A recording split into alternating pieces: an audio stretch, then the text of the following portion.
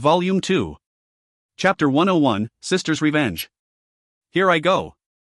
Zhang Yang swung his sword and used to dash to the boss. After one normal attack, he gained enough rage to immediately cast Horizontal Sweep. Both maids received nearly 1000 damage each and had their aggro was fully fixed on Zhang Yang. He then quickly tagged a sun symbol and cried out, "Kill the sun-marked monster." Everyone started to attack and monster and completely drained her HP. What an ill-behaved guest. You have dirted Master Waller's flower garden. When her HP dropped below 50%, the maid let out a loud scream. She held the broomstick with both her hands and horizontally cleaved everyone. Ding! You have received the expulsion by the maid effect. Dazed for 3 seconds. Dazed and stun were two different type of status effect. Under dazed the character could not perform any action, but once attacked, the character will regain its senses and will be able to continue to fight. Stun was different, rendering a character completely immobile and there was no way to recover from the effect until the duration expired. Once everyone was dazed, the two maids continued their attack on Zhang Yang since he was still holding onto the aggro. With one hit and Zhang Yang immediately recovered. He quickly activated block and easily endured the next 3 seconds alone, attacking both of them. Everyone recovered after and continued their attack until the enemies were defeated. Wei Yenair opened the corpse and obtained a black steel equipment. Stolen boots, black steel, leather armor. Defense, +2. Vitality, +9. Dexterity, +6. Level requirement, 30. F***CK, these maids are cheaters. Don't mind that first. Keep the boots in the guild storage. Zhang Yang said. Even though neither of them wanted the equipment, one man's trash was still another man's treasure. Other normal players would want to have it. The party then moved forward and deeper into the garden. Along the way, they met several more maids and they would only drop the same black steel equipment and many, cotton cloth. Cotton cloth was important for raising a tailoring mastery. It was also an important material to make cotton bandage. Only level 30 humanoid monsters would drop this item. The party continued pushing and obtained a number of cotton cloth. Finally, the party had come to the end of the pathway. Further up was a curved road which led to the other parts of the garden. On the left side of the party was a beautiful woman in a red maid outfit, sitting on a stone bench enjoying some desserts and afternoon tea. She seemed to be having the time of her life, relaxing and enjoying the day. Winnie the maid, Master Waller's lover. Level 34. HP 800k. Holy F** King Moly. The master of this castle even has a lover, said Fatty Han as he widened his eyes and stared at every inch of the boss body. Target confirmed. 3 size, 34C-23-34. WTF. Master Waller sure has good taste in women. Come here D**CK Fatty. Let the noob tank explain the strategy. Han Ynshui rolled her eyes. Zhang Yang laughed at the new insult she used. This boss would require very good teamwork. Her attacks are not as strong, but when we start the fight, she would gain a buff called Master Waller's Roar. It will increase her attack by 500%. Whoever she attacks will definitely be dead. Crap. Then why are we still here? Let's bail. Chill, there's always a way to win. Zhang Yang explained further. The buff would only last for 10 seconds after activation. Which is why in 10 seconds we must kill the boss in 10 seconds, cried Wei Yenair. Kill your sister. But I don't have a sister. Kill your cousin then. Damn you Zhang Yang. You want a piece of me? Han Ynshui rolled up her sleeves. Okay. Alright. Okay. I give. Zhang Yang went back to the main topic. In this 10 seconds, there will be another NPC appearing into the fight. She would be Master Waller's real wife. Her. WTF. What's wrong with this Master Waller? First, a lover and now he has a wife too? Arg. What a lucky man. Fatty Han suddenly interject. Master Waller is the owner and master of the Shadow Moon Castle. He will be the castle interior dungeon's last boss. F***CK you all really? Would you please let me explain everything in one go? Zhang Yang finally complained. Sorry. Please go on. Go, your mama. Where was I? The wife part. Zhang Yang scratched his head in frustration inside. When the wife comes into the fight, she will purge the boss's buff. However, when the wife appears, she will fall under the boss's trap. She will be encased inside an ice block with 10,000 HP. We must break her free out of the ice, and only then can she purge the buff off of the boss. After purging, the buff will reappear after 30 seconds. Again, she would be trapped in the ice and we would have to repeat the saving process over and over again. Wow! Sounds like fun.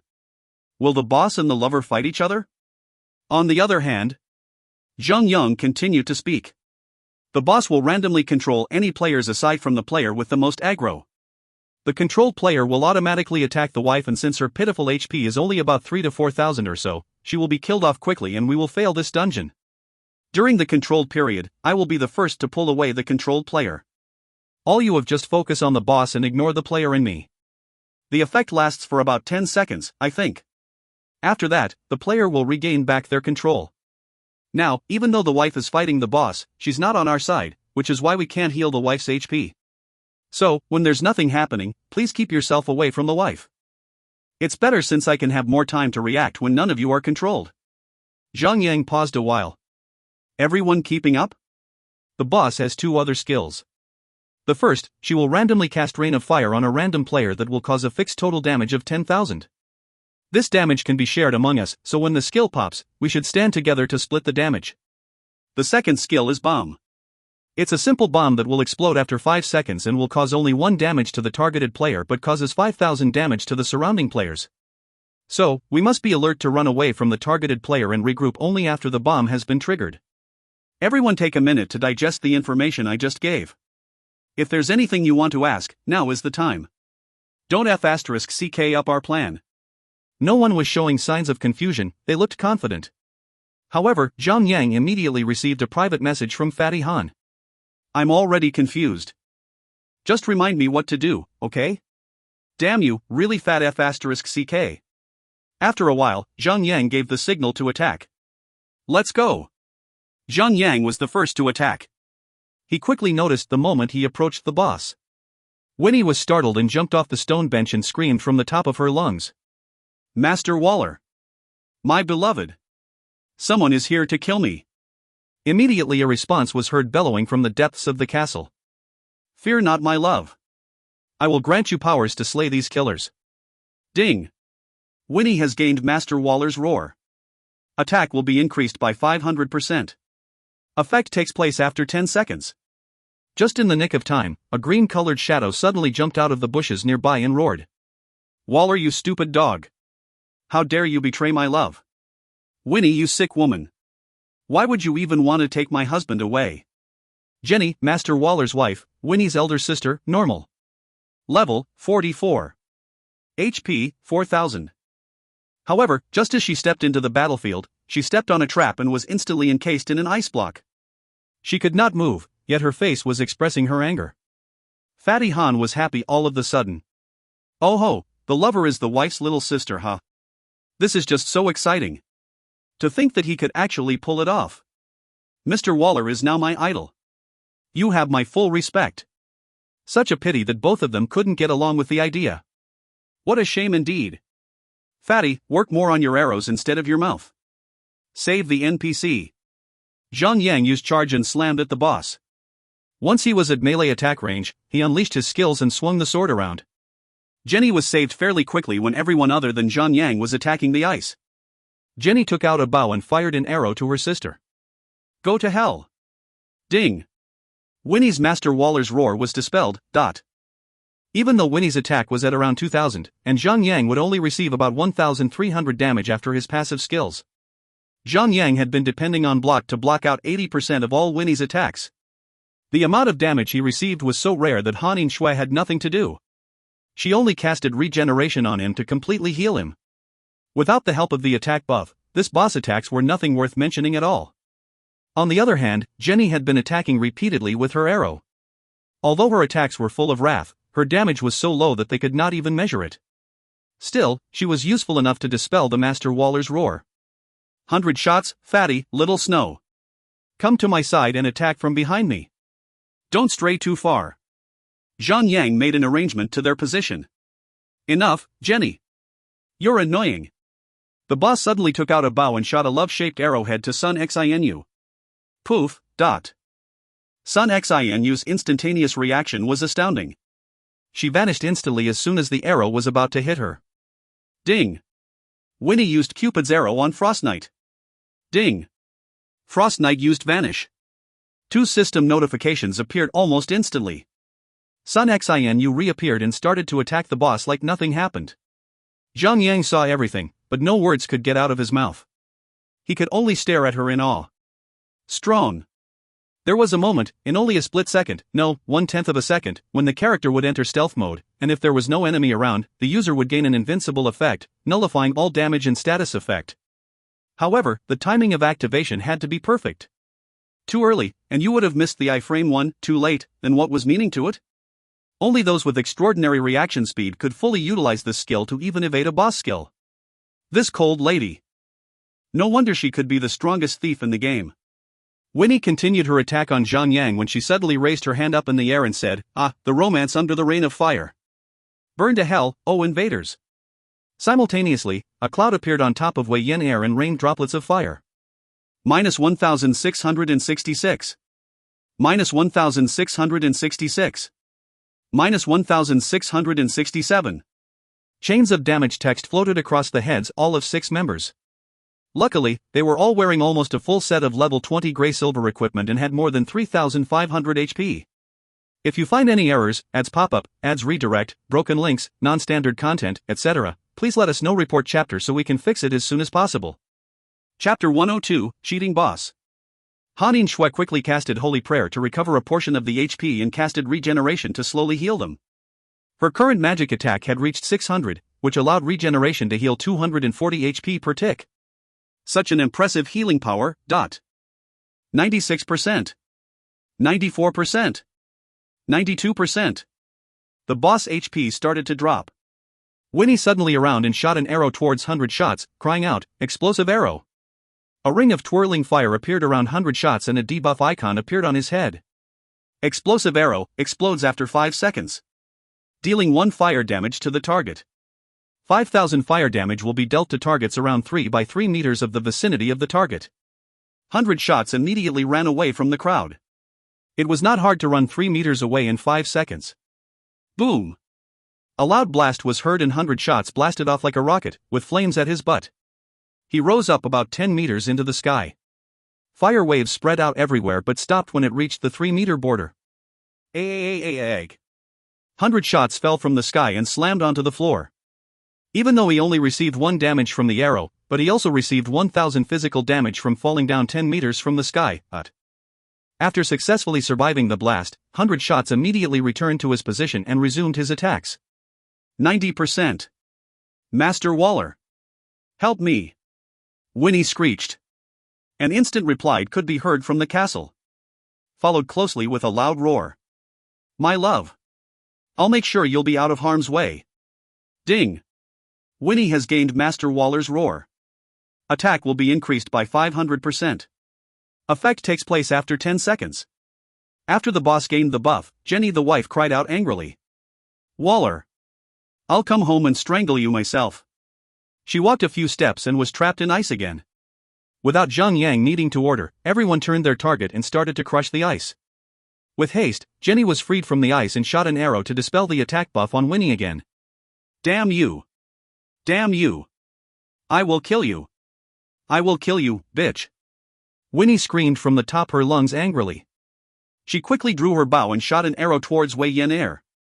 The red heart-shaped arrowhead pierced into Wei Yin Air's body. Ding! Player Drizzler received the effect Mad Love. Unable to control her character, Wei Yin Air turned to Jenny and ran towards her. Provoke! Zhang Yang casted Provoke and Cripple Defense on her.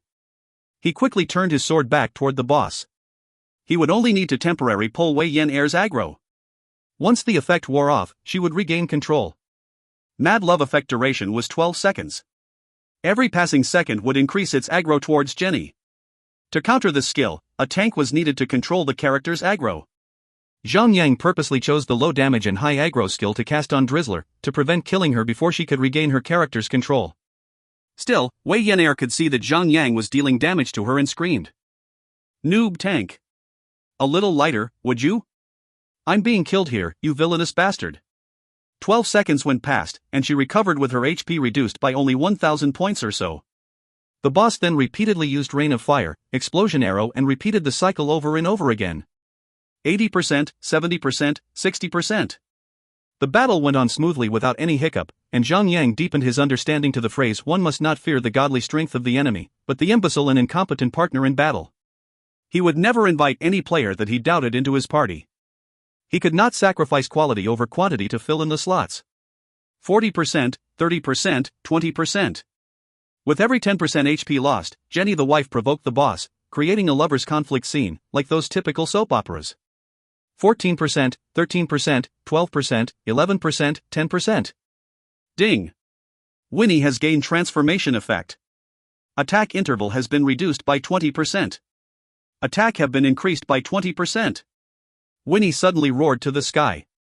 Her body started to grow larger, tearing apart the maid uniform, revealing the furry body of a huge werewolf. She stood slightly higher than of a regular man. Her fangs were sharp and pale, carrying a terrifying and intense killing intent. Ha ha! I wonder what would Master Waller think when he sees you in this ugly form, said Jenny coldly. Winnie could not speak or say anything at all. After transforming into a werewolf, she lost control of her verbal ability, being able to only huff and puff. F***CK. What the hell? How could a pretty sexy woman like her turn into an ugly beast? Ah, this is bad. I think I'm going to have a nightmare tonight. Initially, Fatty Han wanted to think about Winnie's voluptuous breasts when he wanted to whack the stick, but that idea was completely blown off when he saw her turning into a beast. Even though the boss had turned to a frightening beast, it did not stop her from her fate. After only a minute, she wailed and was defeated. As soon as the boss fell, Winnie returned to her human form. She was practically naked with her private parts hidden underneath thin broken pieces of cloth, though her snow-white legs and the shape of her breasts could be clearly seen. Jenny laughed coldly and turned towards the castle. What the FFF***CK? Fatty Han could not help but cry out with saliva drooling down his lips when he saw her naked form. I take back what I said about her. This boss died with a bang. He. I don't think we could bring the little brat into this dungeon anymore. This dungeon should be tagged 18SX.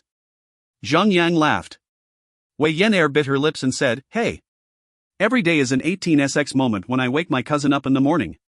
In a split second, Zhang Yang, 100 shots, and Fatty Han all turned to look at Han Shui, imagining her on her bed sleeping, with her blanket knocked off to the floor, wearing nothing but her panties. What a breathtaking scene indeed. Crack. Crack. Crack, dot. Han Shui cracked her fingers and screamed at the guys.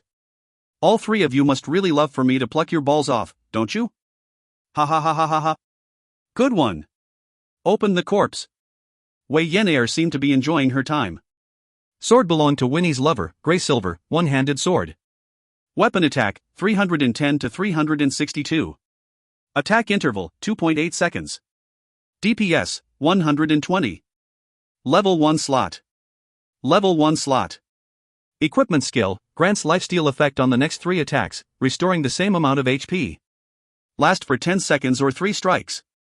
Cooldown time, 3 minutes. Level requirement, 30.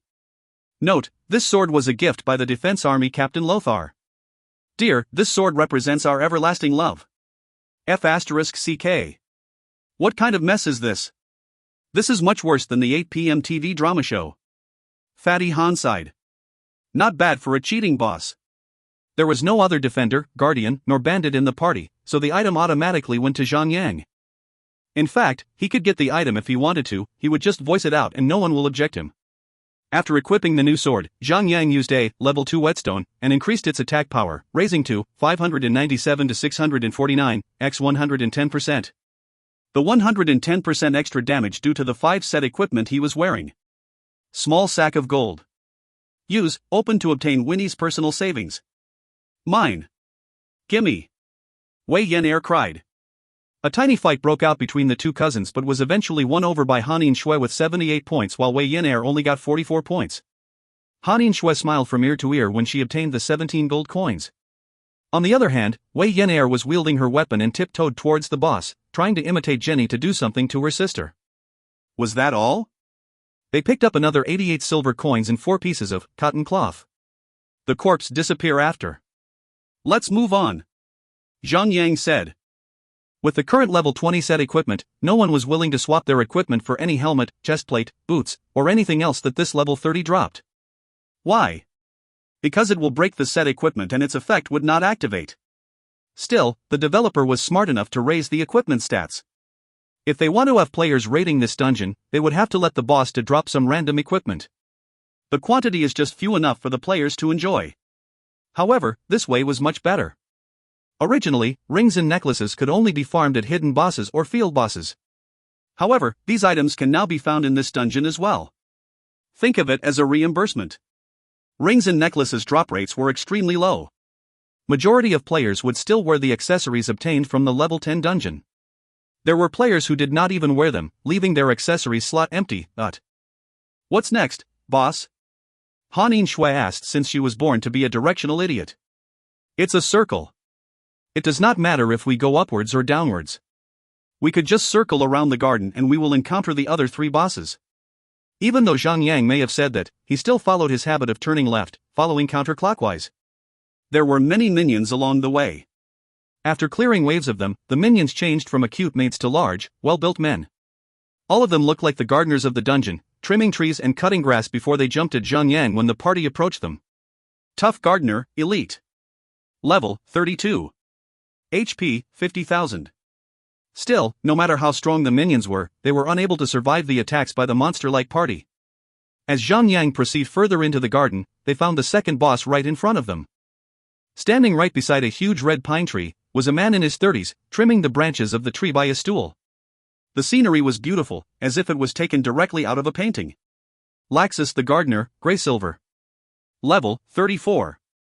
HP, 800k. Ahem. Zhang cleared his throat, signaling another long explanation. This boss doesn't have a super strong skill that requires attention. He would randomly cast fire pits on the field during the battle, and you will receive damage when you step on it. You would need to occasionally check the ground and avoid it. However, the boss does have a chaotic skill that would cause us to run around. At that moment, there would be a large chance for anyone else to run into the fire pit. This boss' main challenge lies on the healer, but we won't have to worry since we have Little Snow the super healer. With her, any boss would be as simple as tofu. There was one point that Zhang had skipped, which was the powerful physical attack. However, since he had the 2-second cooldown block which he could activate anytime he want, and if needed, he could activate shield wall anytime as well. There was no reason to be afraid of his attacks anymore. The best bosses to fight with were the ones that had ultra-high attacks but super slow attack intervals. He would only need to master the timing to activate block and he could basically be free from any damage throughout the entire battle. That was why the nerfing of block was a huge deal. If it wasn't, all dungeons would be as easy as pressing a button. Since Zhang had gained so many extra skill points to invest in the skill, he needed to take this chance before the patch to make use of this skill. If you find any errors, ads pop-up, ads redirect, broken links, non-standard content, etc., please let us know. Report chapter so we can fix it as soon as possible.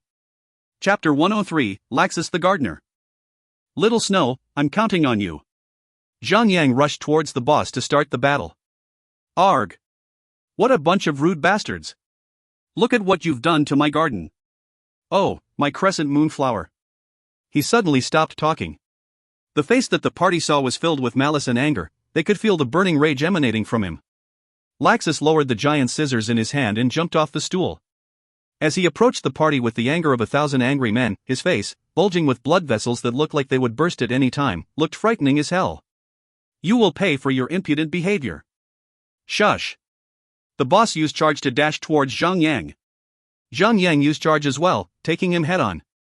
He screamed, "Don't start anything yet, I haven't gotten a hold on his aggro." As the both of them slammed against each other, the boss remained unscathed while Zhang was stunned for 2 seconds. Minus 2,137. Laxus struck Zhang furiously, dealing extreme damage to him. As circumstances would have it, the boss did not circle around to hit him from behind, lest the attack would have not been absorbed by the shield, and he would have taken an additional 200 damage. Once Zhang recovered, he had lost more than half of his HP. The rage he gained filled up, enabling him to chain his skills. Attack now. Cripple defense. Minus 278. Cripple defense. Minus 664. Normal attack. Minus 2,546. Horizontal sweep critical strike. Minus 1388. Destructive Smash. The skills casted was almost continuous without any pause in between them. If a warrior had enough rage, the burst damage would not be any weaker than Thief, even more so if the warrior was a berserker, since the weapons they wielded were two-handed weapons with slower attack intervals.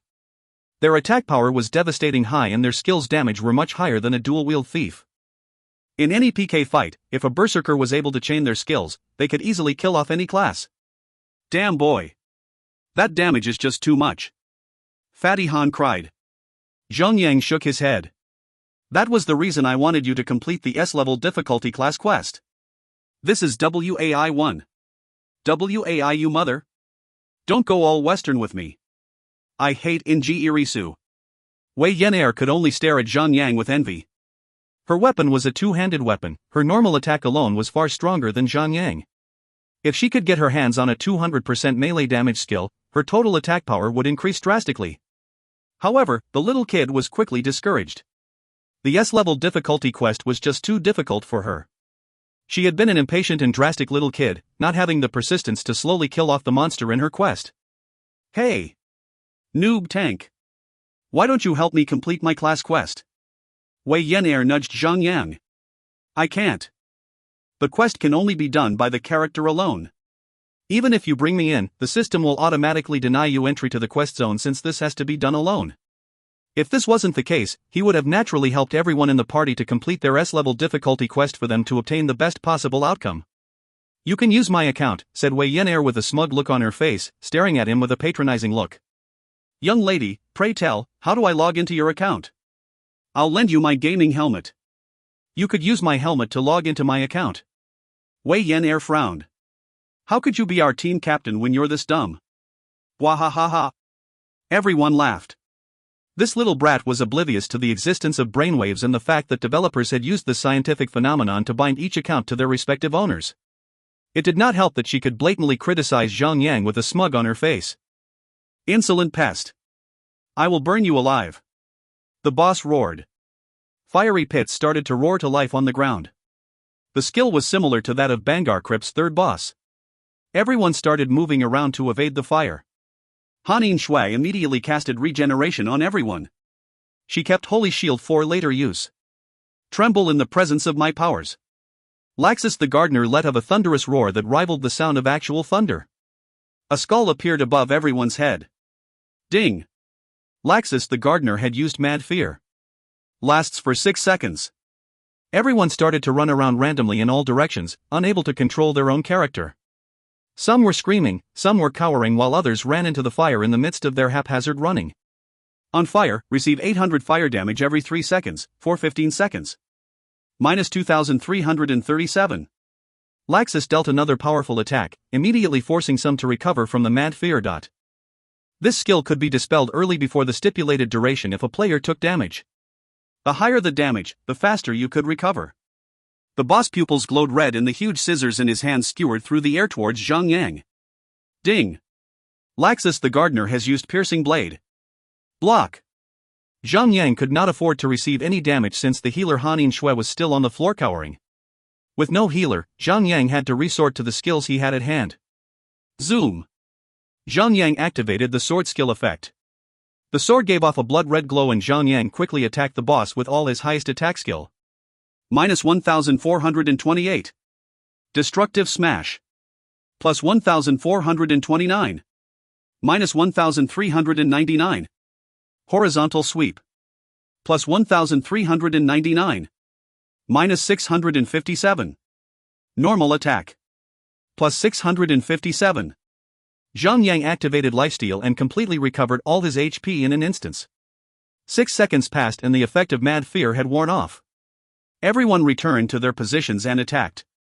Little Snow begun to heal the party. As expected of Hanin Shui the super healer. With only a few healing spells, she had healed everyone till full health. It's time for an IQ test. Fatty Han cried. Ha ha ha.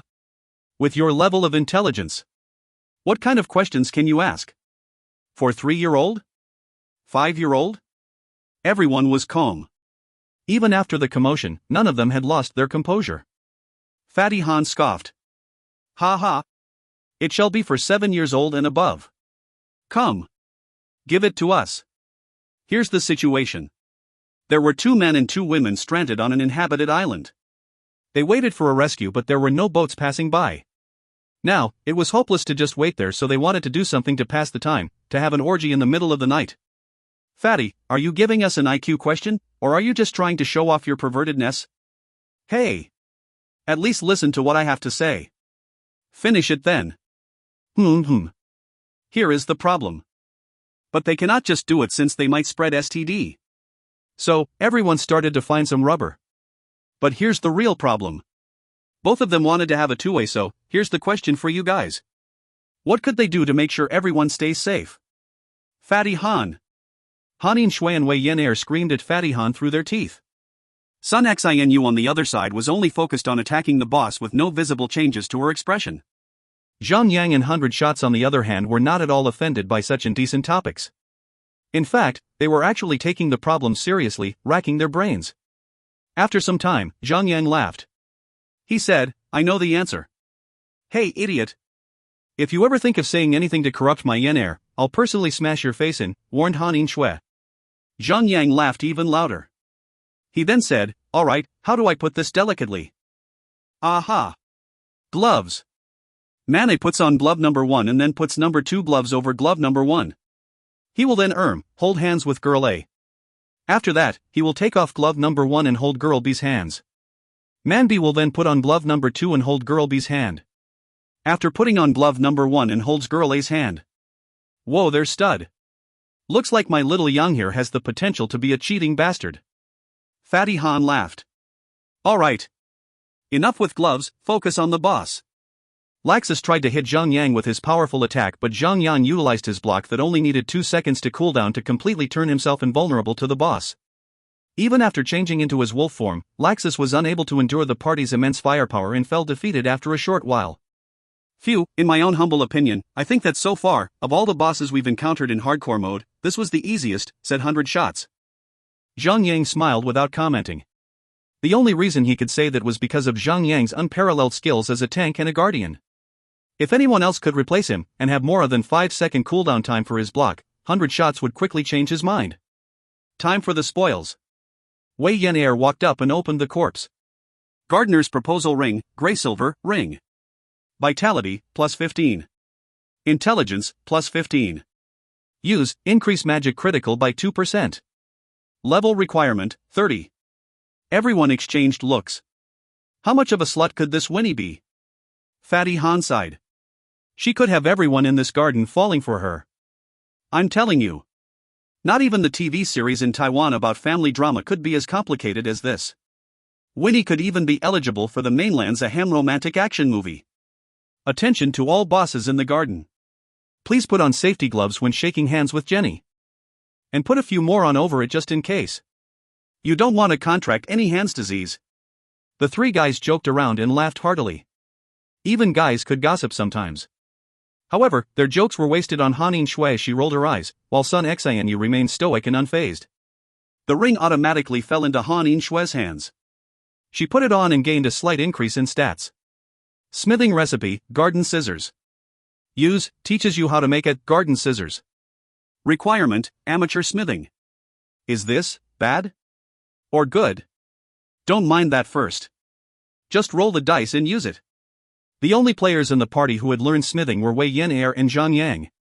Both of them rolled and Wei Yen Air obtained the item. She quickly patted it lovingly. Garden scissors, special item. Item description, allows an extra 1% success rate to harvest an additional herb during harvesting. Requirement, herbalism. This is good. Sort of.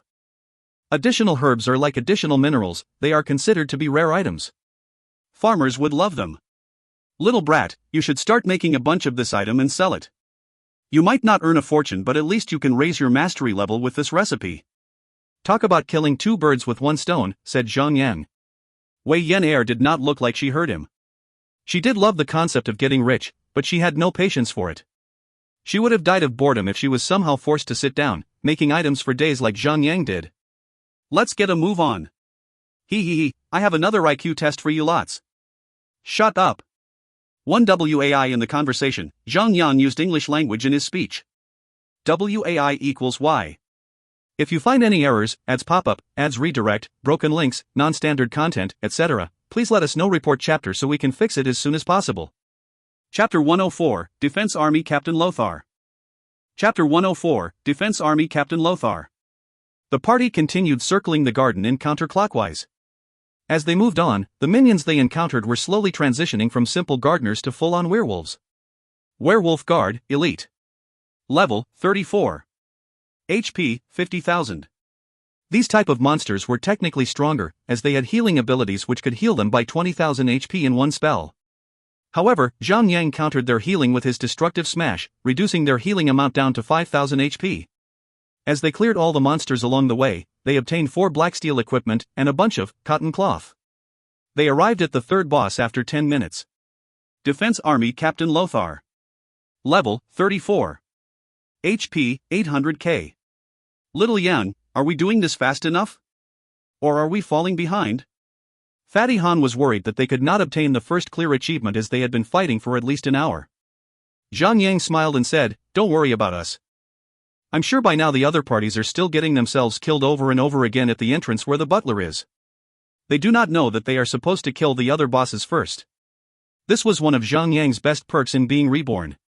In his previous life, Mark the Butler had killed every single exploration team that had entered, continuously, for 2 days. So, in protest, those victims complained on the official forums, claiming that the developers had placed an undefeatable boss to stop players from advancing. However, the officials only responded by saying that everything has gone as planned and asked them to carefully think outside the box. After that, players returned to the dungeon to fight, and when they could not endure it anymore, they tried skipping the first boss to fight the other bosses first. In the end, they had found out that every boss taken out reduced the butler's HP and attack. They had unintentionally found the secret to defeating the boss, swiftly claiming the first clear achievement. You could say that the hardest part of the dungeon was to find out which boss to fight first. When everyone heard Zhang explanation, everyone grinned evilly. Even Sun Xianyu the Ice Queen curled the edges of her lips. It was a pity that no one could see her completely covered face. Alright. Now, it is time for me to explain the attack plan. Zhang clapped his hands together for everyone's attention. This boss has a hidden ability, to transform into a grandmother wolf. Grandmother wolf? As in, the story of the Little Red Riding Hood? Exactly. During the period of that form, he will ignore whoever that's holding aggro, and start chasing after a random player. This goes on until the skill's effects end, or when the unfortunate player gets killed. The selected player will turn into Little Red Riding Hood. You will not be able to use any skills at all. The only option is to run for your life. Han Shui raised an eyebrow and asked. I'm guessing that the player's movement speed will be slower than the boss. Correct. Zhang nodded. That is why everyone needs to attack the boss, and stand in his path at the same time. We must try our best to slow the boss down by blocking his way. In that form, the boss will have a fixed 3000 attack damage which will not be affected by defense value. That attack comes once every 2 seconds. There's no chance for us to heal or to tank the damage head-on. Not even 2 healers could heal that amount in time. Other than that Red Riding Hood transfiguration, the other skills in his arsenal are mostly meant for the tank. You guys need not worry when it comes to that. Now that everyone knows how easy this is. Zhang unsheathed his sword and prepared to charge, but before he could finish his hanging sentence, Wei Yan screamed, "Ha! Go! Go! Let's go!" Zhang sighed. He ignored Wei Yan and dashed forward. Guards! Guards! Intruder alert! Lothar looked around. When he could not find any other backup coming to him, he got angry and shouted as he dashed to greet Zhang. A bunch of lazy bastards. I'll come back later to flay your skin. The battle started. Lothar was a dual-wielding, physical attack monster. He wielded shiny white axes in each of his hands. His attack rate was rather fast, causing Zhang block effectiveness to drop tremendously, as he could only block half of the attacks. However, with that speed, the attack power was also lowered. His attacks could inflict about 1000 damage to Zhang, which was nothing more than one healing spell for Han Shui. 97%, 96%, 95%. Frost Knight. I'll sink my teeth into your lovely neck. Lothar roared to the sky and immediately turned into a gray-colored werewolf. Poof. Sun Xianyu turned into a little girl with a red cape, a red hood, and a little bamboo basket in her hands. Ding. Defense Army Captain Lothar had used Run. Little Red Riding Hood. Ding. Player Frost Knight had received Little Red Riding Hood transformation. Last for 30 seconds. Run. Run now. Sun Xinu turned around and ran away as fast as she could. Lothar's werewolf transformation only took about 1 second. He jumped off his hind paws and started to chase after Sun Xinu. However, the moment the boss took his first step, Zhang quickly shifted and blocked off his route. When the skill Run. Little Red Riding Hood was in effect, the boss would only be fixed on chasing after the targeted Little Red Riding Hood. If anyone were to stand in front of him, blocking his path, the boss would have to move around the player to proceed, delaying his time in reaching the target. Could we just stand around the boss to block him completely? Hanin Shui thought that it would be a better idea. No, we can't do that. If the boss could not track any paths to move on, he will jump and close the distance to his target instantly. Zhang tried his best to block the boss path while trying to maintain his DPS on the boss. This round, it all depended on the capability of the targeted player. Fatty Han would most definitely fail this. He could not keep up with Sun Xinu's pattern of running. Her path was mostly based on the boss's own movement. She managed to stay behind the boss, keeping him circling endlessly. 100 shots and Hanin Shui performed quite well while Wei Yan was even better than the both of them. She was almost on the same level as Zhang Yang, but not bad little brat. Zhang Yang complimented. He. When I was a kid, I was always good at playing the game Eagle Catching the Chicken, said Wei Yan happily. When you were a kid? That must have only been a few days back. Zhang Yang laughed wildly. Stupid. Idiot. Gyaa. Wei Yan cried out in anger. Ask my cousin if you don't believe me. Oh. That's right, she had not been playing this game for a while now. Hanin Shui suddenly giggled. For at least 10 days I think. At first Wei Yan nodded her head in agreement with her cousin's statement before her could hear the other half of it. But when the other half followed, she cried out and scolded, Hanin Shui. What are you blabbering about? I'll poke your tits later. 30 seconds later, Lothar regained his human form and resumed the initial state of aggro prior to his transformation, attacking Zhang Yang first. After a short fight, the boss only lost 4% HP before he used Run. Little Red Riding Hood for another 30 seconds. This time, the selected player was Hanin Shui. She froze, like a deer caught between headlights, before stiffly turning around to run, her quarrel with Wei Yan completely forgotten. Wei Yan was ecstatic. She did not even bother to block the boss. She only ran after the boss excitedly, hacking at its rear end like a slave driver. Ha ha. Hiaah. Go. Wolf. Faster. Bite her. Ha ha ha. Bite her head off. Hanin Shui ran like a madwoman, shrilly screaming at Wei Yan. Stupid little brat. The next time you get turned into the Red Riding Hood, don't expect me to heal you. Bleh. Wei Yan stuck her tongue out, pulling down one of her lower eyelids to Hanin Shui. The boss would use this skill every 30 seconds or so. This battle had turned from a trading of blows into a game of tag. 80%, 70%, 60%. The boss HP dropped gradually, and when the skill was activated for the 5th time, the unlucky player was Fatty Han. Transforming into a little girl, Fatty Han ran haphazardly like a wild chicken, without looking out for the boss. It wasn't long before his random running sent him smacking into the boss. Bang! Bang! Boom! Since hunters did not have any attack reduction skill, and even if they did, Fatty Han was locked out from activating it. Hanin Shui could not heal him in time, and Fatty Han was killed off instantly. Ding! Player Slim and Handsome had died. Stupid Fatty. It's time for you to lose some weight.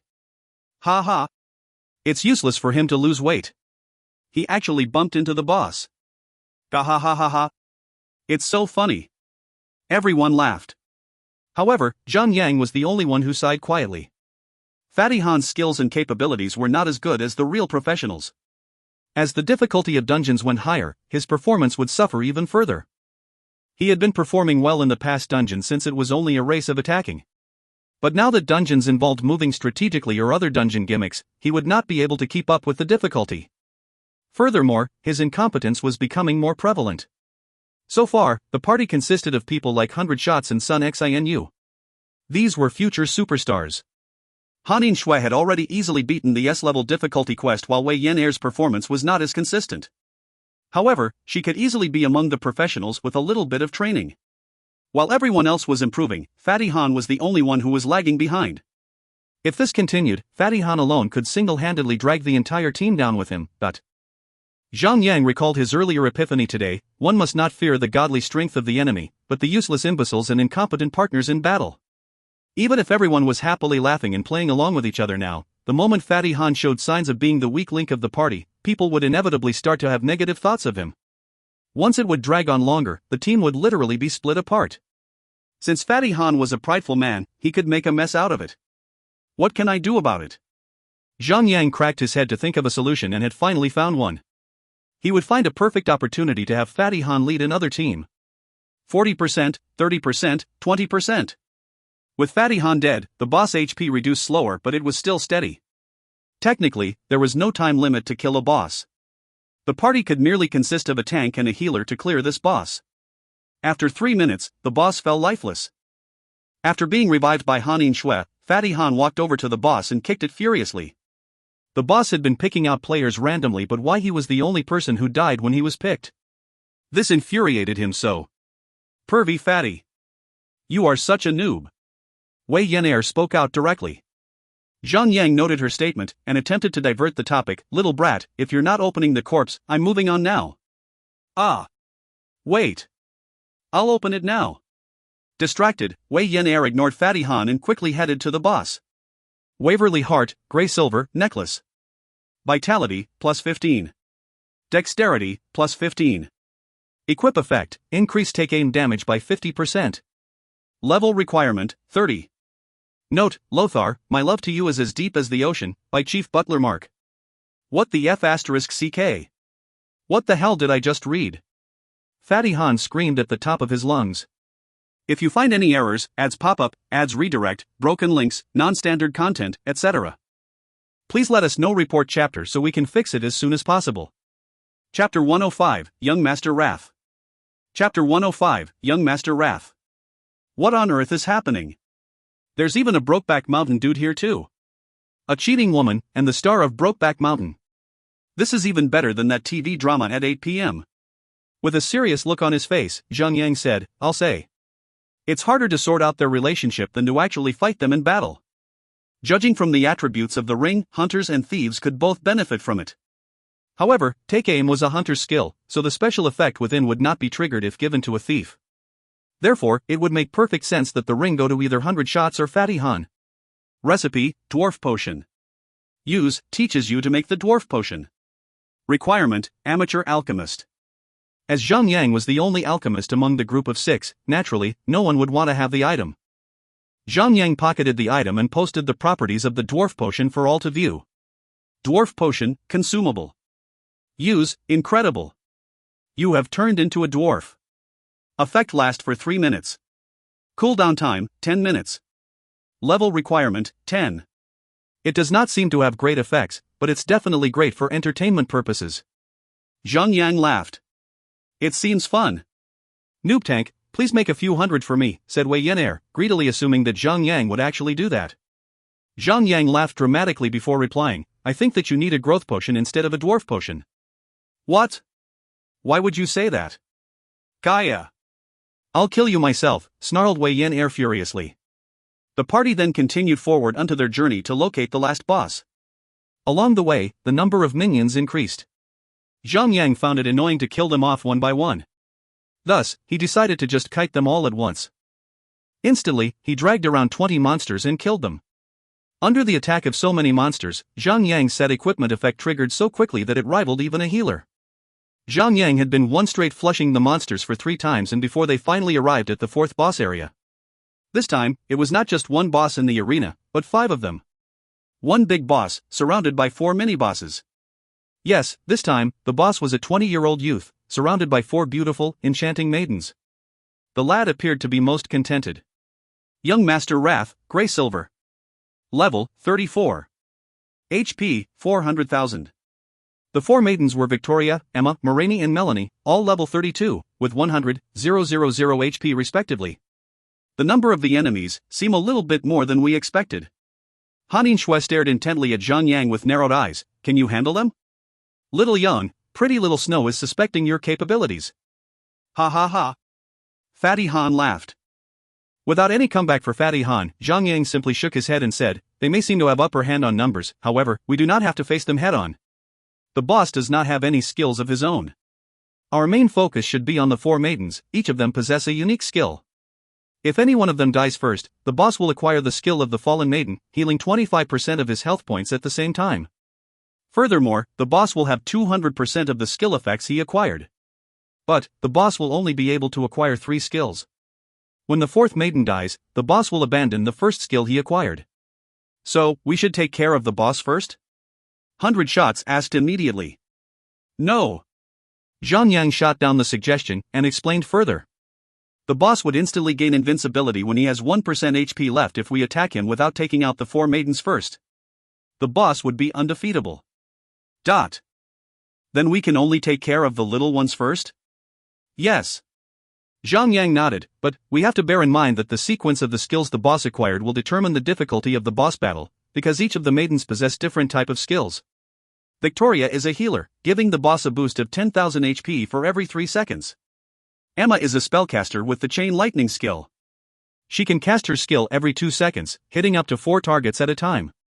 The first hit would do 500 damage, before jumping to the next target, which is reduced to 400 damage, and so on. Moraine deals physical attacks with bleeding effects that makes her target bleed, inflicting 1000 damage every 2 seconds. Melanie also deals physical attacks, but with a different effect known to be the traumatize. This skill basically does not pose any threat to the enemy. Only one negative effect is forced onto the target. When the target has the bleeding effect, the target would receive 50% more damage. On second thought, Zhang Yang did not want his party members to be too dependable on him, so unlike his usual procedure of laying out a strategy after his briefings, he remained silent this time.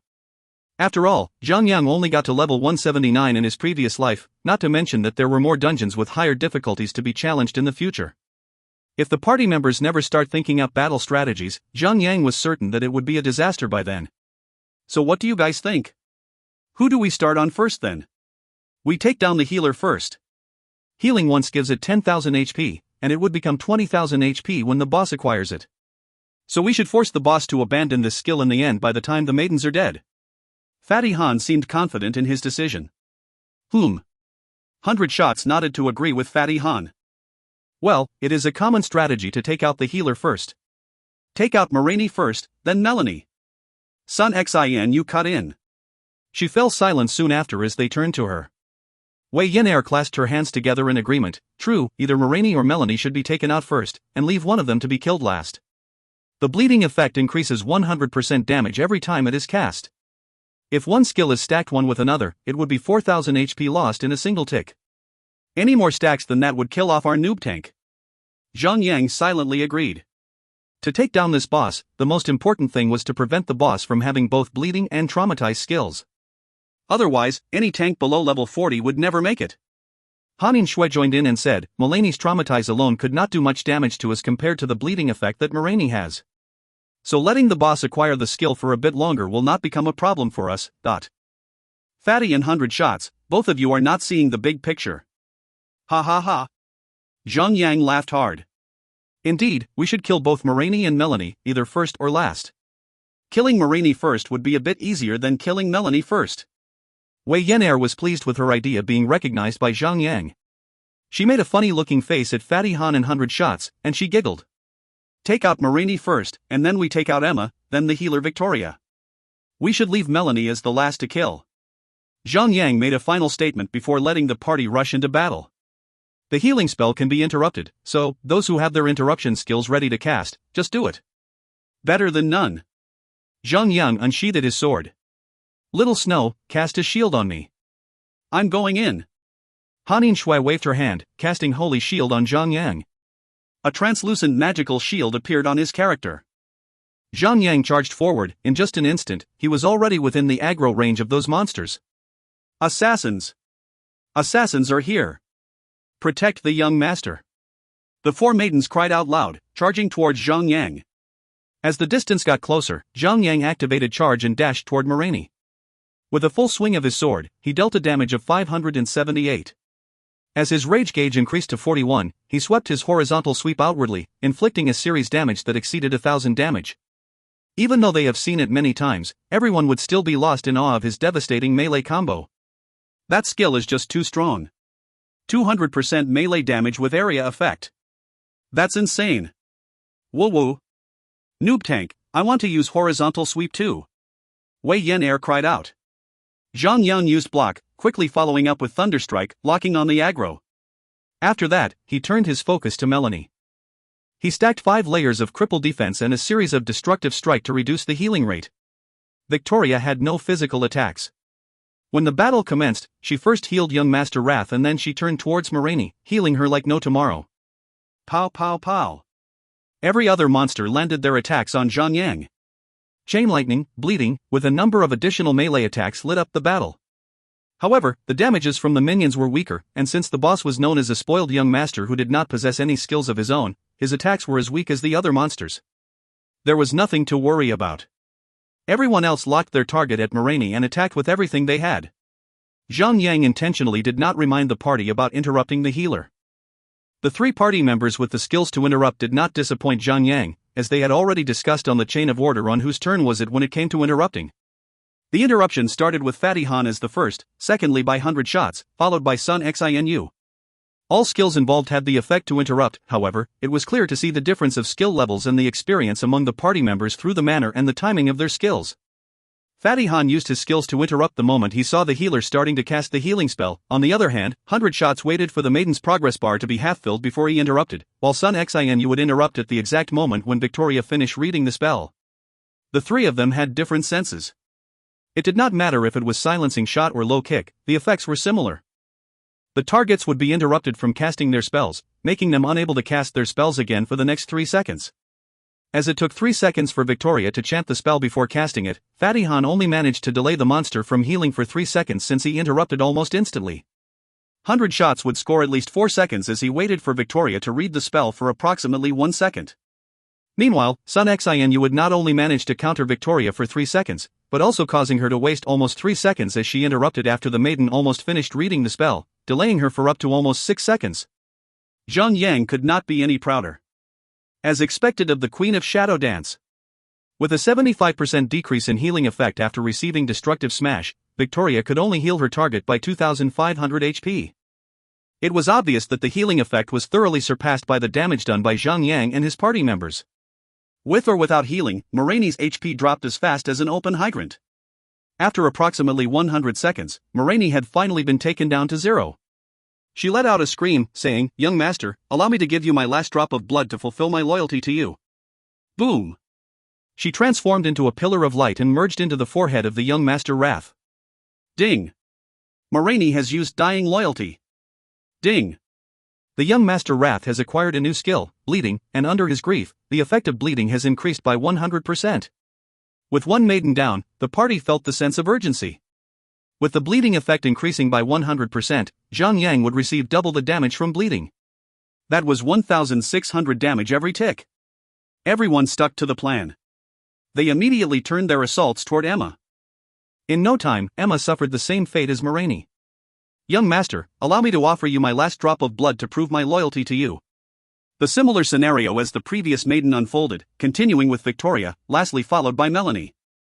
As mentioned earlier, when the 4 maidens are dead, the boss would regain 25% of his full health. So it was expected that the young Master Wrath would be at full health again when they went up against him after all the maidens had fallen. The boss had 3 skills at the moment: Healing, Lightning Chain, and Traumatize. Proceeding into Stage 2, let the battle begin. If you find any errors, ads pop up, ads redirect, broken links, non-standard content, etc., please let us know. Report chapter so we can fix it as soon as possible. Chapter 106, Irresistible. Chapter 106, Irresistible. Translator, Zenobes. Editor, The Real Seal. Unforgivable bandits. You killed all my beloved maidens. I shall rip you all into tiny pieces that even God cannot count. Young Master Wrath let out a roar that would awaken the gods in the heavens, as his body began to increase in mass. Plack plack plack. The tearing of his clothes as his body bulged out revealed that there were dark long hairs covering his entire body. The handsome, pretty boy's face instantly transformed into an enormous werewolf. Ding! Engulfed by rage, young Master Wrath transformed into his werewolf form, his attack interval decreased by 50%. Rock! The young Master Werewolf mindlessly charged towards Zhang Yang with his deadly, powerful claws. Leaving Zhang Yang with no other options, Zhang Yang backpedaled rapidly, evading the deadly attack by a paper-thin margin. At the same instant, he swung his sword in retaliation, managing to make a scratch on the boss. Fatty Han decided to step up on the assault. He started to unleash his heavy skills onto the boss. Rah! Rah! Rah! The young master werewolf kept on roaring in rage, as if he was speaking in the language of the werewolves. He ceased on his melee attacks and switched to the chain lightning skill. 2 breaths later, he shot out a bolt of white thunder from his hands. The blazing thunder struck Zhang Yang, inflicting a damage of 800. The thunder chained next onto Sun Xinu, inflicting a damage of 900. The bolt leaped at Wei Yin Air, with the damage decreasing to 800. Lastly, the attack landed on Hanin Shui, the final strike diminished to only 700. After the chain attack, Wei Yin Air hastily cast Holy Prayer on Zhang Yang, healing him by 600 HP. She quickly did the same to the other victims of the chain lightning. She tossed regeneration on the remaining players offhandedly, keeping their HP bars filled. Showing great foresight, she had reserved her holy shield as a last resort. Although young Master Wrath had indeed become mighty, spurred on by the demise of his harem, his hit points were his Achilles' heel. 400,000 hit points was simply not enough to go against Zhang Yang and his party. Phase 2 had only begun for about 30 seconds, and the hit points of the boss had already been reduced to 88%. Rah! Rah! Rah! Rah! As the boss let out another series of intimidating roars, a progress bar appeared right below his neck. He was trying to cast healing. With immediate reaction, Fatty Han shot a silencing shot over to the boss, interrupting the boss from chanting. Young Master Wrath was even further enraged. He bounded towards Zhang Yang, slashing wildly with his claws. He immediately switched back to chanting his chain lightning. So this were the disadvantages for having multiple skills. If the boss focused only on chanting healing, although he cannot avoid being pushed around, he could buy himself more time. However, due to having 3 different skills in the game setting has set up the boss to use all 3 skills circularly. Even if the enemies in this game had been equipped with a sophisticated AI, and bosses acting almost humanly, the sequence was set as so. So, if the boss was interrupted while chanting heal, he would switch to a few melee combo attacks, and then he would use chain lightning, before enhancing his attacks with traumatize. The boss would repeat the process all over, starting from healing again. The whole process only takes 5 to 6 seconds long, of course. The second cycle of healing by the young Master Wrath was interrupted by 100 shots, and the third round of healing was interrupted by Sun Xinu. However, when it came to the fourth cycle, Fatty Han was unable to follow up. His silencing shot was still under cooling down period of 9 seconds. That was it. The boss finally got his opportunity. It was as if the boss had been suffering from constipation for the last 6 months, and that moment of relief was torrential. Plus 5,000. It was quite a high recovery amount for the boss. Still, the special effect of Destructive Strike had removed 75% of the healing effect, therefore, what that would have granted the boss 20,000 HP only gave him 5,000 HP now.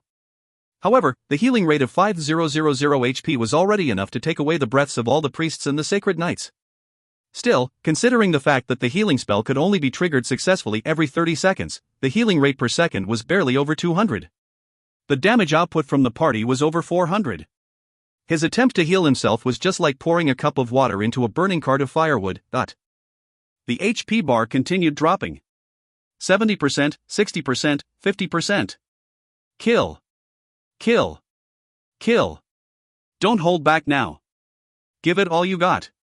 Fatty Han spammed his beast link at a rate that it was perpetually kept on cooldown.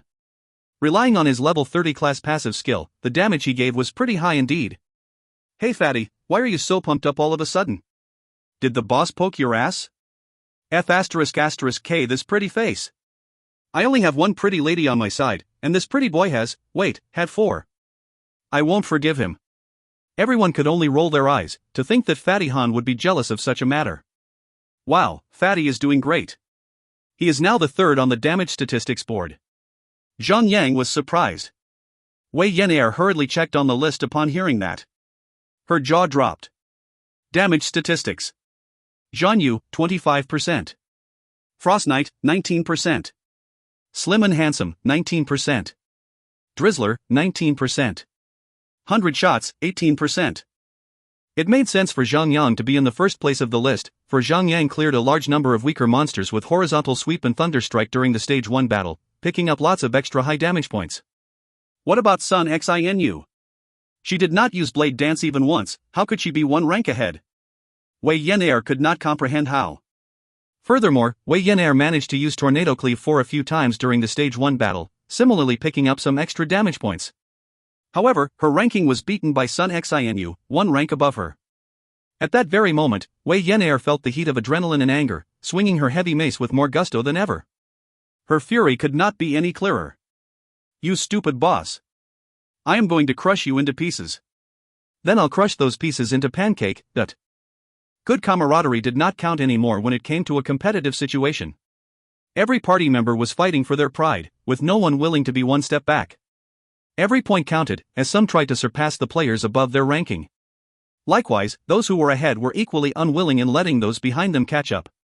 The unfortunate werewolf boss was a collateral, caught in the midst of this internal conflict. He was beaten to the point where he could only scream miserably, hardly able to retaliate. Instead of unleashing his wrath, he became the very punching bag for everyone to unleash their ire onto. The HP bar dropped, going down to 30%. 20%. 10%. 0%. Finally, the last trace of HP vanished. Letting out a roar, loud and long, young Master Wrath collapsed in an earth-shaking heap. He was finally relieved of his misery. Looking at damage ranking report again, the results were to be expected. Zhang Yang is still in the first place of the list, but his percentage of damage dealt has dropped to 22%. Meanwhile, Sun Xinu was the close runner-up, with 21% of total damage dealt. Fatty Han was overtaken by Wei Yan'er, falling to rank number 4. He only managed to score 19% of the total damage dealt. Wei Yan'er managed to climb up to the third place, scoring 20% of the total damage dealt. As usual, 100 Shots was last in the ranking report, scoring only 18% of the total damage dealt. Everyone knew Sun Xinu had a well-earned reputation. The moment she changed into top-tier gears, she would become the ultimate queen of shadow dance that Zhang Yang vividly remembered from his past. Sister Sun, how could you always be so awesome? Wei Yan'er had to ask. Sun Xinu, surprisingly, did not ignore her, and posted a skill description for the others to see. When I was level 5, I did a secret mission and I was rewarded with this skill. Rear attacks instantly attack the target with 2 weapons on both hands, dealing 150% damage of both primary and secondary weapons in melee attacks. User must be behind the target. Gain 2 consecutive combo strikes. Requirement, dagger. Cost, 20 stamina. Cooldown time, 10 seconds. With tears rolling in her eyes, Wei Yan'er complained, how come all of you guys have these skills from secret missions? Sister Sun has hers, Noob Tank has one, even this wretched fatty, she pointed a shaking finger, has one. Little Yan'er, why did you have to put it that way? What do you mean that even I have one? I am almighty. Completing a few secret missions was a piece of cake. Fatty Han boldly proclaimed. Humph. I don't give a sh*t. Come on, little one. It's time to look at our loot. Zhang Yang waves his hands at Wei Yan'er. Wei Yan'er pulled a funny face at Fatty Han, as she would always. Then, she trotted to the dead body of the boss for the loot. Lovely mantle, grey silver, cape. Vitality, plus 20. Strength, plus 10. Equip, each normal attack has 10% chance to add 20 strength points for 5 seconds. Level requirement, 30. Note, sewn by the 4 maidens thoroughly, full of their love. I already have a white bone cloak, you guys can go for it, said Wei Yan'er while curling her lips. An equipment that purely increased strength was not what a hunter or a thief would want. Therefore, Zhang Yang took the mantle without any hassle. The maiden's long dress, whitewood, cloth armor. Equip, makes you into a cute maiden. Level requirement, 1. Requirement, female. Holy cow. The uniform of seduction. Fatty Han's eyes bulged at the sight of it. Zhang Yang turned to the girls. Would any one of you like to have it? Both Han Yinshui and Wei Yan'er shook their heads instantly. So Zhang Yang turned to Sun Xinu. As expected, the woman stared at him with a cold glare, pulling her daggers halfway from their respective sheaths. Xing. You guys have no appreciation for treasure. Abandoning such a great piece of fabric. Fatty Han shook his head dejectedly. Shay. You fat shit. If you like it so much, why not wear it on your own? You guys can forget it then. I can use as a gift for someone. Since all 3 of the girls did not want it, Fatty Han benefited greatly from it. It was a wonder whom he would give it to. His new girlfriend, or the few so-called soulmates back in the feet-wash city? They could only wait and see. Finally, we have cleared the small minions, shall we move on to the final boss then? The head butlers of Brokeback Mountain. Very witty. If the party went straight ahead, the distance to the final boss would be shorter, but they would have to take on a few waves of smaller monsters. On the other hand, if they doubled back on the path they've already taken, they would need to walk further, but there won't be any pesky monsters. After having some thoughts about it, Zhang has finally decided, it is better to take the shorter route, kill everything in our path. We would gain experience points, additional items and equipment as well. And also coins. Wei Yan'er added on. Yes, coins. Zhang nodded his head to express his agreement with Yan'er. The party continued to push forward. After 7 or 8 waves of monsters, they arrived at the center of the garden, a plaza. The head of Butler's Mark remained where he was, languishing on the edge of the fountain pool, with his face filled with tranquility, like the old aristocrat he was. The head of Butler's Mac, Grey Silver rank boss. Level, 34. HP, 1 million. The boss's HP had decreased considerably, comparing to the first time when they freshly stepped in. It was just about as much as the HP of Marzerway in hardcore mode. Zhang let out a sigh of relief. This boss does massive damage at melee range, inflicting a debuff that decreases healing effects on tankers by 50%. So, I say we keep an eye on the level of healing while Little Snow reserves her shield. That shield absorbs damage, and has nothing to do with healing at all. It should not suffer as much as healing effects. The boss also tends to knock back the player who holds the most aggro, dealing a certain amount of damage. More importantly, it also decreases the aggro held by his target by 50%. Zhang let out a deep breath before he continued, well, hunters have fake death and thieves, they're vanished to withdraw themselves from battle to clear their own aggro. So that leaves you, Drizzler, in a dangerous situation. Ha ha ha. Well, if you fail to keep his aggro onto you, I am going to break your skull myself. Wei Yan'er cracked her knuckles while saying it. To be able to keep the boss at bay, 2 tanks were required at the scene. But Zhang just could not find any tank who could keep up with the aggro of Sun Xinu and the remaining party members. Adding 1 additional member without the capability to do that would be a completely moot. Dear Drizzler, if you do not wish to die, focus on the aggro bar. Do not let it exceed 50% of my aggro. If you find any errors, ads pop up, ads redirect, broken links, non-standard content, etc., please let us know. Report chapter so we can fix it as soon as possible. Chapter 107, The Head of Butler's Mac. Chapter 107, The Head of Butler's Mac. Those who are in the same dungeon as we are now, we are going to take on the head of Butler's Mac. It was a sudden announcement posted by Fatty Han in the region channel. F***CK off. What are you, a newscaster? Take out the boss first, duh. To think that the amazing Lone Desert Smoke is also stuck at the first boss like we are. Kill. Carry on. Well, shit. What is wrong with the game company? Are they out of their minds? A boss with this much HP, and sky-high damage. It's impossible for anyone to take it. That one comment made by Fatty Han was akin to throwing a fat boulder into a calm lake, stirring up murky waves that broke the surface. The channel became lively all of a sudden. Other parties did not know that they had to go through 4 mini-bosses to be able to stand up to this boss. Everyone had already been wiped out by this particular boss dozens of times over. Repeatedly being defeated, making no progress whatsoever, would certainly infuriate anyone. A comment like that from Fatty Han would certainly provoke a large number of critics. You are so mean, wretched Fatty. Wei Yan'er smiled grimly. Fatty Han had no intention to give in, so what? Now, everyone will know the methods and techniques to countering this boss when we are done. Zhang said it all. If they were remotely intelligent, the other guilds would hopefully catch on Fatty's comment, and possibly figure out that there were other ways around that butler boss. That meant they could challenge the other bosses first without going through head of Butler's Mac. Wei Yan'er was upset. You are one hell of a fool, you wretched fat F***CK. Fatty Han only remained dumbstruck. It is not that a big deal as long as we are the first to clear it. Zhang pulled out his long sword. To hell with this.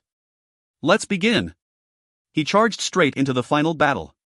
The range of the aggro vision of the head of Butler's Mac seemed to be vast. From afar, he already detected Zhang intrusion. He laughed. Welcome to the Shadow Moon Castle. Or should I say, you are not welcome. How rude, intruding such a beautiful place like that.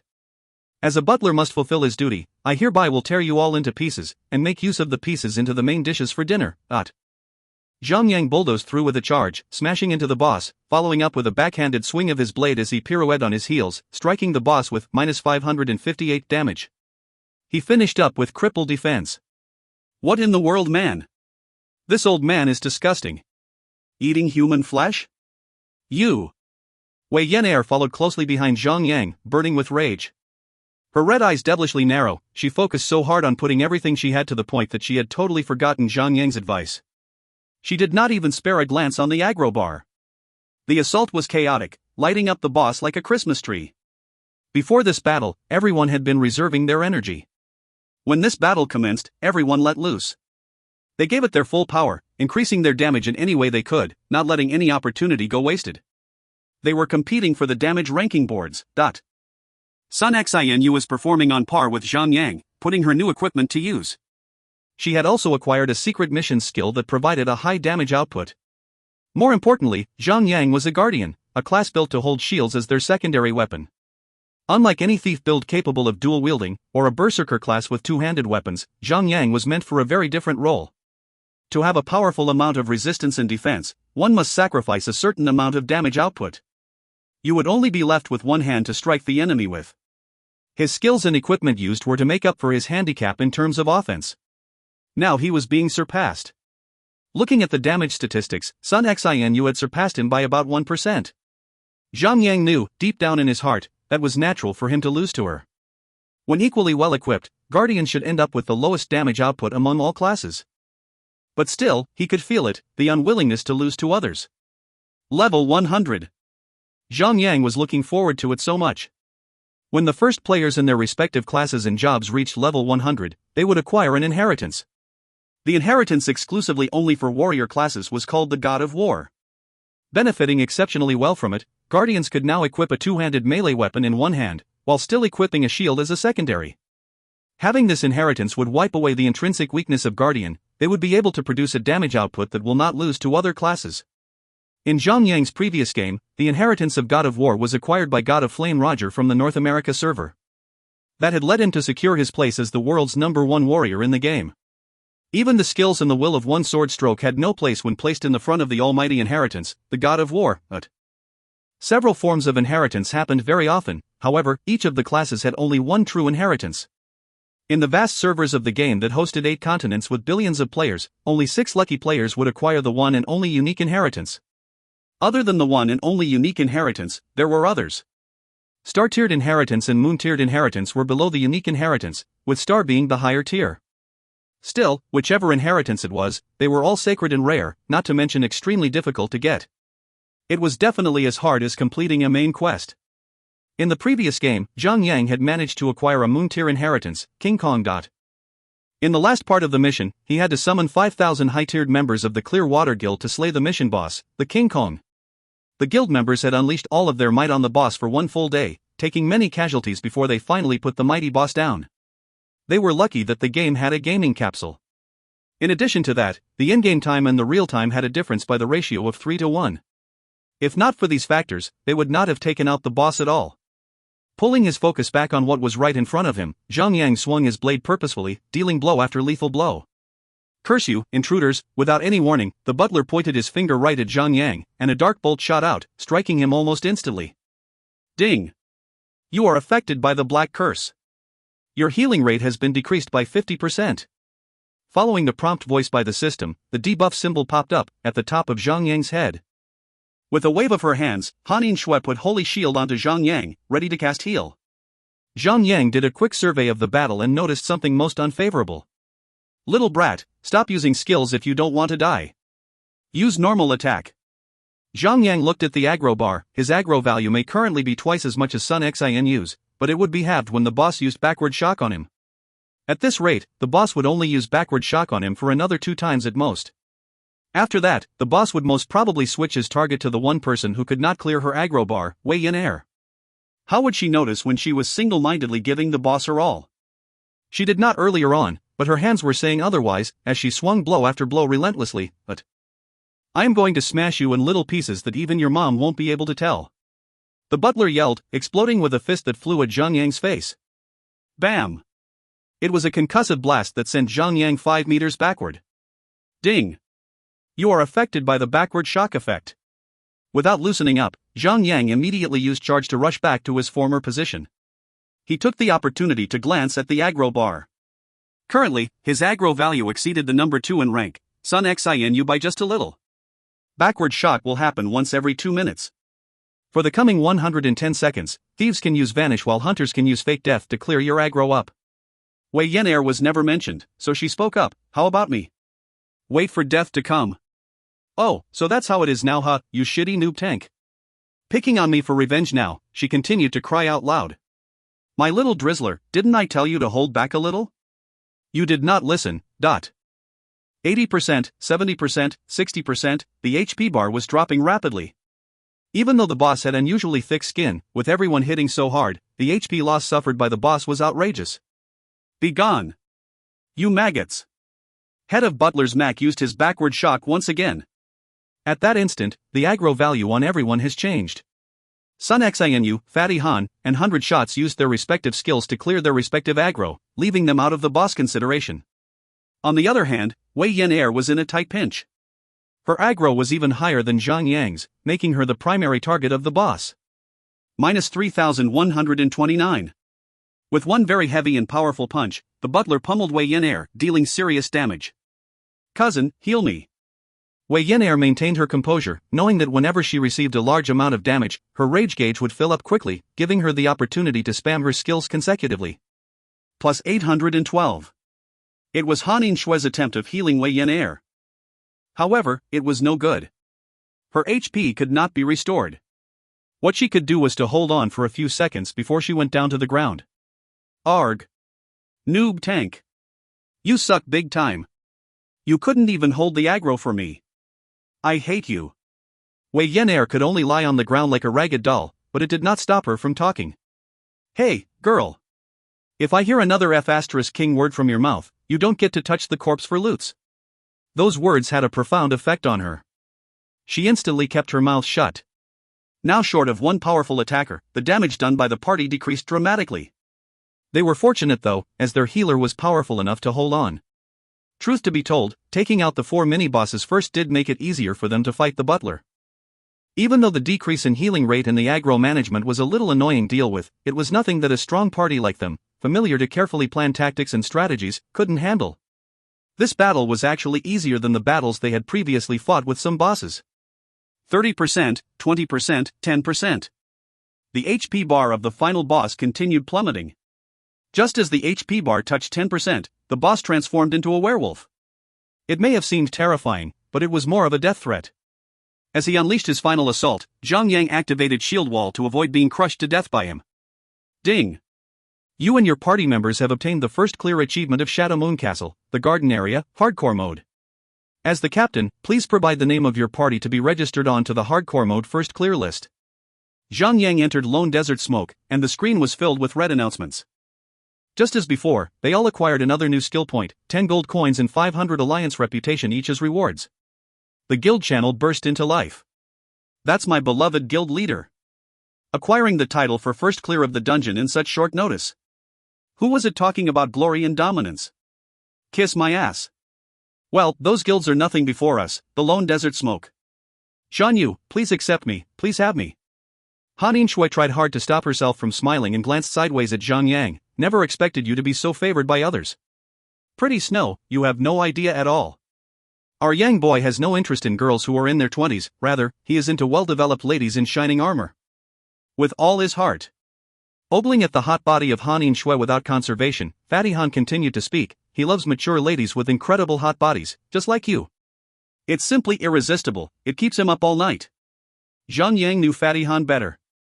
That was Fatty Han's attempt at creating a chance for Zhang Yang to hook up with Little Snow. Well, a plain face like hers would not really matter. Once you're in bed with the lights out, the shape of the body would be all that mattered. Fatty, you misused the pronoun. Zhang Yang sighed heavily, thinking to himself. Come on, you fat F***ck, don't try to be such a lousy matchmaker, I already have someone in my heart. If you want to hit on my cousin, you will have to go through me. Wei Yan quickly rescued her cousin, as she stepped in between them, with her nose wrinkled up and arms crossed.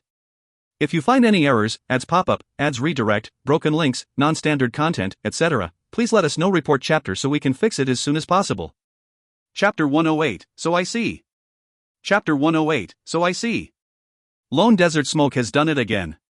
They got the first clear achievement again. The stream of announcements had sent many parties who were exploring new dungeons into shock. What in the world was happening? During the series of challenges in the previous hardcore mode dungeons, they could see a realistic gap between them and Lone Desert Smoke, even if they ultimately lost. They had managed to push forward until the boss transformed into the 5th stage.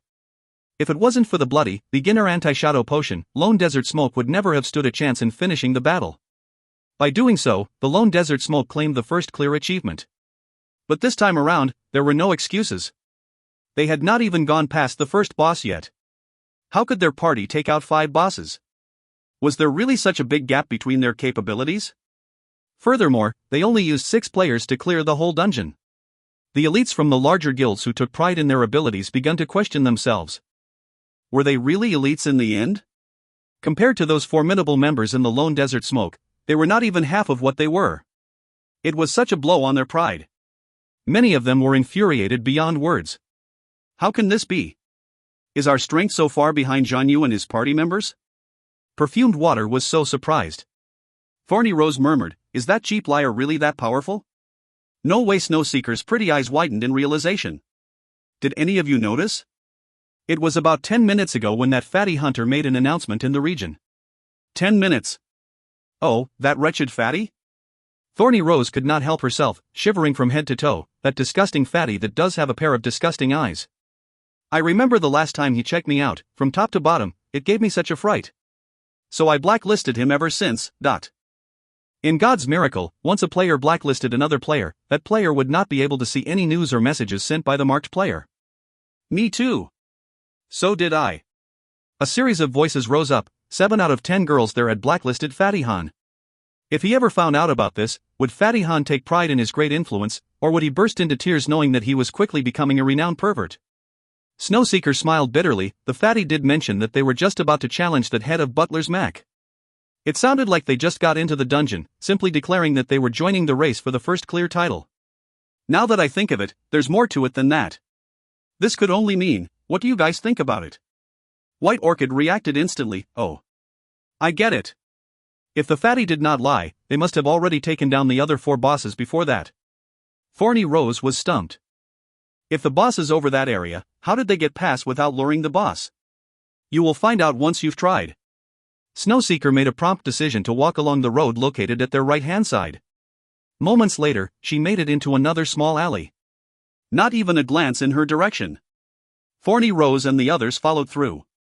They realized that none of them had startled the boss. So, it is real. We can make it without a fight. And so, they pushed forward, clearing a path straight to the second boss, Vanilla the Maid, the unfaithful girl. Winnie the Maid, Master Waller's lover, level 34, 800,000 HP. Moonlight Dancer read out the attributes of the boss. So I see, all of the girls exclaimed. So this is how it really is. The first boss had 3 million HP, but the second boss only has 800,000 HP, isn't this obvious? Sister Snow, you're really brilliant. It didn't take you long to see through their deceit. Thorny Rose made no attempt at hiding her emotions, admiring and worshipping Snowseeker. She continued, unlike me, having only big boobies without. Stop it right there. Stop. Thorny Rose, you have no brain, that part is true. But having big boobs? Oh please, do you want to talk about your D cups in front of Sister Snow's F cup? B asterisk TCH, please. It's totally obvious that yours are no match to hers. Perfumed Water snapped. Thorny Rose was furious. You little C asterisk NT, you better watch out, or I will put a stopper to that hole beneath your underwear with a gigantic cork and turn you into an old virgin for the rest of your life.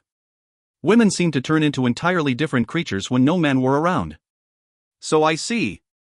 As for the Sky High Guild, they have also discovered that there was a hidden path that led them straight for the head of the Butler's Mac, defeating the other 4 bosses on their way. Guild Master, from the looks of it, Zhang and his gang are not that amazing after all. All they did was discovering the shortcut. One of the guild members spoke out dejectedly. Sky Shaman shook his head slowly. If not for the Fat Hunter saying it out loud in the channel, we would have never even found out about the shortcut.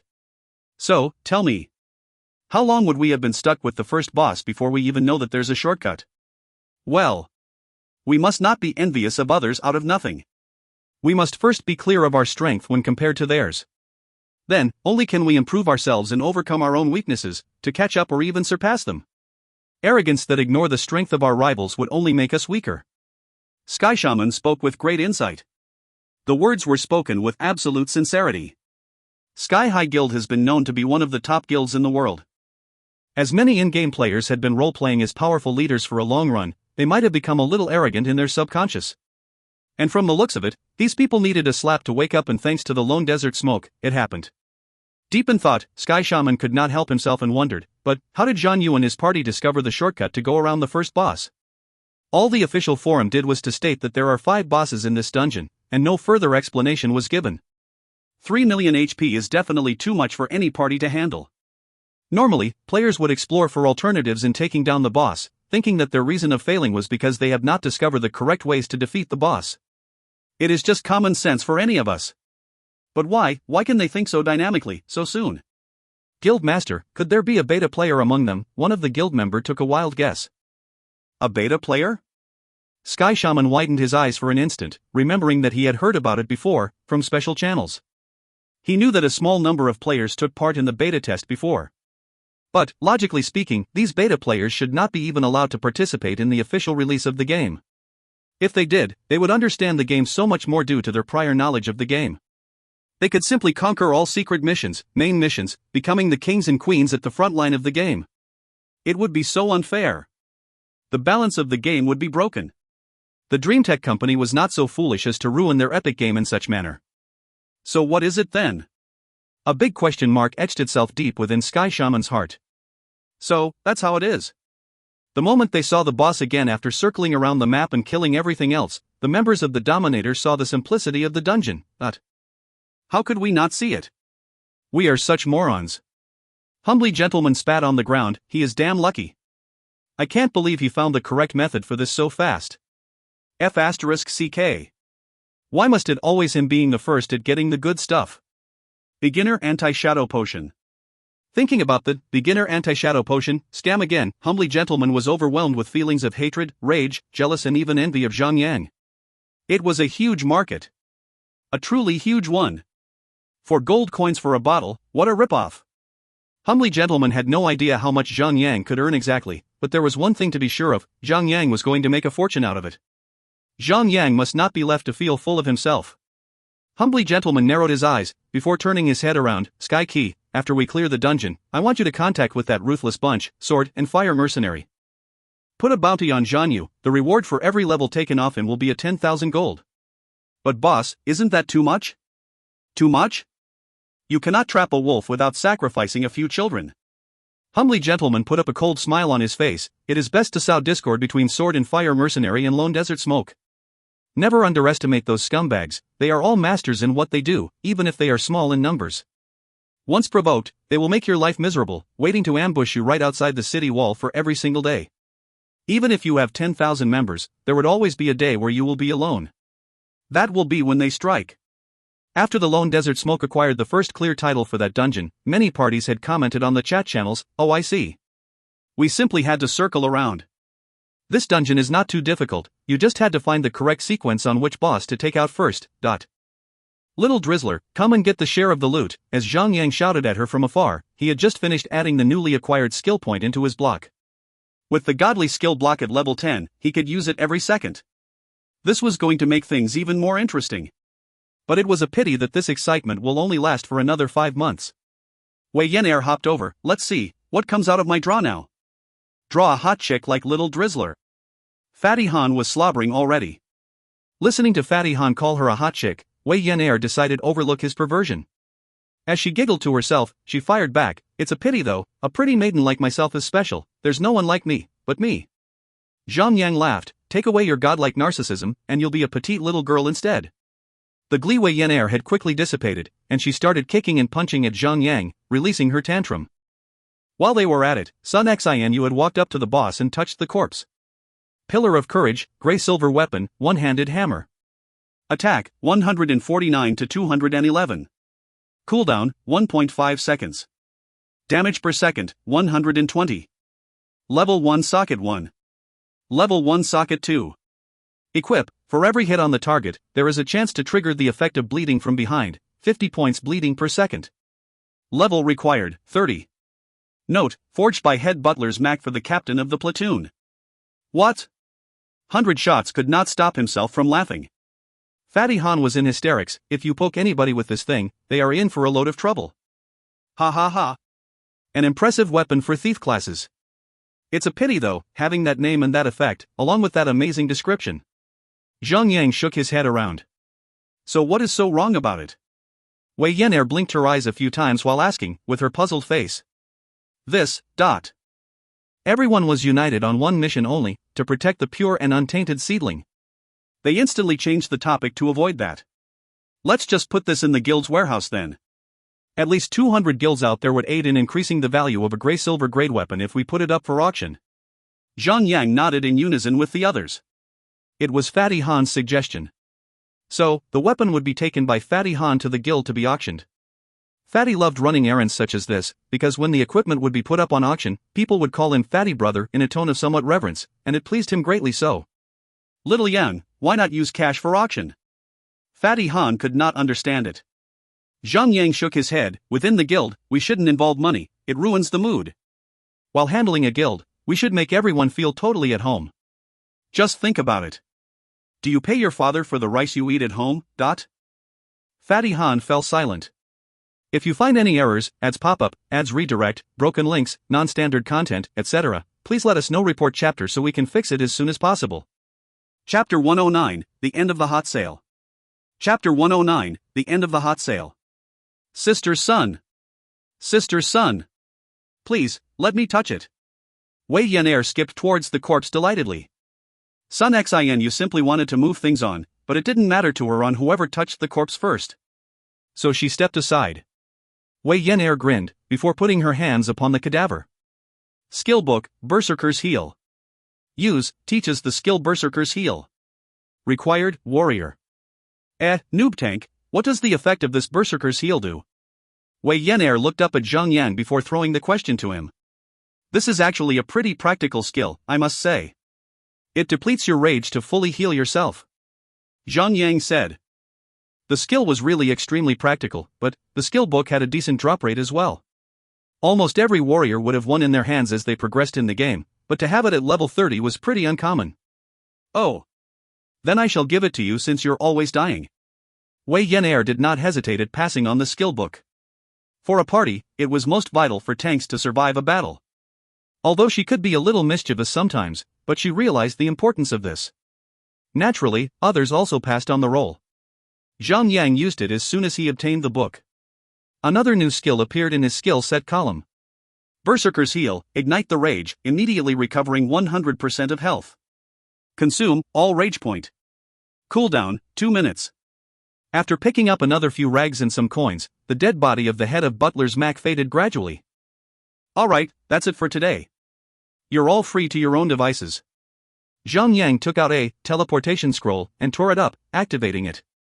Back in the White Jade City, 100 Shots, Sun Xinu and Wei Yan'er went on to continue attempting their class-specific quests. Han Shui logged out immediately as healers couldn't do much without other players to support them in combat. Zhang Yang carried on crafting some beginner anti-shadow potion, as it had reached its peak market value. Every second now counted. The day passed. 100 Shots and the others who went on their own missions made no progress. They vowed to go again on the next day. Sun Xin managed to complete her mission on the third day by afternoon. By doing so, she has become the third party member who completed the mission in S rank for her profession. Zhang Yang was overwhelmed with joy. This was like a joke. In the China region, there were only a dozen players who managed to complete their S rank missions of their own profession, and 3 such players were in his own party. 5 days later, 100 Shots and Wei Yan'er were still unable to overcome the difficulties in their S rank mission of their own profession. Wei Yan'er had almost gone mad. The frustrating battles with the blue giant had taken such a toll on her that she was nauseous. She could not take it anymore, so she attempted the A-rank mission instead. Of course, she accomplished her mission smoothly after that. 100 Shots persisted for another 2 days before seeing the fact that he cannot complete his missions, no hope at all. So he too had no choice but to attempt the A-rank mission instead. He completed it without a hitch. At this point, all 6 of the party members had completed their respective level 30 missions. When they were gathered, Zhang Yang made a proclamation: "From now on, we will train on our own, unless necessary." This would mean that unless we are raiding dungeons, unless we are taking any missions that require more than a single participant, unless we are hunting field bosses, we shall be working on our own. Sun Xianyu was especially pleased with this, being the eccentric, indifferent person that she was. She was most comfortable working as a lone wolf. Although others did not see the point of doing this, they did not object. It wasn't as if Zhang Yang was disbanding them permanently, they were just going to train separately. That would also give them the freedom to plan their own schedule individually, without the limitation of compromising with others. Zhang Yang had given much thought over this before he made such an announcement, of course. Firstly, it would be a waste if they go in a team of 6 when it came to field leveling. It would be riddled with redundant combatants, and they would only get in each other's paths. Secondly, it concerned the potential futures of his prospective superstars. He did not want to interfere in the development of 100 Shots and Sun Xianyu's future. One would acquire the Red Dragon pet, while the other would acquire the Shadow Dance inheritance. When both of them did so, their accomplishments in the future would be limitless. So, if he intervened too much with their in-game progression, he might even deny them the destinies he had witnessed firsthand. Zhang Yang had firmly decided to give them more freedom and space.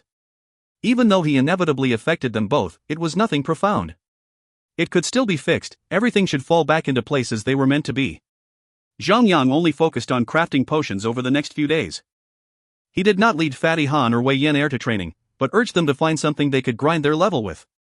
He had no intentions of letting their levels fall behind. He would not want to see the first clear title for the Shadow Moon Castle, the Castle Region Hardcore mode, being taken away by other guilds. As for himself, he will soon be able to resume his training after the sales of Beginner Anti-Shadow Potion, currently at its peak, has dwindled down. Furthermore, he already has planned ahead on a few special places for him to grind. He is confident that he would definitely catch up with the others. After entering level 30, the amount of experience required to proceed to the next level takes a huge leap. Even if a player stays online every day to grind, it would still take 3 full days to proceed by one level. Dungeons in the castle region were labeled as level 40 dungeons. Larger guilds would only be able to gather enough members to take those dungeons on by the beginning of September. Furthermore, the bosses in the castle region. Zhang Yang smiled again, knowing that the first 2 bosses were basically free kills, with the remaining 3 bosses being actual challenges. The 4th boss would be so much harder to handle than the 3rd, with the 5th boss being an absolute nightmare. As Zhang Yang recalled in his previous life, the 3 bosses had held off every large guild for an entire month. Knowing all this, he would be able to take his own sweet time. On the 12th of August, the sales for the Beginner Anti-Shadow Potion finally began to die off. On the 9th, he had sold 5,000 sets, 3,500 on the 10th, 1,800 on the 11th, and finally only 700 sets on the 12th. The sales had finally ended. However, it did not mean that the sales for the Beginner Anti-Shadow Potion is completely dead, they had merely stabilized as supply and demand found a singularity. In the future, he would be able to sell even more than the 90,000 sets that he already did for now. At the moment, the player base from China had a population of 5 million, but the number might grow up to 9 billion. A full 9 billion. Even if only 1% of that amount bought the Beginner Anti-Shadow Potion from him, that would be 9 million purchases. 450,000 sets. Of course, it would take another 5 years before the population ever grew that much, a whole different level compared to the 90,000 sets of sales that he has generated over the brief period of the past 22 days. Zhang Yang checked on the amount of savings he have at the moment: 34,870,000. Even if a similar outcome was to be expected, gazing upon that amount with his own eyes still shook him deeply. In terms of numbers alone, in his previous life, he had only managed to deposit about 40 million into his savings account. This was before taking into account the many hardships he experienced just to get there. But now, this was the result after freaking 22 days. 22 days. Knowledge is wealth. Zhang Yang had unconsciously allowed a smile to creep upon his face as he thought about it. It was broader than the sun now. It was also a relief, as he only needed to craft 500 to 600 sets of Beginner Anti-Shadow Potion to satisfy the market's current demand. It also meant that he only had to dedicate an hour a day, crafting potions to make that future happen. The final product would be divided among the 8 main cities to be sold, and the price will drop from 4 gold pieces for 1 bottle to 1 gold piece for each. However, the price for the herbs will also drop down to 20 silver pieces a set, consistent to the old price margin. He could still benefit from it. In this period of time, Zhang Yang had naturally earned the most. Since he was a little biased to his own city, he had sold half of his stock in White Jade Castle. Fatty Han profited the most from it, earning 1,700,000. As for the sales in the other 7 main castles, other than Yuli, each one of them earned about 300,000. They were all grateful to Zhang Yang as he had made them all wealthy folks, with grins glued to their faces throughout the days. Always have faith in the veteran. Relieved of the heavy demands, Zhang Yang could finally prepare himself for his insanely intense grinding plan. Firstly, he planned to mount the 2 sockets on his weapon with gemstones. Even if there was a rate of failure when mounting gemstones, the fail rate for level 1 gemstones was negligible, at just 10%. When Zhang Yang's high luck value came into play, it would decrease the failing rate significantly, and the 2 vitality gemstones will most probably be successfully mounted in one single attempt. Even so, purchasing the required gemstones required 20 gold. Hiring an NPC to mount them to the sockets required another 10 gold. That would mean 30 gold would be spent in an instant. The current gold and the cash had a ratio of 1 to 5. It would be like spending $150 in real life. All in the blink of an eye. Zhang Yang was shaken in the face of that reality. The gaming company would always be the biggest winner. The 30 million that he just earned, if compared with the earnings of the company, would be like an insignificant tiny little fish in the ocean. It's not even worth being mentioned. Of course, he could choose to save the money and not mount those gemstones. But how many battles could he endure without them? In God's miracle, the vitality attribute was the most invaluable attribute among all others, having the priority ratio of 2 to 1 compared to other attributes.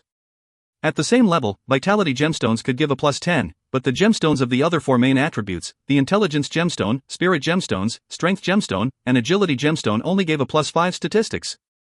Zhang Yang proceeded to craft some intelligent potion, agility potion, strength potion, healing potion, mana potion, and mailed them to his party members. Then he equipped himself with enough strength potion and healing potion before heading to his special training ground. After grinding his weapon on the whetstone and consuming some strength potion, Zhang Yang boosted his attributes temporarily. Player, Zhan Yu. Level, 30. HP, 4,750. Defense, 260. Strength, 226. Melee damage, 646 to 698, x 110%. Critical rate, 11%. Lucky one-hit rate, 0.5%. Zhang Yang summoned his skeletal warhorse and mounted the saddle. Under his command, the warhorse galloped upon its hooves of flame, picking up speed until they were but a blur to the players he passed. Indeed, as he went on, he attracted the attention of many players. There it went again, the screams to get his attention, the requests to get into a relationship with him, the offers to get in bed with him. After interacting with the Griffin Keeper, Zhang Yang sat down on the saddle behind the beast and took off to Tulan Town.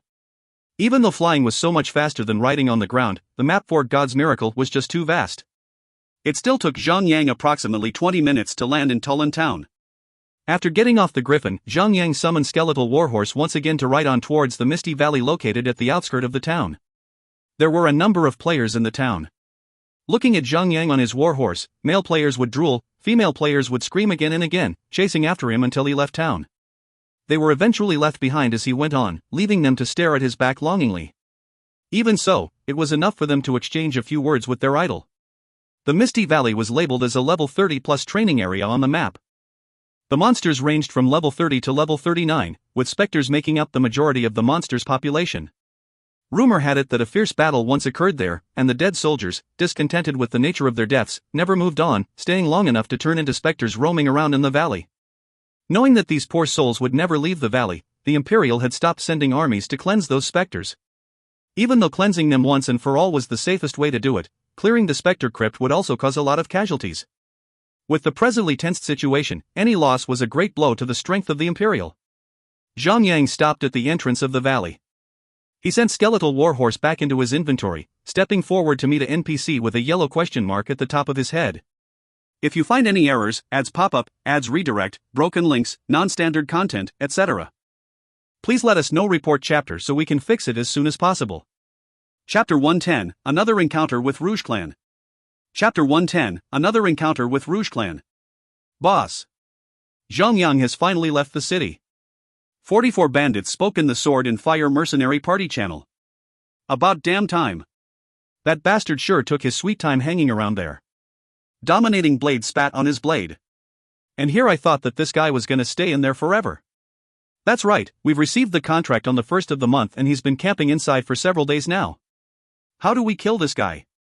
I thought he might know that we're waiting for him outside, that's why he's been hiding in there since forever.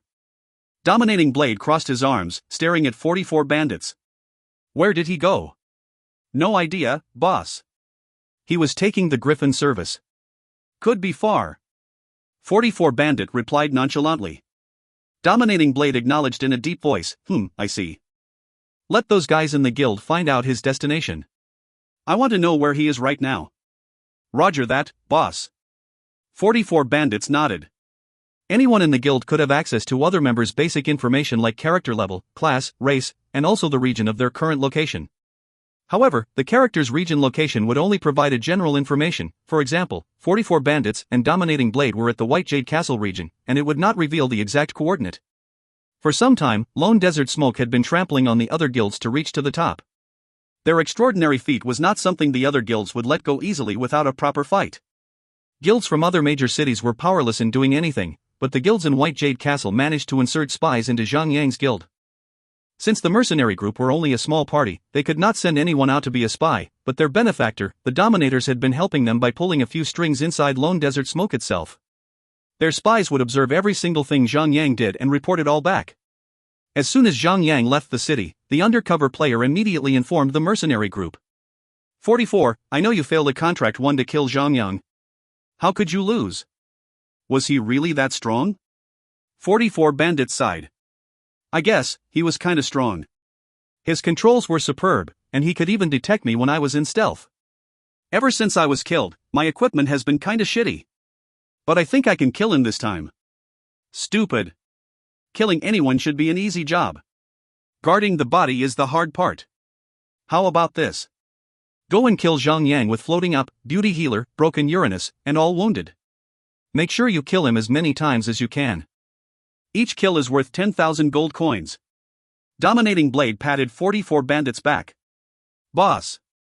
I'm good with just beauty healer. I could definitely kill him as many times as I want to if I had a healer with me. 44 Bandit was confident.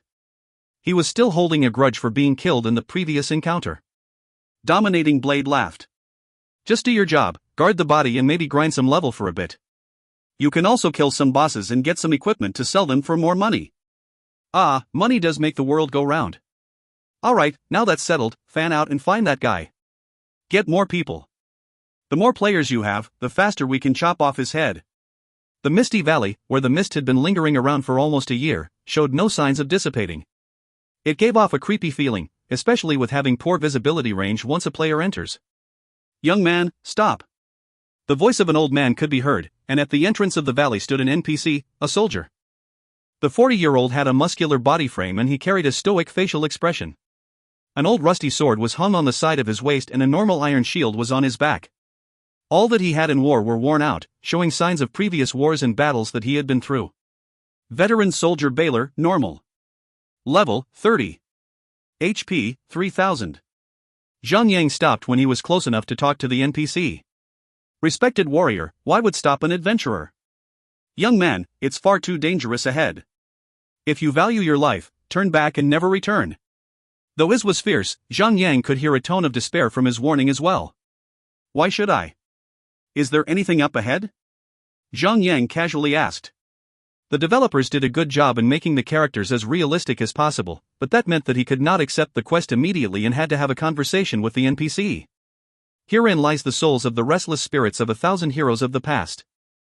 Even death could not quench their thirst for battle. Baylor sighed sadly. They've all turned into specters. Young man, heed my warning. Do not disturb the dead. Oh, respected warrior. You meant to allow anger and rage, letting them roam free in their corpses? Is that how you want them to properly rest in peace? Baylor, wavering, said, You meant to give them peace? You want them to have eternal rest? Yes, I would do that, respected warrior. In that case, I shall take your word for it. Here, take this bottle of holy water. You will need to kill all the vengeance spirits that have taken over my departed comrades.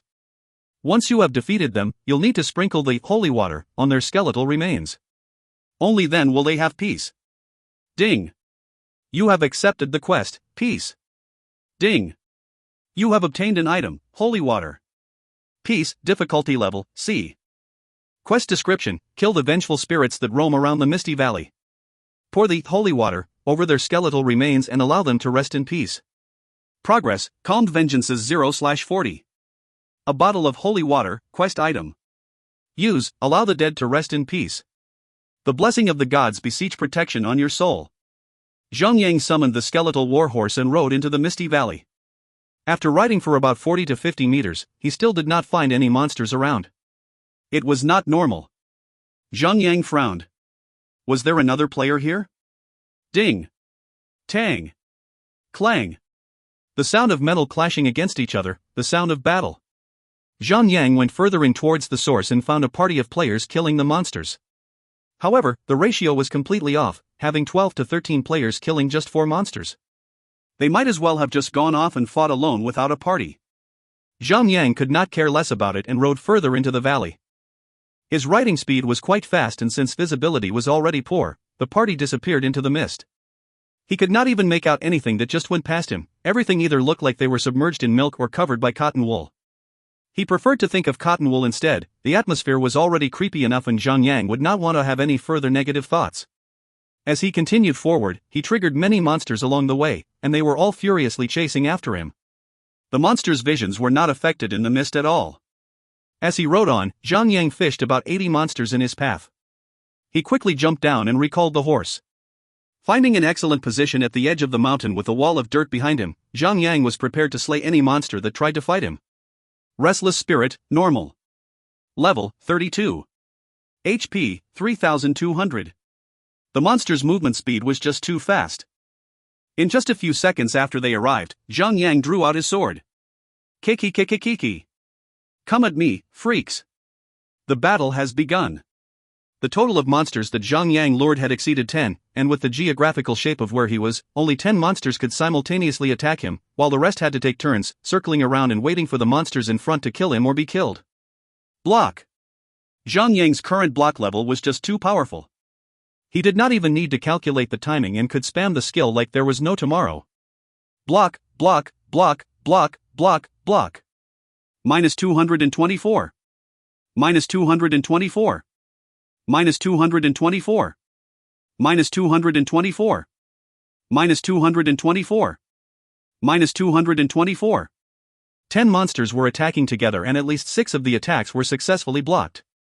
The reflected damage was normal, but when Zhang drew his sword to cast horizontal sweep, every single monster there popped at minus 1400 damage text on their heads. At the same time, he stomped the ground hard and activated Thunderstrike. Minus 224. Even though the damage from Thunderstrike could not match with horizontal sweep, it made up in terms of having higher number of attacked targets. Horizontal sweep was an AoE attack skill, but the damage range could not pierce through to the monsters behind. Thunderstrike, however, was a skill that could damage anything in a 2x2 meters around the caster, regardless of the number of targets. As the battle pressed on, Zhang absolute defense ring activated, increasing his defense value by 100 points, totaling up to 360 defense. Minus 1. Minus 1. Minus 1. Plus 100. The monster count was too much for Zhang to block. He was continuously taking damage. However, having only about 300 attack damage, the monsters could not surpass Zhang defense value and could deal only 1 physical damage at a time. Zhang had the complete Brave equipment set, and the 3 equipped set effect allowed him to have 50% chance of recovering 100 HP after receiving an attack. To sum it, Zhang would be able to heal 100 HP after losing only 50 HP. He was healing more than he was losing. That was why most players would want to have the Brave set. A warrior could survive in a sea of monsters without the help of a healer. The grinding efficiency would be increased to a greater speed. This is, of course, the advantage of only a few well-equipped guardians. Not many of them could have as much as 260 defense value such as Zhang. Most defenders and guardians would only use the shield that Zhang made, giving only plus 80 defense value. Zhang absolute defense ring was a rare item that could only be found at the field bosses, and it was a greater task getting that than the shield, but in just 10 seconds, Zhang cleared the first wave of monsters around him, and the second wave immediately rushed in for him. After 2 minutes or so, Zhang completely eliminated every single one of them. His killing speed was off the chart. If he were to face the monsters one by one, he can only kill 4 to 5 monsters in the same 2 minutes. His own method of killing them all at once was 10 times faster. While others took 3 days to gain a level, Zhang only needed 8 hours to do the same. The monster respawn rate could not cover up his killing speed. Boss, there's no monsters around anymore. He's right. There was a bunch of monsters not 2 minutes ago, and there isn't a single one left. Hey, hold up. I think there's a monster there. You're right. Wait, that's not a monster. F***CK. Look at that shining armor. I think that's a high-level boss. Zhang Yang bent over and picked up the items that the monsters dropped. He had not been picking up items ever since he met with Wei Yin Air. At that time, a bunch of players suddenly emerged from the mist, all staring at him. Do they think I'm a boss or something? Zhang Yang laughed in his heart. He had his profile hidden, and the players must have mistaken him for being a boss because of that. However, even a boss would reveal its name. The only two characters that could hide names were either a player or a special NPC. Kill the boss. Take his equipment. No one knew who yelled, but they did not care. They charged towards Zhang Yang with their weapons wielded, ready to strike. Just as Zhang Yang was about to draw his breath to yell at them, he stopped. He saw their name and the guild they belonged to, Rogue Clan. He squinted his eyes to see them clearer. Isn't their boss Rogue Bunny? Still, it was a coincidence. He could not kill them the last time since PK was not allowed in the beginner's village, but they were all now in the field. Zhang Yang stood there motionless and allowed them to strike him from all directions. -1. -1. -1. A chain of weak attacks went through, and neither one of them had the attack power to break his defense. These players' attacks were even weaker than the players themselves. No wonder they had to fight in a large group. Ding! You have been attacked by Rogue Bunny Party. You now have 10 minutes to counter-attack. If you find any errors, ads pop up, ads redirect, broken links, non-standard content, etc., please let us know. Report chapter so we can fix it as soon as possible. Chapter 111, Land Lease. Chapter 111, Land Lease. Zhang Yang waited for them to strike, to have them gain the red name penalty, 1, first. With just an effortless swing, Zhang Yang activated horizontal sweep and took out at least 1,400 HP of everyone around him. Some of the players were still confused on what happened, but they jumped immediately when they saw the damage they just took. Holy crap! This boss is strong as F***CK. Look at me. Half of my HP is gone. Damn. His defense is strong too. I could only deal 1 damage to him. Ha. Noob. The stronger the boss, the better the drops. He must be a gray-silver boss. No. Stupid. He must be a yellow gold boss. Rogue Bunny was fuming with rage. He screamed. Stupid bunch of mindless, good-for-nothing idiots. Look at the system notification. Stupid F***CKs, it's not a boss, you dimwit. It's a player. Isn't that Zhang Yu, the guy with the first clear achievements? As usual, Rogue Bunny was so brute and rude, the words that came out his mouth were filled with so much vulgarity. Zhang Yang stomped the ground and released Thunderstrike. What followed was a series of attacks of charge, destructive smash, a normal attack, and a shield bash. Instantly, he had sent one healer to the grave. Stop. Please. Stop. For God's sake, please stop. Rogue Bunny cried out. But Zhang Yang did not. He raised his sword and proceeded to kill another healer with 2 strikes of force strike and 1 critical normal attack. Bunny Bro 4 nudged and whispered to Rogue Bunny, pissed. Boss. I remember this guy.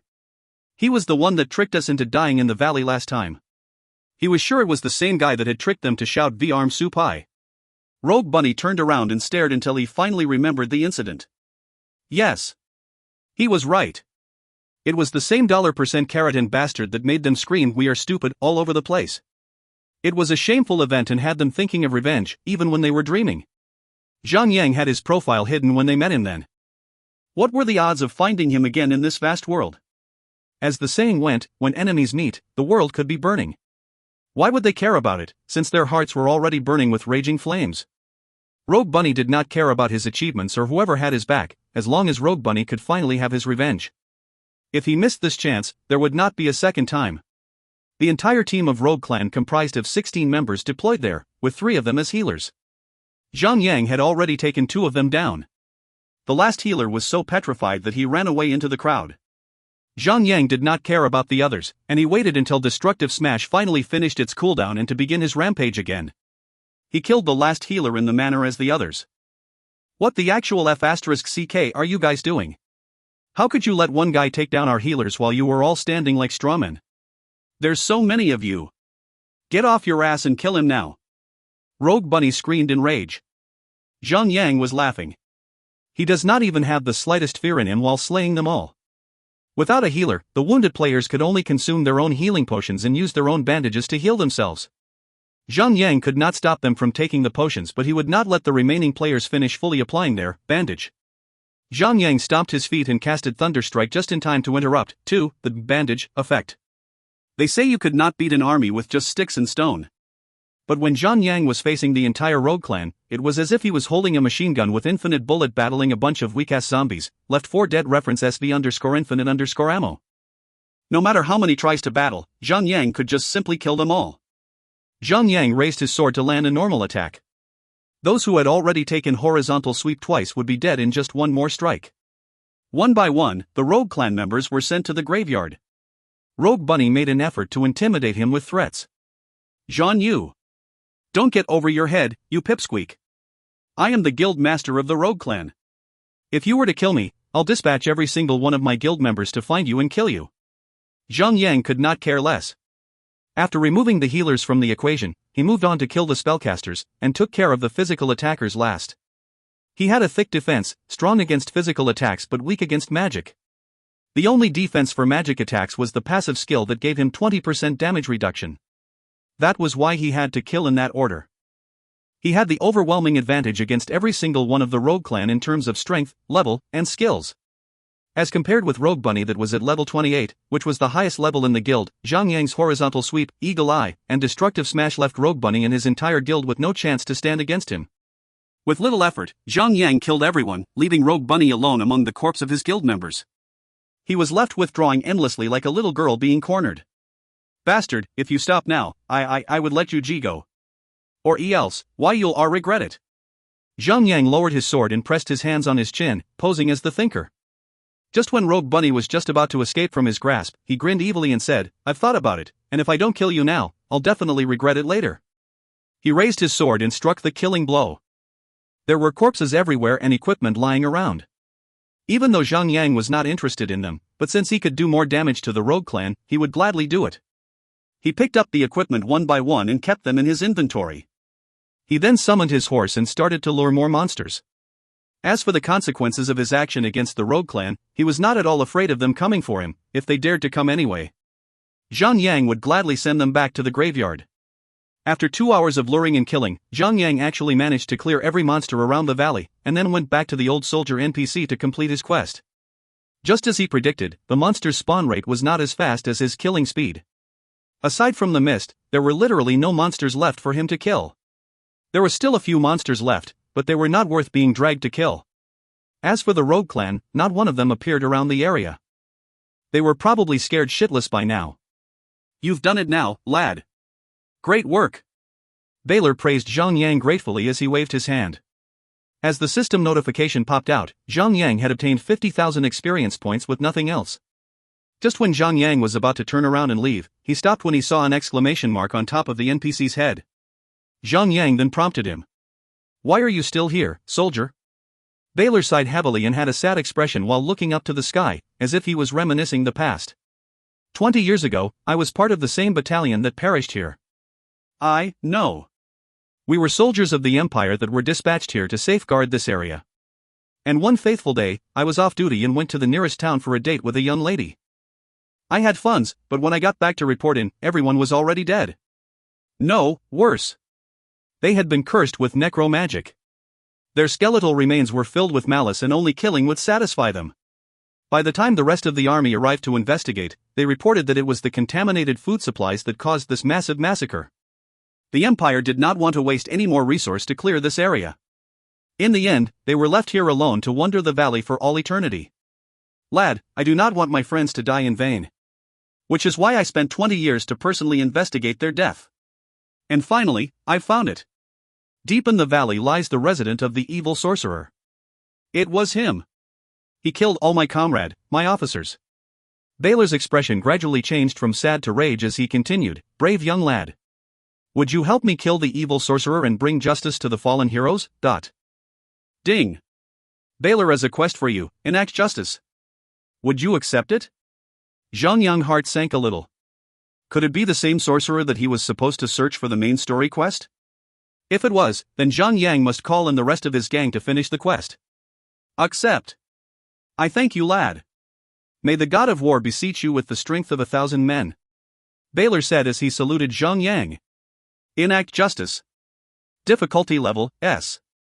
Quest description: kill the evil necromancer Turpat Raihar and assert justice to all fallen warriors. You can find the sorcerer at the underground tower in the Misty Valley. Note: Turpat Raihar is very strong. Please bring your friends to fight this evil sorcerer. Progress: kill the evil sorcerer Turpat Raihar 0/1. What a shame. The evil sorcerer was not the same one he needed to find. Zhang Yang summoned his horse again and rode deeper into the valley. After some time of searching, he arrived at a graveyard. After searching for a little more, he found a glowing lever, pulled it and the ground trembled and a half-moon doorway rose from the ground. The doorway had a 10-meter tall, 6-meter wide steel door that gave off a strong presence. Zhang Yang pushed the steel door with great strength and it opened, revealing a dark pathway that led deeper inside. Poof! Poof! Poof! One by one, the fire torches lit, illuminating the entire pathway. Ding! You have opened a steel door and found a new area. Ding! You have discovered underground tower. Obtained 5,000 experience points. Server announcement: underground tower have been found by a player. The tower has 12 floors and each floor would have unlimited number of monsters for players to challenge. The first player to defeat the underground tower final boss, evil sorcerer Turpat Raihar, will obtain the game's first land lease and will be able to buy the specific land in this city. Before anyone claims this land lease, all non-boss monster spawn rate will be increased to 1000%. The location of the land is XXXXX, YYYYY. Holy F asterisk King Moly. Land. It's land. In a flash, Zhang Yang's eyes flashed with the symbol of money. If Hanin Shui and Wei Yin Air were here with him, people might think that they all shared the same mental disorder. What is the most valuable thing in the real world? Land. That's right. Land. It's the same in the game, . If a player could get their hands on a land property, he could open his own shop. There would be no need to pay for any service charges like in the auction house. If business was good, it could be the same as opening a shop in the real world. Previously, out of 100 players that made a fortune in God's Miracle, 90 of them possessed property. However, buying land property in the game was not just about money, you would also need a lease. You could only obtain a land lease by killing a boss and the drop rate was so low that you could even farm 2 or 3 more mounts before getting one. That was not the worst part. Every piece of land lease could only buy a fixed land. That meant that even when a player worked his ass off to farm a lease, the area in which he was supposed to buy the land would be a dead town. So even if he could buy the land, it was not worth one bit. Just like reality, the most valuable and expensive property would be those that were near the business center. However, the original land near those areas were so scarce that once it was sold out, there could never be a second one. That was how valuable land properties were. In his previous life when Zhang Yang had first entered the game, all of the lands near the main city were already grabbed away. He could only watch in tear as other players counted their money until their fingers bled. He had never known that he could have found the game's first land lease. Even though he was on cloud 9, he could not stop cursing the bloody system. What the hell? Why would it even announce it to the entire world? Did the system gain self-awareness that it bore a grudge against Zhang Yang's luck? Just like that, the system let the entire world know about how valuable the lease could be. Notes: 1. Red name penalty. When player A strikes the first attack to player B, player A will gain the red name penalty. This penalty will incur a 2-level deduction and have a chance to have one of the currently equipped equipment to drop. 2. Interruption spell or item interruption. During a casting of a spell, a player can stop the spell for being cast by casting an interruption skill. This is also applicable stopping someone from using an item as well. In other case, when an enemy had successfully casted a spell, which require channeling star. A channeling spell is a spell that will continue in effect as long as the caster did not stop the spell. Like a flamethrower, the flame will continue to spit flames as long as you press the fuel. A channeling spell can be interrupted in the same manner. This is also applicable to items like bandage. Bandage does not require channeling, but it can be dispelled with an attack from someone else or by moving. If you find any errors, ads pop up, ads redirect, broken links, non-standard content, etc., please let us know. Report chapter so we can fix it as soon as possible. Chapter 112, Run for Your Life. Chapter 112, Run for Your Life. Translator, Endless Fantasy Translation Editor. Somewhere around Tulin Town. Floating up. What are we gonna do now? Should we change our course to grab that, Landlease, or should we stay on course, said 44 bandits. Both of the sword and fire mercenary leaders were tanks, and Dominating Blade was the captain of the team. He was a guardian just like Zhang. Floating Up, the second in command, was a defender, and he led this small manhunt party. He answered with a deep and low tone. I have no idea what this, Landlease, is. But if the system would go all out to announce it, it must be of some value. We will temporarily change our course. Let's kill the what's-his-face evil sorcerer and get that, Landlease. Zhang isn't going to go anywhere anyway, might as well postpone his inevitable death. Following the coordinates provided by the system, the party arrived at the Misty Valley. Broken Uranus suddenly called out. Isn't this place the Misty Valley? I heard that the Rogue clan had met Zhang here. All Wounded laughed menacingly. He must have come here to get the lease as well. Floating Up grinned. What a coincidence. He'd actually saved us the effort to locate him. Ha! What luck! We can kill Zhang and kill the boss for the Landlease. Talk about killing two birds with one stone. After 10 minutes, the party managed to find the entrance to the underground tower. There. I see the entrance. Let's go. As the system notification flashed through the chatting channel, everyone's greed grew larger. Who cares if they did not have the capability to get that item? They could at least have a try. For the least, there was always a possibility of a what-if moment. What if I got it? What if I got the Landlease? What if I can really get that valuable item that the server just announced? Every big guild gathered their best players and headed straight to Tulin Town. In a split second, the entire sky was filled with flying griffins, covering the sun and making so many silhouettes that it changed the afternoon to evening. All of the level 50 maps and below were just mirror images. All of China's 8 major cities had the same underground tower and were simultaneously released to the public. The only difference was the Landlease. The drop lease from any city underground tower was unique and there could never be a second one. That meant that not only the players inside each city would have to compete with each other, they would also have to compete with the other cities as well. This was a test of player cooperation and willingness to surpass the other cities. But if they had to cooperate properly to kill the final boss, they would lose the chance to get themselves a rare item. Zhang cursed everyone's mother and grandmother as he ran further into the pathway. After roughly 30 to 40 meters in, the pathway widened into a huge flat ground. This was nothing like a tower. This was just a huge-ass building. In front of Zhang was a short, 7 to 8 steps of stairs that led down towards a huge flatland. The area was basically endless as Zhang could not even see the end of the field. What was worse was that skeletal monsters filled the area with rusting long swords in their bony hands. Zhang selected one of them and checked on their properties. He almost puked when he saw the information. Skeleton Tower Guard, Elite. Level, 36. HP, 50,000. Zhang would not have had a large reaction if there were only 7 to 8 monsters. But as he looked up and gazed into the never-ending field, he could make out at least thousands of them patrolling around. The entire place was cramped. Even if Zhang brought his entire guild to clear these monsters, he was not sure whether they could even manage it. And then there was the narrow pathway. How many people could squeeze through this pathway at a time? They would have to slowly kill their way in to make more space for more guild members to enter. An extremely slow domino effect.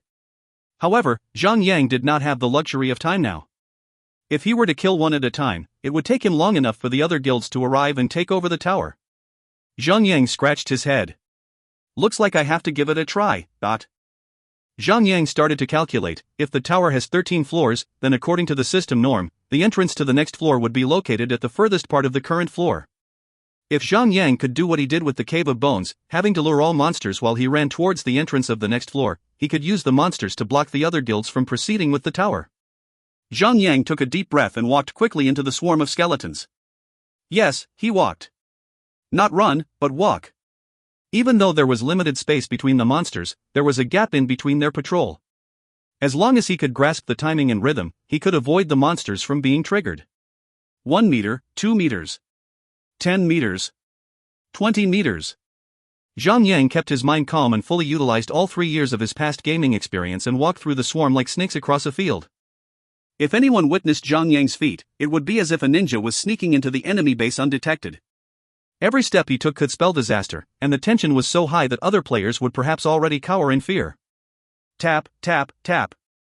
Each step he took was as light as feather and his sweat was constantly dripping to the floor, like breadcrumbs when Hansel and Gretel were eating in the candy house. Though this feat did not require him to swing a sword, it was still worse than actually killing something. Zhang Yang calculated every step so many times as he could not afford to make even a tiny mistake which could trigger any monster's aggro, and since this place was full of them, if one notices him, the others will just follow suit. 50 meters. 80 meters. 100 meters. He could barely notice it, but he finally saw a black object that looked like an exit. His heart jumped with happiness for a second and then dash. Crack. He made a misstep. Groon. One skeleton guard growled and started to swing its sword, chasing after Zhang Yang, while 10 other monsters followed behind it. Holy F***CK. Here they come.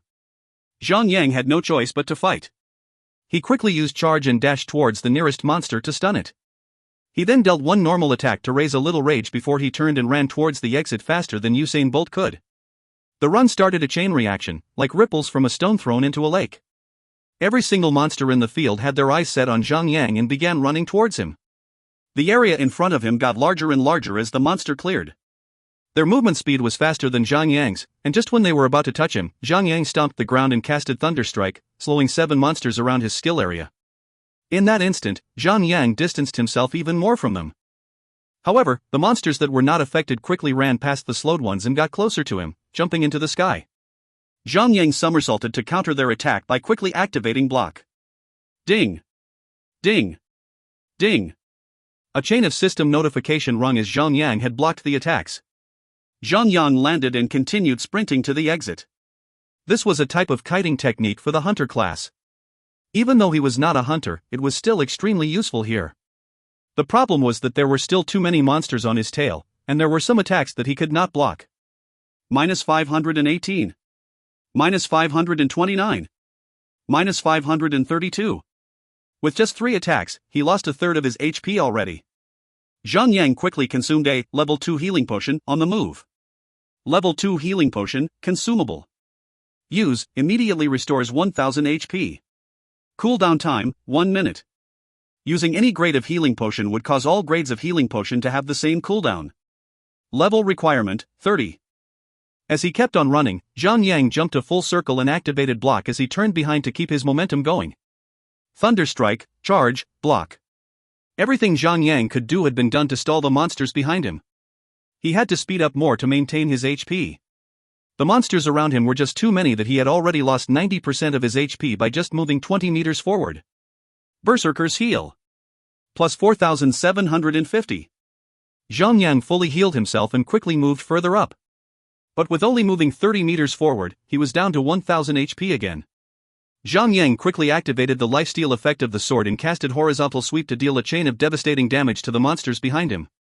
Simultaneously, 3 green healing texts of plus 1400 popped out and his HP was fully healed once more. Shield Wall, dot. Zhang Yang used another skill with a long cooldown that instantly reduced all incoming damage by 75% for 10 seconds. But in this short amount of time, he can only depend on the set equipment effects to keep his health at the same amount. Another 20 meters forward. There was only 30 meters more to reach the exit. Shield Wall expired. -414. -431. -422. Zhang Yang began to take continuous damage again. Arg. Just a little more. Zhang Yang gave it all he got and cried out as he leapt into the sky, dodged the monsters, and rolled into the exit. Roar. Countless monsters squeezed together at the exit. All of them were trying their best to move closer as they growled furiously, but neither of them could take one more step to reach Zhang Yang. Phew. Zhang Yang let out a long breath of relief. He checked on his status and had goosebumps when he saw he had only 127 remaining HP left. If he had made a mistake any bit earlier, he would have probably died in the middle there. Before the aggro effect disappeared, the monsters outside would not leave and Zhang Yang could not leave the battle mode to eat some health recovering snacks. He could only activate the bandage skill to recover his health. Cotton bandage, consumable. Use, heal 1000 HP over 10 seconds. The effect will be cancelled when you enter any action or receive any damage. Cooldown time, 1 minute. Requirement, advance first aid. As he had the physician's friend title, the bandage effect was doubled. He healed over 2000 HP from just one cast itself. He turned to look outside and noticed that all the monsters gathered there had already long dispersed. There were only a few left still standing there staring at him. What a pity!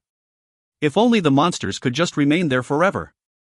That would be a free blockade for him. Who would dare to get through the entrance when there were so many elite monsters standing together like that? Aside from Zhang Yang, no one else could proceed further into the tower. With the last monster finally walking away, Zhang Yang got out of battle mode and sat down to eat some health-recovering snacks. Hey! Noob tank! Did you see the system announcement? Shall we go and fight for the lease? Wei Yenair suddenly called Zhang Yang. Zhang Yang smiled and replied. If I were waiting for you to come over, my little potted plant would have grown into a skyscraping beanstalk. I'm already in the tower. What the hell, dude? Why didn't you tell us? I'm sure you're planning to hog all the treasure in there for yourself. Humph. Cousin. Stop counting the money already. Let's go. Beep. The little brat hung up the communicator. Zhang Yang smiled happily as he lifted his sword and walked towards the second floor with happy feet. The monsters here at the first floor should hold the other players off for quite some time.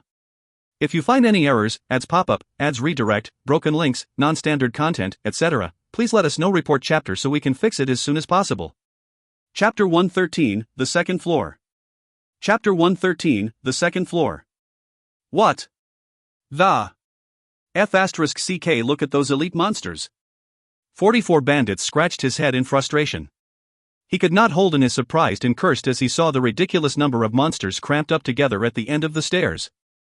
Floating Up frowned with frustration. If they were to enter a regular dungeon instead, even if there were a lot more elite monsters around, the party could take their own sweet time to kill them off since no one else would be competing. But things were not the same with a field boss. Every second counted. They had already gained a huge advantage when they were the first to arrive here, but if they were to start clearing all these monsters here and now, they would lose their advantageous stance. Where's Zhang Yu? Beauty Healer asked. Based on the information we got, Zhang Yu should be ahead of us. But from the looks of it, I don't think he could be in the tower.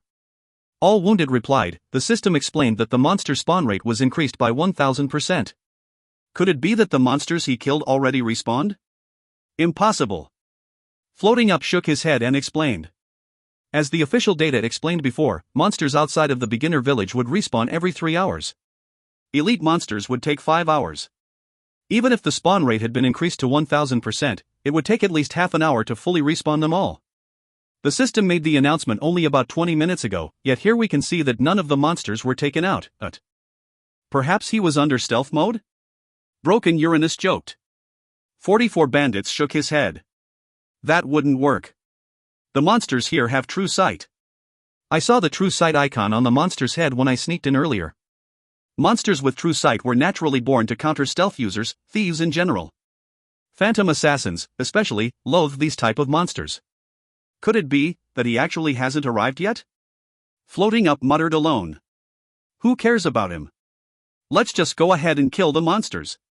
If that guy hasn't arrived, so be it. If he does, we'll kill him. End of story, said 44 Bandits with a strong killing intent. He was killed 3 times consecutively by Zhang Yang.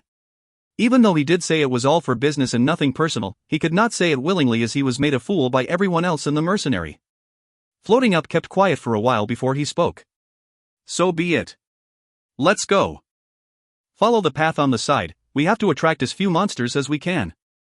The connecting path from the first floor to the second floor was a long and winding staircase. Zhang Yang walked around at least 7 to 8 circles before he was at the bottom. Similarly, the second floor was another huge field filled with the same skeletal guards. However, the number of monsters drastically dropped. He estimated that there were only less than 10% of the monsters from the first floor. Did it just get easier? It didn't make any sense. Instead of getting happy, Zhang Yang frowned worriedly. It was once said that peace was just the calm before a storm. The game developers could not have been that generous enough to lower the difficulty when they had just placed that many monsters in the first floor. Zhang Yang observed carefully again before he proceeded further, and he noticed something different. The tiling on the ground were made up of black and white stones, like a chessboard to be precise, but there were slightly more black tiles than the white ones. The monsters were gathered around only on the black tiles. Zhang Yang tried to walk towards the edge of the platform and stepped on one of the black tile. Nothing happened. He switched and moved on a little and stepped 1 foot on the white tile. Fush. -1,600. A pillar of fire burst out from the white tiles and damaged Zhang Yang. Humph. As expected. No wonder there were lesser monsters, there are traps everywhere here. One wrong step and I'll be cooked for sure. Zhang Yang continued to observe. Not far from where he stood, a new skeleton guard spawned out on top of a white tile. The trap was sprung and it dealt 2,000 damage to the monster. The monster then moved away from the tile and stood on a black tile instead. Elite Monster's AI system was just simple programming. The monster must have been set to patrol around the area. That was why even though a trap was there, it would still walk over it without any consideration. -2,000. -2,000. As it continuously walked over the white tiles, it took damage each time. 50,000 HP seemed plenty, but no matter how strong it would still die from constantly taking too much damage. After a minute or so, the monster was defeated. Zhang Yang turned around and saw many monsters spawning and dying in the same manner. It was no wonder that the number of monsters around here was that many. The traps laid around here was set to damage even their own soldiers. Talk about realistic friendly fire. The remaining monsters were only roaming around the large black tile area. Now that Zhang Yang understood the concept of this floor, he worked a plan and walked on bravely. He stepped on a black tile and followed the path onwards without stepping on any traps. There were still times where he had to jump around as if he was in a gymnastics competition, unwillingly drawing the attention of the monsters around. Rawr! It did not take long for one of the skeleton guard to notice him and charged at him. Zhang Yang scanned the area quickly, forming a battle plan and withdrew 7 steps back. The monster approached towards him with its sword swinging in the air. Block. -224. Block reflect damage. -2,000. The trap that the monster just triggered was part of Zhang Yang's plan.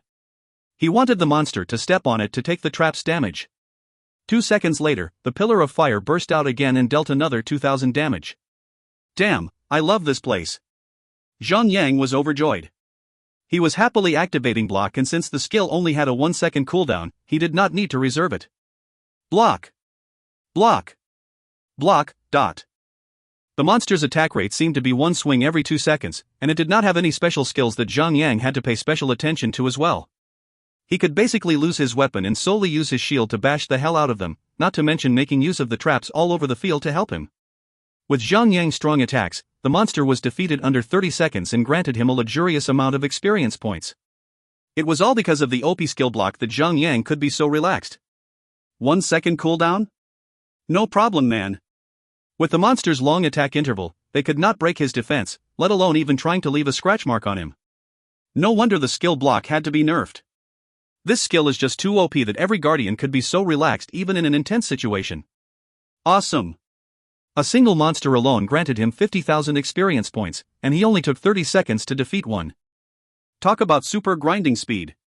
Zhang Yang could not help but to scream out in ecstasy. Zhang Yang looted the corpse and carried on. One by one he killed the monsters with much ease. As he had already gotten used to the mechanics of this field, he took the trap and used it to his advantage instead. It was like a walk in the park. He arrived at the next floor entrance in no time at all. The first floor was all about the number of players. If there were not enough manpower, it was instant death. The second floor required the party to limit the number of players. If they were to bring in their entire fleet, this place would burn them all extra crispy style. What an interesting battleground. I wonder how would it be for the third floor? Zhang Yang talked to himself. He has never encountered a place like this before in his previous life. The entire game map was just too large. Just level 30 training grounds would have exceeded around 11 maps. Previously, when he just entered the game, most of the players already left the low-level maps. Almost all low-level training grounds were filled with a small number of players.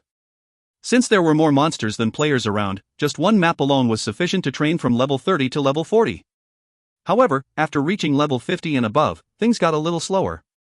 Since the 8 major cities in the China server did not have their own respective training grounds for players above level 50, players beyond that would have to share the training ground, and things got a little rowdy after that, especially after level 100. The entire world, all 8 servers including China, had 64 major cities players come together to fight in their respective level map, and the situation got worse. There were even fights and little skirmishes happening every day. Zhang Yang walked down the stairs and arrived to the third floor. There was another overly large field again, but this time the monsters were magic attack types. Instead of wielding swords, the same skeletal monsters were wearing robes, and the number of monsters around had also dropped once more. There were at least 10 meters of distance between each monster. Tower Dark Sorcerer, Elite. Level, 36. HP, 30,000. They had the same level and elite tier, but these monsters were 20,000 HP lesser than the previous floor's monsters. Magic-based monsters were naturally built with low defense. However, Zhang Yang could not lower his guard against them since guardians were only strong against physical attack types. Block would not be as effective against them. Oh well, since the bridge was there, he had to cross it. Time for another killing spree. Zhang Yang raised the sword in his hand and charged forward. Without delay, one of the monsters quickly noticed him and raised its staff to cast a magic spell. This is Shadow Arrow. Zhang Yang was happy for a moment. He then quickly took a beginner anti-shadow potion and ran into the effective range to cast charge and stun the monster. The monster's spell was cancelled before it could finish. -742. Normal attack. -3022. Critical strike. Horizontal sweep. The sorcerer quickly recovered from the stun. Zhang Yang could not tell what expression it made since its face was completely made out of a human skull. However, he knew that the monster began to chant another spell when the bony jaw started to clatter. The Shadow Arrow progress bar continued as it chanted. 1 second, 2 seconds, 3 seconds. Pew! A shadow arrow flew across the field and damaged Zhang Yang with 700 damage. Zhang Yang's rage rose to 62 points. He first started off with crippled defense to drop its defense down to 0 with his passive skill, Eagle Eye. Destructive Smash. Force Strike. Horizontal Sweep. Zhang Yang prioritized to cast Destructive Smash and Horizontal Sweep first before the defense reduction effect wore off before casting Force Strike to deplete his rage. 20 seconds into the battle, Zhang Yang had taken 6 of the Shadow Arrow and had his HP reduced down to 550 HP. He quickly consumed a healing potion and healed 1000 HP. He took another 6 of the Shadow Arrow in just 6 seconds.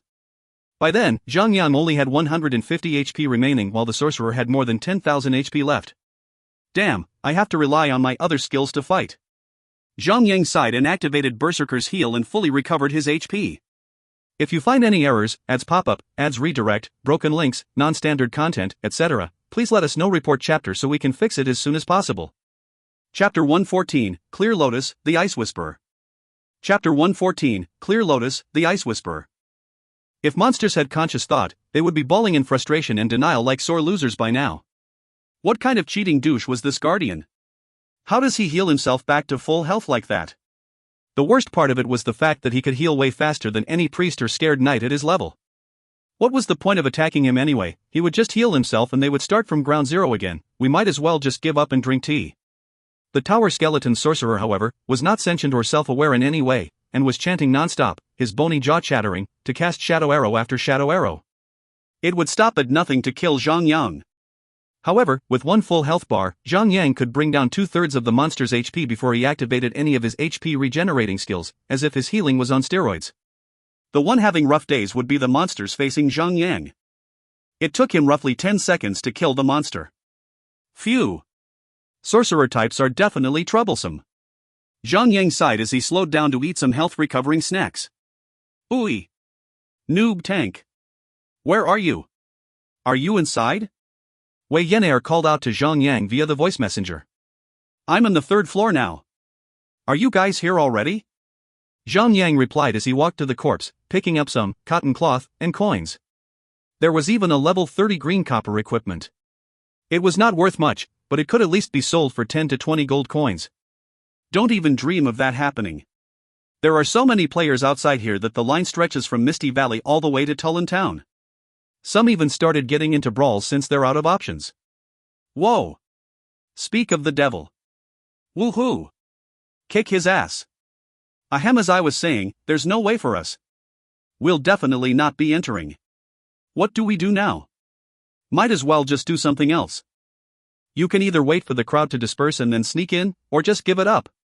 If you don't see any way in, then just go back. Against such numbers, they would never be able to fight their way into the tower. They had better odds finding a high-level boss to cast silence on every single player out there. Sigh. What a letdown. Wei Yan abruptly hung up on the call. What a rude little brat. Zhang Yang laughed as he continued further down the floors. Upon encountering the second sorcerer, he activated the sword's lifesteal to fight it. He made quick work of it, and sat down, waiting for the berserker's heal to finish its cooldown before proceeding. One by one, he continued to repeat the same cycle of skills to cut his way through the floor. The progress was snail-paced, only reaching the end of the floor after half an hour. By then, the first sorcerer that he killed had already respawned. Finally. The fourth floor. I'm pretty sure everyone else is still struggling on the first floor. Zhang Yang grinned evilly and proceeded. What the hell? What a vast difference. The fourth floor was not a huge field like all the others, it was a huge maze. From the top of the stairs, Zhang Yang could see the maze in all its complexities, but he could not see the end of it. He could not even make out the right path. How old-fashioned.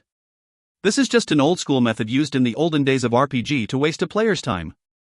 Sigh. Zhang Yang dragged his feet into the maze. He came across a three-way intersection after only walking 8 meters in. I'll only need to keep following the right wall, might as well just walk a few more.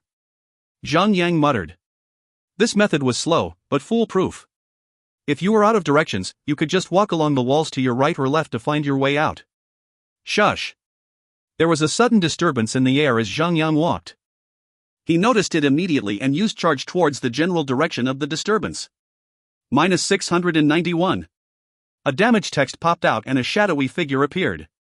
It was holding a pair of short swords in its hands, as it dashed towards Zhang Yang to attack. Zhang Yang activated Block and Shield Bash to reveal its true form. It was a specter assassin. Its skeletal body was covered in a thick gray-colored cloth, its face was also completely covered with the same material but its eye sockets were lit with dark flames. Tomb Assassin, Elite. Level, 36. HP, 50,000. Only one of the attacks was blocked. The other sword was cutting through the air as it swiftly approached Zhang Yang. A dual-wielding monster. Its attack interval was extremely short. Zhang Yang quickly activated another block and tumbled over to evade another incoming attack that he could not block. This assassin struck hard and fast, and did so very frequently. Just when it could not get any worse, it revealed its skill. Zhang Yang saw a flash of black light appeared on his body and a dot icon appeared on his head. Fatal Poison, receive 500 natural damage over 15 seconds. Can be stacked 5 times. Damn. Of all things, he got poisoned. Damn. Zhang Yang quickly attacked to finish the monster off as fast as he could. Zhang Yang could evade and block almost all physical attacks but he could not prevent himself from the dot skill. -1516. -3072. -711. Zhang Yang chained attack after attack on the monster, giving all he got and finally killed off the assassin about a minute later. Zhang Yang sat down and restored his HP with health recovering snacks. Luckily the monster was not as strong as a player. Its dot effect infliction success rate was low. Zhang Yang was only stacked with 2 layers of the poison before he killed the monster off. He only had 300 HP remaining but he had not activated any of his emergency skills with long cooldowns. After restoring to full health, Zhang Yang got up and walked over to pick up the loot. First Aid, Level 1 Antidote Bandage, Skill Book. Use, teaches you how to make a Level 1 Antidote Bandage. Require, Advanced First Aid. Zhang Yang eyes glinted with joy. It was just like a fatty Han giving him a phone charger when his phone was running out of battery. It was just what he needed, and the game decided to help him with it. He quickly took the skill book and learned it. Level 1 Antidote Bandage, remove a level 60 and below poison effect. Require, Advanced First Aid. Cooldown time, 15 seconds. The items required to make the bandage were only slightly more costly than the cotton bandage. It only needed an additional cotton cloth, bringing the total to 2. Zhang Yang snickered. He immediately crafted 10 stacks of Level 1 Antidote Bandage for later use. He was now a specialist tier first aid, he could make 6 items at one time. It only took him 30 to 40 seconds to make that amount. Along the way, Zhang Yang encountered many more Spectre assassins. None of them could sneak up to Zhang Yang, not when he had so much experience in fighting actual assassin players. Without the fear of getting poisoned, Zhang Yang could easily counter the attacks of the thieves and kill them all without a scratch. At times like these, a skill book, an item, or an equipment with special effect, any one of these could actually turn the tide of battle for some. Before Zhang Yang had the level 1 antidote bandage, he could only face one assassin at a time, but now, he could take several of them at a time. This maze was so complicated that it turned from being tiring to being downright annoying. Coupled with the endless amount of assassins sneaking around, Zhang Yang only managed to escape the maze after 2 hours of wandering about inside. Gah! King annoying. Zhang Yang sighed heavily. He looked up and saw a tightly sealed door no further than 10 meters ahead that led down to the 5th floor. Just as he was about to move his right leg forward, he felt a sudden sensation. It was a killing intent. Shush! Zhang Yang slashed at the air to his left side, and a splash of blood appeared in the air. -661. The slender body of a woman appeared out of thin air as Zhang Yang had forced the thing out of stealth. It was a super sexy elf woman with pointy ears, sparkly eyes, and skin so fair that no one on Earth could compete with. A specter. And a highly leveled one too at that. Only a high-leveled specter could maintain the appearance of its previous life before it died. Based on its appearance alone, you could never differentiate a high-level specter from a normal living being. Clear Lotus, the Ice Whisperer, Grey Silver. Level, 36. HP, 400,000. Note, she was the Wind Ranger of the Flame Wolves army. She was converted into a specter by the evil sorcerer Turpat Raihar. Damn! No wonder all the monsters here are our specters. It looked like those high-ranked ones were trapped down here. If the 4th floor has Clear Lotus as the boss, it could mean that up to 10 bosses stood between him and the last floor. A field boss was quite rare, unlike the boss in the dungeon where a normal player could fight it alone. That was one of the reasons why most of the field bosses out there had better drops than dungeon bosses. Those valuable items like skillbook, recipes, pets, and mounts were all drops from field bosses. 10 Grey Silver field bosses for him alone to kill. Talk about digging up an oil rig. Zhang Yang recalled back to the time when he killed the Cave of Bones' Shurian. How many awesome items did he have to give up to the team? Right now, the question was whether or not he could go all the way to the last floor, if his opponent was a physical attack type monster, he would be able to force his way through fairly easily. But if he faced a magical attack type, his block will be rendered useless. That still would not be too much trouble if that particular boss had 30,000 or 50,000 HP, but if the boss had more than 1 million HP, where would he even begin? This is a restricted area. All intruders must die. Clear Lotus let out a crystal crisp voice. She gripped the daggers in her hands and slashed at Zhang Yang's throat. Block. -199. Block reflect damage.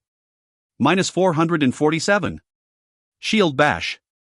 An eye for an eye. After a normal attack, Zhang Yang cast horizontal sweep and inflicted a critical attack.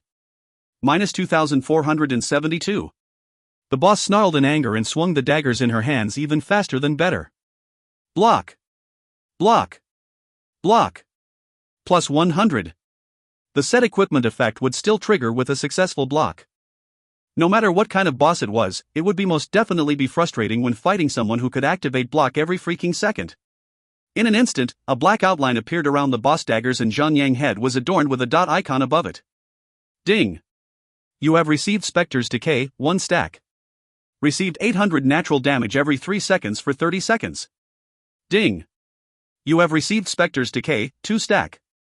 Received 1600 natural damage every 3 seconds for 30 seconds. As expected from a boss, she could inflict 2 layers of dot skill at one go. Zhang Yang quickly consumed a level 1 antidote bandage to clear 1 poison effect. The second poison effect could only be cleared after 10 seconds. -640. -640. -640. In just 10 seconds, Zhang Yang received a total of 1920 points of poison damage. If you find any errors, ads pop up, ads redirect, broken links, non-standard content, etc., please let us know. Report chapter so we can fix it as soon as possible. Chapter 115, A Change of Heart. Chapter 115, A Change of Heart. Translator, Endless Fantasy Translation Editor. Almost all of the boss normal attacks were deflected by block. With that fast attack speed and frequency, Zhang Yang could not spare any single block to waste. At the same time, the brave set equipment constantly restored his health. Slowly yet steadily, many green texts of +100 popped over his head.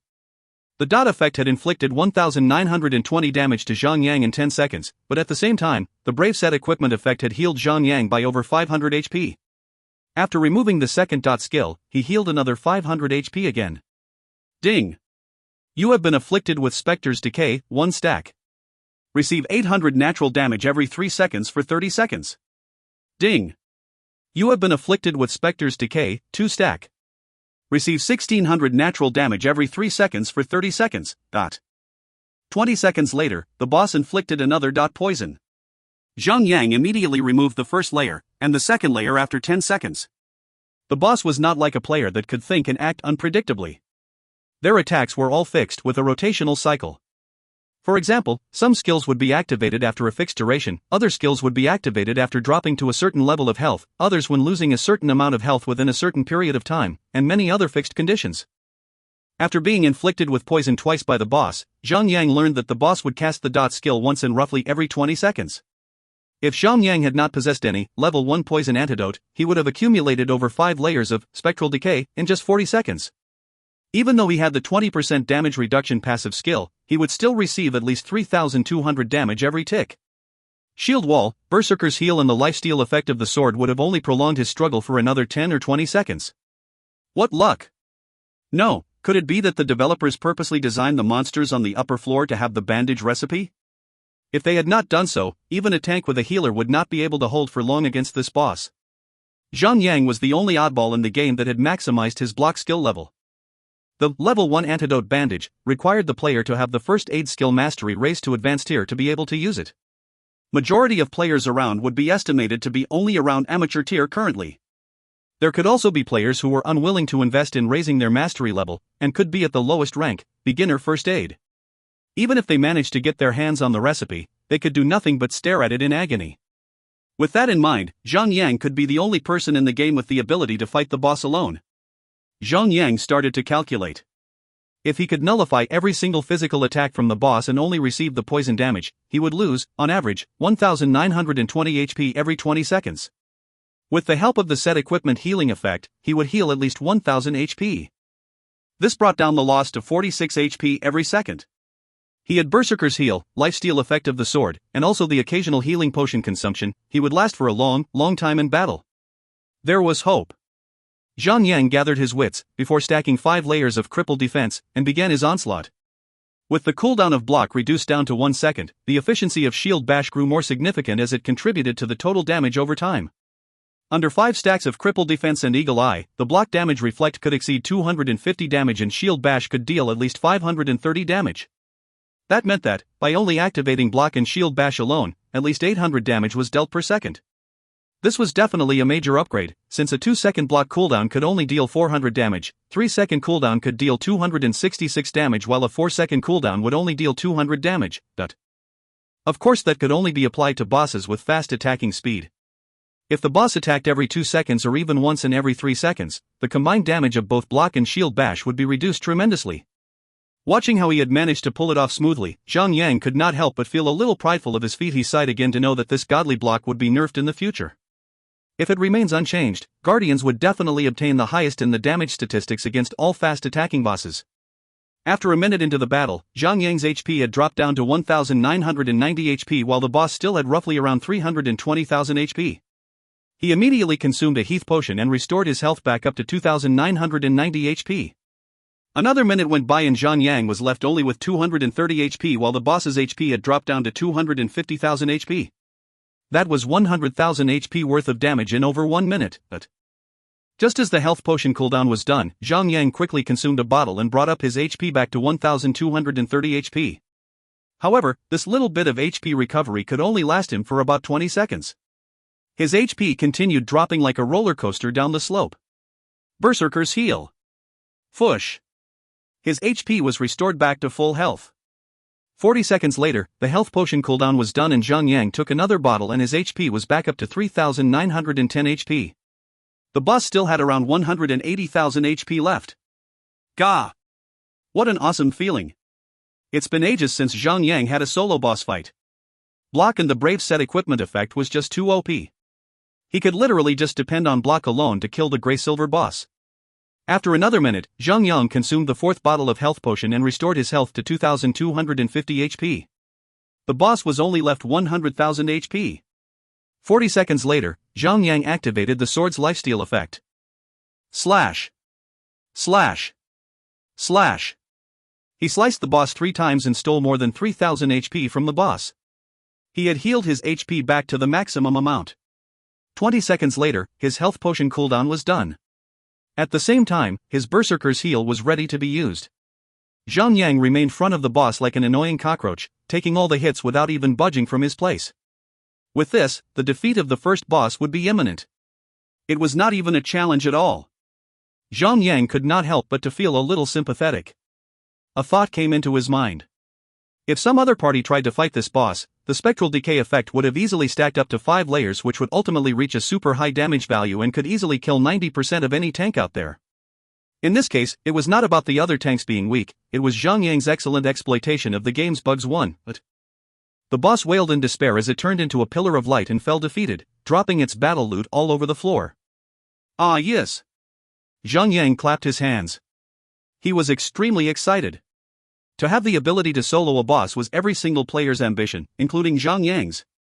But ever since he had defeated the Black Panther King at the beginner village, he had been so preoccupied with raiding dungeons, forming a party, managing a guild, and making potions like there was no tomorrow, that he had been completely drawn into the idea of making money. Ever since he was reborn, he had always been carrying an emotional baggage. To prevent the misery from occurring again, he increased the load on his bag. The game was supposed to be a tool of entertainment, but Zhang Yang did not see it that way.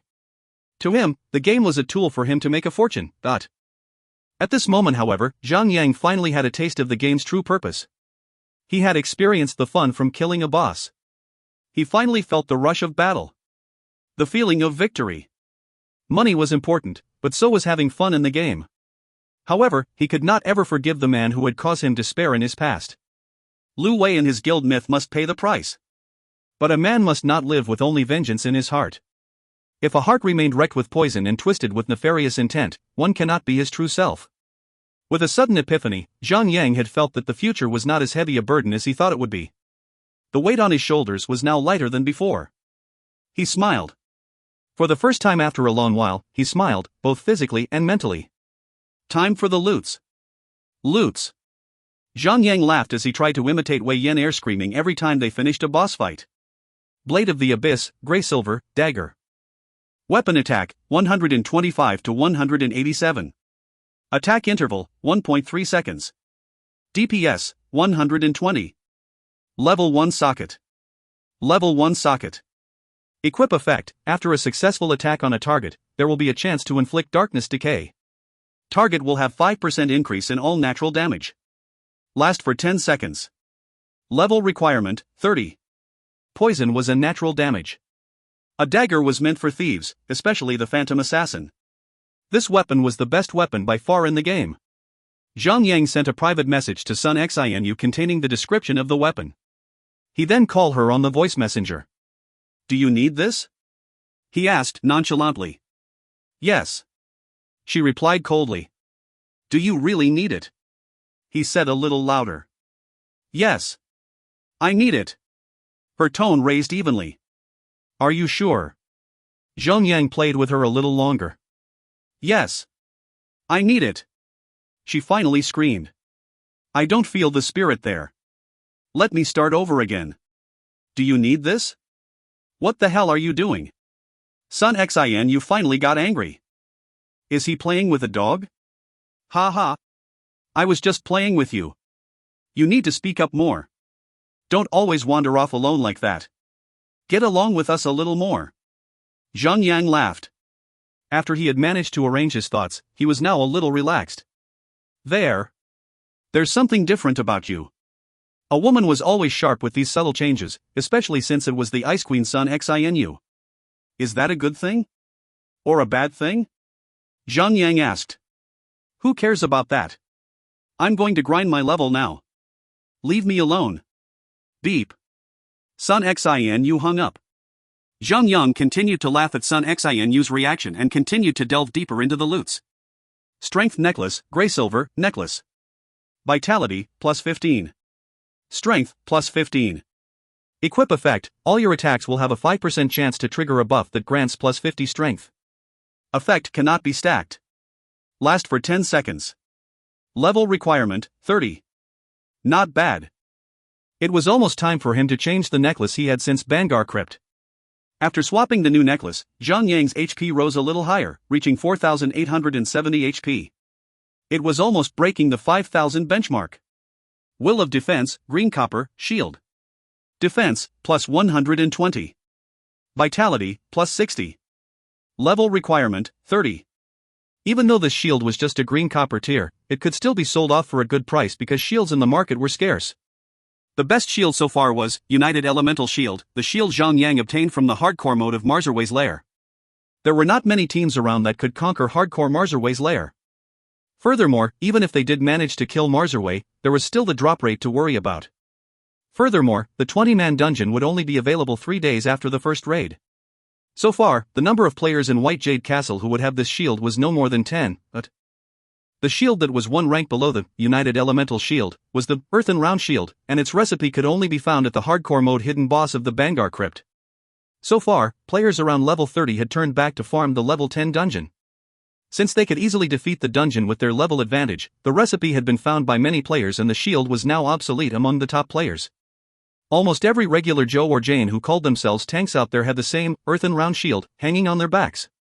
This Will of Defense was not as strong as United Elemental Shield, but it was far stronger than the Earthen Round Shield. Zhang Yang continued laughing softly to himself as he kept the shield in his inventory. Zhang Yang reached out his hand to get more items. There were no other gray-silver equipment, but there were at least 4 more green copper equipment for him. However, these were all helmets, gloves, boots, and armor-type equipment. Since there was already a set equipment around, these equipment could only be sold for a low price. Was that all? Zhang Yang reached out his hand again to make sure. This was the first death of the boss, the drop rate must be high. There had to be some more good stuff. Servant, Spectre Assassin, Silver Tier. Use, summons a Spectre Assassin as your servant in battle. Last for 5 minutes. You can only summon one servant at a time. Summoning any servant will cause all servants to be in cooldown. Cooldown time, 30 minutes. Level requirement, 30. Binds on obtain. A servant. Zhang Yang eyes glinted with joy. So far, hunters were the only class in the game that could summon beasts as minions in battle. In the future, during the inheritance patch update, spellcasters and priests would be able to have the summoning inheritance. They could form a pact with a demon to obtain a demon pet. The only way for the other classes to have a summon would be servants. As far as Zhang Yang knew, there were 3 tiers of servants: Copper Tier, Silver Tier, and Gold Tier. Zhang Yang did not know whether or not if there were any other higher-tiered summonable servants available in the game, since the highest-level player in the game in his previous life was only level 204. It was quite a stretch from reaching the maximum level of 300. The biggest weakness of a servant compared to a hunter's summon pet was the duration. Unlike the hunter's pet, servants could not last forever in the field. Furthermore, a hunter's pet would follow the owner's level and gain strength as the owner leveled up. A servant, however, remained the same forever. The drop rates of servants were so rare and limited that only field bosses had a chance of dropping it. A copper tier servant was the weakest among all. The damage was low and it did not possess any skill. They existed to allow players to have a thrill of becoming a master of a summoned servant. The benefit of this copper tier servant was that once a player had gotten sick of it, he or she could sell it off to other players. A silver tier servant was much more valuable. It would only be dropped by high-level bosses. This servant's attack was much stronger and had a set of skills to use. The downside of a silver tier servant was that it would be bound to the player once he or she obtained it. It was untradeable and unsellable. The strongest among all servants was the gold tier. They would only be dropped by super strong bosses. In his previous life, when he did the inheritance quest mission to defeat the King Kong, it was capable of dropping a gold tier servant, which was an extremely powerful miniaturized version of itself. One bug is an error in programming in the game which would cause the game to have some functions to go out of the norm. There are some cases where the bug could be taken advantage of, like the ones in the previous chapters. In this case, Zhang Yang was exploiting bugs that allowed him to be capable of performing extraordinary feats that no human could possibly perform. If you find any errors, ads pop-up, ads redirect, broken links, non-standard content, etc., please let us know. Report chapter so we can fix it as soon as possible. Chapter 116, Powerful Servant. Chapter 116, Powerful Servant. Translator, Endless Fantasy Translation Editor. Logically, silver-tiered servants were not as rare as gold-tier servant, but it was still not supposed to be dropped by Clear Lotus, the Ice Whisperer, a small fry of a gatekeeper boss. Rather, it should have been dropped by the final boss, which was that evil sorcerer. Probably this was due to the first kill of Clear Lotus, the Ice Whisperer, so it was a bonus loot. Yes. Great fortune indeed. Zhang Yang felt euphoric, and continued to the staircase, step by step to the entrance of 5th floor. He followed the steps and walked down, turning 7 to 8 rounds before entering the tower's 5th floor. This floor was different again. It was full of stelae which were at least as tall as 7 or 8 people and as wide as about 3 people. Untamed flora grew across the ground. Zhang Yang was felt like he had just stepped into ancient historical remains, fit to be an archaeological excavation. Zhang Yang raised his head and gazed into the distance. It was dead silent, and the only thing that caught his eyes were some unknown grade of gemstones glimmering on the top of stelae. Stealth monsters again? Zhang Yang grumbled in his heart. He gingerly stepped forward, sword and shield drawn and raised. Shwoop! A number of projectiles suddenly shot rapidly toward Zhang Yang from all directions. I am not able to dodge them all. Zhang Yang calmly said to himself. He still had block. -562. -534. -571. -557. Block was completely ineffective. Zhang Yang caught sight of 4 skeletal archers stepping out from the back of a stela in front of him. The skeletal archers were holding bows, each as long as half a person, gazing at him with strong killing intent. Underground Towers Archer, Elite. Level, 36. HP, 40,000. Block was definitely an overpowered skill, but it was invalid for ranged attacks. Zhang calculated that the distance between the skeletal archers and himself was at least 20 meters. Their effective range was 2 to 10 meters, so Zhang Yang had to take some shots from them if he tried to close the distance. The skeletal archers would always pull away to maintain the distance between themselves and their targets, while unleashing their attack continuously. However, they would only use melee attacks when they failed to shake their targets off. However, Zhang Yang did not have any AoE immobilizing skill, so whenever the skeletal archers spread out, Zhang Yang could only chase after them one at a time and swing at it with all his might. In a moment, Zhang Yang already thought up numerous strategies and decided not to rush towards the skeletal archers but instead retreated to take cover behind a huge stela. In God's miracle, be it by players or monsters, ranged attacks would never penetrate the obstacles unless they broke the obstacles themselves.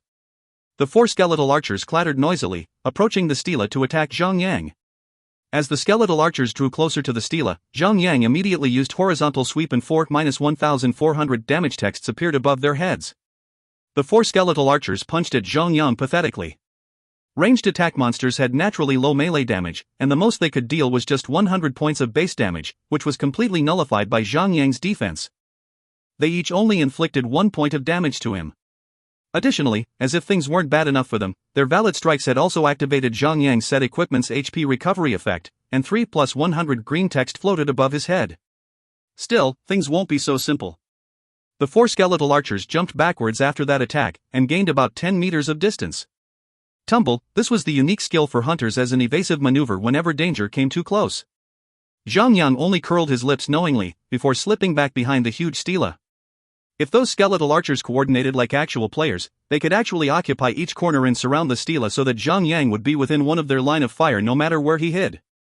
Unfortunately, this was not the case. As soon they saw Zhang Yang hiding behind the stela, and as per scripted response, they roared, and approached Zhang Yang's position again.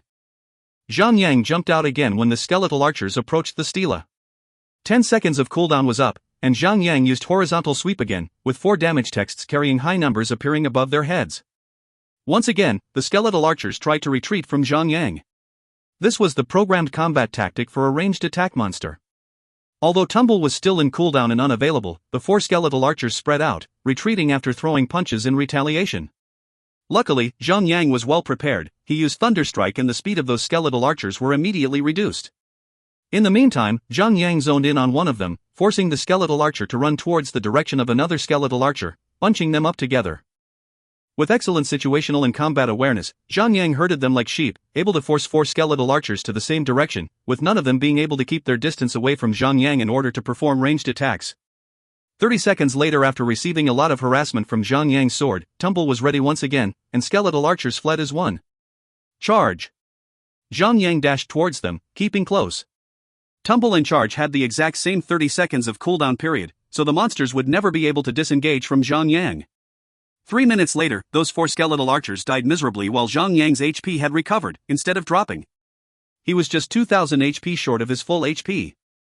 Those skeletal archers' melee attacks activated his set equipment's healing effect so frequently that it was laughable. This combat seemed easy, but it was actually very difficult to fully execute. To herd 4 monsters into the same direction, while keeping an attentive eye on the monsters' movement patterns, along with further judgment of when to intercept, were required to work concurrently.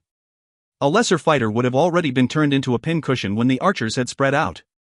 Zhang Yang managed the entire fight using his experience and excellent senses. Zhang Yang looted from the monsters' corpses and continued to move forward. Zhang Yang only moved another few steps forward when he immediately came under attack again. This time, 6 skeletal archers jumped out. If it had been more than 6 monsters, Zhang Yang would have really been in trouble, but Zhang Yang repeated his tactic, using the huge stela to take cover from their arrows, while luring them towards him. However, it was much harder to keep 6 monsters in a group compared to 4, so Zhang Yang simply summoned the servant, taking the opportunity to gauge the strength of this silver tier servant. Spectre Assassin Clear Lotus, the Ice Whisperer, Silver Tier Servant. Level, 36. HP, 3600.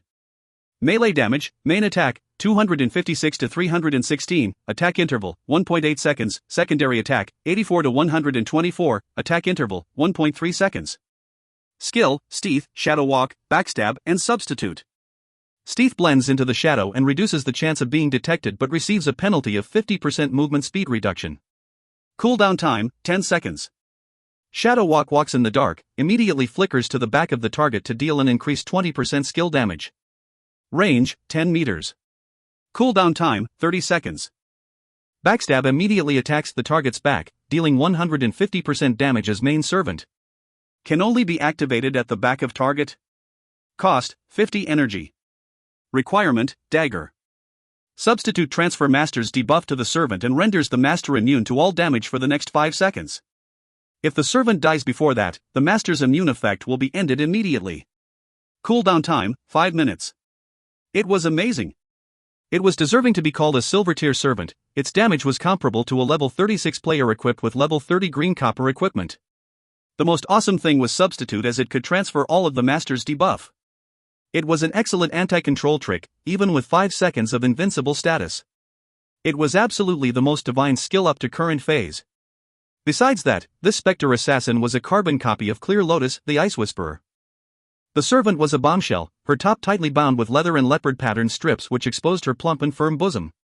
Her bottom was wrapped in a leather miniskirt with similar leopard-themed patterning, accenting her curvy and firm booty. Her exposed legs were long and fair. Such a glamorous appearance added a lot of marks to her. If Fatty Han saw her, he would definitely fall unconscious from a massive nosebleed. How would it feel like if I touched her? Such an idea popped up in Zhang Yang's mind and he quickly shook it off. This was definitely due to Fatty Han's dirty-minded influence. Unfortunately, she could only materialize for 5 minutes. Zhang Yang sighed in dissatisfaction as he quickly dispatched the 6 monsters and proceeded on. For the next 5 minutes, with the help of the servant, he wiped the floor with the monsters. As the servant's duration was up, it suddenly turned into a ray of white light and disappeared into thin air. There were several more monsters along the way, and he had to deal with several more groups of these pesky ranged attackers.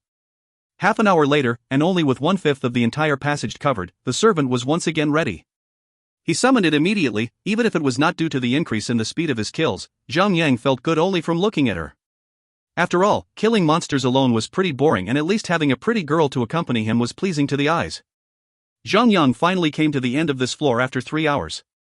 In front of him was a hall, designed not unlike a Roman architecture, supported by 12 huge pillars. The hall had undergone significant damage, with most of the rooftop being completely missing, and the rest of it in powdery decay. There was a throne carved out from a large boulder at the bottom of the hall, its back about 3 persons tall, towering in dominance despite its neglected state. There was a closed door to the left side of the throne. Zhang Yang believed that it was the entrance to the 6th floor. That also meant there was also a stout, chunky figure atop the throne, dressed in thin armor which seemed to glow silver white under the weak lighting. There was a huge bow, at least twice his height, resting against the left armrest of the throne. He was a dwarven hunter. Supreme Archer Barga, the Mede, Grey-Silver Boss. Level, 36. HP, 400,000. Note, Supreme Archer, Chief of Flame Wolves Army's Archery Division. He was the pride of dwarves, but he became a specter due to evil sorcerer Turpat Raihar. Looks like the bosses on the earlier floors were the key people of Flame Wolves Army. Unfortunately, all of them had fallen victim to the evil sorcerer. Drawing in a deep breath, Zhang Yang drew his sword and sprinted explosively towards the throne, taking note of the boss' ranged nature. Bold intruder, how dare you step into the domain of Lord Turpat Raihar? Just die. Barga immediately grabbed his long bow and unleashed a lethal arrow with deadly speed and precision. Zhang Yang raised his shield and ducked. Although block was invalid, but as a tank, raising the shield whenever encountering an attack has become second nature to him. Minus 1324. A huge amount of damage text floated above Zhang Yang's head. At the same time, his speed was reduced as well. Ding! You are affected by concussion shot. Movement speed reduced by 50% and lasts for 4 seconds. The distance between him and Barga was 20 meters, which was out of the range of charge. Even if he was within charge range, he did not intend to use it. The hall may be supported by 12 huge pillars, but the base of the hall was so destroyed it could only cover half a person's height, therefore taking cover was not an option either. Shield wall. Zhang Yang decided to use this long cooldown duration skill and continued dashing towards the Barga. Minus 134. Barga unleashed another shot, but the damage was greatly reduced. For seconds later, the speed reduction effect ended and Zhang Yang closed the distance. If you find any errors, ads pop up, ads redirect, broken links, non-standard content, etc., please let us know. Report chapter so we can fix it as soon as possible. Chapter 117, Barga the Mead. Chapter 117, Barga the Mead. Translator, Endless Fantasy Translation Editor. Barga the Mead tried to regain its distance. As an archer, despite being a boss, it was not going to take any situation lightly and avoid any melee contact. However, moving back while fighting and fully rushing towards the enemy were completely different matters altogether. For seconds later, the speed reduction effect had ended and Zhang Yang rapidly rushed towards Barga. 14 meters, 12 meters, 10 meters. 5 meters, 3 meters, 2 meters. Barga the Mead used tumble and jumped backwards by another 10 meters. Charge. Zhang Yang had been saving his charge earlier on for this very occasion. Minus 673. Minus 1520. Minus 1492. Zhang Yang immediately swung his sword, slashing vigorously. After the series of normal attacks, he used the horizontal sweep combo along with destructive smash, instantly dealing a massive amount of damage. Wretch, you dare challenge my archery? Barga cried out according to the script, but due to the situation, ironically raised his 2 fists and punched Zhang Yang. Minus 525. Bosses were definitely on another level when compared to typical monsters. Although Barga was a ranged attack class boss, it could still deal about 1000 base damage with its bare fists. However, whenever Barga punched Zhang Yang, the damage was assimilated by Zhang Yang's 20% immunity to offense, combined with his 260 defense value. Thus, the damage that actually got through was only half of its original value. Barga the Mead suddenly swept a stout leg beneath Zhang Yang, and the latter received another debuff. Ding! You are affected by stumble. Movement speed reduced by 50% for 5 seconds. Zhang Yang only smiled as he stomped the ground and activated Thunderstrike, returning the favor, as Barga was afflicted with a movement reduction effect as well. Barga the Mead tried to turn around and regain distance, but with its movement speed reduced by 50%, it was useless, and he could only continue engaging in melee combat with Zhang Yang. Block! Block! Block! Zhang Yang continued recovering HP due to the set equipment, as Barga continued attacking him. Zhang Yang laughed triumphantly as he summoned his servant, Clear Lotus, and tag-teamed Barga. Because Zhang Yang had accumulated so much aggro, Barga's back was completely at the disposal of Clear Lotus, and damage texts floated across Barga's head as she struck at leisure. Half a minute later, Barga the Mead's tumble was ready again, so it immediately jumped backwards. Fush! Zhang Yang chased after Barga with charge. At the same time, Clear Lotus' servant used Shadow Walk, flickering behind Barga, and continued attacking rapidly like a furious cat. Zhang Yang alone could cause up to at least 1000 damage to Barga, and Clear Lotus' servant caused about 300 damages. In total, they caused up to at least 1300 damage. They removed 40,000 HP from Barga within 30 seconds. Nasty warrior, if you have any guts, feel the draw of my bow. Barga loudly proclaimed, continuously using stumble to try shaking Zhang Yang off. Each attempt was reciprocated with Thunderstrike, and nothing was gained from it as they plodded along together in reduced speed. Zhang Yang could not afford to be careless, so he had to time Thunderstrike precisely. If he used Thunderstrike too early, or too late, Barga could pull away from him successfully. Pa! Barga the Mead drew his bow and released an arrow at Zhang Yang at point blank. Zhang Yang's character got dazed and kept on turning around in the same place. Ding! You are affected by breaking shot, dazed for 4 seconds. Zhang Yang hurriedly selected Clear Lotus Servant Substitute, instantly removed Dazed Effect, and Clear Lotus Servant replaced Zhang Yang to keep on spinning around at the same spot. Who? Finally, Zhang Yang had forced Barga to use Breaking Shot, but Substitute's cooldown duration was 5 minutes long, meaning it could only be used once per summoning of Clear Lotus. However, Breaking Shot only had a cooldown of 1 minute. Zhang Yang would have to find a way to deal with the following Breaking Shot: 90%, 80%, 70%. Barga's HP dropped rapidly due to the bombardment by Zhang Yang and his Clear Lotus Servant. Pa! 1 minute later, Barga, the Mede's Breaking Shot cooldown's time was up and unleashed an arrow towards Zhang Yang once again. This time, Zhang Yang could not remove the debuff but commanded his servant step in between them both. Minus 1335. Barga, the Mede successfully pulled away from Zhang Yang and unleashed an arrow towards Zhang Yang. Minus 1322. Barga consecutively unleashed a second arrow towards Zhang Yang and his HP dropped by more than 50%, but 4 seconds later, with the dazed effect ended, Zhang Yang used a health recovery potion and dashed towards Barga. Barga, being foolish, shot an arrow towards the sky and a volley of arrows fell from the sky like rain. Ding! Barga, the Mede cast Barrage in duration lasts 10 seconds. Minus 1338. A damage text floated above Zhang Yang's head, but he quickly rushed out from the range of Barrage. Silly boss. Barrage was used to attack a bunch of enemies, but this idiot used Barrage on a single target. Besides, once Barrage had been activated, it would continuously rain down at a fixed area as Barga remained rooted to his spot. Thus, Barga had turned himself into a huge wooden pole, unable to react to any attacks. Zhang Yang strode purposefully towards Barga and began a series of attacks with his sword. Perhaps it was too much to call Barga an idiot because it was part of his design. Barrage always existed in its skill list to deal with a bunch of players. The bosses in the game were set up to deal with entire parties of players, even more so when the boss was an open-world boss, where there was no limit to the number of players allowed to engage them. AoE skills would be a staple part of their combat mechanisms. All skills that existed in Barga's retinue would be used based on the situation, and thus, Barrage was finally used. In fact, Barga's Barrage was truly destructive as it inflicted 2,000 points of damage for every volley of arrows. If Barrage was cast to a group of players crowded together, 3 volley of arrows would absolutely wipe them out. Barga had to rely on its comparably weaker melee attacks, and every punch he threw was being nullified by Zhang Yang's block. It only served in activating the set equipment's HP recovery effect, and a series of green plus 100 appeared above Zhang Yang's head continuously, until he was fully healed, but Tumble, Charge, Stumble and Thunderstrike. Zhang Yang corresponded to every skill Barga used, and he stuck closely to Barga like a parasite throughout the fight. Barga used Breaking Shot once every minute, which posed a significant threat to Zhang Yang, but Barga would often do so in poor timing. Whenever Barga happened to cast it at the right time, Zhang Yang used Berserker's Heal to remove the debuff. 5 minutes later, Barga, the Mede, had lost 370,000 HP, and Clear Lotus suddenly turned into a ray of white light and disappeared into thin air. It was a fair bit of damage output lost, with the servant's departure, but Zhang Yang kept his cool and dealt with Barga patiently. 30,000, 20,000, 10,000. Another 10 seconds later, Barga, the Mede, cried out in agony, falling to the ground and dying in miserable manner. Finally, it was over. Zhang Yang raised his fist, his posture clearly conveying his excitement. Suddenly, Barga, the Mede's corpse turned into a ray of white light, swiftly reforming again.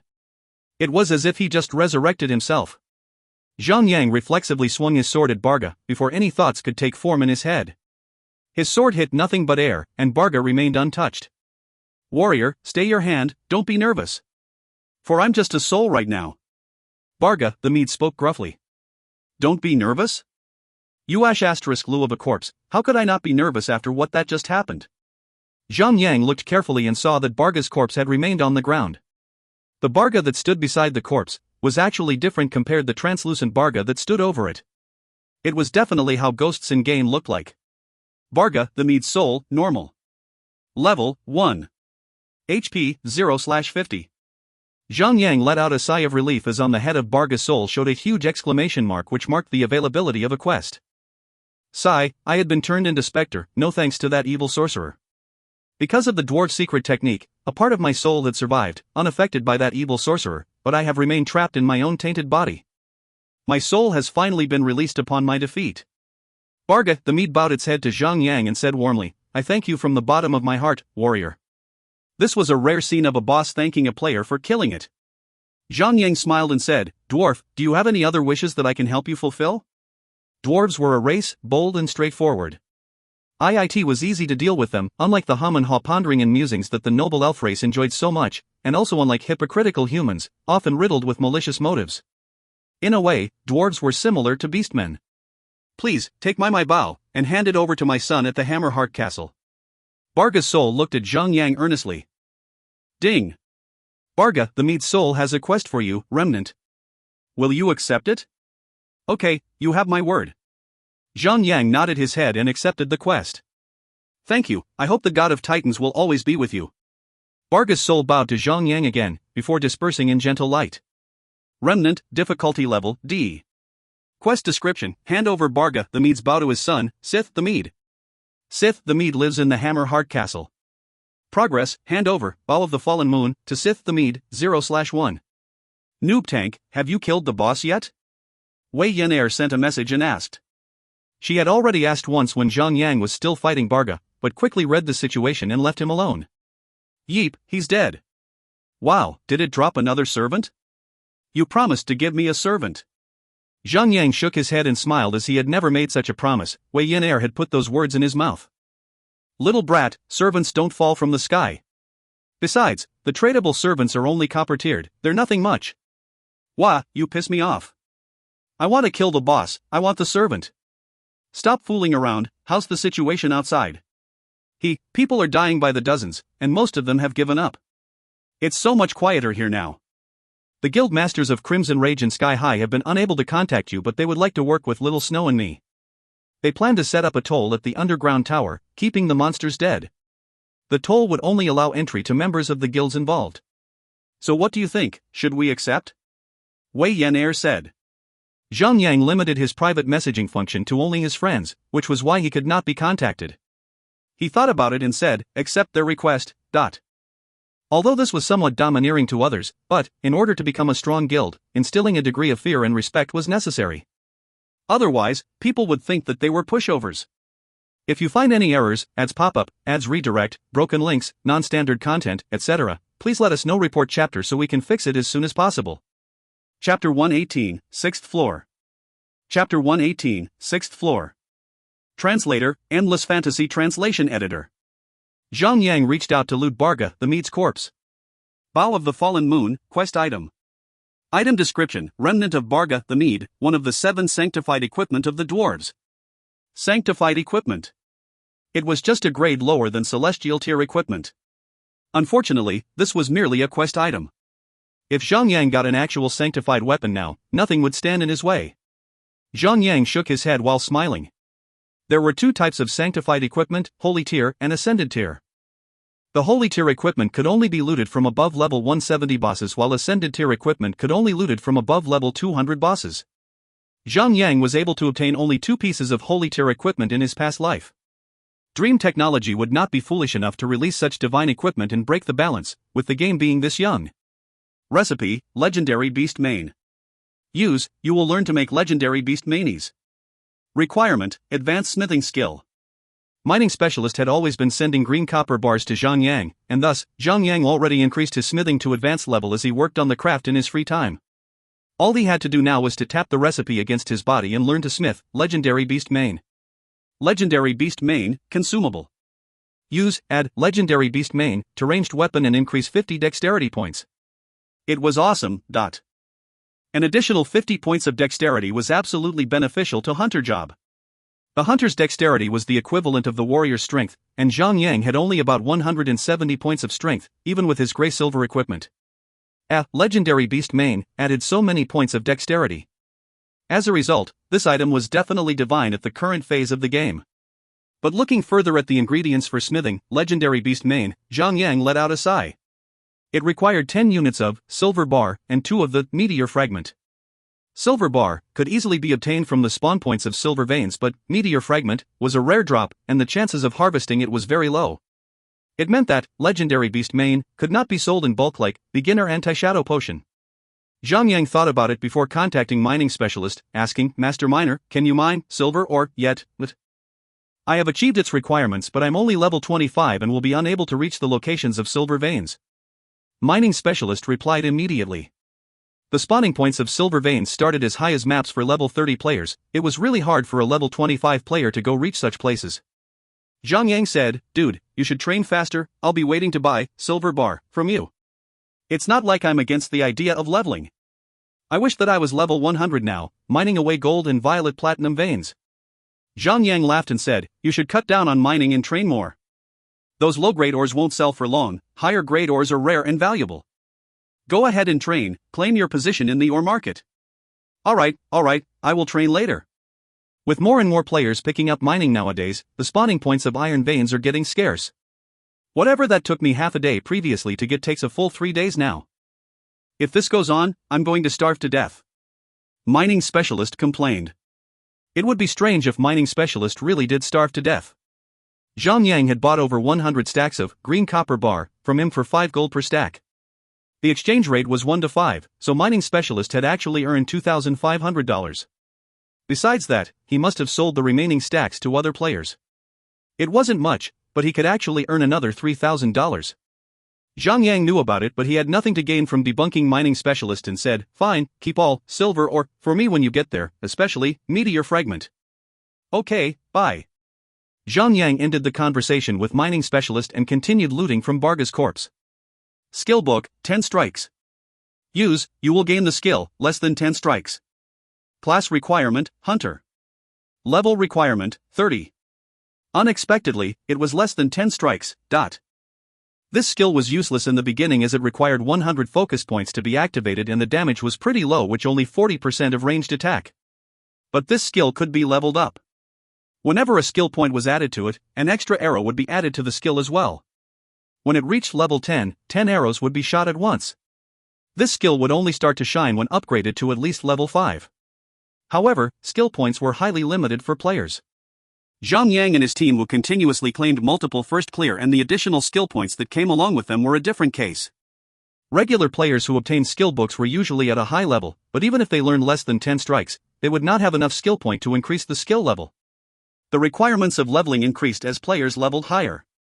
It would take 3 days for a level 31 player to gain a level up to level 40, while at levels 41 to 50, each level would take 5 days. Players would only be rewarded with a skill point after 1 to 2 months. How many players could stand to invest in a long-term skill like less than 10 strikes instead of gaining immediate advantages from upgrading other skills? Therefore, in his past life, while many hunter players did learn less than 10 strikes, you would rarely find anyone with level 5 less than 10 strikes or more. None of my concern, really. I'll just toss the skill book to Fatty Han and 100 shots and let the two of them figure it out. Zhang Yang tossed the skill book into his inventory and continued looting from Barga's corpse. The remaining loots were a pile of green copper equipment, a few pieces of cotton cloth, and about 80 silver coin. After looting, Barga's corpse slowly disappeared. The door beside the throne creaked open upon Barga's death, and Zhang Yang walked down the stairwell, turning 7 to 8 rounds before reaching the 6th floor. It was a desolate land, and it smelled so rotten that even the graveyard could not compare. The mud on the ground was masked by a black fog. Visibility was limited to about 10 meters. Zhang Yang couldn't see anything beyond that. Stealth monsters again? Zhang Yang thought in his mind. This place was wide and open, there were no stele for him to hide this time, unlike the previous floor. This was too perfect for anything that lurked in the shadows. Zhang Yang cautiously advanced. 1 step, 2 steps, 7 steps, 8 steps. The mud on the ground morphed suddenly. Close to his left foot, mud flew up and a figure jumped from the ground, charging towards Zhang Yang. Sleeping Warrior, Elite. Level, 36. HP, 50,000. Zhang Yang laughed at the circumstances, activated block, simultaneously cutting at the black shadow using his sword. Block. Minus 750. The monster which attacked him had its whole body covered in mud, even its face was completely covered. Zhang Yang could only see its eyes, glowing with dark flames. Such eyes were the feature of a specter. Dark flames were their inexhaustible power source. According to the official statement, it was alright for spectral monsters to lose their limbs as they were undead, they only needed to reassemble themselves. The spectral monsters would be killed only if their flames were extinguished. Higher-leveled specters usually had their dark flames hidden inside their body, undetectable at first glance. Specters everywhere. This is seriously getting old. Zhang Yang slashed mechanically at them. Suddenly, that monster started to spin at high speed, dull light reflecting off its sword as mud flew off its body. Ding! Sleeping Warrior has cast Tornado Cleave Dance. Lasts for 3 seconds. Tornado Cleave Dance caused great damage every second, but Zhang Yang's block also came into effect every second. Block. Block. Block. 3 seconds later, the Sleeping Warrior stopped spinning and Zhang Yang remained unscathed. Currently, Zhang Yang was like a god, fighting in single combat against physical-type monsters. Slash. Slash. Slash. Zhang Yang continuously attacked, removing the monster of all 50,000 HP in slightly over a minute. Ding. You have killed Sleeping Warrior. Obtained 50,000 EXP. Zhang Yang looked at his EXP bar, it was at 96% of level 30. He was close to leveling up. But when he glanced at the player level ranking, Fatty Han and the gang were no longer in the top 10. Currently, a level 36 player was in the first position, while the 10th position was held by a level 34. The leveling addict, Floating Fireball, was nowhere to be seen in the player level ranking. According to Fatty Han, someone had hired Sword and Fire Mercenary to kill Floating Fireball continuously, causing him to drop 10 levels. Zhang Yang also had thought of killing him previously. However, Floating Fireball had a paranoid fear of death, and he always brought along hundreds of members along with him whenever he went training. Those members would lure the monsters to him and he had more than 10 healers to stay behind him. So, it was really hard for a guardian like Zhang Yang to kill him alone unless he killed all of them one by one. Otherwise, it was almost impossible to even spot Floating Fireball. However, Sword and Fire Mercenary had sent out 2 thieves who waited for the chance to kill Floating Fireball. They found their chance 7 days later, to assassinate Floating Fireball even amidst his huge crowd of followers, and they had killed him 10 times instead of once. Zhang Yang had to acknowledge that Trash Mercenary had some capabilities indeed.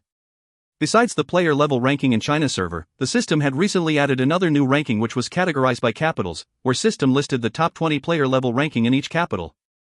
Currently, those who were in the top 20 of White Jade Castle were the people from Crimson Rage, the Dominators, Sky High and Sword and Fire Mercenary. Previously, these strong guilds kept their strength hidden. Nowadays, with the many spies pouring in from other guilds, there was no point in hiding any longer. So, the guild masters simply let it all out into the open. It was a good method of promoting their guilds as well. Zhang Yang thought deep and decided that it was time to show himself in the list again. He was already considered as public figure, anyways. However, even the 20th player in White Jade Castle's player level ranking was level 33. Things were getting really competitive. I must get Fatty Han and the gang to train faster. They wasted too much time on the level 30 class quest. Zhang Yang sighed gently. Anyway, those who just bother about getting their levels are going to regret taking the class quests lightly, but... Zhang Yang fought on for 2 hours before reaching the end of the 6th floor. It was strange that he was able to enter the 7th floor without having to fight a boss. Zhang Yang walked in and out through the entrance of 7th floor, trying to trigger something, hoping that the boss may be stuck or bugged, but nothing happened. Zhang Yang was disappointed. Looking at the time, it was already later than 7 p.m. Zhang Yang immediately logged out from the game and went out to get food. He was so busy fighting through the underground tower that he had skipped his lunch. He was already feeling faint. If you find any errors, ads pop-up, ads redirect, broken links, non-standard content, etc., please let us know. Report chapter so we can fix it as soon as possible. Chapter 119, Dual Boss. Chapter 119, Dual Boss. Translator, Endless Fantasy Translation Editor. After finishing up his meal with his mind refreshed, Zhang Yang reconnected back online. Hey, warrior of Stinkass, where have you been? The attractive voice of Han Shui floated lightly by his ears. Entering the 7th floor. How's the situation up there? Zhang Yang asked casually. Stage clear. We're currently clearing the monsters in the 1st floor, and we're almost done with it. Give us another 10 minutes tops, and we'll be able to enter the 2nd floor. Han Shui spoke squeakily, as if she would not accept it if she failed to melt the others with her sweetness and charm. Oh, yeah. Han Shui paused for a second and said, Sky Shaman and Snowseeker had been asking about your whereabouts. The world system made the announcement, so everyone knew that the value of the land was definitely sky high. Sky Shaman and the others refused to believe that Zhang Yang would sit himself out of this golden opportunity, so it would be natural for them to suspect Zhang Yang planning some scheme in some dark corner of the game. Zhang Yang asked, then what did you tell them? I just told them you're still crafting potions, you money grubber. Zhang Yang burst into laughter. You dare to accuse me of being a money grubber? If I really am, you must be the female money grubber. We're meant for each other, then. Zhang Yang regretted immediately as soon as he said that. You could flirt with anyone else, just don't flirt with this witch. TSK TSK TSK, you don't even have your pubic hair yet and you dare to make an attempt on me? Han Yingxue squeakily insulted him. Zhang Yang thought about throwing back at her. In fact, I actually have all my pubic hair, but giving more thought about it, it would be unwise to do so with this witch, giving her the opportunity to fire him from all directions. So he distracted her by changing topics. The 7th floor and the floor before it were similar in a way that both were uncultivated and had a gloomy environment. Not a single monster was in sight. Pushing forward. Gong, the swampy ground rift open all of a sudden, and a skeleton with a shield equipped on its left hand and an axe on its right jumped out of it. It lunged towards Zhang Yang without holding back. The shield holder of Undead, Elite. Level, 36. HP, 60,000. A shield armor warrior type? Zhang Yang charged straight up to the enemy without hesitation. Blocked. Blocked. Both the monster and Zhang Yang had the word blocked, appeared just above their heads. Zhang Yang felt a pleasant rush, thinking to himself, how many times can this monster use block? Could the monster really compete with him? The first normal attacks were blocked on both sides. Only a little rage point had been accumulated over the battle as each second passed. It was not even nearly enough rage points to launch any simple skill, so Zhang Yang could only wait for the next turn to attack. Minus 571. Blocked. On their second clash, Zhang Yang launched another successful block and avoided the damage while the monster took a solid hit from Zhang Yang's swing of his sword. With the accumulated rage point from the hit, along with the rage point from embracing the damage received, he was ready to launch his respective skills. Minus 1390. Horizontal sweep. Dodge. A normal attack followed by a skill damage was not enough to cut it, even after using block once after every second. Zhang Yang made preparation for this early on, moving his body with his legs, as he dodged the heavy attacks. The good thing was that the monster's skills usually had very long cooldown time, unlike the players, otherwise Zhang Yang would have had to crack his head to win the fight. Being a shield armor type, not only did it have a significantly high shield armor defense value, it also had a passive skill that granted 20% damage reduction. Even after slamming 5 layers of crippled defense onto the monster, coordinated with Eagle Eye in effort to bring the defense down to 0, Zhang Yang could only cause so much damage that was still lower than his basic attack damage. But a low damage was damage nonetheless. It did not bother Zhang Yang to make more cuts. It was just a matter of time, and it did not take that long for the monster to let out a screeching mourn before shattering onto the ground, turning into a pillar of white light and giving a substantial amount of experience points to Zhang Yang. He touched the dead body of the monster to find only 3 silver coins. Poor bloody bastard. Zhang Yang could not help himself but feel despise again and again. He spent more than 2 hours clearing all the way down and tossing himself around the dungeon before finally reaching the end of the 7th floor. Rock. Rock. Rock. 2 heavily armored NPCs were clashing on each other. One looked short and fat, without a doubt being a dwarf, with a shield on one hand and a mace on the other. The other one is a big orc with a tall and sturdy body, holding a long spear with both of his hands. Horizontal swipe, slice, chop, poke, every move he made with his spear forged ahead with the vigor and vitality of a tiger. To have the ability to hold a shield, it must have been either a shield armor type warrior or a guardian. For the other NPC, it could either be a berserker or a Templar to be able to wield a 2-handed weapon. Since both monsters had a rage slot over each of their heads, Zhang Yang was certain that they must have been warrior-type monsters.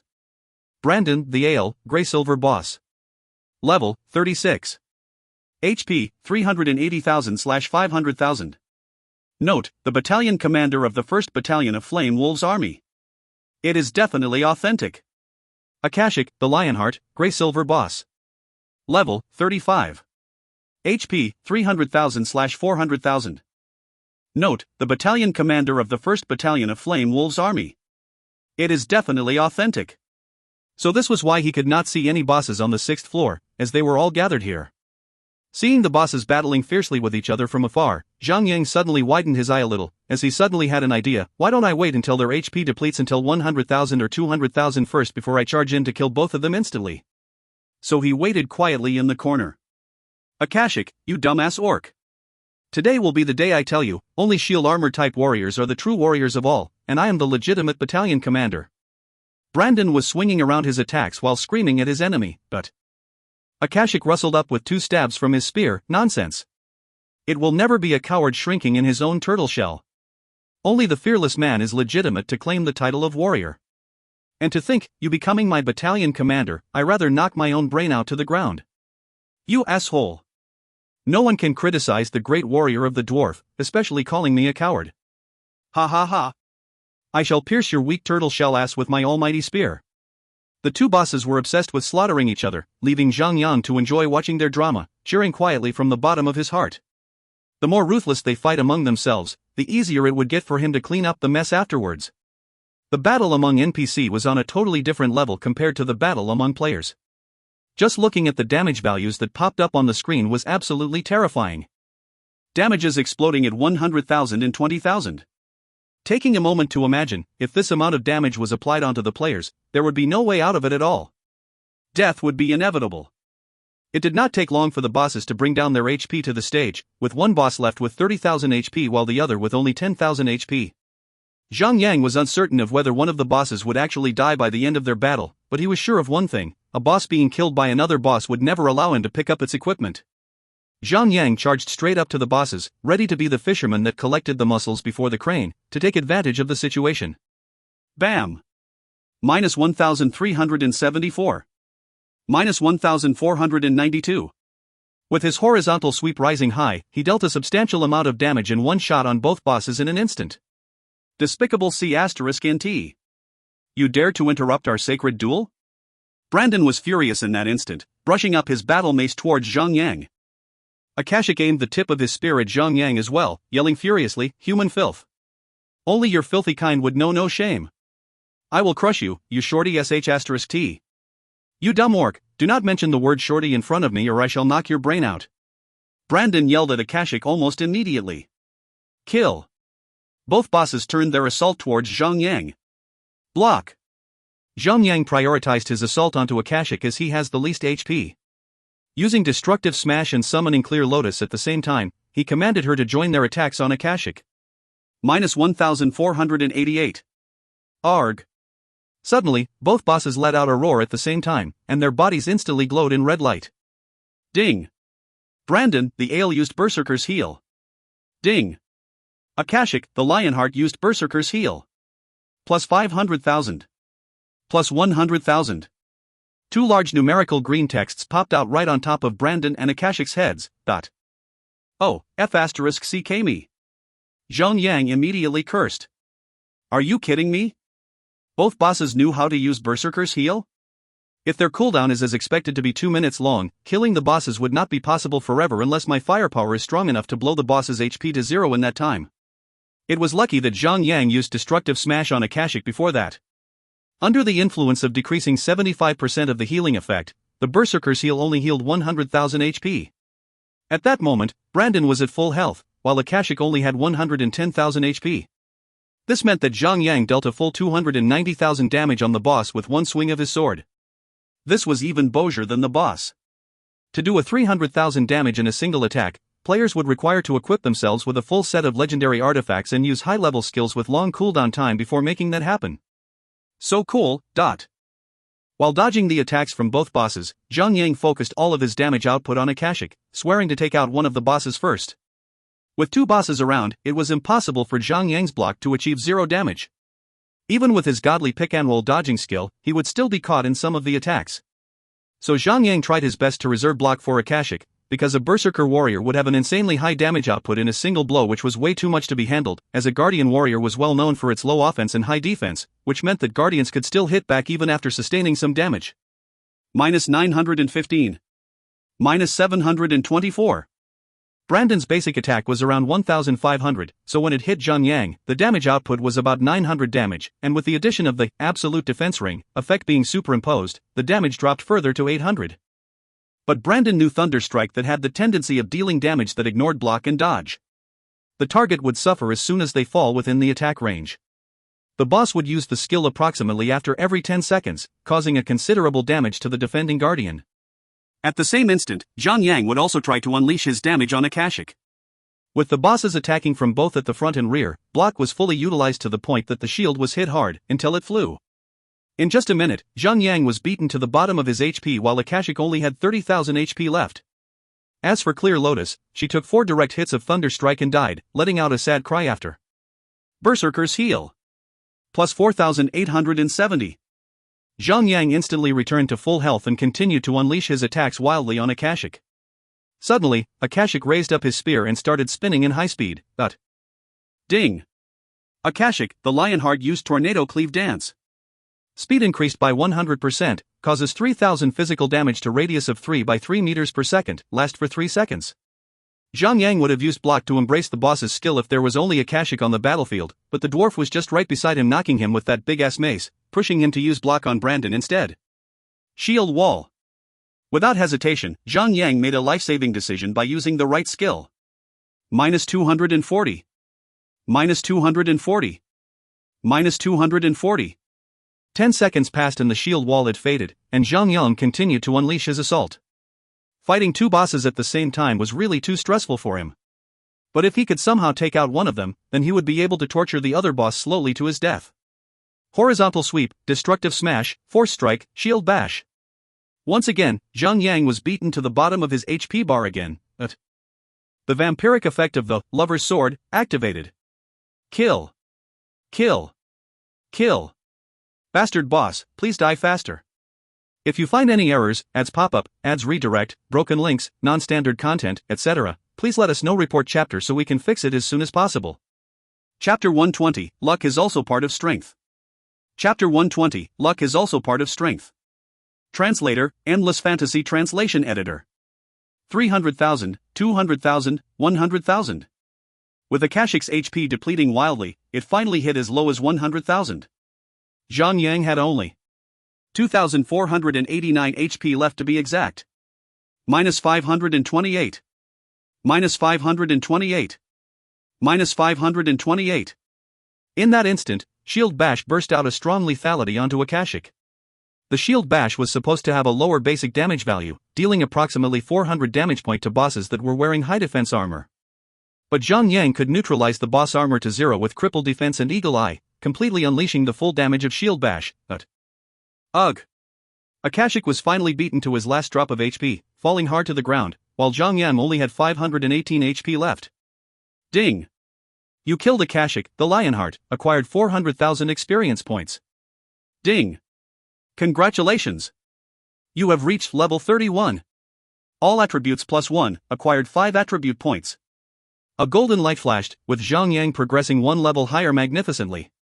And more crucially, leveled up players would have their health reset to full. Zhang Yang burst into laughter, as there was no more convenient time than this. He was mentally prepared to die once and to run all the way back to take out the second boss, but this sudden level up occurrence was perfectly placed to solve his dangerous situation. Now that he was battling a boss with low offense and high defense, Zhang Yang had no stress anymore. It was just a matter of time before he took it down. Furthermore, Zhang Yang also believed that the boss would not continuously use Berserker's heal. It was obvious that it would be a one-time occurrence, allowing the two bosses to square up with the players with full health regardless of the time they were battling each other. But it may also be a negligence in the design, seeing that there was a little delay before the skill triggered. If the bosses were programmed to use Berserker's heal the moment they detected any players within their aggro sight range, it would become impossible for them to be affected by the reduction of healing rate in the first place. Otherwise, facing Akashic with 400,000 HP would make it impossible for Zhang Yang to take out the boss without having his own HP being emptied out.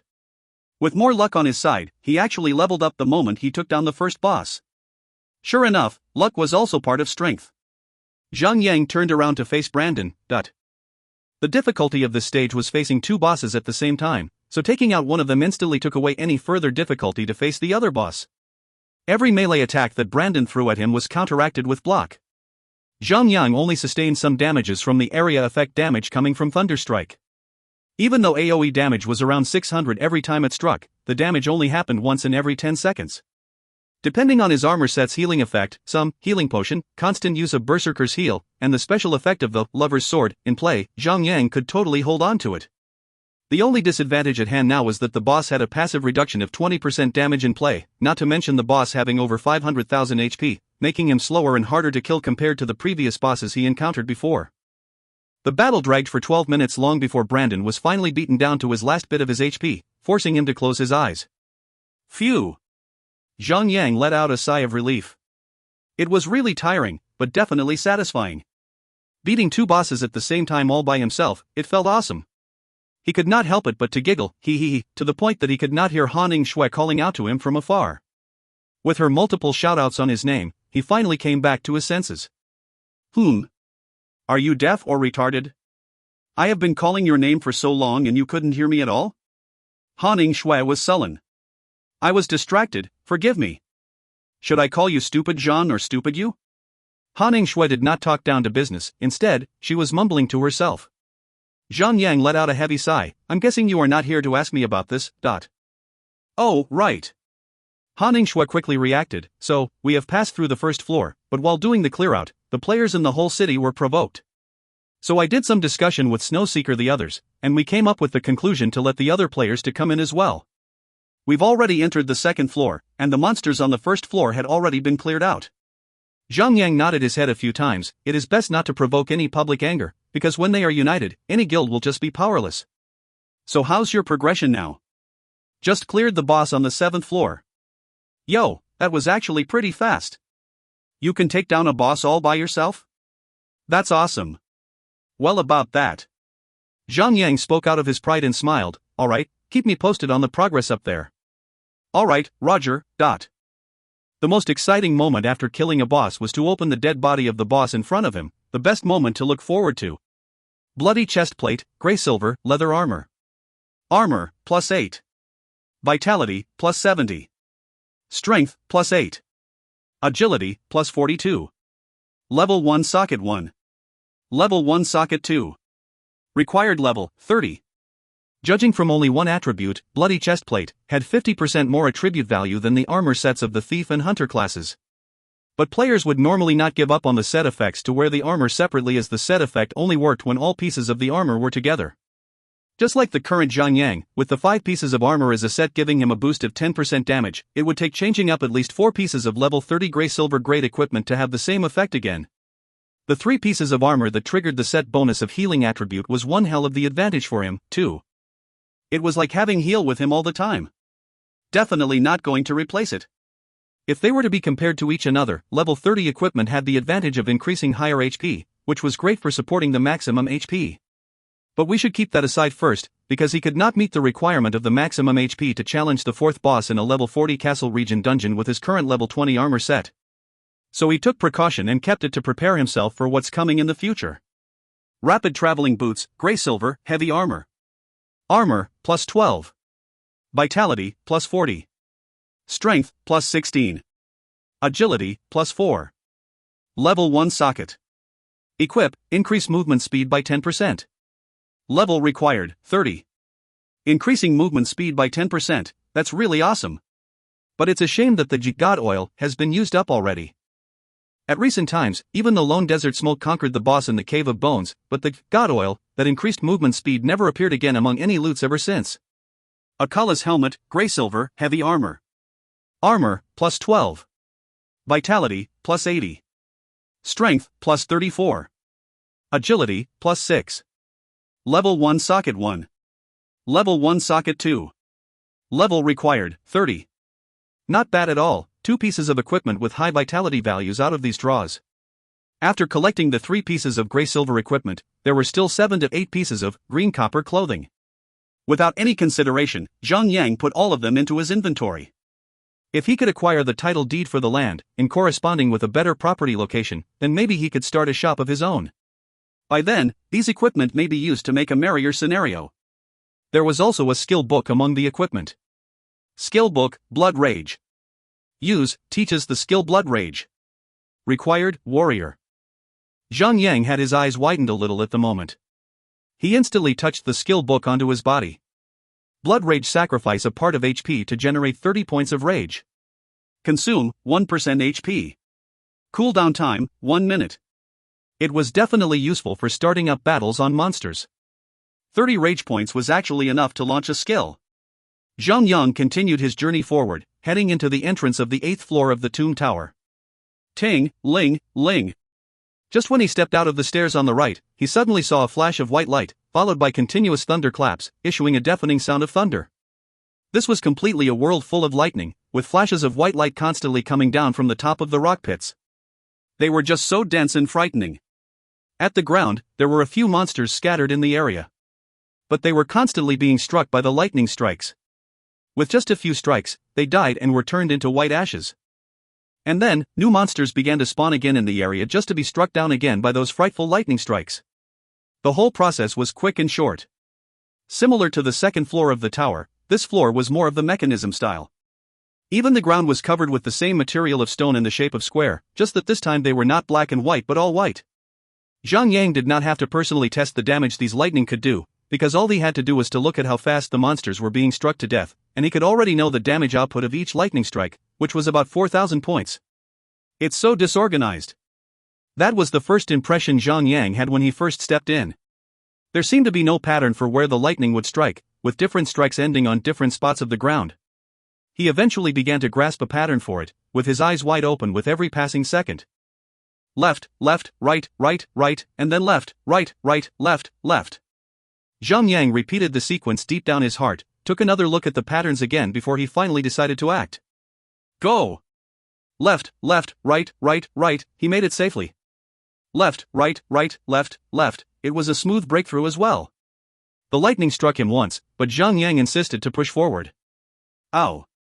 One skeleton warrior spawned just beside Zhang Yang, holding a gigantic mace with both hands, instantly drawing Zhang Yang straight into battle. It slammed the mace heavily towards Zhang Yang. He turned around and used block, totally ignoring the monsters and kept on pushing forward. Bang! The lightning directly struck the monster, reducing 4,000 HP of the monster. It seemed like that was just 10% of the monster's health.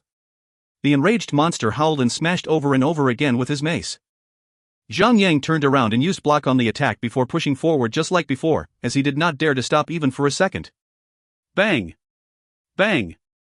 Bang! The lightning strikes continued to drop, and the monster did not hold for long. Just in the matter of seconds, it turned into a white light, dropping a few loots. And among the loots, there was a piece of equipment that flashed a green copper luster. Zhang Yang could only take a peek without having any thoughts about stopping for it, he could only push forward. He knew that if he even gave in to his slightest greed, he would definitely end up being struck to death by those horrible lightning strikes. At that exact same time, Zhang Yang suddenly had a weird thought: what if Han Shui or Wei Yan were to be in the same situation? Would these two women rather be struck by lightning just to get to the loots? Well, with 80% probability, they would. A gray shadow flashed by. It was another monster that spawned not far from Zhang Yang. This time, it was a spell-type monster. The moment it sighted Zhang Yang, it raised its staff and started to chant a spell. Bang! One lightning strike struck down, beating the monster's spell back by a length. With unyielding will, the monster continued to chant the spell again. When players or normal monsters read spells, the incoming attacks would delay the time for them to finish chanting their spells. Bang! Bang! Bang! With the continuous strike of the lightning, the spell was interrupted continuously, with the initial 3 seconds to chant a spell delayed to 6 seconds. After that, a sound of shoo was heard, seeing a shot of shadow bomb being launched towards Zhang Yang. -800. In return, the monster was brutally struck by the lightning. 300,000 HP was instantly being brought down to 6,000 HP. Bang! Bang! Another 2 lightning strikes. The monster was turned into ashes while trying to chant its second shadow bomb spell. 50 meters, 100 meters, 200 meters. Zhang Yang constantly pushed forward. 1 monster, 5 monsters, or even 7 monsters, countless monsters were spawned on the way, but none of them survived even more than 15 seconds. Every single one of them were heavily struck by the lightning. Monsters that deal physical damage did not worry Zhang Yang because he could use block to neutralize the incoming damages. It was the monsters that dealt magic damage that worried him, as Zhang Yang would have no choice but to sustain 1 or 2 damages from their spells. However, 1 red potion, coordinated with Berserker's Heal, would allow him to maintain his high HP. It was more than 10 minutes later when Zhang Yang had finally made it through the lightning area. Phew! He let out a very long sigh. Even though it was just about 10 minutes, but maintaining high focus for that long was mostly tiring. And there wasn't even a boss over there. Zhang Yang looked at the widely opened entrance. Deep down in his heart, he understood the design in this area. If the door to the next floor was shut still, then there must be a boss nearby. But, if the door was opened widely, it would only mean that there was no boss. After reaching the door, there was no boss, only a chest with a flash of silver white light luster that was lying quietly by the entrance side of the wall. If you find any errors, ads pop-up, ads redirect, broken links, non-standard content, etc., please let us know. Report chapter so we can fix it as soon as possible. Chapter 121, Rescue Merlinda. Chapter 121, Rescue Merlinda. Translator, Endless Fantasy Translation Editor. Zhang Yang went up to open the silver chest. 10%. 40%. 70%. Pow! The chest opened. Zhang Yang could see the loots in the chest with his own eyes. 3 pieces of green copper equipment and a bottle of potion. It was natural that Zhang Yang would not waste time on checking the green copper equipment, as he readily loaded them straight into his backpack. He then took a closer look on the last bottle of the potion. All potions that would fall from bosses or treasure chests were impossible to be crafted or be learned to craft. They were normally very rare and valuable. Just like these 3 pieces of green copper equipment, they could also be considered to be a product of foundry, leather-made, tailored, but the pattern or design of the equipment was not something players could learn to craft. Beginner's Colorful Potion, Consumable. Use, increase all magic resistance by 1000, last for 8 minutes. Cooldown time, 2 minutes. Level required, 30. As expected, the effect was astonishingly good. There were 5 types of magic attributes in God's Miracle: ice, fire, shadow, nature, and light. Alchemist players could learn to craft all 5 different types of magic resistance potion, but with only one effect in one potion, never more. It was just like Zhang Yang learning how to craft the beginner anti-shadow potion, only enhancing the shadow resistance of the player. Zhang Yang carefully put the potion into the backpack with a wavering heart. At first, he was worried about how to take on the final boss, the evil sorcerer Turpat Raihar. Seeing obviously from its name, the evil sorcerer, that boss was definitely a magic-casting monster which would deal in spell and magic damages. Battling an elite spellcasting monster was already hell to him. He would definitely die horribly if he went up against this boss. But now there was still hope to give it a try after acquiring the bottle of Beginner's Colorful Potion. Zhang Yang went into the tunnel and walked on the stepping stones, with twists and turns all around the places, as he finally found himself away into the 9th floor of the tower. Arg! Arg! Please help me!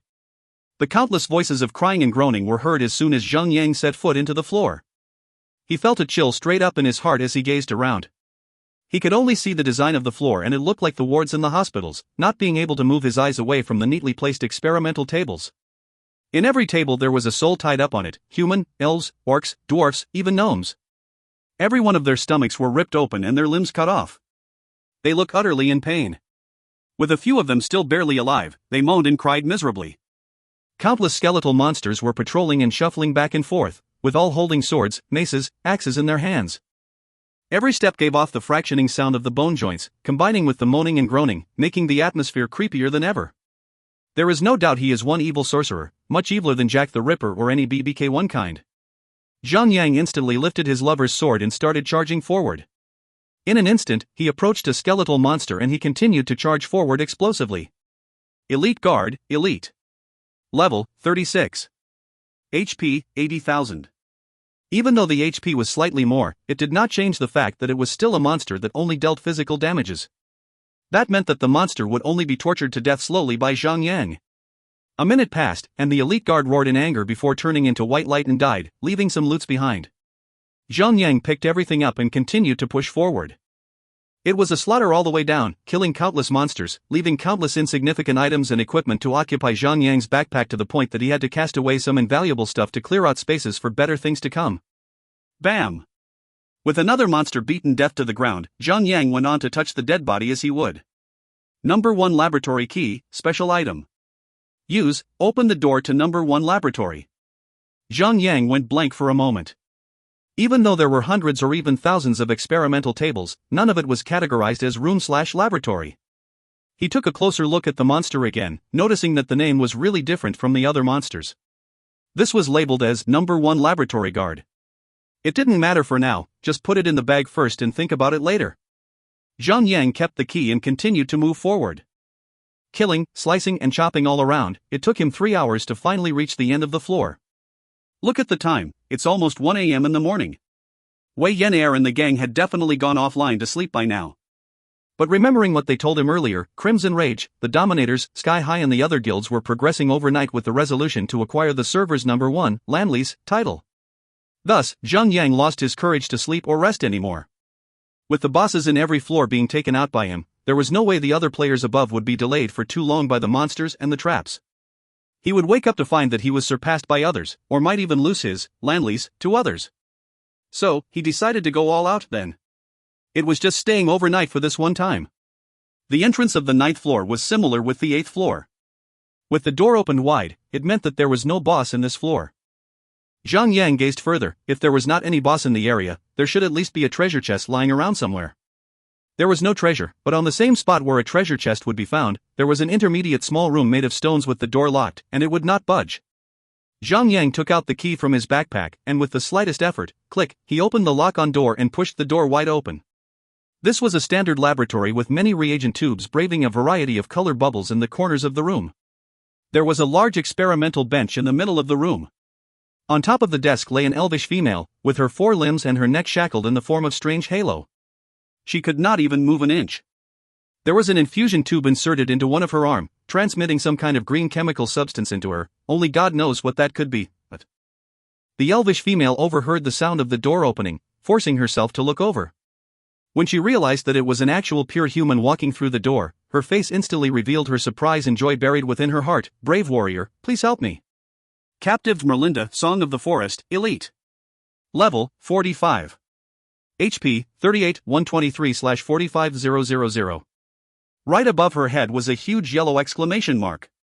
Friendly elf, can you tell me how could I help you out of this place?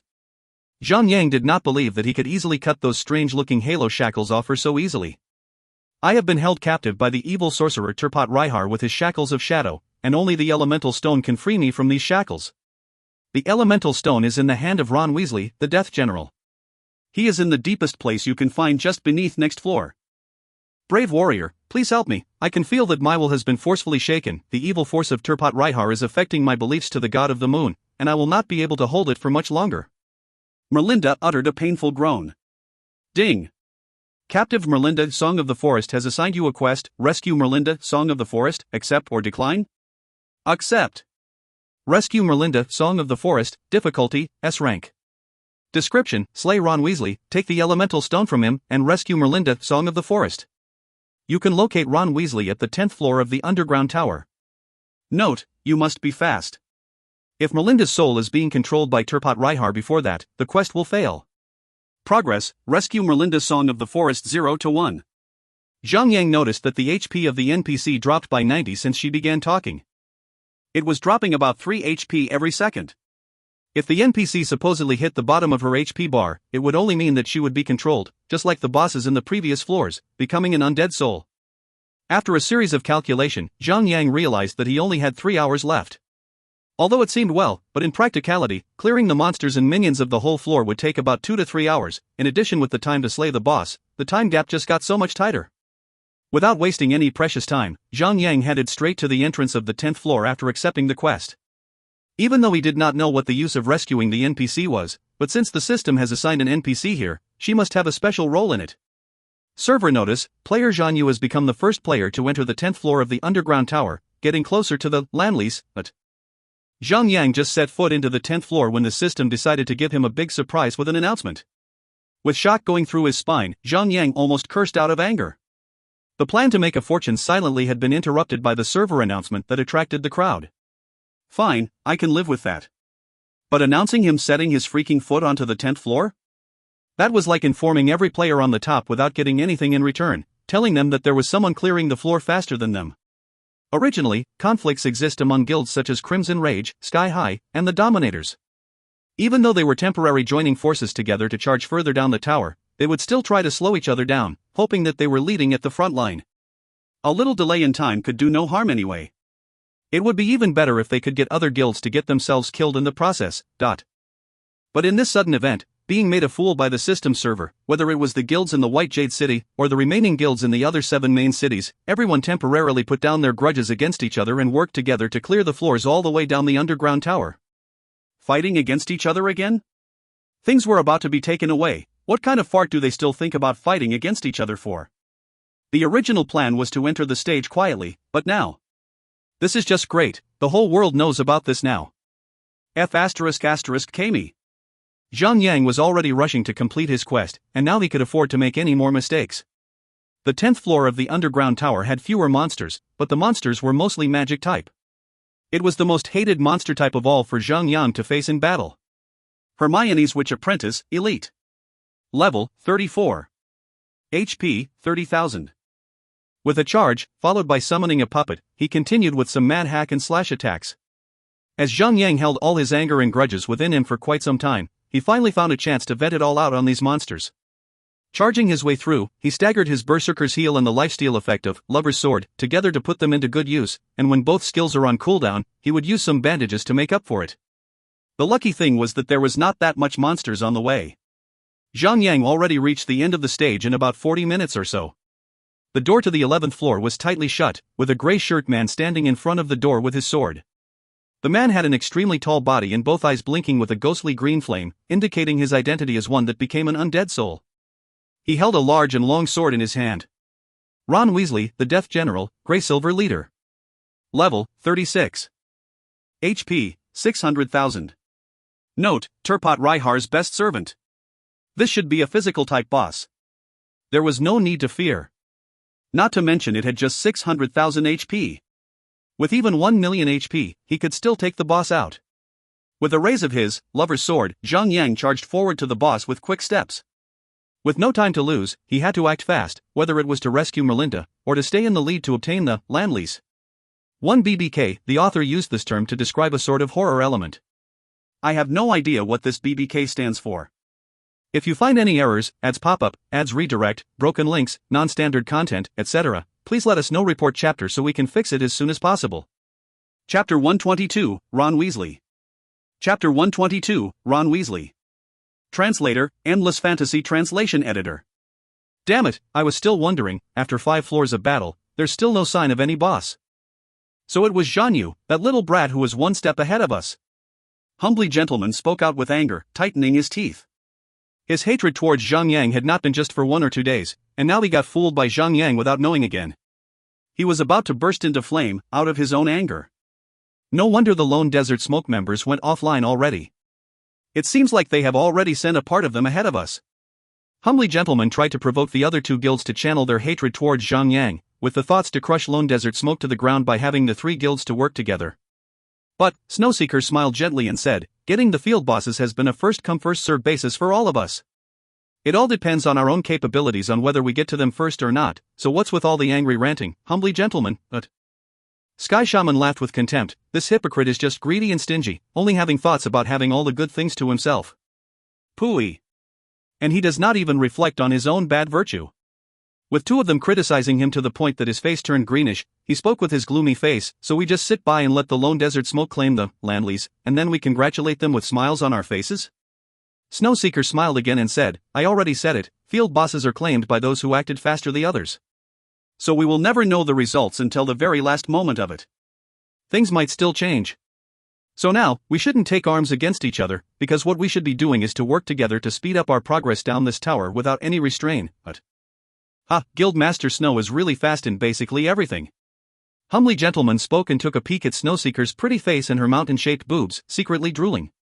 Previously in other games, there were offline competitions held, and that was how he had the honor to see her true person, which was both beautiful and sexy. He already accumulated his bad intentions towards her for quite some time, but it was a pity. No matter how he tried to serve or impress her, she just did not react to him. With wrinkled eyebrows, Sky Shaman said, we should be well aware of the situation when it involves the Lone Desert Smoke. Other than Zhang Yu, the capable ones are Little Snow and the gang, only 5 of them altogether. We know that all 5 of them are offline at this very moment, and the number of remaining scattered members of the Lone Desert Smoke does not exceed 300. But, we do know that these 300 members are held up in the 3rd and the 4th floor, With a slight idea on her mind, she asked, Sky Shaman, are you saying that Zhang Yu is now alone? If the Lone Desert Smoke did not keep any secret units from our knowledge, I am afraid so. Sky Shaman nodded his head. Gasp. The people who were listening to the 3 guildmasters talking could not help themselves but to take in a breath of surprise. They have certainly experienced it, the might of the monsters in the underground tower, every one of them are strong as F***k that the players had difficulties in holding their souls together in one piece. If Zhang Yu could clear through the path all by himself, let alone clearing the regular monsters, has already proven him to be unimaginably strong, what about the bosses? Is the gap between the 2 sides in terms of their strength really that wide? On the other side of the tower, the Sword and Fire Mercenary had fully dispatched their forces into their crusade in regards of the land lease. They assembled a party of 10 for their storm fortification strategies. Although they were small in numbers, but every single member was an ace of their own expertise. They were like a sharp spear, unstoppable, clearing all their way through to the 7th floor of the underground tower, being more efficient than the 3 main guilds combined. The moment they knew about the announcement, Dominating Blade paused and said, "This Zhang Yu is far more powerful than we can imagine. 44 Bandit and I are the first group to reach, so we can guarantee that none of the monsters in the tower had been slain." That meant that Zhang Yu has forcefully charged through the herd by taking advantage of the special particularity of the entrance, without taking out any monsters. He turned the table around by using these monsters to block players who are coming in. Floating Up analyzed seriously. But this also explains that dash. He is definitely alone. Dominating Blade and Floating Up spoke in unison. 44 bandits, not telling my name, you two get passed through quietly and do a sneak up on Zhang Yu, take him out. The Landleys can only be claimed by us, the Sword and Fire Mercenary. Dominating Blade spoke with extreme domineering. 44 bandits and not telling my name were both thief class players. With stealth, they could easily get through the monsters without laying a finger on them. Monsters with true eyes were only located in the 1st and 2nd floors. Yes. The two thieves then instantly immersed themselves into stealth mode at the same moment, and slowly fumbled forward. Ah, ha. Another living material to be used as a test subject. Master Turpot Rihar will definitely be pleased. Weasley had a vast aggro radius. He instantly spotted Zhang Yang charging towards him from afar. Swoosh. He pulled his huge sword and started waving towards Zhang Yang with the attempt to hack Zhang Yang in half. Block. Minus 195. The block has neutralized some of the damages. With the shield raised up high and coming in contact, clashing with the huge sword that the boss swung towards him, a burst of fiery stars flashed on sight. OSH*T, son of a boss, just give up on the futile struggle. Just lay out your neck and be ready to die. Zhang Yang laughed happily. Instead of being bored by himself, why not tease the boss and have fun? With his brainwaves surging, he even summoned out his servant Clear Lotus, launching his attacks towards Weasley. Unlike players, a boss had a specific time of discharging skills, beginning with the simplest normal attacks. 97%, 94%, 91%, the HP bar of Weasley was decreasing slowly. Ow, the boss suddenly let out a burst of roar. After a swing that missed his target, Weasley held his sword with his other hand and plunged it straight into the ground. Boom! A black light suddenly started to spread in all directions. At least a 3-meter radius of the area where the boss was standing was instantly turned into an atmosphere glowing with only darkness. Ding! You have received the Plaque of the Undead effect. Movement speed has been decreased by 50%, receive 500 damage from Dark Shadow effect every 2 seconds, last until you leave the effective range of the Plaque of Undead. Zhang Yang already started to retract the moment he saw the boss acting weird, but the skill discharge was way faster than the player's movement speed. A new negative effect symbol instantly appeared on top of Zhang Yang's head, followed by an instant decrease in his movement speed. He was lucky to have ran earlier. Even with his decreased movement speed, he could still manage to run out of the effective radius of the Plaque of the Undead, with just a damage of minus 400 popped out on top of his head.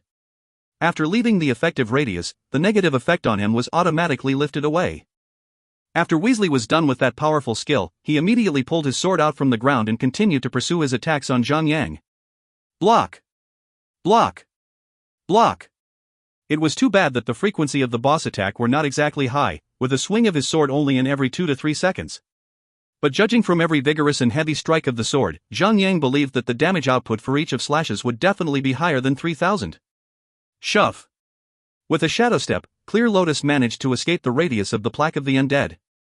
She then continued to poke and stab the boss from the back, dealing a series of damage on the boss. But it was unavoidable that she had to sustain 2 attacks from the boss, decreasing a total of 1,000 HP. Zhang Yang did not lose much of his HP after a few successful block, and he could just rely on his armor set effects to heal his HP back to the max. Another 10 seconds or so has passed, and Weasley plunged his sword into the ground once again, discharging another round of Plaque of the Undead. Zhang Yang was certain the boss would use the skill once his HP dropped every 10%. 78%, 77%, 76%, 75%. Weasley's pupils instantly flashed. His ordinary eyes, which did not differ much from an ordinary person's eyes, ignited with greenish ghostly flames. With an explosive boom, the large sword was surrounded by black aura, emitting a palpitating horrific atmosphere. Ding! Ron Weasley has used Shadows of Death. All physical attacks have been increased with additional 100% Dark Shadow damage, last for 5 seconds. Block! Minus 3,200. Oh lord! Zhang Yang immediately activated Substitute. Immune. Within the 5 seconds, the boss did a series of 3 consecutive attacks with his sword. Other than the first attack, the damage from the remaining attacks were neutralized by the additional effects of Invincible which came after Substitute. Even with the 20% damage avoidance passive, Zhang Yang still took some dark shadow damage of 3,200, which meant that the boss dished out 4,000 damage in his regular attacks.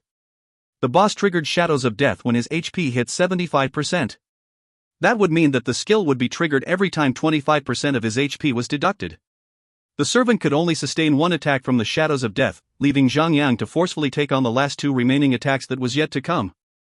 3 minutes later, the boss HP was brought down to 60%. The 4th plaque of the undead was triggered, with 2 consecutive numerical value of -500 popped out right on top of Clear Lotus, emptying out her HP. With a miserable scream, she turned into a white light and disappeared into thin air. "Ha, you weak soul, just accept your fate." Weasley waved his sword to Dance. Usually, when a boss kills a player or a player's pet, he or she would speak a few dialogues. "You've spoken too much nonsense." Zhang Yang stared closely at the boss HP, because the moment it dropped below 50%, Plaque of the Undead and Shadows of Death would be discharged at the same instant, definitely making that instant the most dangerous moment in the whole battle. Unfortunately, if he knew the skills of the boss a little earlier, he would have summoned his servant a little slower, reserving Substitute until then. 59%, 55%, 50%. Go to hell, you insignificant soul. Weasley plunged his sword heavily into the ground and triggered Plaque of the Undead once again. Zhang Yang withdrew himself at the very first moment. Ding! Ron Weasley has used Shadows of Death. All physical attacks have been increased with additional 100% dark shadow damage, last for 5 seconds. Followed closely with triggering Shadows of Death, the boss quickly pursued Zhang Yang with his sword pulled out of the ground. -400. Block. -3,200. Zhang Yang could only use Berserker's Heal in that instant. Shush. Instantly healing his HP back to full health. Block. +100. -3,200. The second swing of the sword was negated with block, but the dark shadow damage was unaffected and banged up on Zhang Yang. The lifesteal effect of the Lover's Sword activated. -1,573. Horizontal Sweep. +1,573. -1,499. Destructive Smash. +1,499. -777. Regular Attack. +777. In just an instant, Zhang Yang's HP was restored back to full once more. Block. -3,200. The effect of the Shadows of Death ended with the third strike of the boss. Ha, you should be the one that should accept your fate, to die. Zhang Yang burst into laughter. With every slash he did onto the boss, relying on the armor set's recovery effect, along with the additional use of Red Potion, he could slowly replace back the HP that he lost. 40%. 30%. Another 2 minutes has passed, the boss HP was nearing 25% left, which meant that the third Shadows of Death was about to begin. If you find any errors, ads pop-up, ads redirect, broken links, non-standard content, etc., please let us know. Report chapter so we can fix it as soon as possible. Chapter 123, Double Assassination. Chapter 123, Double Assassination. Translator, Endless Fantasy Translation Editor. 25%. Ding. Ron Weasley has used Shadow of Death. All physical attacks have been increased with additional 100% dark shadow damage, last for 5 seconds. During the voice notification from the system, Weasley was swinging his huge sword, at that moment surrounded with dark aura, charging towards Zhang Yang in huge steps, ready to cleave him in two. Shield wall, dot. Block. Block. Block. -800. -800. -800. With effects of Shield Wall and Shield Oath in play, the damage was reduced by 80%. The 3 huge swings that could have dealt 4,000 points of damage ended up only doing 800. With his final trump card, Shadows of Death having been used up, the boss was finally set on the one and only path remaining, the path to his demise. Zhang Yang was in the zone, swinging the sword in his hand, slicing and dicing, ferociously depleting the HP of the boss. 24%, 23%, 22%. The boss HP continued to drop, from 15% to 10%, and then down to 5%. Victory was already beckoning Zhang Yang.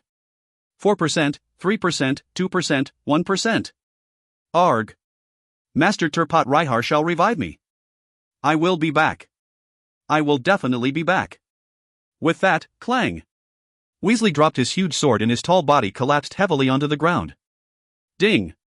You have slain Weasley Ron, and acquired 600,000 experience points. Zhang Yang turned his head to glance around, and he could see that a new batch of monsters had begun respawning further away from him. The respawning boon would catch up to his position in no time. There was no time to waste. He hastily grabbed all the loot dropped from the dead body of Weasley Ron and jammed them into his backpack, before he turned around and jogged to the 9th floor. As he rushed back, 2/3 of the monsters had already respawned and were blocking his way, leaving him with no choice but to clear them out one by one. Taking advantage of that moment of brief respite to eat snacks to restore his stamina and HP, Zhang Yang finally had the time to look over the loots he obtained from earlier on. Glory of the Undead Warrior, Grey Silver Equipment, Ring. Vitality, plus 20. Strength, plus 10. Equip, recover 30 HP in melee combat when attacking. Maximum rate of activation, every 1 second. Level required, 30. A lifesteal ring. Lifestealing equipment such as this one did not seem much by themselves, but if they were equipped as sets, a recovery amounting up to a few hundred points of HP would definitely be something. Zhang Yang immediately replaced his initial ring with the new one, putting the level 20 Grey Silver ring into his backpack. Even though the ring was no longer useful to him, it was still an awesome piece in the eyes of 90% of the current players. It was still highly sellable. Proof of the deceased, Grey Silver Equipment, Holy Book. Intelligent, plus 54. Level required, 30. Profession, Sacred Knight. Holy Book was a special equipment exclusively meant for Sacred Knights and could be equipped in the secondary weapon slot. This was because Sacred Knights were unable to equip staffs despite being a magic profession. They could only wield maces as their primary weapons and Holy Books as their secondary. It's such a pity that we don't have any Sacred Knights in the gang at the moment, Zhang Yang could only sigh. Although Priests and Sacred Knight belonged to the same healing role, both of them had different focus points. Priests were more focused on group healing while Sacred Knights were more focused on healing individual targets. But with Hanning Shui, who has such a large capacity, mana, supporting 2 players at the same time should not be a problem at all. Other than the 2 Grey Silver grade equipment, there were also 7 or 8 Green Copper equipment. However, Zhang Yang was keener on getting a skill book, but that did not happen. Of course, the quest item, Elemental Stone, was among the loots, lying quietly within his backpack inventory. After equipping the ring with the lifesteal effect, Zhang Yang's efficiency in clearing monsters had found itself on another level. A recovery of 30 HP in 1 second did not seem much, but over time, that would be a total of 1,800 HP recovered in 1 minute, almost equivalent to 2 grade 2 healing potions. Another half an hour passed, and Zhang Yang was finally back at the 9th floor. The moment he walked out of the stairs, Zhang Yang could vaguely feel an unusual disturbance in the air. He instantly pulled his sword out and acted, and slash at the top left position in front of him. Minus 741.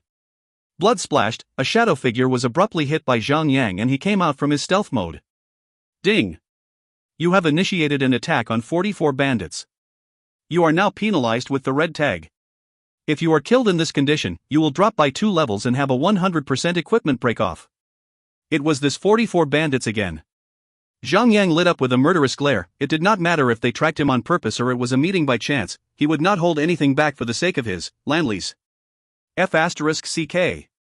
44 bandits let out a curse. How the hell did you see me? He also never expected to see Zhang Yang suddenly coming out from the stairs of the 9th floor. Even he was caught off guard, leaving him to wonder how his opponent discovered him in stealth. That could only be described as a sixth sense that Zhang Yang had developed over 3 years of experience in battling thieves, nothing else. Zhang Yang grinned. Hey brother, there's demand for my head again? Minus 1,523. Talking was one thing, but his hands kept moving. Those hands did not show a single bit of mercy. Coming straight up with a horizontal sweep, he took a big chunk of HP away from 44 bandits. 44 bandits only had a total of about 4,000 HP, give or take. Being sliced 2 times by Zhang Yang had taken half of his health already. Shocked, he groped for his HP potion while trying strike back. That's right, you better be frank and let me slay you a couple of times. Who knows if I'm in a mood, I might just kill you a few times lesser. Zhang Yang was surprised at those words. He consulted his instincts. A thief being forced out of his stealth mode, facing a same level guardian with the same level of equipment and a full health bar, yet had that expression on his face. This was not bravado. There must be another agenda behind it.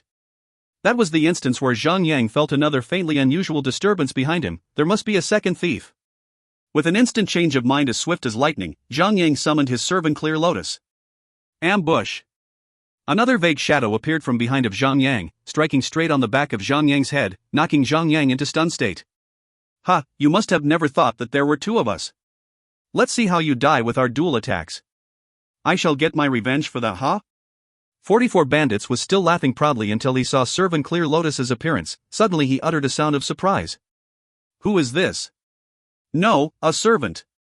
What is this sorcery? Substitute skill activated. Servant Clear Lotus immediately replaced Zhang Yang to be stunned. Zhang Yang swung his sword and took another slash at 44 Bandits. -737. Immune. At the same instant, the two thieves unleashed a flurry of attacks, but they could only helplessly watch their attacks invoke the word that crippled their psyche: immune. Zhang Yang burst out in laughter, activating his destructive smash. -3100. A critical attack that directly sent 44 Bandits to his demise. Zhang Yang turned around and faced the other thief directly, not telling my name. Another famous player to be in the future. It was unfortunate for him to face Zhang Yang this soon. Not telling my name was the type who let his actions do the talking, calmly re-entering his stealth mode. His opponent had just been hit with regular attacks. There was no way for the opponent to instantly activate any skills at the moment with so little rage points. He will evade the enemy for now, before striking like a poisonous snake in the dark. When the opponent was at his most vulnerable state, he would jump out of his hiding to give the final blow to his opponent. Zhang Yang closely followed after the thief, with his invincibility still in effect, the thief's ambush posing no threat whatsoever. Blood Rage activated, increasing his rage value by 30 points. Thunder Strike. -234. Not telling my name was instantly forced out from the shadow, a damage value appearing on the top of his head. His face unable to hide his surprise, never expecting Zhang Yang to have this much rage points. The 5 seconds of the substitute effect was over, and Clear Lotus recovered from her stun. With a poof, she instantly appeared behind Not Telling My Name with Shadow Walk and began her assault. Zhang Yang had also followed up in tandem, slashing wildly. Toot! The whole body of Not Telling My Name turned translucent. Both Clear Lotus and Zhang Yang found themselves striking a ghost. Missed. Missed. The word missed appeared on top of Not Telling My Name's head, with no changes to his HP bar. Some attacks from Clear Lotus managed to deal some damage occasionally, however. Zhang Yang widened his eyes for a bit, and said, "So you have learned Blur." Blur, level 1. Draw from the power of shadows to shroud your attackers, causing them to miss 75% of their attacks. Lasts for 10 seconds. Cooldown time, 10 minutes. Had it been mastered it to a full 10 levels, the cooldown time would be reduced significantly to 5 minutes. It was an emergency life-saving skill like the Guardian's Shield Wall. However, Blur was not one of the skills taught by the Thief class instructor, it was a rare drop from a certain field boss. Not Telling My Name did not say a word. Swinging his too-long sword he resumed his assault on Zhang Yang. Unlike 44 Bandits, he was a fighter-type thief, far more effective in direct combat, unlike the literal cloak and dagger playstyle of agility-type thieves. But the moment he swung his blade, he lost sight of Zhang Yang, unable to even see a trace of his shadow. The two swords landed on nothing but air. He vaguely realized that Zhang Yang had moved behind him, so he quickly turned. As he turned, he could only see Zhang Yang's shadow out of the corner of his eye as the Guardian fleetingly stayed in his blind spot. Not Telling My Name was shocked and stunned, as he attempted to charge forward, backpedal, sidestep rapidly in order to face Zhang Yang. But Zhang Yang was just like a chewing gum, staying on his *SS. A master player. Definitely a master, second to none. Not Telling Your Name had used the same tactic before to toy with some players before killing them. This required both operational skills and situational awareness that far surpassed the capabilities of the opponent. He once took pride in that, but now the role of the predator and the prey had been switched, leaving him with cold sweat and a bottomless pit in his stomach. He wanted to bang his head against the wall, having been played with like that. 10 seconds had passed in the blink of an eye. Blur was over. -715. -1489. -1502. With a series of cuts, Not Telling My Name was manipulated, tortured to death, and butchered alive, with no chance of facing Zhang Yang from the front at all. Phew! Zhang Yang sheathed his sword, looking at the two corpses on the floor, smiling broadly. Those who might become master players in the future were still in the learning stages, like how toddlers learning to walk. With an additional 5 years of experience, on top of his vastly improved self and his new life, Zhang Yang would not let anyone surpass him, but... So tremble on, rookies! If you find any errors, ads pop up, ads redirect, broken links, non-standard content, etc., please let us know. Report chapter so we can fix it as soon as possible. Chapter 124, Beyond Perfect Score. Chapter 124, Beyond Perfect Score. Translator, Endless Fantasy Translation Editor. Zhang Yang returned to the lab room. He took out the elemental stone and showed it to Merlinda, who saw the rock and was happy beyond measure. "You've done it, brave warrior," said Merlinda gratefully. Elemental stone, quest item. Item description, dispels the bind on Merlinda, Song of the Forest. Zhang Yang walked closer and held out the stone in his hands. "How do I use this?" "Place it on my chest," said Merlinda. "I will absorb the power of the stone to break free of these shackles." Zhang Yang nodded and walked over to the NPC. He then placed the crystal-like rock on her chest. What a beautiful elven woman. Her body was so alluring that when Zhang Yang placed the elemental stone on her chest, it slipped down and rested in between her voluptuous breasts. If only the thing between her boobies could be replaced with his. What the hell am I thinking? Zhang Yang shook his head violently. Could this be? It has been a while since he had felt the warmth of a woman since he was reborn. Was he really that dry? Still. No matter how depraved Zhang Yang became, she was still an NPC. A program. Sigh. He blamed the developers and designers for doing their job so excellently. If she could lose those pointy ears, her pale eyes, and the emerald-colored hair, how would anyone differentiate this NPC from a real woman? It was no wonder that movie producers would collaborate with God's miracle in the future to make their movies. The audiences could not even tell the difference between the actors and NPCs. En vous zin du ving ga. Merlinda started to chant a spell. As she chanted, white light started to radiate from the inside of the elemental stone. As she chanted on, a total of 8 rays of light burst out from within the stone and formed a magic circle in the air. The circle expanded slowly and wrapped itself around Merlinda. Ping! Ping! Ping! The light rings that bound Merlinda shattered into pieces. There was a sudden tremor when the NPC started to glow brighter. Her hair started to float supernaturally, without any moving air in the room. FOOM. The light glowed brighter to the point that Zhang Yang had to shield his eyes with his armored hand as even his eyelids couldn't block out the light. When the light dispersed, Zhang Yang lowered his arms and opened his eyes. Merlinda was freed and now standing right in front of him.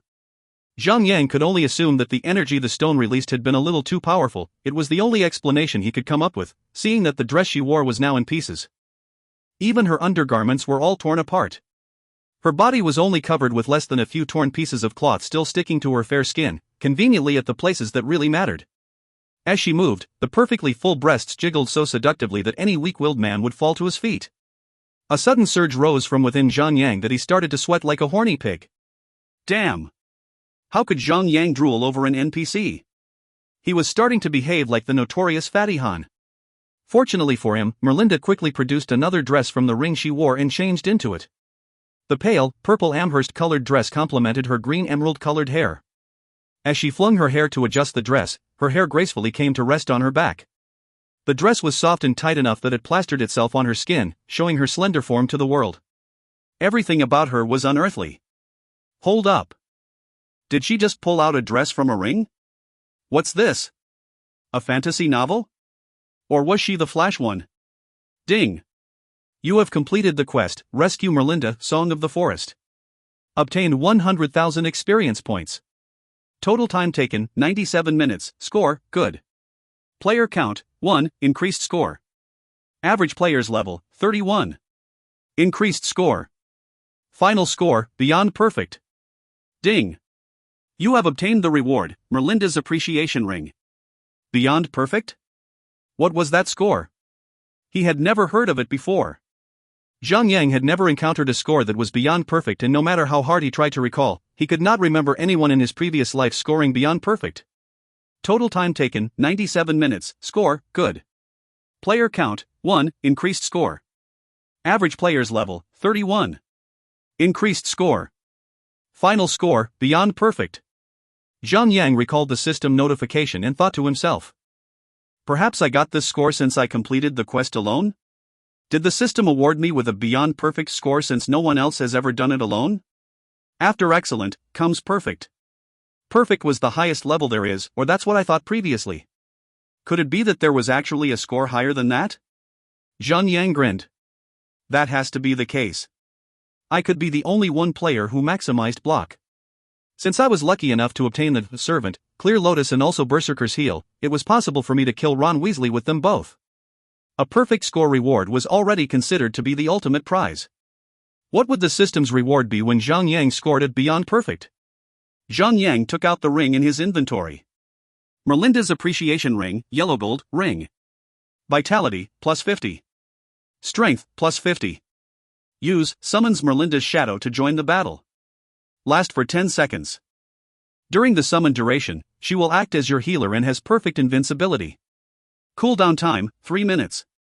Special, items level requirement has been dropped down to level 30. Limited only to player, Zhan Yu. Bound. What in the name of Neptune? Level 50 yellow gold equipment. And he could equip it now. Now the system was just being lazy. A perfect score must have awarded a gray-silver tier equipment. By its logic, the reward for attaining beyond perfect would be a yellow gold equipment. However, a yellow gold equipment had a requirement of level 50. They probably felt that the player was bound to let it collect dust in the inventory. So, taking the circumstances into consideration, they lowered the level requirement. This could be the only such equipment in the entire game. If other player got hold of this news, they would just cry their eyes out in jealousy. Zhang Yang had struck the jackpot. Now, he had a problem. Which of the rings should he remove? Absolute Defense Ring, granted a bonus 100 defense points, while Dead Soldier's Pride had the lifesteal effect. Arg! Which one of these had to go? Damn it! If only the system had given Zhang Yang a necklace, then he would not have to crack his brain thinking about it. In the end, Zhang Yang had decided to swap off Absolute Defense Ring and adapt based on the situation. If he were to grind his level, he would put on the Absolute Defense Ring. If he was fighting an elite or a boss, he would swap back to the Dead Soldier's Pride. Zhang Yang swapped off the rings and his attribute was rose dramatically. HP, 5,380. Strength, 276. Melee damage, 716 to 768, x 110%. Brave warrior. Let us make haste. We must now defeat the evil sorcerer Turpat Raihar and rid this land of evil, said Merlinda with vigor. An ancient magical staff appeared in her hands. She twirled it around as she walked, casting a healing spell to recover her own health. Higher regeneration, restores 5% of the target's HP every second for 30 seconds. Alright, let's go kill him. Zhang Yang was delighted since an NPC was willing to lend a hand. Please lead the way, I will stay behind and heal you. Merlinda pushed Zhang Yang up front. Ha! What a smart NPC. She even knew how to cower behind a player. There was no time to waste. There were players chasing after him from the upper floor. There was literally no time for him to waste. Zhang Yang quickly stepped onward and led his party down to the 10th floor. By then, the monsters that were the closest to the entrance were still dead while the monsters further down the floor had already respawned. Zhang Yang had to kill them all again to make it to the next floor. As annoying as it may seem, this time, there was an NPC healing him, and Zhang Yang was able to kill his way through at leisure, without depending on his long cooldown skills to survive. Underground Tower 11th floor. Server announcement, player Zhan Yu is the first player to set foot in the Underground Tower 11th floor. Player Zhan Yu is now getting closer to the land lease. Just as he stepped in, the server acted up again. Zhang Yang had already gotten used to it. It looks like the system would make an announcement every single time a player entered a new floor after the 10th floor of the Underground Tower. The 11th floor was almost the same as the 10th floor. It was filled with the same magical attack-type monsters. His killing speed was tremendously slower since block could not be used against magic attacks, which directly affected the usage of shield bash. Their slow attacking speed was to be expected.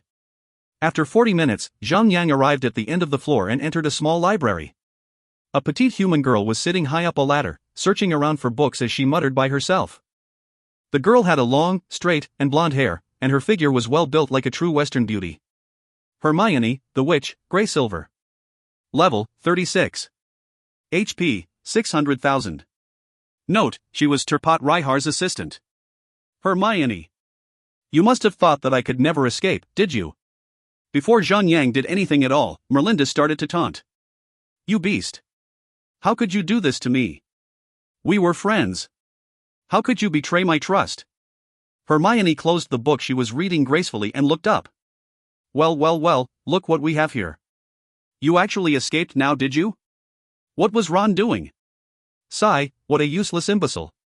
She raised her staff and muttered, shrink, and the stairs then moved down on its own and placed her gently on the ground. Merlinda quickly turned to Zhang Yang and said, brave warrior. You must kill this witch.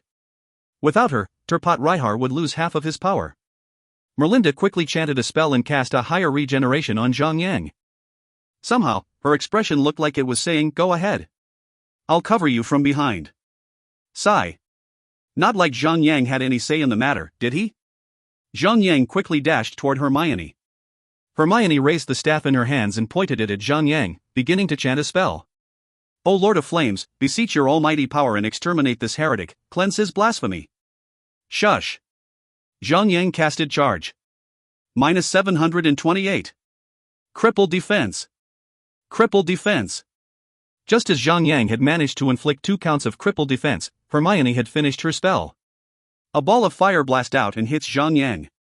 -1612. +269. Zhang Yang received a huge damage and received the first heal from the higher regeneration. 2 seconds later, another fireball landed on Zhang Yang. -1624. +269. +30. +269. +30. Zhang Yang received 2 ticks of healing while the ring lifesteal effect was triggered twice. Although Zhang Yang was recovering, but it was not enough to dampen the boss damage. After casting higher regeneration, Merlinda did not bother Zhang Yang anymore. She turned her target to Hermione and cast a punishment ray on the boss, dealing around 500 damage a spell. Merlinda's healing spell could not be depended upon, since both of them started traveling from the 10th floor all the way to the 11th floor. She had never cast anything else other higher regeneration. Based on this reason, Merlinda could have only higher regeneration and nothing else besides that. While this was happening, Zhang Yang was faced with a dilemma. It was concerning the Rainbow Potion. If he took it now, he could increase all elemental resistance and fight the boss evenly. However, if he did use the potion now, how would he face the final boss later on? Gah! Zhang Yang finally decided to take the potion. He had to do whatever he could to survive here. Otherwise, he would not even reach the last floor. One Flash, the Flash from DC Comics, stored his costume in a ring. If you find any errors, ads pop up, ads redirect, broken links, non-standard content, etc., please let us know. Report chapter so we can fix it as soon as possible. Chapter 125, Hermione the Witch.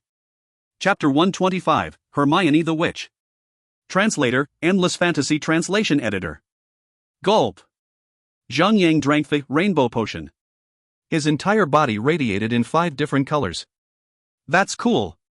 The light was then absorbed back into this body and a buff icon appeared on his head. All elemental resistance plus 1000. Hermione pointed her staff at Zhang Yang and blasted him with a fireball. Boom. -600. To think that the potion could reduce all incoming magic damage by 1000. It was the right call to make. Zhang Yang swung his sword and laid waste on Hermione after inflicting 5 layers of crippled defense. He then summoned his servant after. To maximize time and attack power, Zhang Yang had strategically summoned the servant only after stacking the crippled defense. Every second saved counted. God! I hate warriors! Hermione cried as she raised her staff up high. 3 dim orbs of light beamed across the room and landed on Zhang Yang, his servant, and the NPC Merlinda. Ding! You have received weaken. All damage and healing will be reduced by 50%. Cannot be dispelled. Last for 10 minutes. WTF? How was he supposed to fight in that condition? Zhang Yang quickly activated Substitute and transferred every negative debuff from him to the servant. Oomph. Petty little magic. Merlinda scoffed. Hermione. Do not forget this. I'm the loyal believer of the moon god. She too raised her staff up high and similarly sent orbs of white light everywhere. Instantly, the debuff on her and the servant was removed. Whoa, she'd even had this sort of thing hiding up her sleeves. Zhang Yang thought. If he had not undergone the quest in the 9th floor, he would not have encountered the quest and saved Merlinda. He would not have been able to even survive this boss without her help.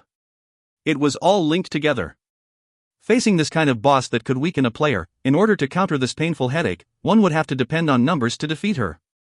It was inevitable for Zhang Yang to misjudge a field boss in having multiple target type skills. Sometimes, the sheer numbers never guaranteed victory. You could defeat a boss with a party of 5 men, yet sometimes, you could lose a boss with a whole 500-man army. Had he known sooner, he would not have wasted substitute. It was all because of Zhang Yang's superhuman reaction. It was a huge advantage to have, but at times it could lead to something like this. -845. -5070. -1575. Zhang Yang lost the edge granted by his OP skills of block and shield bash whenever he fought a magic attack type monster. Zhang Yang could only depend on horizontal sweep and destructive smash as his main damage dealers, along with force strike for some negligible bonuses.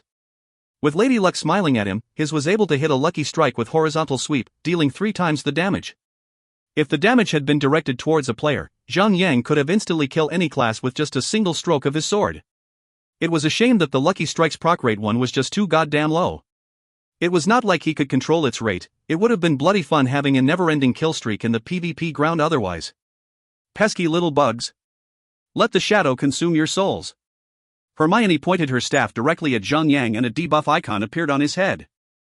Shadow Starbreaker explodes after 3 seconds, dealing 3000 shadow damage to all targets within 10 by 10 meters around the inflicted target. Zhang Yang read the skill description and quickly commanded the E-Servant to get away from him. Zhang Yang himself started to sprint away in the opposite direction to maximize their distance. Boom! -1400. Shadow Starbreaker exploded and only damaged Zhang Yang. Clear Lotus returned to the scene and continued her attack. After a while, the boss raised her staff again to cast Weaken but was dispelled by Merlinda a few seconds later. Zhang Yang could not help but to praise himself for being able to discover the hidden quest. If he had wanted to save time and skip on saving the NPC, he would not have been able to recruit her and survive fighting this boss. It was a miracle that he had saved her in time. He even got a yellow gold tier ring out of it.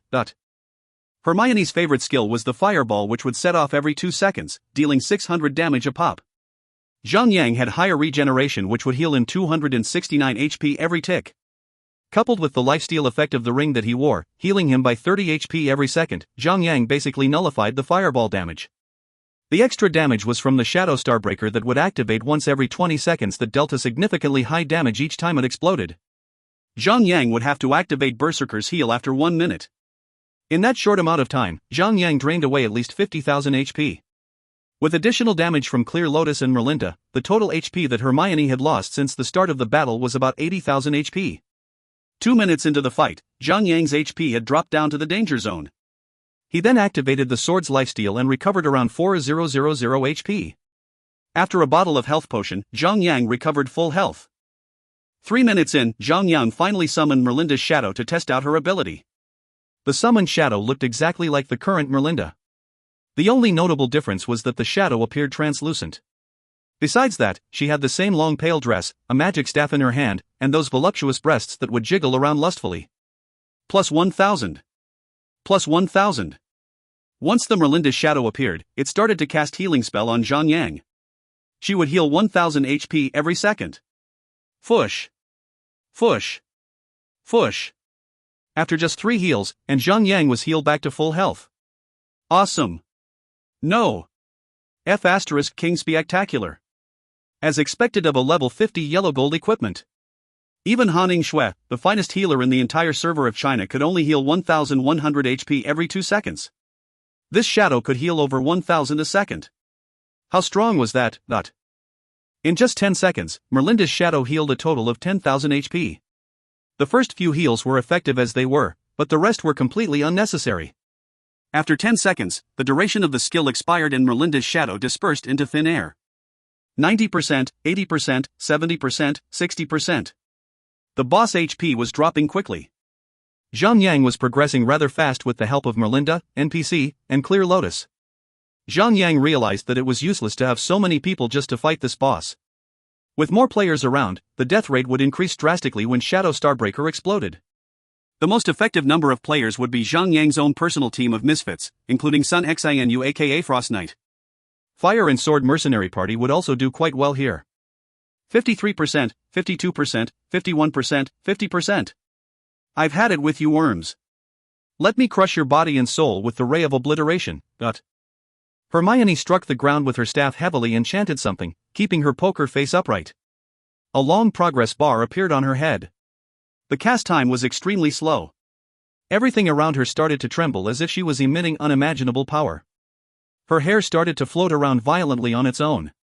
1 second. 2 seconds. 5 seconds, 7 seconds. Damn! It was still casting. Zhang Yang started to have second thoughts about the skill she was about to cast. It could be something extremely powerful. Arg! No time to think. Activate shield wall. 9 seconds. 10 seconds. The spell was completed. She plucked her staff out from the ground. A ball of black light emerged from her chest and floated no further than half a meter away from her. The orb of light began as a small fist-sized ball but suddenly expanded to a 3-meter wide orb, looking just like a black-colored wrecking ball. Shoom. Boom, dot. The orb exploded, releasing a wave of black flames everywhere around her. Ding. Hermione has used Ray of Obliteration, dealing 10,000 shadow damage to all targets 100 by 100 meters around her. Minus 10,000. Minus 10,000. Minus 1,000. Zhang Yang, Clear Lotus, and even the NPC Merlinda received the damage from Hermione's Ray of Obliteration. Only Zhang Yang and Merlinda remained standing. Clear Lotus cried in pain and fell defeated. What a powerful ulti, 2 AoE multi-target, 10,000 damage. Zhang Yang could not help but wonder if there was any party around that could defeat her. It was not like everyone could use shield wall. In that case, how does one survive that ulti-like skill? If it really was a matter of numbers, then he would need to recruit thousands of players just to fight her. Merlinda's higher regeneration seemed to change according to the target. The effect on Merlinda herself was different from that of Zhang Yang. Merlinda had over 45,000 HP, every tick should have healed her by 2,250 HP, somehow she only took 4 seconds to completely heal herself back to its full health. Zhang Yang had a sudden epiphany. If he stopped fighting, Merlinda could kill off the boss, even if it would take an eternity for her to do so. Zhang Yang was not the main character here. Merlinda was. He was just taking a ride all along. Now that he thought of her, Zhang Yang could not help but to stare at her body from behind her. Those long slender legs and seductive bodyline was truly a work of art. As expected of the genius minds in the development team. They had successfully brought out the most from the elf race. Bravo! Impossible! How could you survive my spell? This is outrageous! Hermione stared at Zhang Yang. He could see the fear in her eyes. Impossible! Impossible! Ha ha! I'm your greatest fear. I'm freaking Zhanyu. The legendary guardian, dot. Zhang Yang muttered to himself more self-praises as he slashed away her HP. The boss was not programmed to respond to the player's taunts and speech. She then returned to casting fireballs. Pew! Pew! Boom! No matter how many fireballs she casted, it would always be reduced by 1,000 damage. With the higher regeneration on Zhang Yang, the boss could do nothing to kill him off. The attacking power dropped when Clear Lotus had left the battle. Still, Zhang Yang was making progress. 40%. 30%. 20%. 10%. By the time Hermione's HP was about to reach 0, Zhang Yang realized a terrible situation. The rainbow potion effect was about to end. Crap! He had to be fast. 45,613. 10,141. 35,314. 28,718. By the time it reached 22,000 HP, the potion effect ended. Minus 1,600. A fireball landed and dealt its full damage. Shit. Minus 1,600. Minus 1,600. After 3 shots, Zhang Yang quickly activated Berserker's Heal to restore full health. Whenever Zhang Yang received huge damage, his rage would pile up. This time, Zhang Yang could spam Force Strike and increase his attacking power. Minus 1,600. Minus 2,400. Shadow Starbreaker. Merlinda's Shadow. Plus 1,000. Plus 1,000. 12,387. 8,134. 3,013. 1,343. 310. 0. Jaya. Hermione wailed pitifully as she crashed down to the floor, gracefully like how maidens died in classic Chinese martial art movies. Her eyes were still wide open as she died, unwilling to accept her fate. Finally. Zhang Yang sighed heavily. He had only 2,000 HP left. If Hermione had lasted a little longer, she could have killed Zhang Yang with 2 more shots of her fireball. I pray that the moon god blesses your soul. Rest in peace, my friend. Merlinda was kneeling down beside Hermione's dead body as she wept for her. She wiped her tears away and waved her staff around the body. A white light flashed and a translucent, monochromatic ghost appeared beside the body. Goodbye, said Merlinda as she nodded to the ghost. The ghost nodded back and dispersed into the air. 1 proc rate, the trigger rate of any skill, item effect, or critical/lucky strike, or almost anything at all that are governed by the rules of probability. 2 ulti, short for ultimate. Ulti is the common term for powerful skills. They usually have long casting time and equally long cooldown. However, ultis also deal extremely high damage. Usually an ulti is used once in a battle to deal extreme damage or to cast a strong debuff on the enemy. Ultis are commonly used to deal damage. However, there are also defensive or support type ultis. In other games, for instance, a priest ulti could resurrect several dead players within the vicinity or cast a strong protection buff to prolong a player's survivability in battle. If you find any errors, ads pop up, ads redirect, broken links, non-standard content, etc., please let us know. Report chapter so we can fix it as soon as possible. Chapter 126, Chimera. Chapter 126, Chimera. Translator, Endless Fantasy Translation Editor. Yo boss. Not telling my name and I would take a while before we could rejoin you. 44 bandits and not telling my name had just only revived themselves and had to start all over again from the first floor.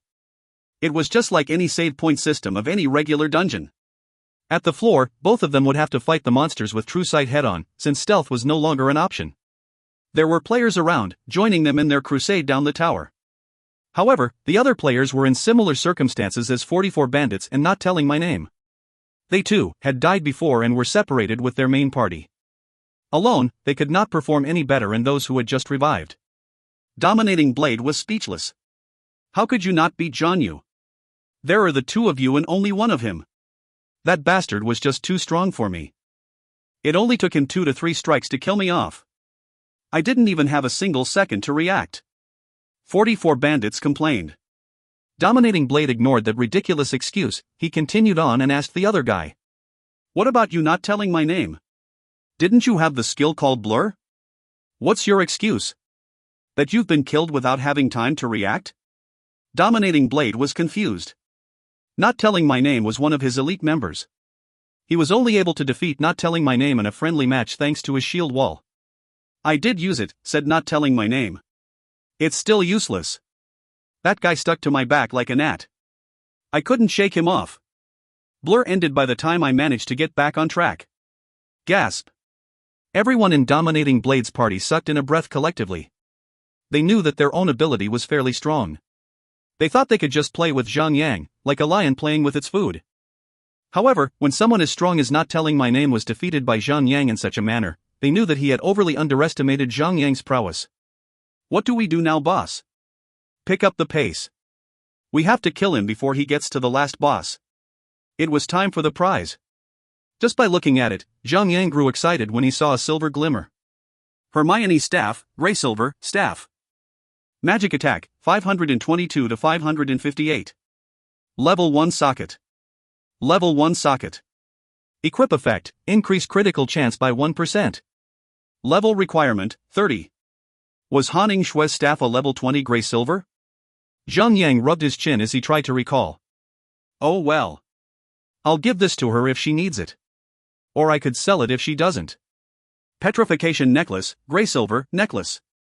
Vitality, plus 15. Dexterity, plus 15. Equip effect, creates a chance to petrify the target on every attack received. Petrified targets will be immobilized and cannot perform any action.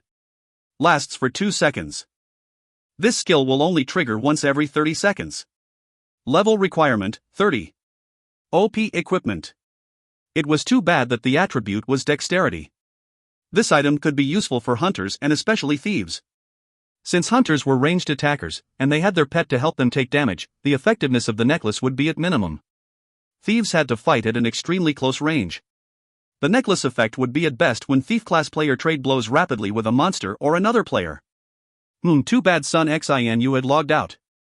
Zhang Yang had wanted to have a little more fun with her. The rest of the equipment here were only of green copper tier. Zhang Yang did not even take a second look and scooped them all into his inventory. Warrior. We do not have much time left. I can feel the evil sorcerer's magic grow stronger by the minute. We cannot drag this any longer, said Merlinda. Zhang Yang stood up and replied. In that case, let us depart with haste. After the death of Hermione, a door at the corner of the library unlocked. The door opened and revealed a secret staircase that led down to the 12th floor. Server announcement, player Zhan Yu is the first player to set foot in the underground tower 12th floor. Player Zhan Yu is now getting closer to the land lease. Keep calm. Keep calm. Zhang Yang muttered to himself and observed the entire floor. The area around this floor was somewhat smaller than the previous floor. He could clearly estimate that this entire circular field was only around 200 meters in size. There were lighted torches hanging on the wall. However, the light from it was so dim that they only illuminated 5 meters around each torch. The rest of the field, mainly the center, was completely covered in darkness. Metal chains dangled from all over the ceiling as if they were massive cobwebs. It felt like this was the lair of a beast that was currently hiding in the darkness, ready to jump out anytime. All du la fei li zi du riasam lu. Merlinda chanted as she pointed her staff toward the darkest region of the area. Orbs of light started to form at the tip of the staff and flew across the area, giving off a bright and warm sensation as the light touched Zhang Yang, and the entire field was illuminated like stars in the sky. Ruof! A thunder growl blasted through the air. The walls and everything on it started to shake. Torches rattled in their metal holders. Dust dropped from everywhere. Boom! Boom! Boom! Like the sound of a train crashing into one another, a huge beast appeared in the field. Its entire structure was the shape of a dog. It was almost 10 meters in size and 4 meters in height. It had 3 heads with bony wings attached to its back. The 3 heads were not that of dogs but of a wolf, a lion, and a tiger. Every head was panting, their jaws open and slack. Foul, viscous fluid was dripping from its lower jaws. Chimera, the demon hound, gray silver. Level, 38. HP, 800,000. Note, Turpat Raihar's experimental product. By the gods. That sorcerer. He has done it. He has done it. Merlinda's face went pale. Her voice was shaken. Zhang Yang asked calmly. What is that? He had always wanted to create the ultimate beast. He had been experimenting with animals. To combine them all into one, to make a chimera so powerful that it has the power to crush an entire civilization. To the world, we are doomed. Merlinda dropped to her knees and cowered. He has done it. Our world, the Union, everything will be destroyed. Ruof! All 3 heads growled together in unison and started to charge towards Zhang Yang. Block! Block! Block! Zhang Yang quickly countered the attack.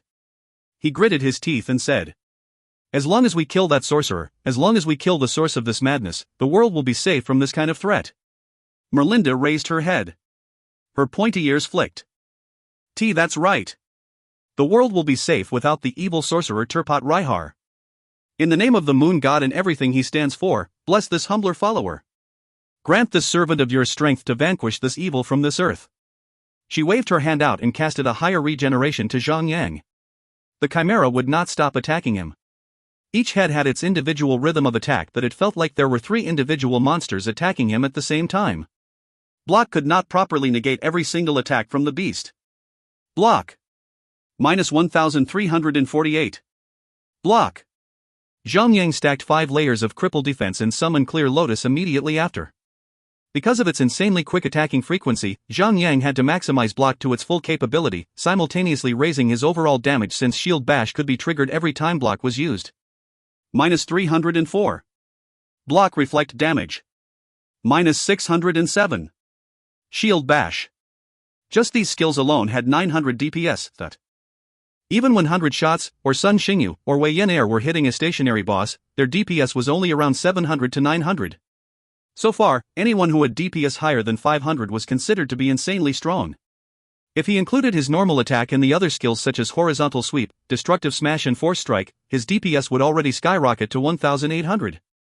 That was not normal. It was not even beyond insane. Zhang Yang had reached a level beyond any professional player. Just like that, Zhang Yang's super-powered attack had managed to reduce the monster's HP by 10% in just 40 seconds. HOHHH! The chimera howled and spread its wings out, covering nearly every inch of the stone chamber. Sush! The wings started to rotate like a high-powered screwdriver. The sight of it truly struck fear into anyone who witnessed it. Ding! Chimera the Demon Hound has used man wings. Every target in the effect range will receive 2000 damage per second for 3 seconds. Minus 1340. Minus 2000. Minus 2000. Everyone, including Merlinda and Clear Lotus, took damage. Clear Lotus had only taken 2 damage ticks and fell defeated. Zhang Yang had to quickly consume a healing potion to save himself. The rage gauge was already filled instantly by that attack, allowing Zhang Yang to spend it all to attack with a chain skill. Servant was just too weak against strong AoE skills. However, if she was replaced by any other player, they would have suffered the same fate as she did. 89%, 88%, 87%. Even without the summoned servant, Zhang Yang could still deal as much damage as before. The boss unleashed Mad Wing again at 80% HP threshold. Zhang Yang activated Berserker's Heal and survived the onslaught. 75%. No other skills. 50%. No other skills as well. Looks like this boss had only one skill. However, that skill alone was enough to kill 99% of other party. Zhang Yang could not help but worry. What if he had brought the others along with him? How would they have attacked? Supposedly, it should start with normal attacks. Before the Mad Wing could be unleashed, Zhang Yang would have the party withdraw all the way to the entrance of the floor. The party will come back and continue the attack only after the skill was cast. It looked like the skill range could not surpass the border to the previous floor. During that time, the tank would have to rely on his own potions and skills to endure the damage. 40%. 30%. 20%. No matter how earnestly the boss unleashed the skill, Zhang Yang managed to survive each time by switching between Berserker's Heal and the lifesteal skill from the sword. It was just the same against any other physical attack type boss facing Zhang Yang. Their attempts to kill him would be the same as a dog trying to eat a porcupine. 10%. Rua. Over and over, the boss could only roar as no matter what it did, it cannot stop Zhang Yang from tearing it apart. 7%. 4%. 0%. Boom! The monster fell in an enormous heap. Like a crumbling mountain, it sent tremors all over the place. The stone floor even cracked it where it fell. Ding! You have successfully killed Chimera the Demon Hound. Obtained 800,000 experience points. You've made it. Oh! Brave warrior! The world will be indebted to you. Merlinda praised. I have never seen a valor of warrior such as you. Alright, stop kissing my ass. Zhang Yang swept every loot into this inventory without taking a look. Except one. The bones of the Chimera, Grey Silver, Shield. Defense, plus 300. Vitality, plus 120. Equip effect, every attack you received will have a 2% chance to miss. Level requirement, 30. It was a pity that the shield Zhang Yang was currently wearing had a plus 1 block effect. He could not use the new shield there and then. If you find any errors, ads pop-up, ads redirect, broken links, non-standard content, etc., please let us know. Report chapter so we can fix it as soon as possible. Chapter 127, The 13th Floor. Chapter 127, The 13th Floor. Translator, Endless Fantasy Translation Editor. Light in the Shadows, Grey Silver, Necklace. Vitality, plus 10. Intelligence, plus 20. Equip effect, 1% increase in magic attack or healing power. Level requirement, 30. This necklace was by far the best equipment for magic attack classes. It could be sold for at least 1,000 or 2,000 gold coins. If the least he would get could be used for him to open a store, he could use this necklace as one of the main attractions. Other than the 2 Grey Silver equipment, there were also other 8 Green Copper equipment. He also obtained 1 Chaos Gem. Zhang Yang was delighted. He helped himself to the gem and used it to expand his inventory for an additional 10 slots. His inventory now had a total of 60 slots. That was at least 50% more than any majority players around. This was one of the benefits of going for solo raids. When good items appeared, he would not need to compete with anyone for it. Sigh. If only this tower had 30 floors. Zhang Yang hopelessly prayed for it in his mind. Merlinda cried out after she had been left standing there for some time. Warrior! Let's make a move on. The time is nigh. Every second we waste here will only give more strength to Turpat Raihar. Zhang Yang nodded and replied. Alright. Let's go and kill the son of AB*TCH. There was no door nor a visible entrance anywhere around, so Zhang Yang circled around the entire area before finally discovering a hidden lever. He pulled the ancient metal bar, and the floor at the center of the area split apart with loud cracks, revealing a spiral staircase leading down. Moving down, Zhang Yang had to watch his step as the entire area was completely dark. After 30 seconds or so, a bright light flashed when he reached the bottom. The last floor was a laboratory about the size of a basketball court. Racks of cabinets were attached to every single surface of the walls around this room. Test tubes were arranged nicely in racks here and there. At the center of the room were the carcasses of dead animals. Not far from the mess was a man in black cloak, walking about in circles. The man was completely shrouded in a black-color magician robe. Underneath it was a face that was so shriveled up that it looked like a skeleton. His eyes were gaunt and hollow, sunken deep in his eye sockets. His hands were all wrinkled up as if he had been left in the desert to dry up for years. Server announcement: Player Zhan Yu is the first player to set foot in the underground tower 13th floor. Player Zhan Yu is now getting closer to the land lease. The system announced his arrival just as Zhang Yang placed his foot into the lab. Oh well, since he had arrived to his ultimate goal. Might as well just go along with it. Zhang Yan walked closer and observed him and his description. Evil Sorcerer Turpat Raihar, Grey Silver. Level, 40. HP, 10 million. Bloody hell. How was he supposed to fight that? He just used the Rainbow Potion. Merlinda's half-ass healing was just as useless. Unless Berserker's heal and the sword's lifesteal had long cooldown, how was he supposed to fight this monster alone? Evil Sorcerer Turpat Raihar. In the name of the Moon God, I'm here to exterminate you. While Zhang Yang was busy frowning, thinking of a possible battle plan, Merlinda had boldly went up and pointed her staff furiously at him. Coo, you managed to escape. Turpat Raihar raised his head and stared at Merlinda. He then turned over and gazed at Zhang Yang with those eerie eyes. Did this little pest free you? Crap. I wasn't doing anything, but... The innocent Zhang Yang had triggered the boss as he automatically entered battle mode. His rage gauge had started to generate 2 points a second. Now that it had come to this, might as well just try and fight him. At least he could understand the boss's skill. Zhang Yang unsheathed his sword and dashed towards the boss. HNNG. Take this. Evil Sorcerer. Merlinda cried out as she started to chant a punishment ray and fired it at the boss. Minus 200,000.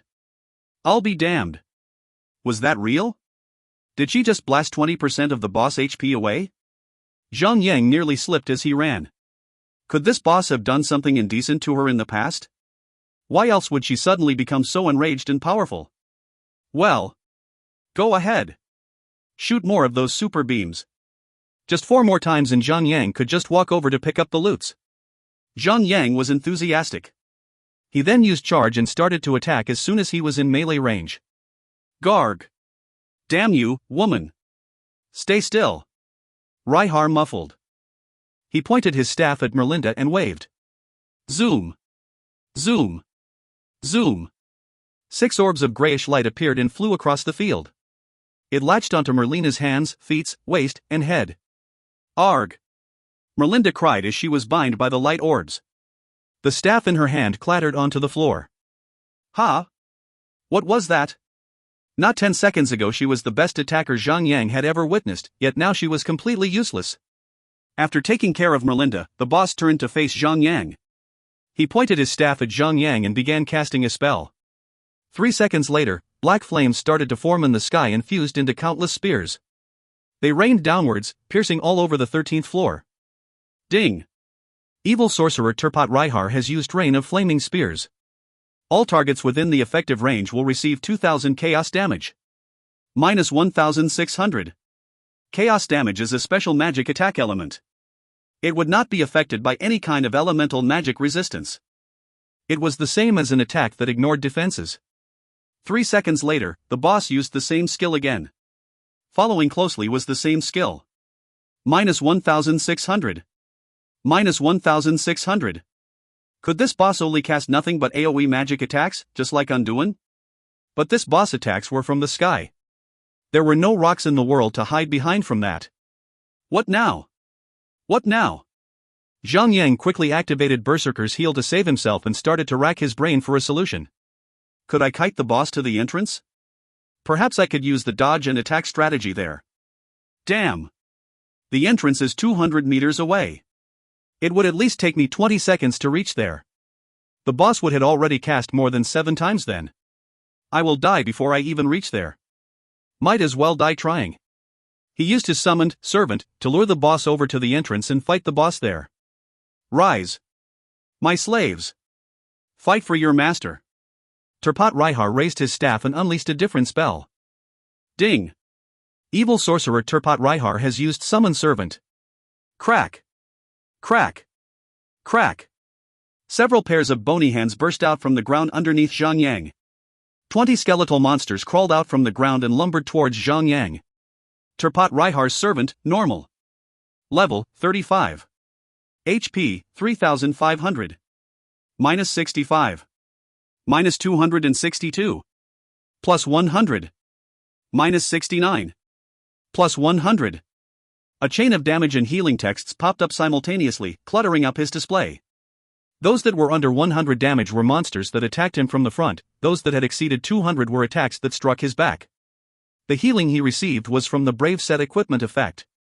Zhang Yang had wanted to give up.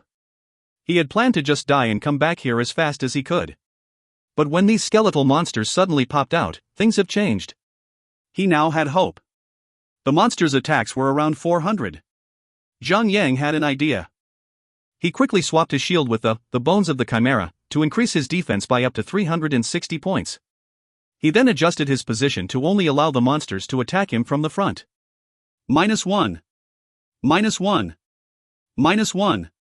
After the monsters' attacks have been reduced by 20%, the base attack of 400 was unable to break through Zhang Yang's defense. They could only inflict 1 damage to him, and because he was under attack by 20 monsters, the set equipment effect was triggered continuously. The boss continued casting rain of flaming spears, one after another, creating several more flaming spears in the ceilings. -1600. Plus 100.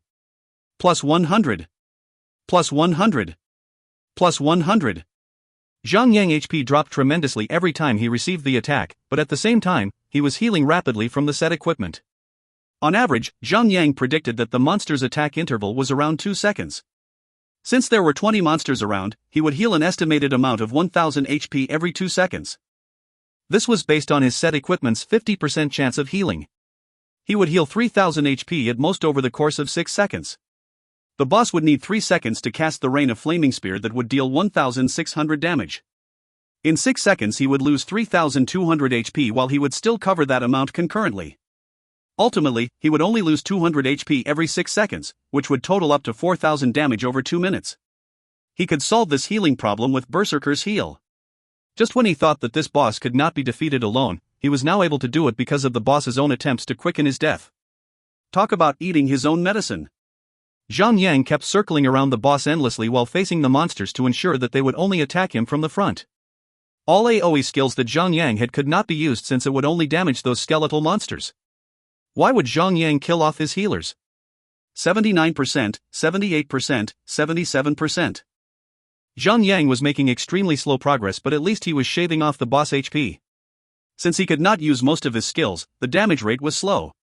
The skill's cooldown was longer than 10 seconds, and he could not use his major skills as they would hit multiple targets. 1 minute. 2 minutes. 3 minutes. 5 minutes. 75%. 70%. 65%. 55%. Slowly and surely, Zhang Yang was definitely obtaining victory. Boss, there's someone they're fighting. I bet it's Zhan Yu. Ha ha. What perfect timing. Kill that bastard. We can fight the boss after he is dead. The field suddenly turned rowdy as a group of players from the Sword and Fire Mercenary entered the 13th floor. All of them had their eyes on Zhan Yu, preparing to unleash their fury upon him. Let's see how you take on 8 of us together. We'll flatten you up nicely like a pancake.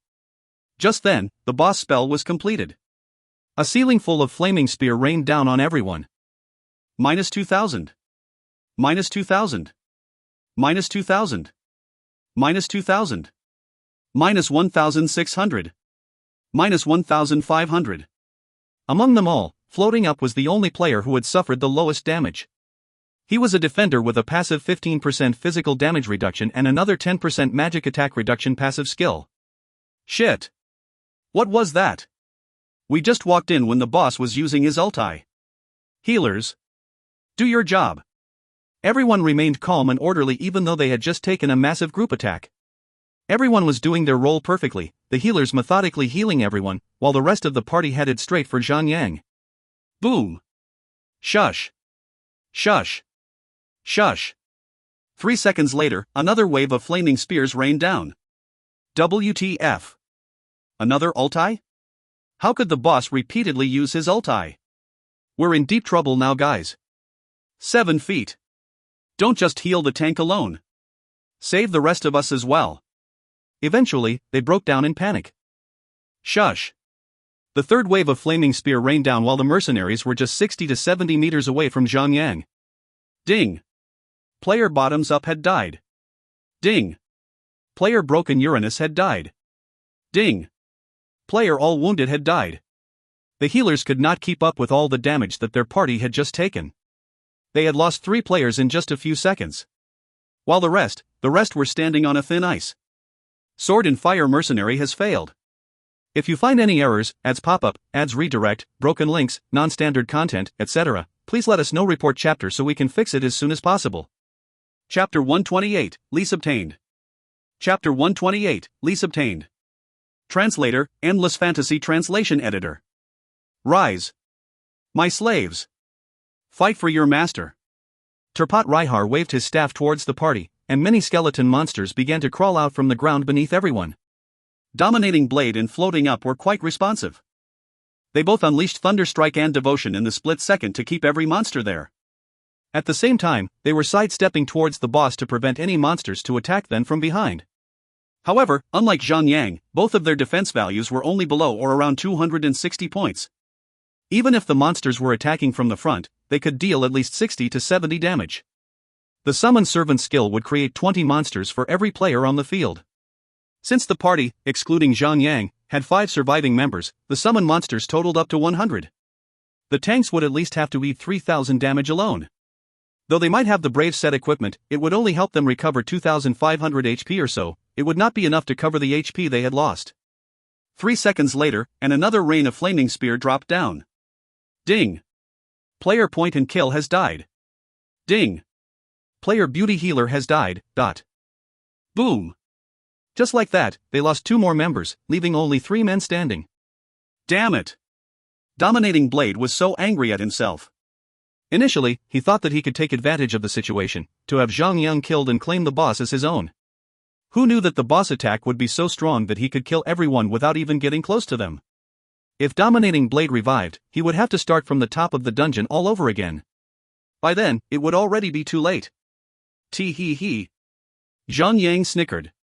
What an honor to meet the famous mercenary. I had always wanted to meet you guys. Who knew that we would actually see each other here? What a coincidence. Coincidence, my ass. The surviving members cursed under their breath, but there was nothing that they could do to turn the tide. How could a single sacred knight heal everyone? Boom. Another rain of flaming spear. Ding. Player Dominating Blade has died. Ding. Player Floating Up has died. Ding. Player 7 Feet Boobies has died. That attack had killed off every single player from the mercenary group. However, the problem was not solved just yet. The summoned 100 monsters still remained even after the mercenaries were defeated. Soon, every single monster turned around and set Zhang as their new target to be destroyed. Damn it! What a drag! 20 to 30 monsters were not a problem for Zhang to control. But when the numbers increased to 100 and more, Zhang was drowning in monsters like a drop of sugar among ants. With the monster all over his back and front, his shield defense lost its meaning. Every attack was around 300 and more. Sigh. Charge. Zhang started to attack the monsters. He cast Thunderstrike, followed by a horizontal sweep. Countless of -284 and -1,600 damage texts popped out. Zhang then used Blot to give himself a little room to breathe, and the reflected damage text popped out endlessly. On one hand, the boss was not chasing after him. Without the need to go closer, the boss could still hurt him since Rain of Flaming Spear had a massive attack range. The moment Zhang Yang had dealt with the surrounding monster, another batch came flocking in. Zhang Yang tried his best to move around, to try and make the monsters to flock together into a cone shape so that he could at least try to bottleneck the monsters. However, no matter what he did, there were just too many to lure. If he were to expose his back for even a second, he would not be able to heal back the lost HP.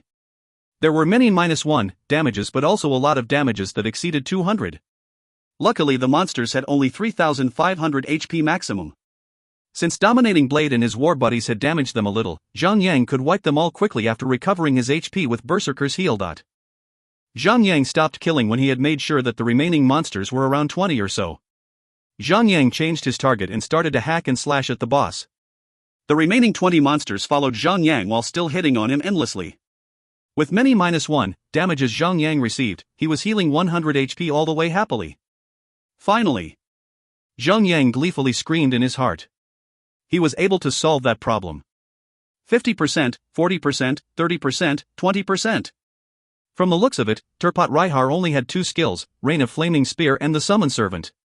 If he had only used the massive AoE attack over and over, he would be the undefeatable boss Zhang Yang had ever faced so far. Lucky for Zhang Yang and bad luck for Turpat Raihar, the boss had also used the Summon Servant to help Zhang Yang turn the tides of war. 15%, 10%, 5%. We're finally here. Ha! The system had not announced anything yet. The lease is definitely still there. Look! There's someone fighting there, Go! Go! Go! Kill the boss and get that lease. Among the chattering, it looked like there were 60 to 70 players that just arrived to this floor. Following closely behind were many more players that were bottlenecked at the entrance. Take a look. The boss has only 4% left. Ha ha. The timing was just right for us. Humbly Gentleman laughed. Brother! Get the boss. Get the lease. The Dominators are the strongest. Ohuwa. Go. Sky Shaman on the other hand commanded his team calmly. Snowseeker was smiling on one end thinking, Zhan Yu. Indeed you have proven yourself as the best fighter there is. To think that if we had arrived just a few minutes later, you would have gotten your hands on the lease. What a shame. She immediately contacted Zhang Yang via the voice messenger. At the same time, the boss unleashed a wave of raining spears. -2,000. -2,000. -2,000. Everyone received a devastating damage. Zhang Yang was not afraid of them coming in to KS1 the boss. He was more concerned about the Summon Servant. Right now, there were so many players that just arrived. If the boss used Summon Servant now, it would definitely spawn a large swarm of skeleton monsters. When the players would be killed off, who will the skeleton monster target next? Even if Zhang Yang did everything that he could, he would still be trampled alive by the sheer number of them. Zhang Yang picked up the call. What can I do for you, Guildmaster Snow? I'll be direct.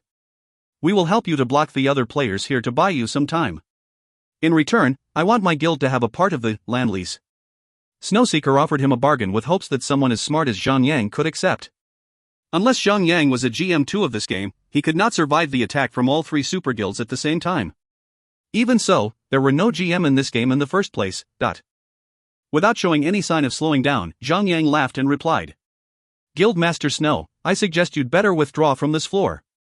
You could at least still save some repairing cost. What are dash? Boom! Another wave of Rain of Flaming Spear came down and caused a chaotic scene among them. What the hell? Did the boss just use another ulti? Damn it! Heal me now. I only have 346 HP left. Go back. Go back to the entrance. Wait until the boss is finished with his ulti and then we'll come back around. Stop your bullcrap. By the time we wait until the boss finishes his ulti, he will be dead. Just rush in and kill the boss. The skill will stop when he's dead. Some people were just being a Captain Obvious. The skill will stop when the boss is killed. That seemed natural. But could they even come close? Even the mercenaries could not get close enough and died midway. How could a mediocre elite team from 3 super guilds handle the pressure? But rise, my slaves. Fight for your master. When it all came down, the boss used the one skill Zhang Yang feared the most. The field was instantly flooded with countless of skeleton monsters that started to swarm the guilds. Boom!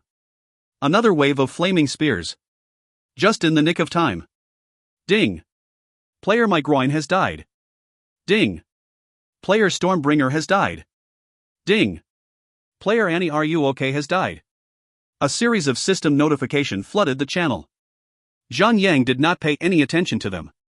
He continued to concentrate on killing the boss. 2%. 1%. 8,123. By the time the boss hit 1% HP, everyone was either healing on one side or running around like a lunatic on the other. The situation was chaotic. The skeleton monsters formed a brigade that looked like a swarm of hornet. Wherever it went, no one would survive. Just in a little time, all 3 super guilds were completely killed. Thousands of skeleton monsters turned around and started to buzz towards Zhang Yang. Crap. 5,612. 4,130. With only a drop of blood left to kill of Turpat Raihar, the swarm of monsters had arrived and flooded Zhang Yang. Shield Wall. Merlinda's Shadow. 3,413. 2,348. 1,345. 713. 124. 0. Ding! You have successfully killed evil sorcerer Turpat Raihar. Obtain 10 million experience points. Thud. The boss dropped on the floor. Zhang Yang did not stop. Swiftly, he took all the loots and shoved them into his inventory without even glancing at any of them. He did not even notice a black glowing orb that was among the loots. Server announcement, congratulations. Player Zhan Yu had obtained the first land lease. The Battle of Underground Tower is now concluded. All monster respawn rates in the tower will return to its normal rate. Victory! Shield wall ended after 10 seconds and Zhang Yang started to receive damage faster than a minigun could fire. Zhang Yang became a hero just by enduring a few seconds in the last scene. Ding! You have died. Zhang Yang let out a long sigh of relief. He then released his soul from the body and was sent to the nearest graveyard. He was not alone there. There were many players around who were still wondering how did they perished. Zhan Yu. Snowseeker contacted Zhang Yang again. I had never thought that you could still grab the lease when it's completely chaotic down there. Ha. Guildmaster Snow should not be that disappointed. This is not the only lease in the world you know. There will be a chance for you to have them as well. Zhang Yang consoled her. Zhang Yang was not bluffing. In his previous life, Crimson Rage had obtained many land property in the past and one of them was on the hotspot, right in the center of Crimson Sky City where its true value would be shocking to know. He. In that case, you would not mind that if you would hand over the lease to us. We will return you a lease the next time it's available, said Snowseeker while wearing a playful smile on her face. Ha? Hello? This is odd. Why can't I hear anything? Hello? Hello? Guildmaster Snow. Are you still there? Zhang Yang ran to the entrance of the underground tower. Without any command prompt window, he felt a sudden jerk and was revived immediately on the spot. Luckily I had managed to prolong my death for a little longer. Or else, I had to run all the way down again to collect my goods. That thought alone sent shiver down his spine. To think that he had to go through the sea of monsters again, he could actually feel sick. Zhang Yang tore a teleportation scroll and went back to White Jade Castle. It was already morning by the time Zhang Yang was done with the tower. Zhang Yang immediately logged off. Arg. Hungry. Tired. Sleepy. 1ks, kill steal. A term used by most MMORPG gamers whenever someone else come to deliver the last killing blow to the monster that he or she were killing first. In most games, the last hit was the determining strike that will have the player who strike the last blow to have the most benefits. Other player might be able to steal the other player's monster's loots by delivering the last hit. 2GM Game Master. The administrative personnel of the game itself. They have complete authority over the game and can basically do anything they want. If you find any errors, ads pop up, ads redirect, broken links, non-standard content, etc., please let us know. Report chapter so we can fix it as soon as possible. Chapter 129, Little Merchandise Shop. Chapter 129, Little Merchandise Shop. Translator, Endless Fantasy Translation Editor. Zhang Yang slept throughout the entire day and had only woken up after 7 p.m. After having his dinner, Zhang Yang turned on his computer and visited the official site to find out the aftermath of his feat. However, before he could even click on the forum link, he saw an update notice on the official site homepage. What was happening? The update patch was only supposed to be implemented on 13th of August. There was still 5 months' time. Zhang felt a sudden omen. He must have done something to this timeline. It was probably affected by yesterday's feat when he solo killed a boss and obtained the beyond perfect score. According to the summarized notice, the first patch update did not have much changes. It had several changes to the warrior, especially Guardian skill update. 1. Block skill cooldown has increased from 10 seconds to 15 seconds. Every successful block instant would grant 30 rage points instead of 10 rage points. Zhang rolled his eyes in frustration. Just like that, the officials had nerfed his OP skill to become a trash. What a shame. If only this patch would only be implemented 5 months later, Zhang would still have been able to perform better feats. It was probably due to his superior performance that forced the officials' hands to launch the patch. The rage generation was improved, but even so, the number of block instances for Zhang, or anyone else for that matter, had been reduced. So, what if the system increased the rage points by 20? It was still useless.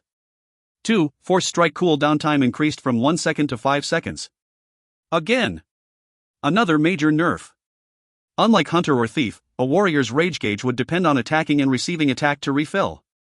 That was why in boss fights, whenever the boss struck the warrior, the rage will be filled up at a faster pace, allowing them to use Force Strike to properly spend off the remaining rage after using other skills.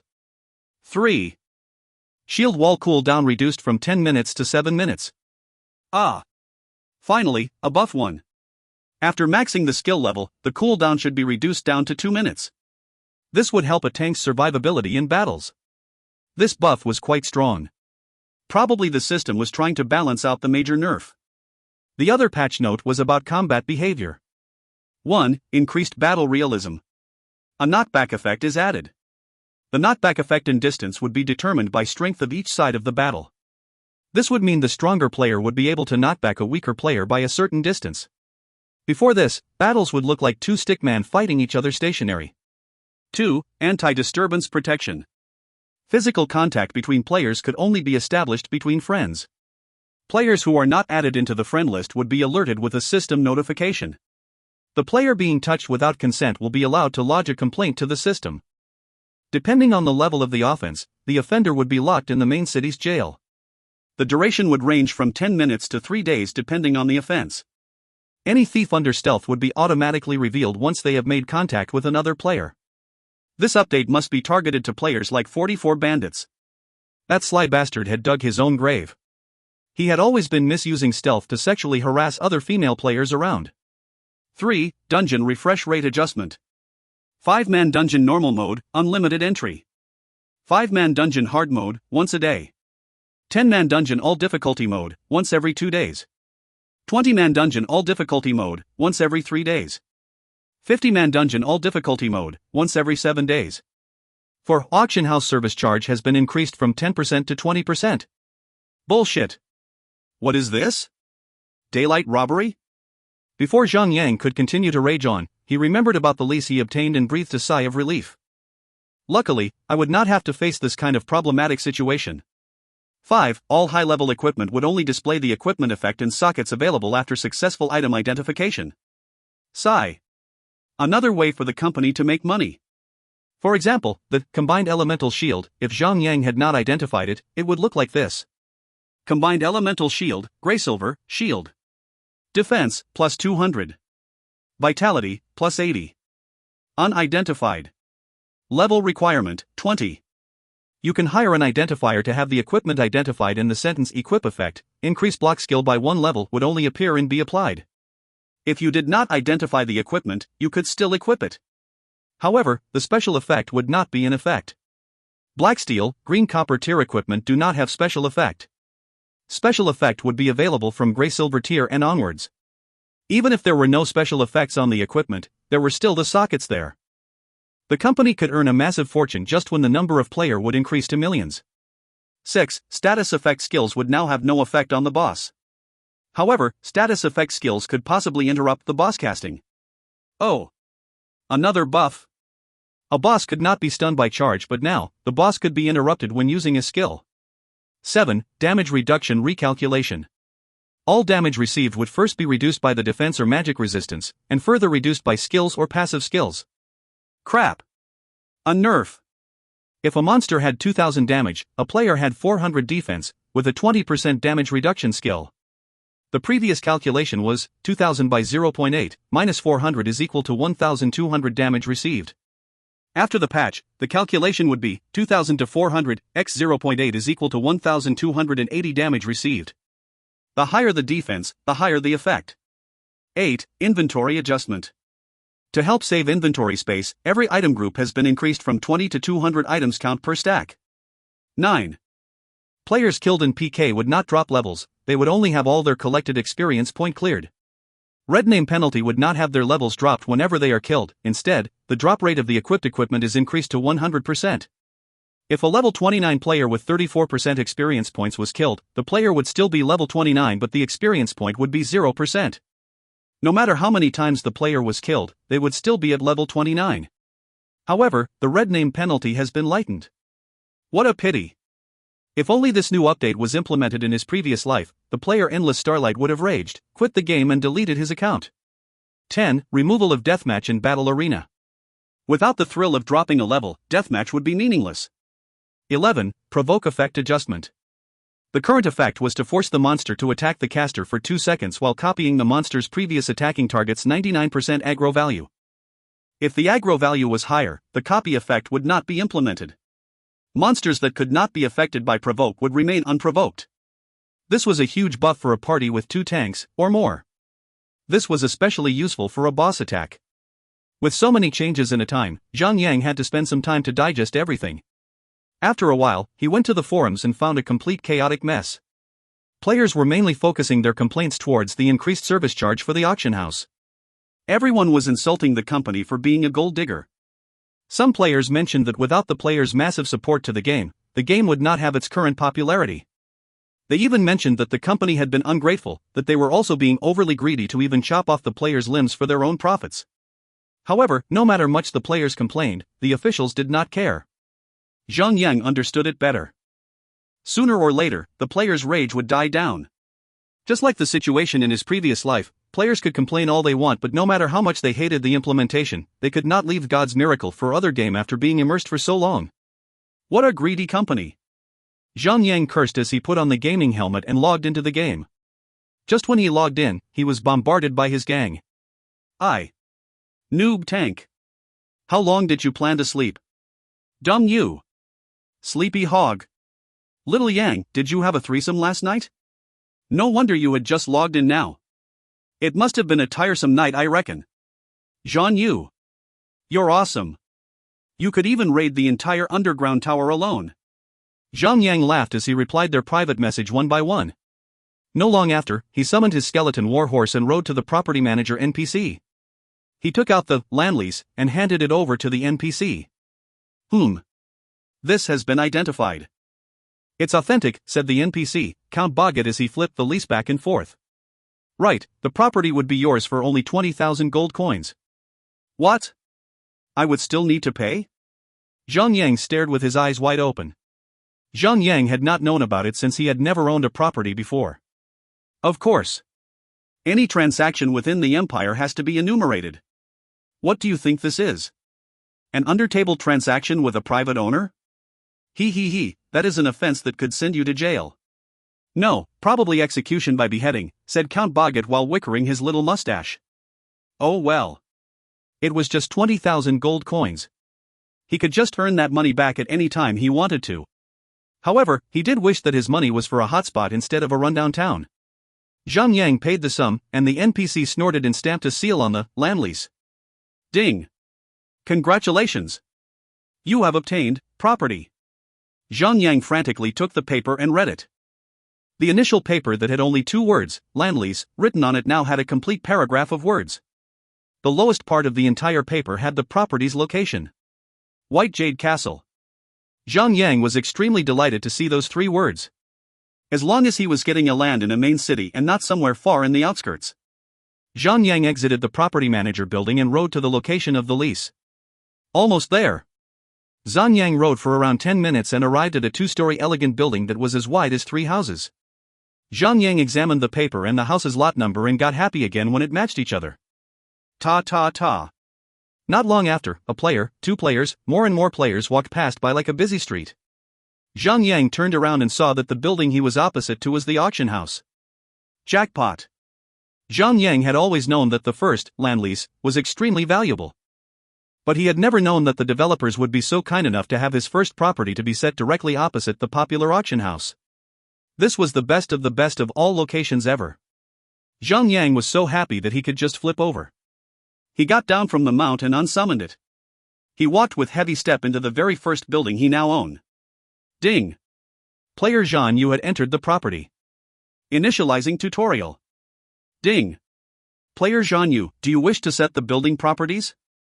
You could have the building set to be shop, repair store, hotel, restaurant. Do you wish you set? Yes. Ding! Please determine the building properties. Shop. Ding! Please input your shop name. Little Merchandise Shop. Ding! Little Merchandise Shop has been completed. Current level, 1, sale item count, 1000. Next level, sale item count, 2000. The first floor will be available. Upgrade cost, 100,000 gold coins. Ding! You can now add items to the shop for sale. Please set the price for the item to be sold. The shop inventory and the player personal storage can be identified. Ding! Advised to have valuable items to be displayed on the display desk and the other items to be in the item menu. Ding! Advised to hire a maid to manage the shop. You can select the maid from the property option, shop option window. Ding! This concludes the tutorial. You can open the property option, help, for further information. Good luck! In regards to setting up shop, Zhang Yang was bewildered. He tried and opened the shop menu window and selected to add items for sale. He then threw every green copper equipment in his inventory into the menu. The item price could be set to a fixed value like a shop in reality. He could also set the item to have a bidding value. He must have a fixed selling price, but he could choose to not set the maximum price. The ground floor was already designed to be just like a supermarket. There were aisle and racks around to have items placed on them. The items placed here could be viewed instantly, so Zhang Yang had reserved them for rare and valuable items, while the rest of the items were set to be viewed in a menu like the auction house. You could key in words to search and locate the item. A shop is like the combined version of a store and an auction house. One buff, here in this context, a buff is an action that depicted a skill being strengthened. This term is not to be confused with the buff in the game when a player would cast a skill to grant a beneficial effect. If you find any errors, ads pop up, ads redirect, broken links, non-standard content, etc., please let us know. Report chapter so we can fix it as soon as possible. Chapter 130, A Challenge of Sword and Fire. Chapter 130, A Challenge of Sword and Fire. Translator, Endless Fantasy Translation Editor. Needless to say, items that should be placed in the display board should be the gray-silver equipment. Zhang Yang had turned into a man of fortune. He had obtained plenty of gray-silver equipment from the underground tower. Even if he had kept some away for his gang, there were still plenty more that he could place at the display board to attract attention. Others would definitely see it, but they might not be able to buy it. However, they would be intrigued to know what else inside that they could buy. At least, Zhang Yang no longer needs to set bottles after bottles in the auction to sell them off. Now, as long as he set a fixed price in the shop, players could buy the desired amount of beginner anti-shadow potion. The shop will automatically restock the item from his storage to be sold. This was much easier than buying and selling from the auction house. Zhang Yang opened the shop assistant menu and viewed its selections of helpers. There were many characters available for him, from man and woman to humans, elves, dwarf, and also beastman. Pity, there were not any gnomes around. Those little devils were the best at making money. So far, the current male players in the game far exceed the number of female players. Zhang Yang then picked the first option, to remove all male, beastman, dwarfs and plain-looking females. The selection was reduced from over 100 to only 20 options left. Zhang Yang carefully selected one by one and finally decided on a maid. A cool, beautiful, and sexy-looking human girl. Her chest was so pointy that they could just pierce through the outfit and reveal 2 small dots. It's decided. Zhang Yang would pick this one. Natalia, normal. Level, 1. HP, 50. 3 size, 34D-22-33. Personality, cool. Service fees, 1000 gold coin/month. Zhang Yang confirmed his selections and 1000 gold was taken away. A white light flashed and Natalia appeared in front of Zhang Yang. She bowed down and greeted him, "Master."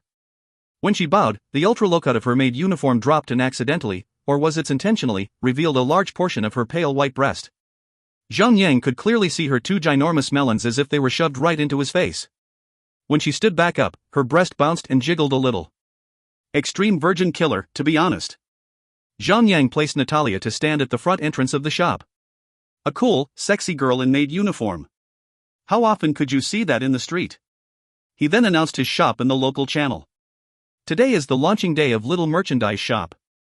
Come at once if it's convenient. If it's inconvenient, come all the same. The shop is located directly opposite of the auction house. There will be a beautiful girl to welcome you to the shop. Today is a special day. You'll get a special 20% discount. When the announcement was released, it captured many players' attention, especially those who were close to the auction house. They walked over since they were so close and had nothing else to do. It was not like they would be forced to buy anything at all. There was definitely no harm in going. Truthfully, Zhang Yang did not need to make that announcement. Natalia alone was sufficient enough to attract many male players around. Humans were indeed a funny being. Once there was a person standing there staring at the sky, and more people joined him to stare into the sky without knowing what to look at. Yet this little shop had something to look for, and that was Natalia, the sexy maid. There were players who just stared from outside. Some entered the premise. Zhang Yang was not worried about his items not being able to attract the customers. As for security, it was impossible for any thievery to occur within the premise since there was the system protection. You would have to digitally buy the equipment to be able to have it. Zhang Yang opened his inventory and found out there were still plenty of battle loots from the underground tower. He had forgotten to take out the rest of the item when he took out the land lease. As for the last boss, Turpat Reinhard dropped plenty of items. There were at least 14 pieces of green copper equipment and 4 pieces of gray-silver equipment. There was only one gray-silver equipment he could use. The remaining items were a skill book and a piece of alchemy recipe. Heart of Fallen Warrior, gray-silver, accessory. Use, increase your defense by 2,000 points. Last for 15 seconds. Cooldown time, 5 minutes. Level requirement, 40. Finally. A decent item. In God's Miracle, a character may equip the following equipment: helmet, necklace, cape, body armor, gloves, pants, boots, 2 rings, weapon, and 2 accessories. Weapon and accessories were special. Weapons could be categorized to one-handed weapon, shield, two-handed weapon, staff, and ranged weapon. A character may equip 2 pieces of one-handed weapon at the same time, but only 1 piece of two-handed weapon, staff, and ranged weapon. A thief, for example, could equip a one-handed weapon as his primary weapon slot and a shield as his secondary weapon, just like a guardian and defender. Only 1 two-handed weapon, staff, and ranged weapon could only be equipped at a time. Accessories were special. Accessory does not provide any bonus attribution, such as dexterity, strength, vitality, and so on, but it does contain a special effect. The one that Zhang Yang had just obtained, Heart of Fallen Warrior, was commonly called an active accessory. The player would have to manually activate the skills that the accessory provided. Merely putting it on or off would not have any effects on the character. On the other hand, there were also some passive accessory, such as the effect, equip effect, increase all attack or healing effect by 5%. Accessories were equipment that would only appear in the late game period. They were extremely rare. Level 40 accessory should be the game's lowest and easiest accessory. There were a majority of players would still be wearing a level 40 accessories when they reach level 200 because of the rarity. Accessories were only dropped by field raiding bosses such as the Underground Tower with 13th floors or the Cave of Bones. Skill book, Apparate. Use, Teach You Apparate. Required class, Spellcaster. This is a must-learn skill for every PK spellcaster. The character would be able to instantly move 10 meters into any direction and dispel any status effects such as stun, bind, slow, and other various debuff. This skill was a rare drop. So far, there were no spellcasters around that learned the skill yet. None of them truly understood the value of this skill. Zhang Yang then preemptively set the price to 10 million gold coins to attract customers. Recipe, Beginner Iron Skin Potion. Use, Teach You How to Make, Beginner Iron Skin Potion. Requirement, Advance Alchemy. Good item. Zhang Yang took the item for himself and learned it. Beginner Iron Skin Potion, Consumable. Use, increase 100 defense points for 30 seconds. Cooldown time, 2 minutes. It was a good item, but the ingredient and material to make the item was just too much. It even required an extremely rare herb called iron cane. It was so rare that you could not even buy it with any money that you would have. Just leave it aside for now. Zhang Yang smiled satisfyingly and left the shop to meet up with Han Shui. The party then went on and raided the Shadow Moon Castle's garden dungeon. After that, the party proceeded on and gathered more guild members to raid Marzerway's lair, main wing, and was able to procure a little more grey-silver equipment. Everyone was going crazy when they saw Zhang Yang had the servant, Clear Lotus, and the yellow gold equipment, especially Fatty Han. He was so impressed that he could make a river with his drooling. The level 20 grey-silver equipment from the main wing were sold out to the guild member via the guild contribution points. On the other hand, the level 30 grey-silver equipment were prioritized to the gang. If there were equipment that were not suitable for any of them, Zhang Yang would sell the item at his shop and the profit will be shared among the 6 of them. Not only was he able to fill up the empty spaces in the shop, the money that he obtained from the sales was not deducted by the system. It was a better advantage than Zhang Yang had expected. Dummy! I haven't seen you for a day and yet here you are a shop owner.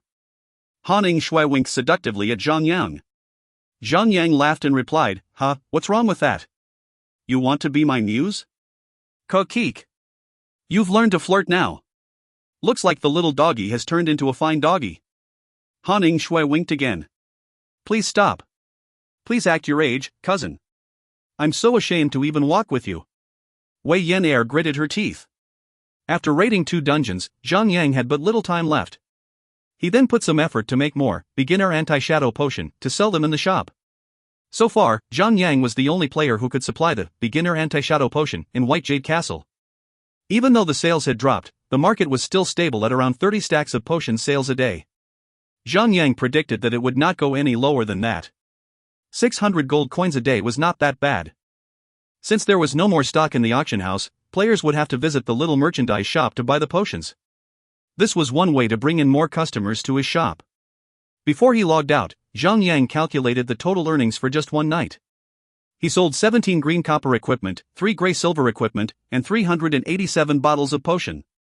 His total earning was 2,700 gold coins. It was much lower than his previous earning during the peak sales period, but Zhang Yang was not frustrated since the sales was going to be never-ending.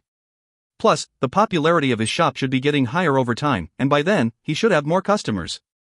By that logic, his sales should also be better than ever.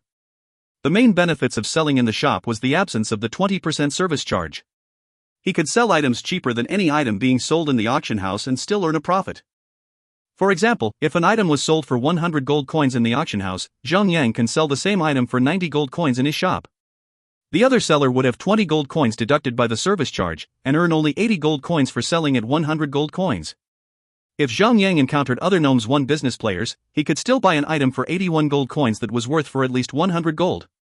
Since those gnomes could supply a large number of stocks in a go, although it was only 1% profit charge, 1% service charge was still a large number.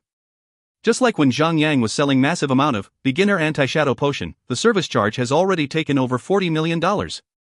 Zhang Yang arranged a few matters with Natalia and set the price for the several items to buy from players themselves. She was then tasked to approach passerby to promote some items to be sold. Anyone would be thrilled to have a lovely little maid striking a conversation with them. Zhang Yang then deposited 10,000 gold coins for the shop's purchasing funds and logged out to have his rest. After a good night of sleep, Zhang Yang was finally free from the discomfort of staying overnight. He felt refreshed and revitalized. He spent an hour or so to exercise, and then he logged into the game after having his breakfast. Zhang Yang need not worry about the shop.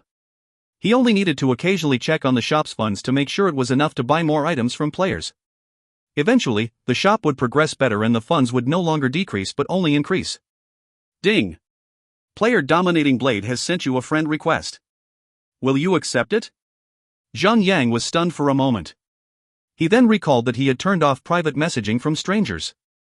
If anyone wanted to contact Zhang Yang, they would have to engage him face-to-face or become friends with each other. Accept. Beep. A voice call request from Dominating Blade arrived. The setting for the voice messaging could be toggled as so, those who were closer to him would be set to immediate contact without the need to wait for the other party to accept the request. He had set it that way for Fatty Han, Han Shui and the rest of his gang. They could just yell at him anytime and anywhere without any permission. Anyone else, Zhang Yang had set that they would have to wait for him to accept their call, like a cell phone, to be able to have a conversation. Dominating Blade, is there anything I could do for you? Zhang Yang accepted the call. He. We met you yesterday but could not engage in a proper introduction. You know, you are quite famous among our fire and sword group. Could I interest you in a match at the battle arena? Filled with a dominating tone, he requested Zhang through the call. After yesterday's incident in the tower, neither one of them were satisfied with the result. Zhang delayed his response and answered nonchalantly. I accept. However, a fight alone is just boring. How about we bet something for it? What do you like to bet on? Just a small thing to heat things up a little. 1 round, 1,000 gold coins. Done. Alright. Let's meet up at the arena in about 5 minutes. Zhang ended the call and rode his horse to the area. The battle area was the best place to release one's frustration. It was also the place where famous players were born. The game would document every player's battle record and display the player with the highest victory rate. Before the launching of the professional league, this list represented the PK player's strength. However, to prevent players from abusing the system ranking, the system would not record any battle that was pre-arranged by the player. Only through registering their fights by the system, and the system would arrange a random player by their strength, would only be recorded into the system. However, this could not 100% prevent players from finding a loophole. At least this way, they could prevent 2 level 10 players to have 100 matches every day and be listed in the top ranking. However, there was no special reward from being in the top. Even if you could get yourself up to the number 1, no one would acknowledge your strength. Zhang immediately received Floating Up's battle request once he arrived at the battle area. 44 bandits and not telling my name has lost to you before. They're out of the fight. Healers are not a combative character, so they are out as well. What's left is the 6 of us. There's something I have to request of you personally.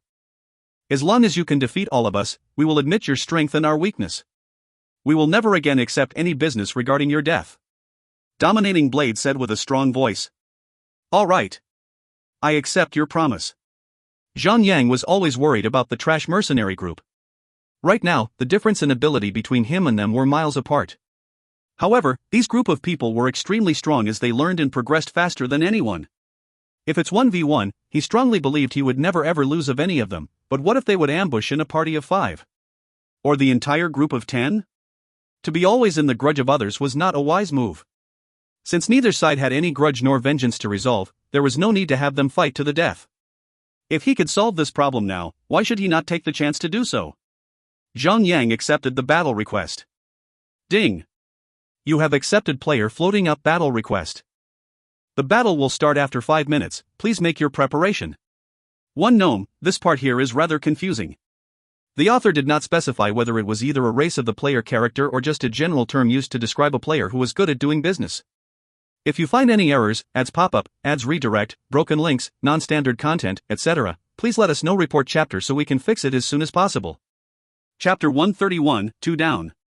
Chapter 131, 2 down. Translator, Endless Fantasy Translation Editor. Both sides placed their bets of 1,000 gold coins and waited for the bells to ring. With each team having famous players, spectators were already gathering in the arena. However, when they wanted to enter the arena to spectate, the room was locked with a password. They could only ask around, waiting for someone to reveal the password to enter the arena. The password was placed by Floating Up, fearing that they may face public shaming if either one of them loses the fight, or so Zhang thought. 5 minutes passed like the wind and both contenders entered the battlefield. There was no one around the arena aside from the remaining 9 members of Sword and Fire Mercenary Group.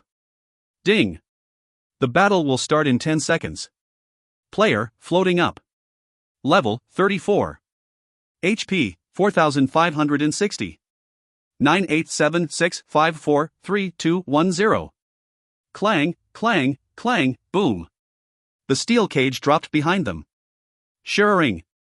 Floating Up glowed with a yellow golden light and there was a shape of a battle axe icon on his head. It looked like he gained a buff. Commanding Seal, every melee attack will inflict additional 30% melee damage as holy elemental damage. Last for 30 seconds. He then dashed towards Zhang. When he was 15 meters away from him, Floating Up stomped the ground hard and tossed his shield towards Zhang. Shield toss. -1. A nullified attack damage popped over Zhang head. Shield toss froze the shield in your hand to cause 100% physical damage to the target and 2 other nearby targets. Inflicts a 50% movement speed reduction. Last for 3 seconds. Floating Up was wearing a complete level 20 gray-silver equipment, so his strength should be around 220. Even if the set equipment effect would increase his attack by 10%, it would only be raised to 250. Zhang Yang equipped the Bones of the Chimera, which made his defense to be up to 360 points. Floating Up damage was unable to break his defense and could only inflict a nullified damage value. However, Zhang Yang was still inflicted with the slow effect. Floating Up was not surprised of his nullified damage, since he had crossed blades with Dominating Blade once and had the same effect. However, Zhang Yang's equipment was not weaker but only stronger. Shush! Zhang Yang rushed in with charge and stunned his opponent. He then ran behind him and attacked him normally, followed by a horizontal sweep. -644. -1313. Defender had 15% damage reduction passive skill but would still be in effect even when an enemy attacked from behind. Blood Rage plus 30 Rage. -1325. Destructive Smash. 2 seconds later, Floating Up recovered from the stun and consumed a bottle of healing potion. He then turned around to face Zhang Yang but only to find Zhang Yang following his back like a shadow. Zhang Yang swung the sword in his hands and dealt another attack on him. -656. Floating Up now realized that the opponent's ability to reposition was much better than his. If this dragged on, he will be played around by Zhang Yang, only to be killed. Without hesitating further, Floating Up activated a skill. A flash of golden light beamed out and Zhang Yang was stunned. Sanction, punish the target, stunning the target immediately. Last for 5 seconds. Skill range, 15 meters. This skill's advantage was that the caster did not need to face the target directly to activate. Similar to Zhang Yang's strategy, Floating Up went behind Zhang Yang and sliced Zhang Yang's back. -453. Normal attack. -150. Commanding Seal. -501. Strong Hammer. -290. Justice Bash. -827. Judgment. Defenders and Guardians possess a different kind of system. A defender did not need any rage. They could cast the skill at any time they wanted as long as the skill was not on cooldown. Additionally, majority of the defender's attacking skill was Holy Element, which could not be reduced by defense value. Floating Up stomped the ground and activated Devotion. A golden light spread out and Zhang Yang started to receive 20 damage every second. After a series of skill, Floating Up had to rely on normal attacks while waiting his skills to finish their cooldown. -458. -153. -462. -149. 5 seconds stun ended. Zhang Yang had 3000 HP shaved off by Floating Up. The moment he got control of his character, he quickly turned around and faced Floating Up directly. His skills was ready to be unleashed when his rage gauge was already full. -1322. Destructive Smash. Floating Up wanted to learn from Zhang Yang, to follow someone's behind like a shadow and to kill him that way. But that was just a beautiful wish that could never be granted. Before he was even able to react to Zhang Yang's attack, Zhang Yang had already smashed him to have only 1500 HP left. Zhang Yang attacked him another round and was left with only a drop of blood from death. Floating Up quickly reacted and activated Divine Protection and Holy Restoration. Divine Protection, dispel all negative status effect and grant immunity to all attacks. All damage output and healing will be reduced by 50%.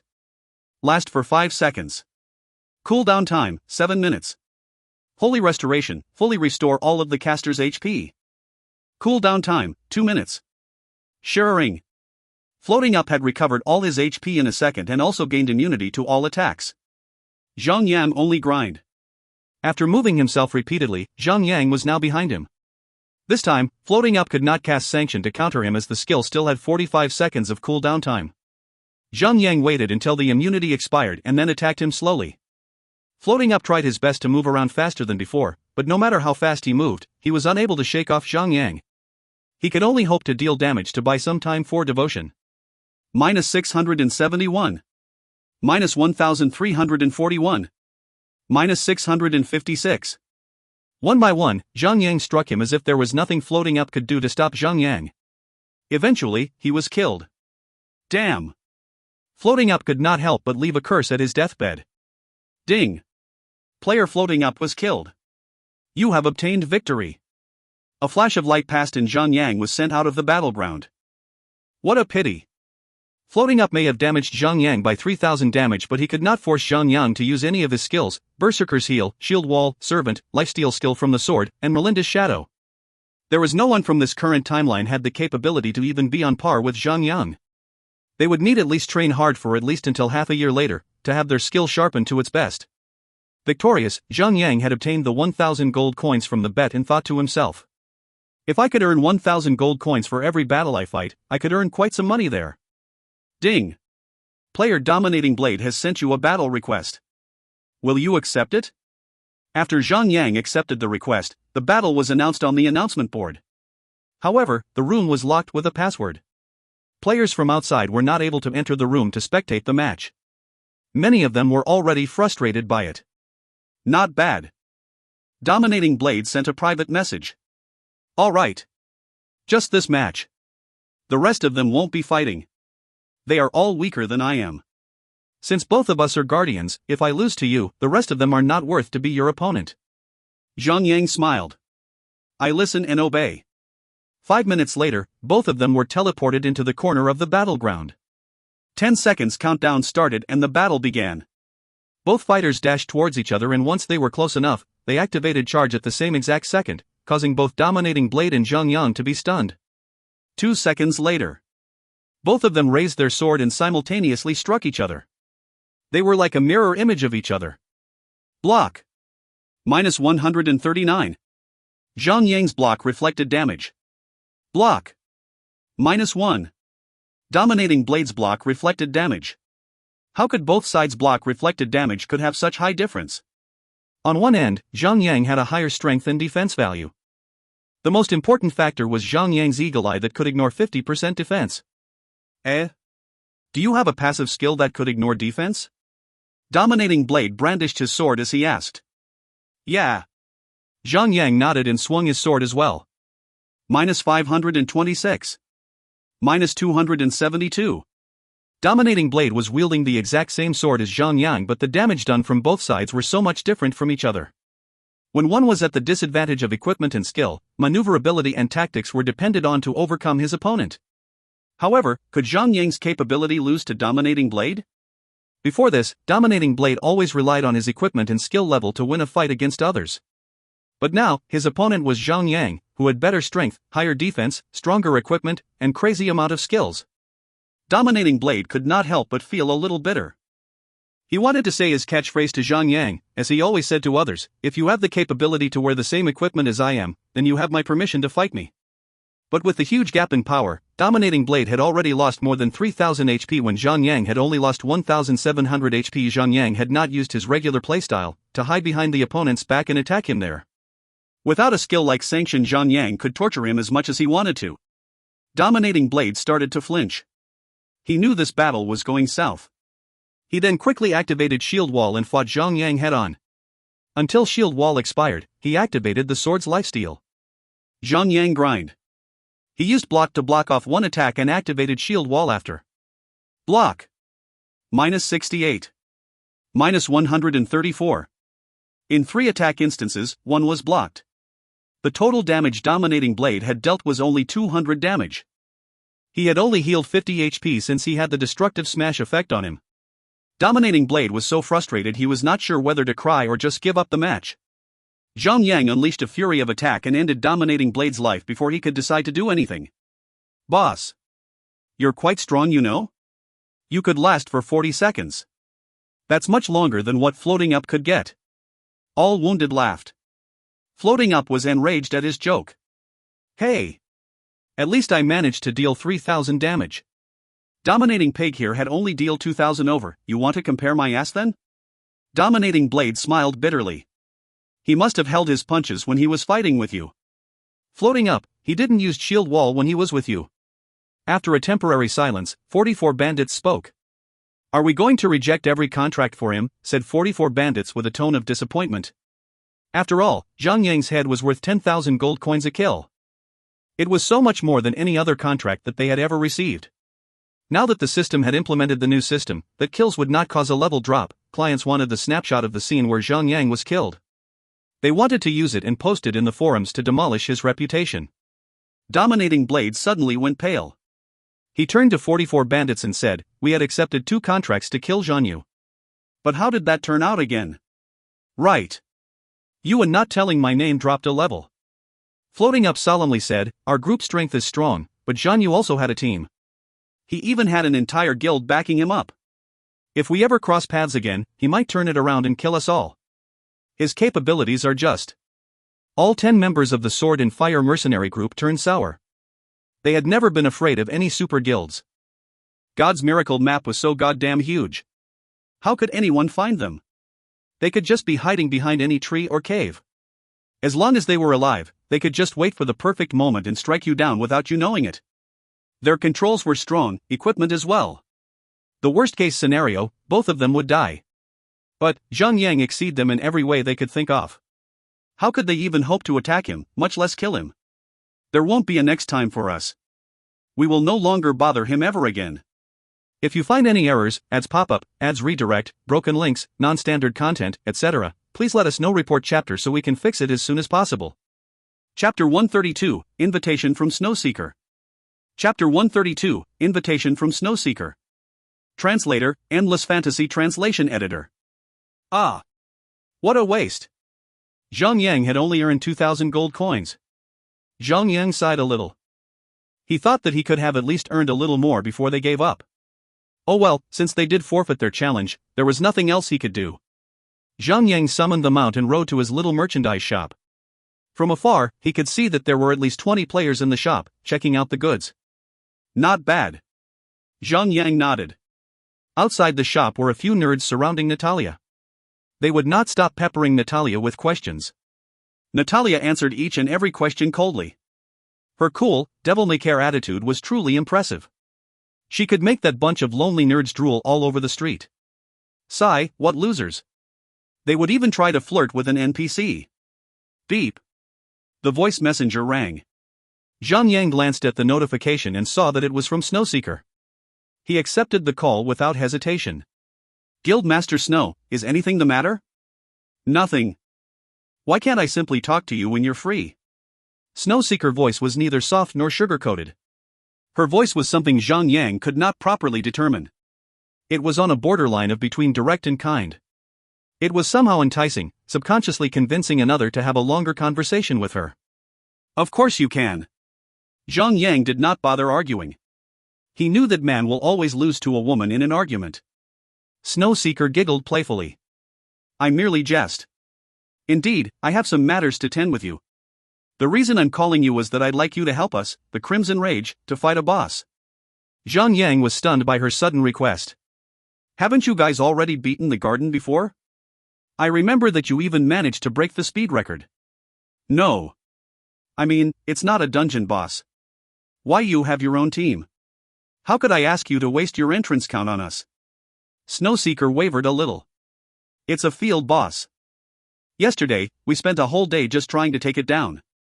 We suffered several complete wipeouts for at least 30 times. "Oh ho." Zhang Yang raised an eyebrow. He was interested at where this conversation was going. A dungeon is always there, always available. The refreshment period of the dungeon was short and quick. Anyone could form a proper party to raid the dungeon whenever they wanted to. That was why, even though dungeon loots were strong, they were never as strong as the equipment found on a field boss. There could be only 1 or 2 of them in an entire region. If someone else kills it, there won't be another one replacing it anytime soon. The items that could be found from this field boss were extremely rare. Zhang Yang's mount, Skeletal Warhorse, was one of such. "What's the boss name?" Snowseeker smiled. "If I tell you that now, you might take advantage of us. Who knows? You might even wait until every one of us is dead and claim the boss loots for yourself." Thought. "Hey!" Zhang Yang cried out defensively. "Do I look like that kind of person?" "You're not. But as they say, you can't judge a book by its cover. Humans are just wolves in a skin suit." Zhang Yang could hear pain in her voice. She quickly laughed it off. "How about it? Will you lend us a hand? As a reward for your help, I will give you 1 item from the boss loots. I will even let you have the first pick." Zhang Yang started to think. He recalled the scene yesterday when every other guild were there to kill the boss for themselves. Snowseeker, on the other hand, had approached Zhang Yang to ask for cooperation instead. From a guild master's perspective, that was a rather bold move. No matter. This is a kind gesture. A favor to be precise. That said, Crimson Rage is a strong guild now and will be even more so in the future. If he could get on their good side now, it would only benefit him and his guild, the Lone Desert Smoke. Zhang Yang made his decision on the spot. He nodded. Okay. I'll help. Recruit me. Snowseeker immediately sent over a party invitation. Zhang Yang was added into the main party once he accepted the invitation. In God's miracle, the party member limit could reach up to 1,000. Within the huge party, 50 members would be compartmentalized as a subgroup. There would be a total of 20 subgroups. In the party list window, those subgroups look like a series of chain webbing. You could click the name of each group to see a party of 50 players inside. Each subgroup would have their own communication channel. They could also be able to listen to the main party communication and see any announcement made there. Crimson Rage's expedition party had 13 subgroups, with a total of 637 members. Zhang Yang entered the party and was immediately assigned to be in the first party with Snowseeker. Zhang Yang briefly scanned the area and found that all 49 members were female, by IGN at least. He was the only one that stood out among the crowd. Everyone, please welcome Guildmaster Zhang Yu. Snowseeker announced in the party channel. Not long, a continuous chain of greetings in the form of chirps and shrill cheers broke through the air. They came in varying tones, cold, sweet, a little overtly excited, and a little monotonous. No matter the tone, all he could hear was the slightly higher-pitched voices of females. Zhang Yang had thought that he had fallen into the Themyscira, the Amazonian island of Wonder Woman. He could not help but think that if other male players had joined Crimson Rage's party, they would either be high in ecstasy or be completely femininized by them on the other end of the same scale. Attention! From now on, only subgroup leaders are allowed to use the public channel, the rest of the members are only allowed to communicate within their own subgroups. Let's proceed. Just like we did yesterday. Spread out, and rendezvous at the Bison's Hill. Snowseeker laid out her instructions clearly and full of commanding aura. Zhang Yang joined Snowseeker and her team and gathered at the Griffin Manager. Some of his team members were familiar faces. There was Thorny Rose, White Orchid, and Perfumed Water. All of them made up a party of 10. When Zhang Yang joined the girls, he was greeted by the rest but was insulted by Thorny Rose. Humph. Bloody swindler. It was hard for her to forgive him. Zhang Yang curled his lips and defended himself. Well. Technically, I didn't rob of you of anything. In fact, you were very much on the winning side there. For your information, 2 pieces of refined iron ore could be traded for more than 70 pieces of iron ore. What has that got to do with you running off with our iron ore? Thorny Rose was frustrated. She jumped up angrily, causing her 34D huge boobs to bounce up and down vigorously. Zhang Yang sighed. Didn't you say it yourself, that you will not resort to sexual appeal whenever you lose in an argument against me? I've got to warn you though. I don't have much resistance against that. Thorny Rose was even further infuriated. With one hand on her waist and the other pointing at Zhang Yang, Thorny Rose held her chest up high. She was fuming mad. That's enough, Rose. You're being fooled here. You'll fall into his trap if you're angry. Snowseeker laughed lightly as she pats her shoulder. Sister Snow. I really hate that guy. Thorny Rose rolled her eyes at Zhang Yang. All right. Let's go. Snowseeker cried. Fly to Goodland's town. Everyone sat on the griffins and flew off. Along the way. Fei, the guy that you met yesterday. How did the date go? The party channel started to fill with the idle conversation. Sigh, the guy is another big pervert. He would even get busy with his hands while we were watching the movie, So Fei, did you give him a good slap in the face? Coral. It's not like you didn't know. Our Fei is also a big SL*T, born to ride that stallion. She could do it forever till kingdom comes. Damn B*TCH. How could you even come up with such a description of me like that? You stupid swine. Don't keep those obscene thoughts to yourself. Honestly though, Fei, did you really go 20 toes with him? Yeah. Say. What happened? I mean. What can I do? He wanted it. He took the shot. I'm not the kind that would say no, so yeah. We did it. He. How was he? Was he good? He looked good, but he wasn't that good in bed. I must say, he was so horny in the car. It was like he was so dry. I was thinking that he probably haven't been with a woman in his past 8 lives. That guy got on me and was done before I could even feel anything at all. I had to go back home and do it myself. Sigh. That's right. Ha. Might as well get a vibrator than a boyfriend. Am I right? Ha ha ha ha. Ahem. Snowseeker purposely coughed loudly as she could no longer hold in her shame. Girls, I'd like to remind you that we have a guest here. Only then did the girls lower their voices. Eventually their whispers turned into full conversations again. Zhang Yang could make out words like length, size, and endurance. Even Zhang Yang began to tremble at the power of a woman's dirty talks. Once these women were brought together, they could just go on and on about any topics at all. It is no wonder that 2 women could just talk for an entire day. The Griffin's speed were fast, but even so, they took almost half an hour to reach their destination. Afterwards, they walked into the depths of the mountains. All subgroups of the party were beginning to converge there. The numbers started to grow as more and more groups arrived. The entire plain was filled with women's chattering. There was a sense of power among the girls. Even as a guardian with super high defense, Zhang Yang knew that he could not withstand the number of lashes and heart-piercing talks from the girls here. He lowered his head and followed Snowseeker obediently like a dog and his owner. As they proceeded further into the mountains, the region name changed from Goodland's Town to Bison's Hill. Bison's Hill was pretty straightforward. There were wild bisons everywhere. However, no matter how ferocious they looked, they were just puny little calves from the girls' perspective. There were even several girls there voicing out that they want to cut down the bison's horns, saying that they were better at performing compared to certain adult body parts. That topic alone induced a vigorous power among the girls. The expedition took another 30 minutes to reach the peak of the mountain. The surface of the peak was extremely flat and wide. It felt like the peak was sliced away by someone else. The place was as huge as the football fields you see in the FIFA World Cup. This field had a 10-meter tall and 1-meter wide stone pillar struck in the middle of it. On the top of the pillar was a gigantic humanoid monster sleeping on the flat surface of the pillar. Its entire body was covered in pieces of grayish rocks. There was moss grown all over the rocks on his body. The giant rolled over and a gigantic arm dangled from the edge of the pillar. It was as long as 10 meters. The monster was sleeping soundly. Its snores were so loud and powerful that the nearby sand and rocks were rolling back and forth with each breath. Zhang Yang selected the monster and examines its properties. Calvos, King of the Mountain Giant, Silver Gray, Elemental Being. Level, 40. HP, 50 million. Note, he was a king. But he got exiled when he has lost the fight for the true king's position. Zhang Yang had never fought this boss before in his past life. But he did once fight another king of the mountain giant. That was a level 120 mythical tier boss. One strike could kill you several times over. Every attack he has was imbued with AoE damage and knockdown effect.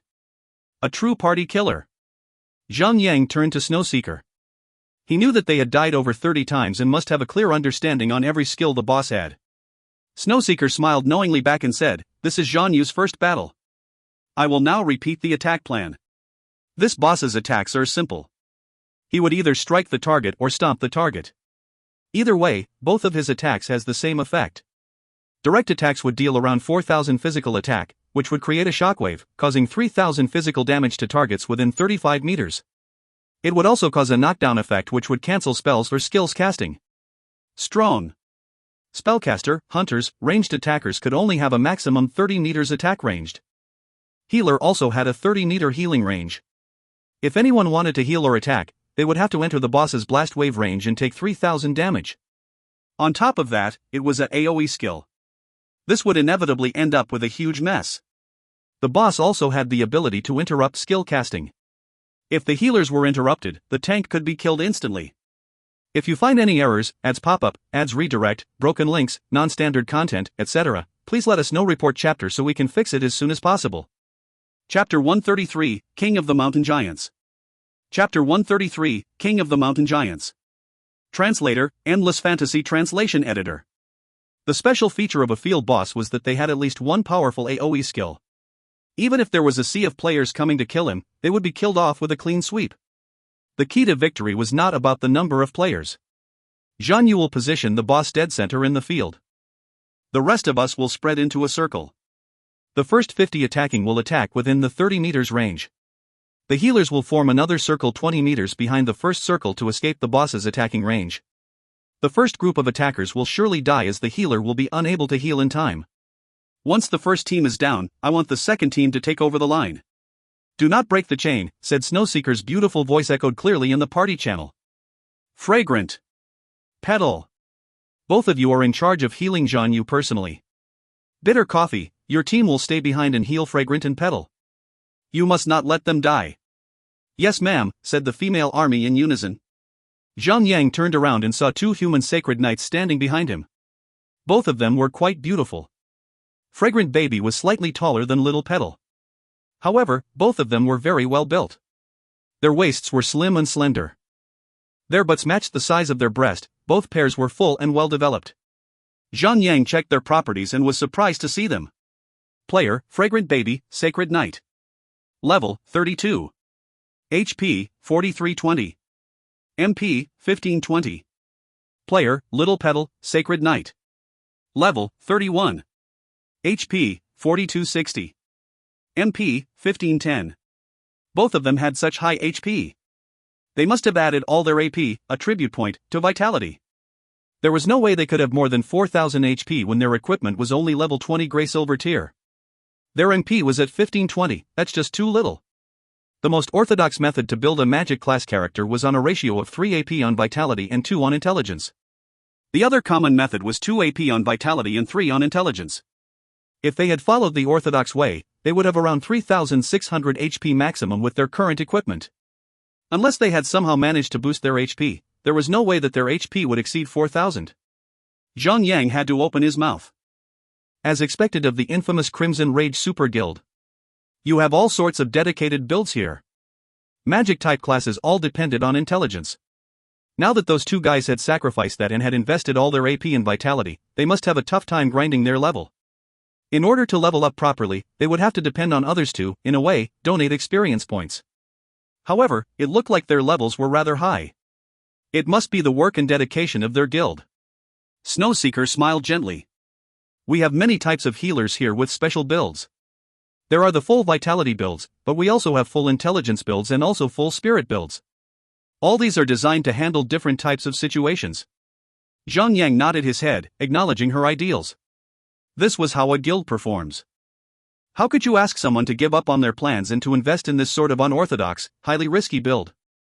However, this was still the early stage of the game. When players start progressing further, the weapon levels will go higher, thus providing more bonus attribute. The bonus attribute could get so high that the attribute invested by the free AP would be negligible. You could even stock up all your AP without investing them and you'll get 1500 AP when you reach level 300. That amount was nothing compared to the attribute points gained from equipment. Still, right now, those two had only over 1500 MP. How are they going to last? Frowning over their stats, Zhang Yang stared back and forth between the girls and Snowseeker.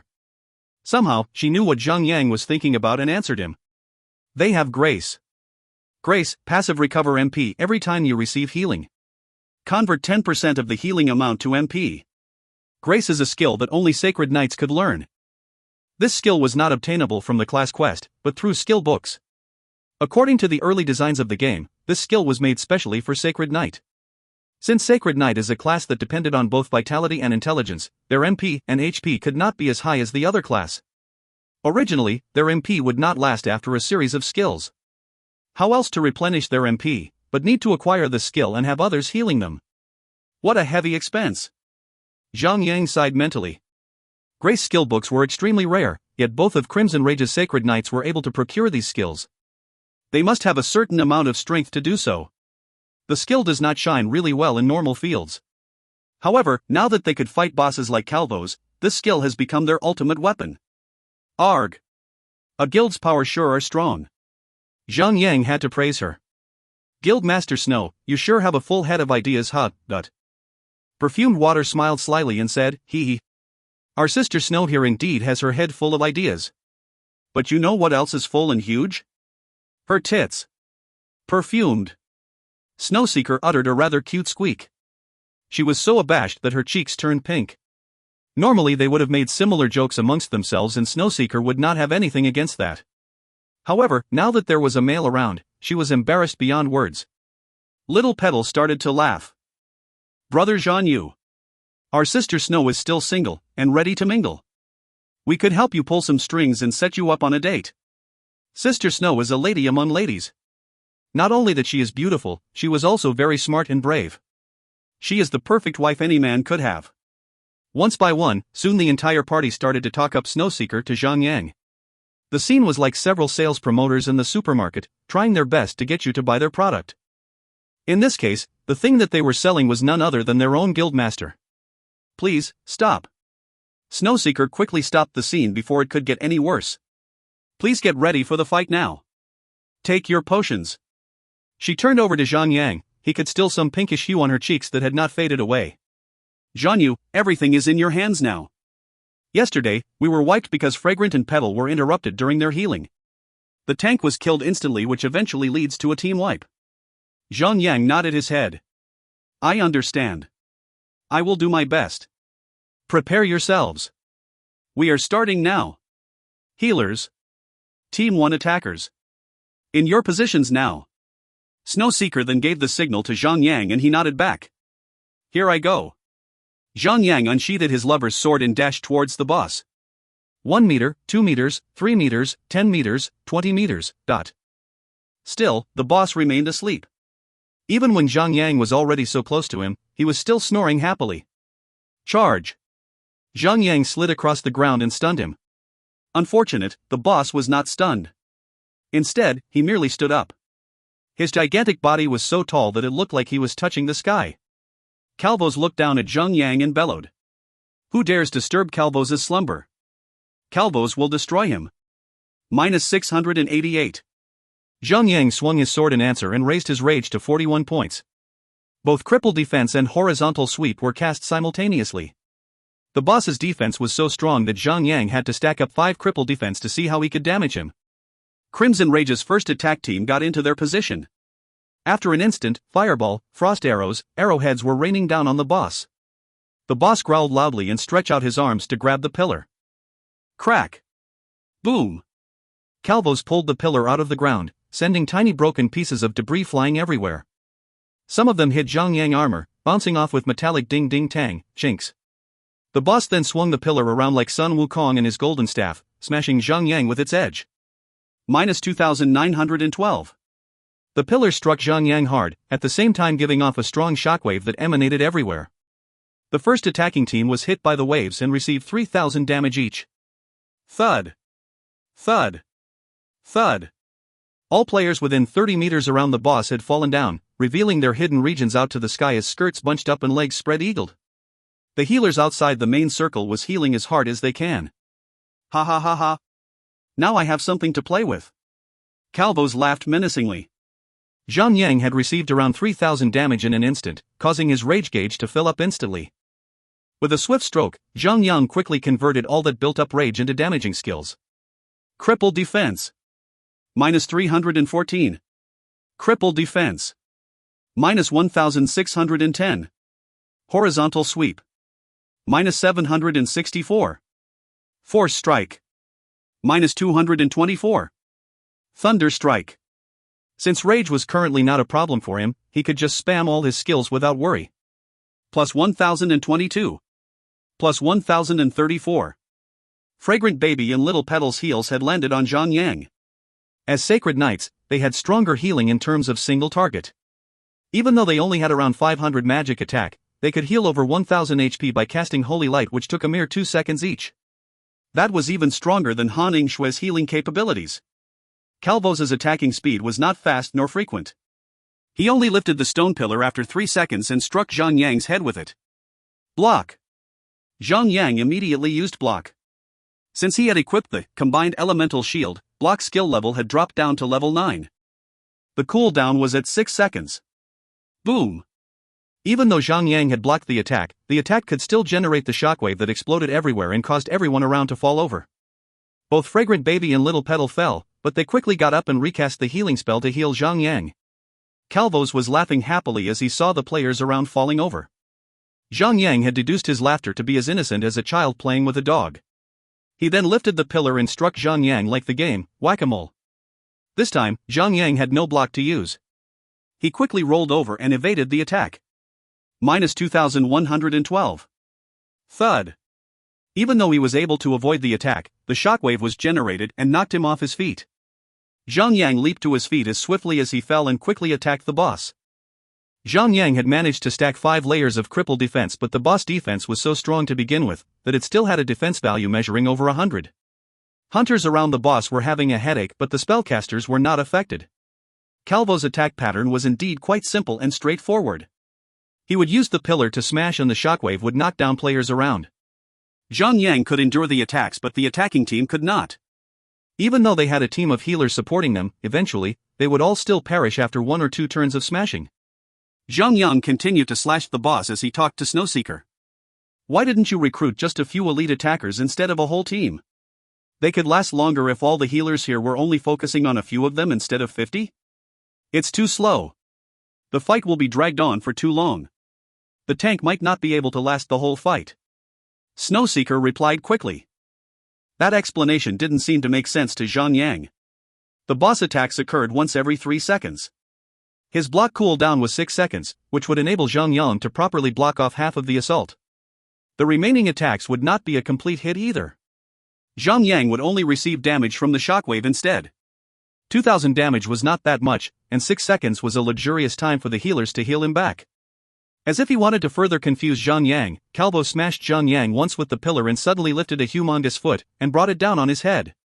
Almost like a mountain dropping on his head, Zhang Yang felt a huge pressure crushing his skull. If you find any errors, ads pop up, ads redirect, broken links, non-standard content, etc., please let us know. Report chapter so we can fix it as soon as possible. Chapter 134, Collapsed and Crushed. Chapter 134, Collapsed and Crushed. Translator, Endless Fantasy Translation Editor. Zhang Yang had just used block 3 seconds ago, and there was no way he could evade that giant foot, so he simply had to take the full blow. Time froze, as he did some quick calculations in his mind. His max HP was 5,780 and 2,112 HP had already been deducted as he received damage from shockwave earlier. He had 3,668 HP remaining. If Calvo's attack did 4,000 base damage points, the damage Zhang Yang going to receive would be around 3,000, so he could withstand that foot just fine, even if it was cutting a little too close. But to be on the safe side, Zhang Yang still drank a bottle of health recovering potion and instantly, his HP rose to 4,668. Minus 2,912. Calvo's giant foot landed on Zhang Yang, and a huge damage text floated above his head, along with a debuff icon. Collapse. You were stomped on by Calvo's. All your armor was completed destroyed. Increases all damage received by 100%. Last for 10 seconds. Crush. Zhang Yang immediately said, Guildmaster Snow, why did you not mention this debuff from Calvo's? Zhang Yang had defeated the mountain giant in his previous life, but there was nothing like this debuff. I've forgotten. Snowseeker apologetically covered her mouth with her tiny hands, her eyes full of genuine remorse. Oh God, this woman will be the death of me. This time, shockwave occurred yet again during the stomp. Those who had landed on their butts not a moment ago were hit by shockwave again before they could get up. The interval between the two shockwaves was just around 1 second and the damage inflicted in total was about 6,000, instantly killing a lot of players. Luckily, Fragrant Baby and Little Petal had 10 healers continuously healing behind the two of them. With their abundant HP and equally abundant healers, they survived the ordeal. However, they missed out on so many healing opportunities. They got knocked down, and got back up, and got knocked down again. It was just like the song Tub Thumping by Chumbawamba. Boom! Calvo swung at Zhang Yang with a pillar once again. Block! This time block was used promptly without delay, which gave Fragrant Baby and Little Petal enough time to cast healing spells. Plus 1,020. Plus 1,031. Zhang Yang's HP recovered up to 3,807. Little one, I'm going to crush your bones.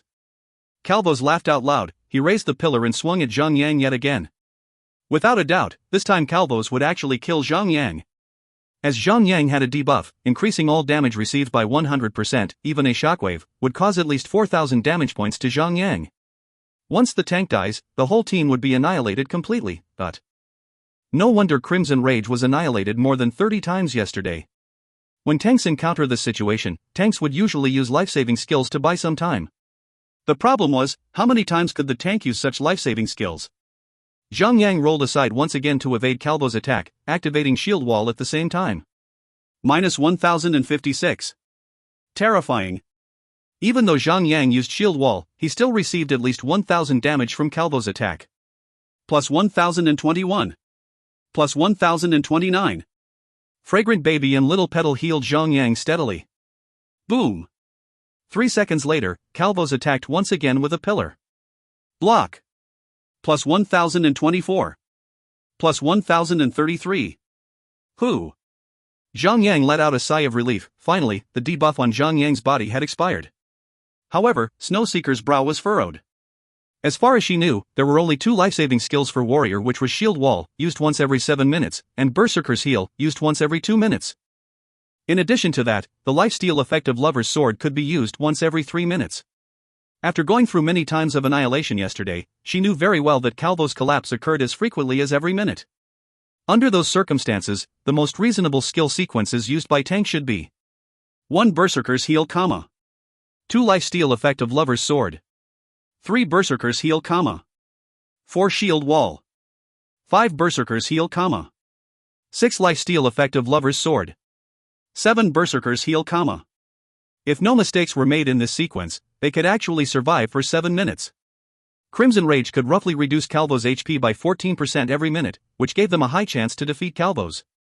However, once Shield Wall is used first, they could only survive for 4 minutes. After 4 minutes, they would definitely be annihilated completely. Certainly, this was only a theoretical scenario. In fact, if they made a slight mistake, it could cause the whole team to wipe out as well. They spent an entire day trying to defeat Calvo's, and the best record they managed was only 5 minutes, as somebody, or something would make a mistake, leading to the eventual collapse of the entire party. This was why she invited Zhang Yang as their tank against Calvo's, and she was greatly impressed by Zhang Yang's tanking ability. Forget about it, I should be blamed as I had never mentioned the sequence, he'll figure it out himself the next time. Snowseeker said to himself. 99%, 98%, 97%. Although the party was huge, only about 50 players could deal damage at any given moment. Besides, they were constantly knocked down. This greatly reduced the total DPS, with most of the players only able to use 4 to 5 skills before being killed off. 10 groups of damage-dealing teams lined up one after another, each team containing 50 members. It was like an assembly line of attackers. Whenever the damage-dealing team at front line is killed off, another damage-dealing team would replace them. The dead members would resurrect at the graveyard, recuperating. The distance between this place and graveyard was quite far, so these 10 groups of member were functioning in an endless cycle. 9 groups of member either dealt damage or were in the midst of running back after resurrecting, with only 1 group of member remaining in the graveyard to recover. However, in this game, the durability of equipment would decrease by 10% each time a player dies. So, when a player has died 10 times, then the durability of equipment would almost be gone and they would need to search for a blacksmith to fix their equipment. When each team having died more than 10 times, it would cause their damage dealing to be reduced even further, unless they have second equipment set. A minute later, Calvo's HP reduced by 14%. Block. Zhang Yang raised his shield to withstand the pillar hurled by Calvo's towards him. Shield Bash immediately activated at the moment of impact. Minus 607. After applying 5 stacks of cripple defense on Calvo's, Zhang Yang's damage dealing skills were maximized. Calvo's roared loudly, suddenly lifting up his giant foot to stomp on Zhang Yang. Minus 2912. Zhang Yang instantly received huge damage, at the same time, once again receiving a debuff from Collapse. Fragrant Baby and Little Petal were interrupted when they cast healing spell halfway. They both fell flat on their backs, their skirts slipping up to reveal their pink undergarment as well as their slim, fair legs. I had fun playing with you guys. Calvo's laughed out loud, once again knocked over with pillar.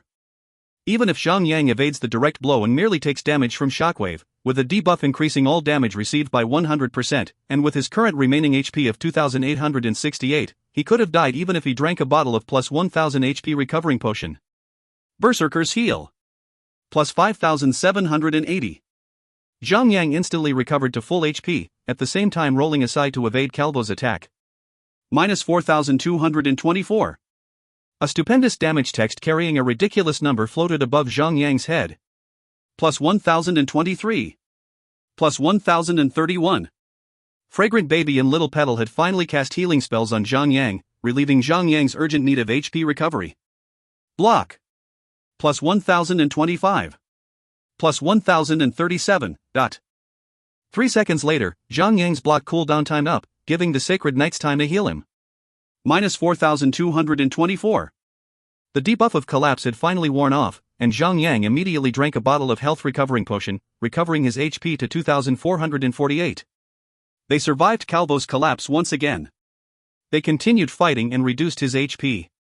85%, 84%, 83%.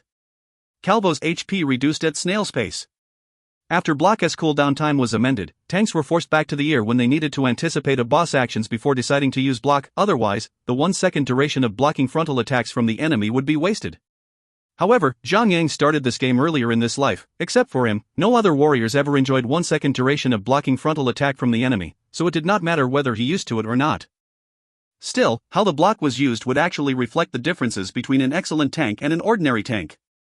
Zhang Yang always used block just right in time without wasting a block. Therefore, he also saved a lot of room for the healers to cast healing spells and subsequently reduced the possibility of the tank getting knocked down, which could lead to the demise of his team. 72%. They had lasted 3 minutes. Zhang Yang used block once again to dodge Calvo's attack. But at this moment, Calvo's lifted up his giant foot again. Minus 2112. Collapse. Shield wall, ready. Berserker's heal, ready. Lifesteal effect of Lover's Sword activated. Once again, they got through the third time of Calvo's collapse thrillingly. At the 3rd minute, Berserker's heal cooled down completely and they got through Calvo's collapse once again. At the 4th minute, Calvo's HP remained at 44% and the 5th occurrence of Calvo's collapse was coming, but Snowseeker could not help but sigh. At this time, all of Zhang Yang's skills were not ready. How could he possibly survive this? Despite her slight disappointment, she was still full of admiration towards Zhang Yang. From the beginning till now, except for Zhang Yang's skill sequence was incorrect, he performed perfectly in all aspects. He never wasted his block and every round he only absorbed the damage from shockwave, which greatly eased the pressure for healers to perform healing. In comparison, Crimson Rage's main tank, Little Apricot, was not that strong. First of all, her block cooldown time was longer than Zhang Yang. Besides, she could not successfully block frontal attacks from Calvo's every single time, nor could she reduce damage by taking the shockwave instead of the direct hit. Thus, contrary to the 7-minute scenario Snowseeker had calculated, Little Apricot usually dies within 2 to 3 minutes. Who? Calvo's raised his giant foot and stomped on Zhang Yang once again. Minus 2912. Boom, stone and mud flung to the air. Fragrant Baby and Little Petal's healing spells were interrupted and both of them fell on their bottoms. Calvo's waved the pillar in a wide, unstoppable arc towards Zhang Yang. Health potion. Merlinda's shadow summoned. Plus 1000. Plus 1000. Zhang Yang's HP instantly increased to 4868. Minus 4224. Plus 1000. Plus 1000. Plus 1000. Merlinda's shadow was impervious to all forms of damage and debuffs. She casted 3 healing spells and recovered Zhang Yang's HP bar to full. Block. Merlinda's shadow stayed on for 10 seconds, so they easily got through Calvo's collapse. Zhan Yu, what skill is this? Snowseeker gawked with her eyes wide open. She was not the only one. The rest of the members were shocked at both Merlinda's great healing spells and her plump bosom. Hee, secret. It is a secret. It was better not to reveal his trump card. Zhang Yang immediately smiled and said. Stingy. Thorny Rose said angrily. It doesn't matter if I'm being stingy or generous, it's as long as we can fight against Calvo's. Zhang Yang replied Thorny Rose. I don't owe you anything and you are always trying to get on my nerves. If I really got angry someday, I'm going to mark you with a circle and cross. Thorny Rose could not help but stare down at her chest. The corner of her mouth twitched a little. If you find any errors, ads pop up, ads redirect, broken links, non-standard content, etc., please let us know. Report chapter so we can fix it as soon as possible. Chapter 135, Loot Distribution. Chapter 135, Loot Distribution. Translator, Endless Fantasy Translation Editor. The 5th minute, Zhang Yang activated Berserker's heal. The 6th minute, the Lover's Sword lifesteal was activated. The 7th minute, once again Berserker's heal was activated. 3%. Calvo's had 150,000 HP remaining. After getting through the latest Calvo's collapse, the whole team broke out in cheers, with victory in sight. 2%. 1%. There was a sudden change. Calvo's body released a red aura, his grayish-white color body turning into bloody red color. Ding! Calvos is enraged. All damage increases by 200%. F***CK. Zhang Yang scolded, this Calvos had such a violent death throw. He was planning to drag Zhang Yang along. Fortunately, shield wall was ready once again. Shield wall activated. -1728. A huge damage text floated above Zhang Yang's head. All around, every member who stood within 30 meters away from Calvos instantly died as -9,000 damage texts popped up on their heads. Fragrant Baby and Little Petal responded quickly, activating sacred protection simultaneously like synchronized divers. Two semi-transparent, golden-hued barriers surrounded them. They were now immune to all sorts of damage and debuffs, but their healing effect was now reduced by 50%. +502. +512. The next damage-dealing team in line immediately moved up, replacing the dead team. However, the range of Calvos' shockwave was 35 meters. They needed to run 5 meters in to strike Calvos. Hunters with high dexterity attributes could make it less than a second, but spellcasters needed at least 1 to 2 seconds to make it. They required a casting time in order to deal any damage, and if they came in at the wrong time, they would be killed before dealing any damage. After Calvos performed another cycle of AoE attack, the second group of damage-dealing team were all annihilated once again, while the first group of damage-dealing team had only just resurrected and were recuperating. The group prior to that had just reached the end of the damage-dealing queue. Snowseeker hurriedly commanded the freshly killed team to start heading to the fight immediately. There was no point in recuperating any longer. With Calvos killing them all with a single hit, there would be no difference between 1 HP and full HP anymore. During this time, Calvos still retained 29,000 HP. 3 seconds later, the latest attackers had reduced Calvos' HP to 20,000 but were also wiped out in the process. Fragrant Baby and Little Petal died after their sacred protection effect ended. The fight went on, and Calvos was barely alive, at 9,000 HP. However, there were no attackers around. They had been killed faster than they could return to the fight, with the closest team 15 seconds away. Snowseeker anxiously yelled, all healers come forward and use spells to attack. Because it was pointless to keep the healers at this moment, it was better than nothing if they could cause even 100 points of damage. The field instantly became a very gory scene, with sacred knights and priests moving forward one after another. They could only use a punishment ray or a sacred blast before they died screaming. Calvos still had 3,000 HP remaining.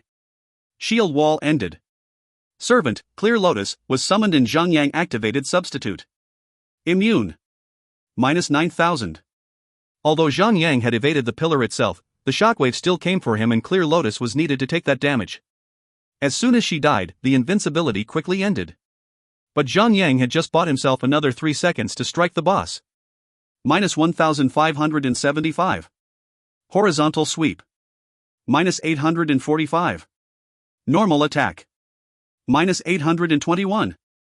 Force strike. Ding. The party you are in has killed Calvos. Obtain 416,717 EXP, 50 points party bonus. Bang. Calvos the giant's corpse crashed onto the ground and the battle had come to an end. Who? Zhang Yang's heart nearly leaped out from his chest, that was way too close, but... We have killed Calvos the giant.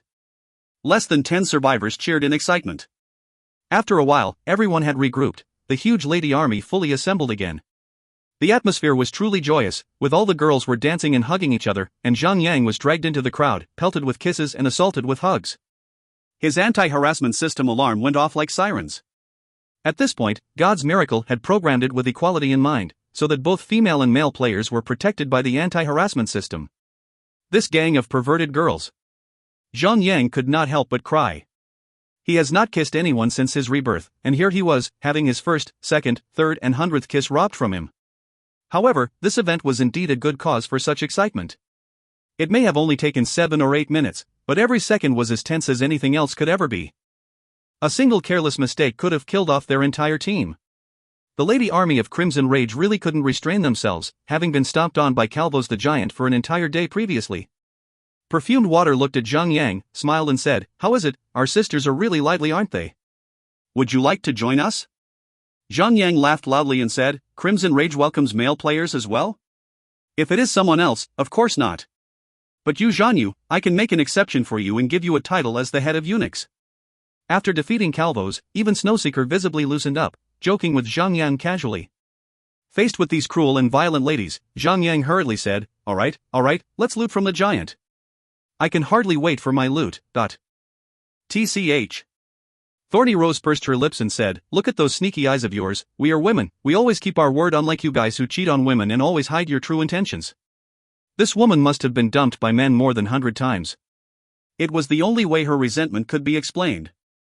Zhang Yang was slightly annoyed at how she ruined the mood. Guildmaster Snow, I do not want anything else, I simply want this woman as my servant. Thorny Rose stood up proudly, proclaiming, you damn liar, can you even afford me? Snowseeker, however, said with a deadpan expression, Zhang, you could indeed afford you. Did you think about how he sold plenty of beginner anti-shadow potions on previous days? He could have at least earned 10 million to 20 million. Sister Snow, how can you help the outsider? Thorny Rose shrieked, hugging Snowseeker, causing her bosom to squish against Snowseeker's own plump bosom. The scene would have given any other men a nosebleed. Zhang Yang did not share Fatty Han's dream to have many girlfriends and set up a huge harem. But this did not mean that he could not admire pretty girls throughout his life. Faced with this hot-blooded scene, he definitely could not act like a gentleman, who would politely look away, but instead crossed his hands and stared directly at them. Thorny Rose had thought of making a fool out of Zhang Yang, but she never thought that Zhang Yang would look at them so blatantly, so she was greatly disappointed and released Snowseeker, rolling her eyes. Sister Snow, loot Calvo's corpse. We worked so hard to defeat Calvo's, it just has to reward us fairly. All the girls said together. Okay, don't yell at me. I'll go deaf from all of you.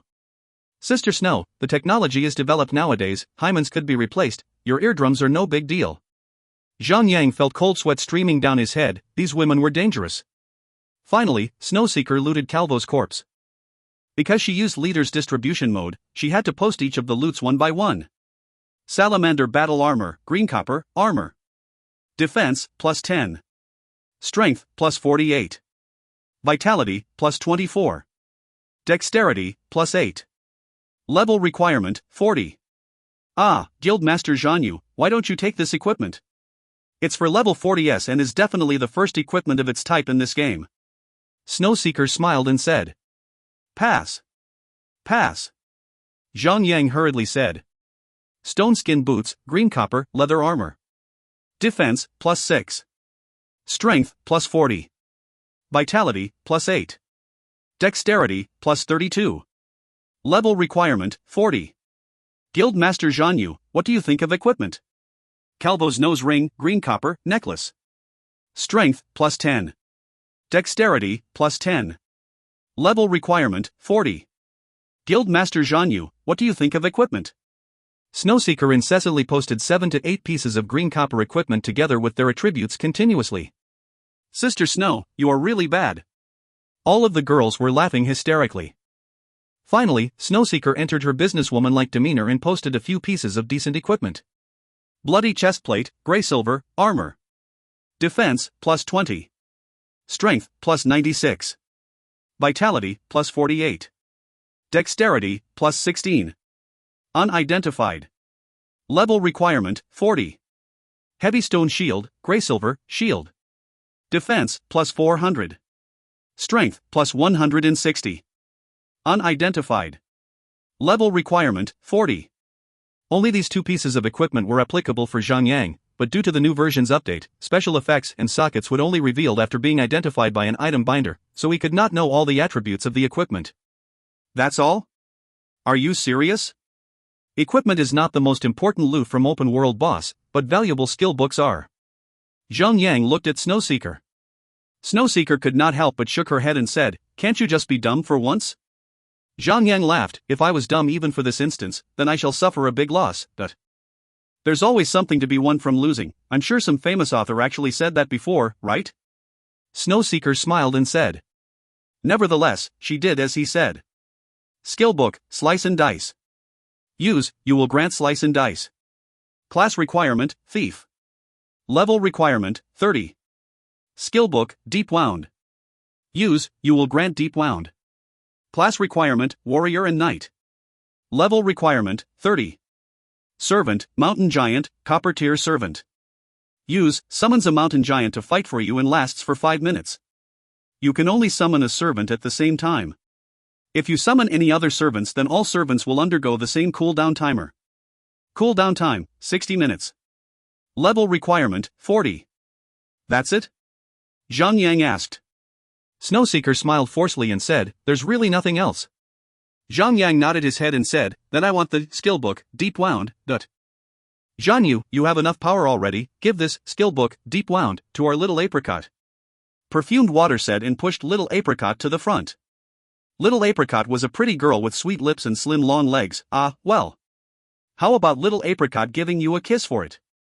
Nope. No kisses. I just want that skill book. Zhang Yang said hurriedly. Perfumed Water shook her head and said, sigh, you hurt our little apricot's heart. Snowseeker saw that Zhang Yang had already made up his mind, and so, she gave the skill book, Deep Wound, to him and kept the rest of the loot into her inventory. How they distributed the loots among themselves was none of Zhang Yang's business. Guildmaster Zhan Yu, happy working with you. Snowseeker reached out her tiny hands towards Zhang Yang. Zhang Yang did a handshake with Snowseeker, smiled and said, if there are any good tasks like that in future, you are more than welcome to find me. I also hope that Lone Desert Smoke and Crimson Rage could form an offensive and defensive alliance and together become famous in God's miracle. We also thought of forming an alliance with Lone Desert Smoke. Then, I'll take my leave first. Bye-bye. Zhang Yang left the team and tore off, teleportation scroll, before the eyes of violent and cruel Lady Army. He was promptly teleported back to White Jade Castle. If you find any errors, ads pop up, ads redirect, broken links, non-standard content, etc., please let us know. Report chapter so we can fix it as soon as possible. Chapter 136, Hammerheart Castle. Chapter 136, Hammerheart Castle. Translator, Endless Fantasy Translation Editor. Zhang Yang returned to White Jade Castle, where he took out skill book, Deep Wound, and laughed heartily. He patted the skill book against his body and gained Deep Wound. Deep Wound, passive after a successful critical attack, inflicts an additional 30% melee damage as bleeding damage. Lasts for 6 seconds. This was a good passive skill. As long as any attack hits critically, Deep Wound would be activated automatically. Although 30% melee damage did not seem much, this was a free skill book and bleeding damage was unaffected by defense. Certainly, anything that ignored defense was kind of pointless for Zhan Yang, who already had Eagle Eye. But in a battle arena, other than a tank versus tank scenario, otherwise, he would not have enough time to stack the effects of cripple defense, so the effective bleed would be very practical in this kind of situation. Zhang Yang did not fight Kalbos for long, but wasted a lot of time on the journey to Bison's Hill itself, so he had actually been away for an hour. Zhang Yang thought about it for a while, and took out Bow of the Fallen Moon from his inventory and decided to complete the quest of Remnant by sending the dwarf celestial item back to Hammerheart Castle. Hammerheart Castle was far away from White Jade Castle and Zhang Yang needed to get through 2 training map rated to be over level 30. Hammerheart Castle was located on the Savar Hills in the land of the Red Cloud. Zhang Yang could not take a griffin to reach Hammerheart Castle directly. Instead, he needed to reach Gyutan Town in the land of the Red Cloud before walking to Savar Hills and finally arriving at Hammerheart Castle. After making payment, Zhang Yang sat on Griffin and he reached Gyutan Town after an hour. This journey made him bored and sleepy as besides chatting, players were not allowed to do anything, even if it was making potions, when they were taking the Griffin. Zhang Yang came down from Griffin and summoned Skeletal Warhorse. Once he mounted it, this impressive warhorse immediately reared on its rear hooves and began to rush forward quickly. Although the training map in the land of the Red Cloud was kind of far away, Zhang Yang could still see a few players were training in this training map. Once they saw Zhang Yang's impressive mount, they could not help but stare at his warhorse in envy. The monsters in the land of the Red Cloud ranged from level 30 to level 39, but Zhang Yang's level was just 31, so he attracted many level 35 monsters aggro and those monsters chased behind him. However, the skeletal warhorse increased 300% players' movement speed, so those monsters were unable to catch up to Zhang Yang. After they chased Zhang Yang a distance, they went back to their spawning point when the aggro went out of range. After another 40 minutes of galloping, Zhang Yang finally arrived at Hammerheart Castle, which was well built, unsurprising for the dwarves. The castle was huge, but it had only 3 levels, unlike human castles which were designed to be as high as at least 10 levels. The castle was not high but covered a wide area which gave a stout, solid feeling. The shape of the castle was similar to a dwarf's body shape, stocky and thick. Dwarf city defense was unlike human castle which was surrounded by moats and natural hazardous terrains. There was no moat or drawbridge surrounding the main entrance of Hammerheart Castle but generously opened up their 2 huge iron gates with 8 dwarf warriors patrolling forth and back. When Zhang Yang looked carefully, it was level 60 elites, who could probably kill the best players at the moment with a single blow. However, this did not mean that defense of Hammerheart Castle was lacking in any other manner, as they had placed cannons on their castle's wall. These cannons could cause a lot of damage with a single shot. It was said that dwarves love to dig into the ground, so they actually found a stone relic from many years ago which gave them many advanced technologies. In addition to that, dwarves were the outstanding smiths, thus, they created cannons, and ballistae, and several other siege engines. Stop there, this is the domain of dwarves and you are not allowed to trespass on our domain. Zhang Yang's path was blocked by the 8 elite guards at the entrance of Hammer Heart Castle. Zhang Yang had no intention of provoking the guards, even if they spat on him. No, even Zhang Yang would be able to fight against 8 level 60 elites. He removed his skeletal warhorse, mount earnestly, before walking forward and saying, "I'm the Union's adventurer. I was ordered by Barga, the Mead, come to Hammer Heart Castle to send his remnant." What? Lord Barga? Didn't he die in a war 20 years ago? 8 dwarf guards instantly whispered and discussed with each other. After a while, one of the dwarf guards said, "Warrior, Lord Barga already died 20 years ago and you look like you're barely 20. How could Lord Barga entrust a baby to complete his testament?" Ha ha ha. The dwarves laughed together. Gaining entry wasn't going to be easy. Zhang Yang took out the Bow of the Fallen Moon from his inventory. He held it with one hand and said, "Barga definitely died long time ago, but his soul was not destroyed. So I met his soul, and he passed me the dwarf's celestial item and entrusted me to pass it to his son, Sith the Mead." This is Bow of the Fallen Moon? One of the 7 sanctified items, Bow of the Fallen Moon?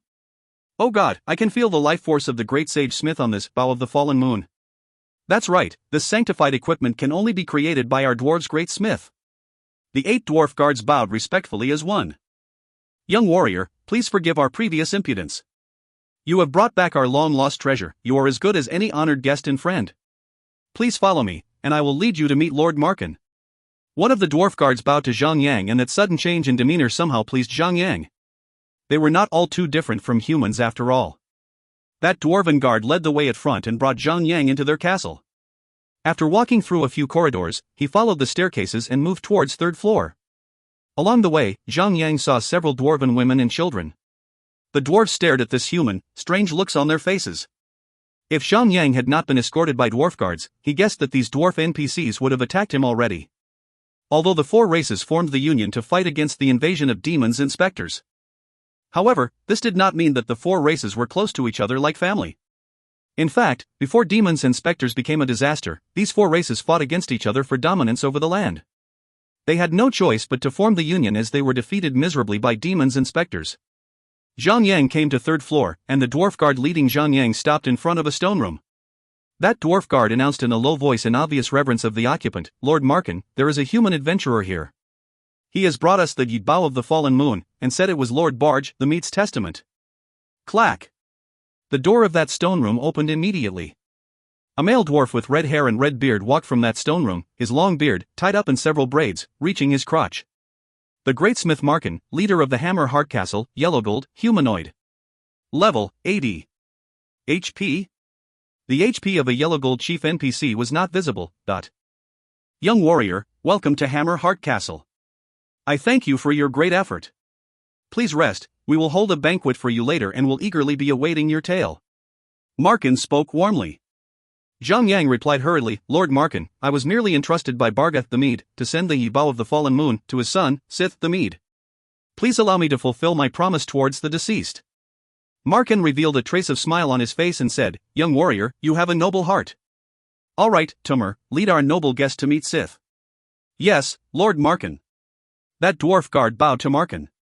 Markin went into the stone room once again. Zhang Yang followed the dwarf guard and went all the way down to the basement. Dwarves were inborn with a passion to dig, and dig, and dig, and thus, they constructed more buildings underground than they did above ground. From the outside, this Hammer Heart Castle was only 3 stories tall. In fact, it had 5 levels of basements. They stopped at the 4th level.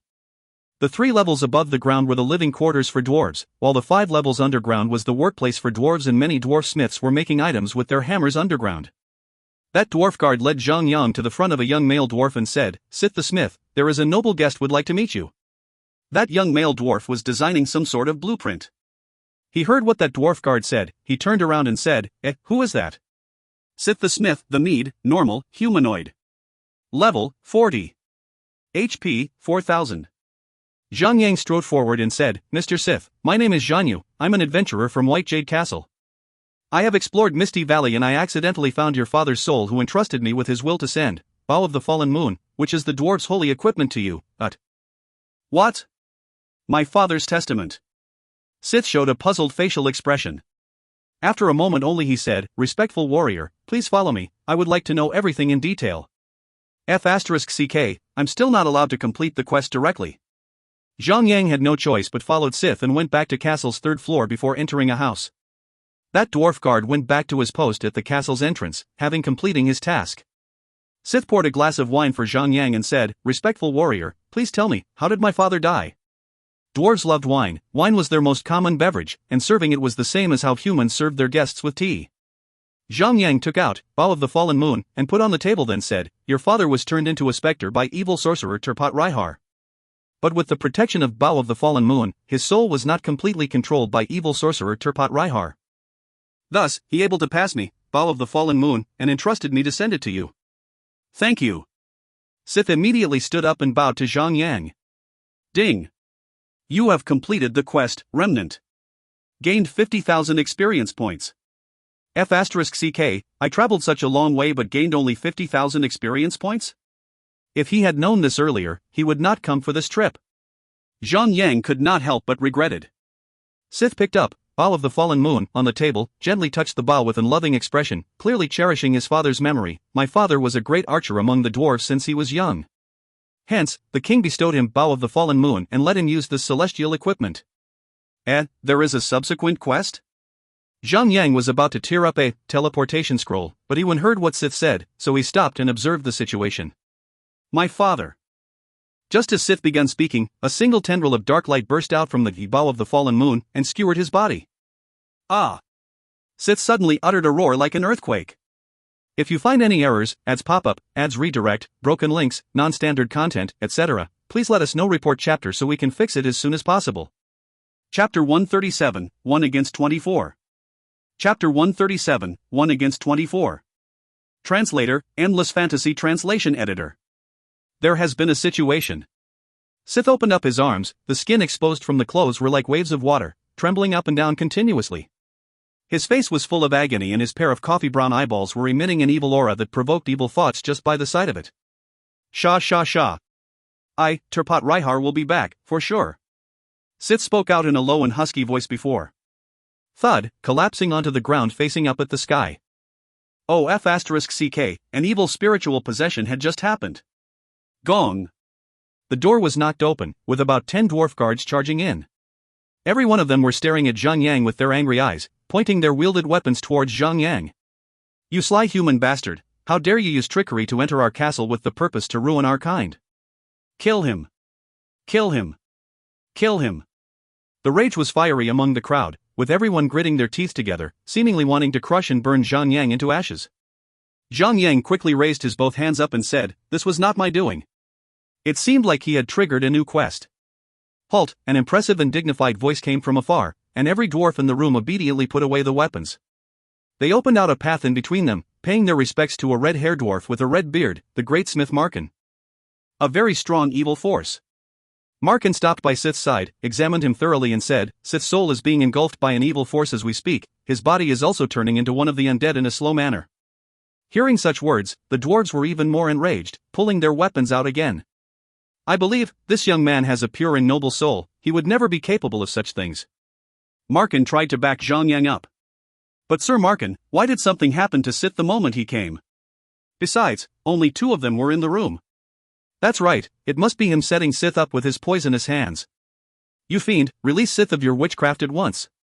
Zhang Yang sighed and said, The evil sorcerer who corrupted Barga's soul has infused his evil force into the Bow of the Fallen Moon, I think. He was just simply waiting for me to pass the bow to Sith, letting the evil forces infest onto Sith's body, leading to this transformation, but... Markin picked the Bow of the Fallen Moon up from Sith's hand, looked at it for a good while and said, That's right, for it is real, the relic still contains a sense of evil force in it. Zhang Yang spread out both of his hands and said, Now, that proves me to be innocent, right?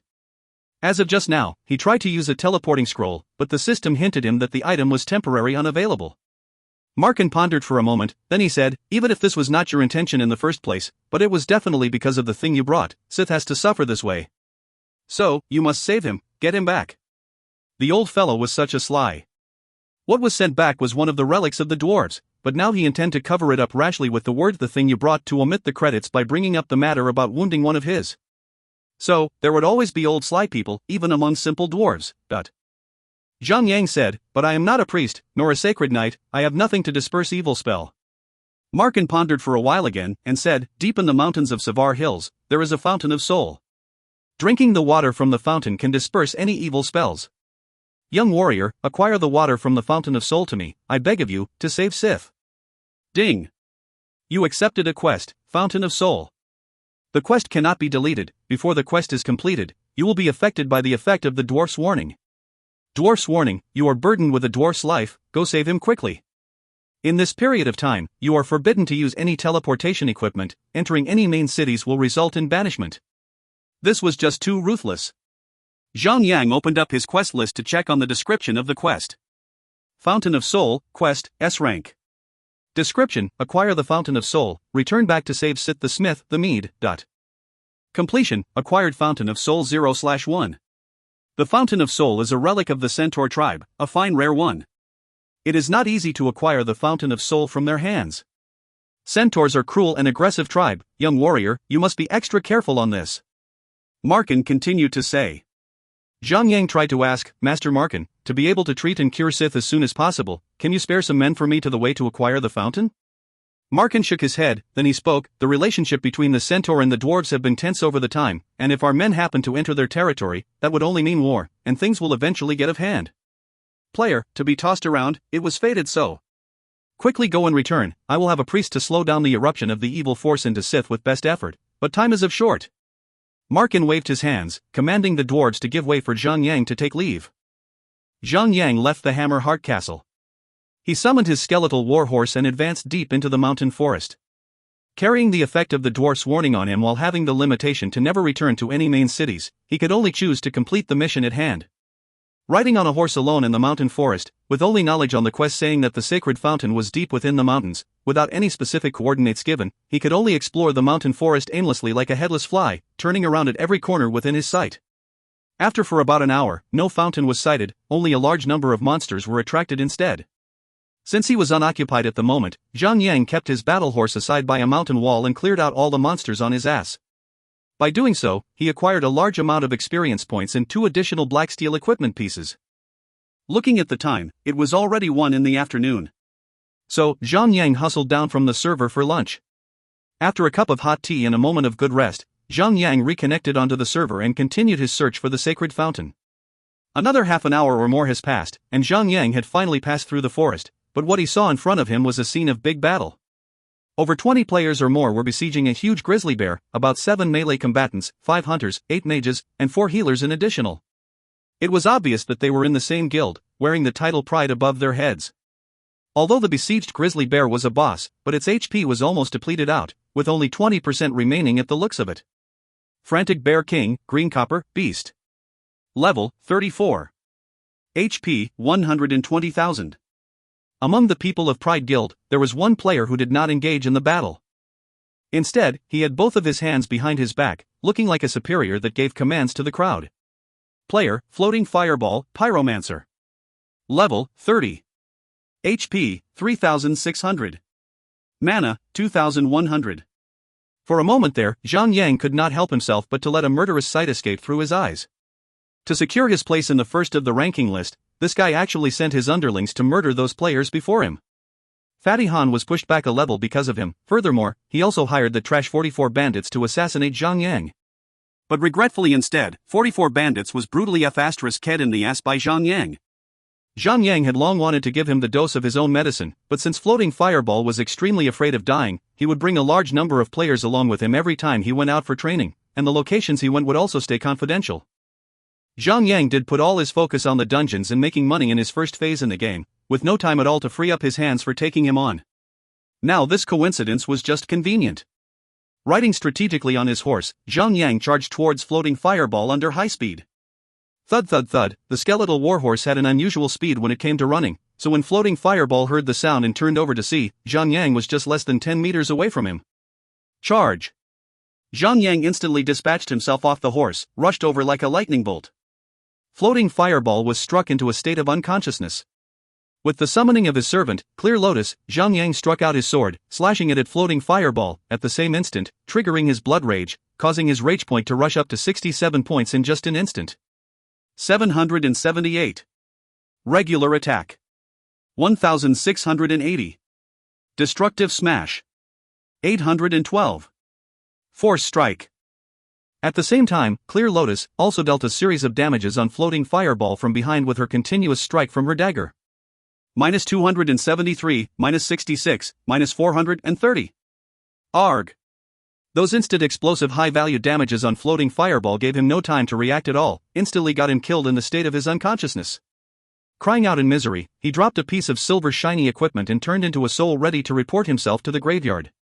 Zhang Yang had quick eyes and agile hands, reaching out his hands for a scoop and obtained the equipment into his hand. But it was just a level 20 Grey Silver Set's mage chestplate. At this moment, only the other members of the Pride Guild managed to react to the situation. Other than a tank keeping the boss occupied and another mage healing the tank, all other members were aiming their assaults toward Zhang Yang. Floating Fireball was furiously barking in the team channel as well, F***ck this sh**t, kill him for me. Kill him. It wasn't easy for me to reach level 30 with 89% experience point, now I'm being pushed back by this F***cur all the way back to 0% experience points. He also wasted my equipment set clothes that I bought for 3,000 gold. With a cold grin on his face and a stomp onto the ground, he activated his skill Thunderstrike, instantly slowing 6 of the charging melee combatants. With a wave and the Lover's Sword in his hand, he performed a horizontal sweep, instantly dealing 6,500 plus high damages, hitting off at least half of the HP bar of 6 players respectively. The servant, Clear Lotus, on the other hand, used Shadow Walk to appear at the back of the priest who was healing the tank from a side, and started her ferocious attack onto the healer. Pack. Pack. Pack. A ranged mage and a hunter attacked heavily over inconsistent numerical symbols such as -600, -200 that instantly floated up on the body of Zhang Yang.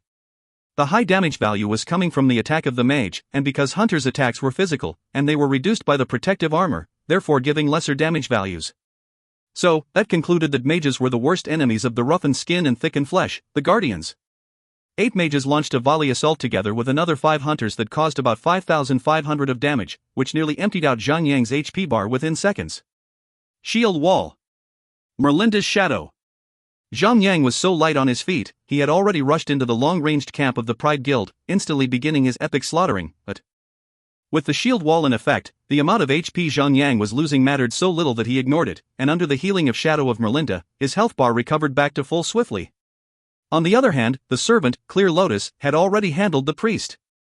One should know, the servant, Clear Lotus, was silver grade, her attack was on par with a level 36 player wearing level 30 green copper equipment set. Meanwhile, the priest was only level 29 wearing a full level 20 green copper equipment set, with a HP bar that did not exceed 2,400. So, how could he take all the ravages from Clear Lotus? He could only hold up for 8 to 9 seconds, and it would be the end for him after.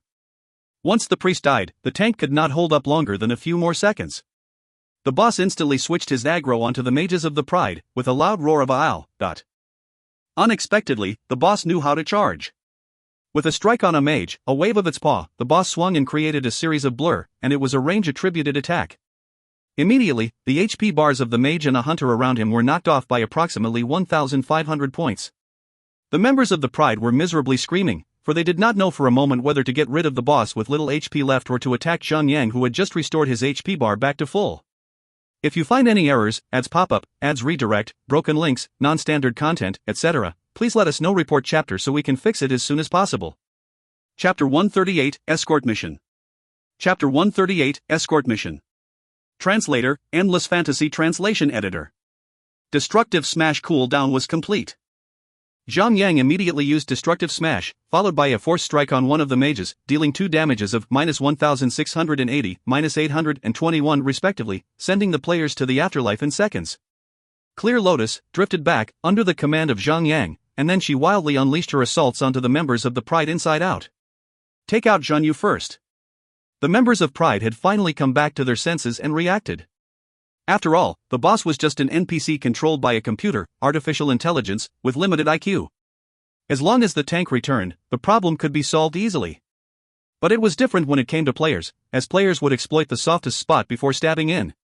Zhang Yang laughed loudly, and he said, "You guys are taking neither of us out."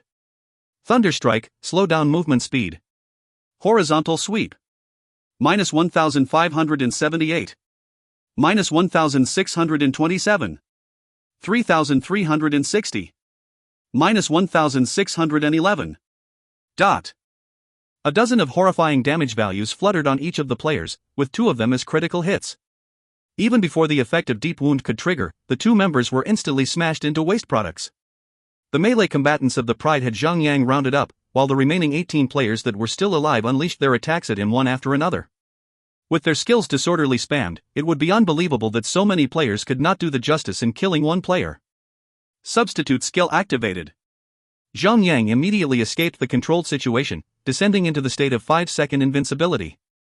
The Lover's Sword emitted a cold flashing aura. It was like a grim reaper frantically harvesting the lives of the players. While on the other side, the Berserk Bear King did not go soft on them at all, waving its wrathful claws, landing it onto 3 different targets at the same time, dealing a basic damage of 1500, give or take. When it came to a non-tanking class without any skills that decreased or avoided damages while not being, all it took for the boss to kill off the players were 2 aggressive attacks. The 5-second invincibility ended, but the number of the Pride members had been drastically decreased to only 11 people, with their magic-type players all gone, leaving 7 melee combatants and 4 hunters behind. Son of the Beach, this B*TCH's damage output is terrifying. Heal? Someone please support me with some HP recovery. There's no way we could fight anymore, one Zhang Yu is already hard enough, and there is a boss creating disturbance at a side. The members of the Pride were screaming their miserable lungs out. Pride Guild was not a large guild in the gaming world, and there was not much master-level players around, with Floating Fireball more concerned with training instead of clearing dungeons. Because for him, equipment could be bought with money, but him being rich did not mean that his underlings would be rich too. Most of the members only had level 20 green copper grade equipment, while only a small number of them had a few pieces of level 30 green copper equipment. As for the gray-silver equipment pieces? Sorry, there was no way for an ordinary level guild to roll against Marzerway in hardcore mode. According to the setting of the God's Miracle, in normal mode, players around level 10 could perform a raid, and those at least level 20 would be eligible to challenge hard mode, and lastly, the hardcore mode required players to be level 30 or higher. Players around level 30 wearing level 20 green copper equipment with about 2500 HP without equipping a shield were totally incomparable to Zhang Yang or the boss, no matter what. Just like a whirlwind sweeping away some scattered clouds, Zhang Yang and the boss joined together to dispose of the remaining 11 players of the Pride, like tearing away some withered stumps. However, the moment all members of the Pride were taken care of, the boss navigated its aggro onto Zhang Yang. Ow! Berserk Bear King let out a furious roar, waving its huge paw, slamming towards Zhang Yang. Block! With a lift of his shield, Zhang Yang sheltered himself from the attack. But the impact was so strong that it pushed him 3 to 4 steps backward before he could regain his stance. The presence of the knockback effect only meant that the strength that the Berserk Bear King had was so much stronger than Zhang Yang's. Minus 274. Deflected damage. With a grin on his face, Zhang Yang said, "You stupid ungrateful piece of bear. I took care of those people for you, and you are trying to kill me instead of thanking me. Sigh, being a nice person is really a mistake. After all I have done, I only get a bite in return. No wonder there are lesser nice people around in this year." Minus 1154. Shield Bash, critical. Instantly, the body of the Berserk Bear King was added with a negative effect, bleeding, causing a damage value of minus 79 to pop out once in every 2 seconds. The battle must be ended quickly as his powerful skills drained him of his stamina quite enough. If the members of the Pride happened to revive themselves at the moment, even he could not bear it. After all, their equipment pieces were only 1 level different from each another. If he has his skills at ready, Zhang Yang could roll with it again. But once Shield Wall and Substitute were on cooldown time, even Zhang Yang cannot underestimate a party with 20 plus members in it. Berserk Bear King has only 20,000 HP left in the bar. Under the joint attacks of Zhang Yang and Clear Lotus, the boss could only last for 20 seconds more. With the lifesteal effect also in play with the Lover's Sword, Zhang Yang eventually took out the boss. After picking up the loots from the boss and the equipment dropped from the members of the Pride in a quick manner, Zhang Yang summoned his warhorse and left the spot, leaving the Pride people to their sulking. About 7 or 8 minutes later, curses coming from the Pride people started to appear in the regional channels. Zhang Yang smiled at it. Only incompetent people would rely on cursing to make a scene for themselves. Passing through the mountain forest, Zhang Yang continued for his search on the location of the sacred fountain. In fact, he was keener to locate a centaur. According to Markin, the Fountain of the Souls are a sacred relic of the centaur, so there should be centaurian guards around the fountain guarding it. Pick plack. One of the bushes suddenly split in half, and from between the separated bushes came a weird-looking creature rushing through, the lower body of a horse, and the upper body of a human. With 4 legs it could really run fast, just like a gust of wind blowing by, with a long bow in his hand. A centaur. Rock. Right behind the centaur was a saber-tooth leaping out from the same way. Its size was bigger than a huge bear, tall and sturdy, with long and sharp teeth, gleaming with cold white light. Having Zhang Yang in sight, the centaur instantly ran towards him. At the same time, he shouted, "Help! Help! Please help!" Bangar Kukulo, normal, humanoid creature. Level, 35. HP, 1-235/3-500. Note, coward Bangar Kukulo, Kukulo of the centaur tribe. Instantly, Zhang Yang made an immediate judgment, went straight at the saber-tooth and landed a slash onto it. 2 seconds later, the saber-tooth regained conscious, switching its target to Zhang Yang and threw over a bite. At first, Zhang Yang wanted to cast a provoke, but seeing that Bangar Kukulo did not cause any damage to the saber-tooth, it became easier to pull aggro in. No wonder Bangar Kukulo had a nickname of the coward, assuming that he would run the moment he saw the saber-tooth. The long bow in his hand might only be a decoration. Although the saber-tooth was indeed tall and sturdy, but it was just a normal level 33 monster. With just a few tricks in his sleeves, Zhang Yang took it down for good, leaving only a few strings of tiger hair behind. Hero! Hero! Gratitude for saving Bangar Kukulo. The coward centaur put away the long bow into the backpack on his horseback. He made a move swiping away his sweat and said, "Bangar Kukulo will repay you." Zhang Yang smiled and said, "In my travels I would draw out my sword whenever I would see any injustice being done." As the words came out right from his mouth, he felt a shiver on his back for a moment. Hero, a person like you definitely would not want the dead body of this tiger. Then make it as a gift to Bangar Kukulo. After talking to himself, Bangar Kukulo immediately pulled the dead saber-tooth and hung it around his horseback. It was unforeseen that even though his courage was so puny, but his strength was definitely strong as hell, not to mention his face was so thick to the point where no words could describe it. Zhang Yang continued to ask, "So how did you ended up in such a tragic situation?" Sigh.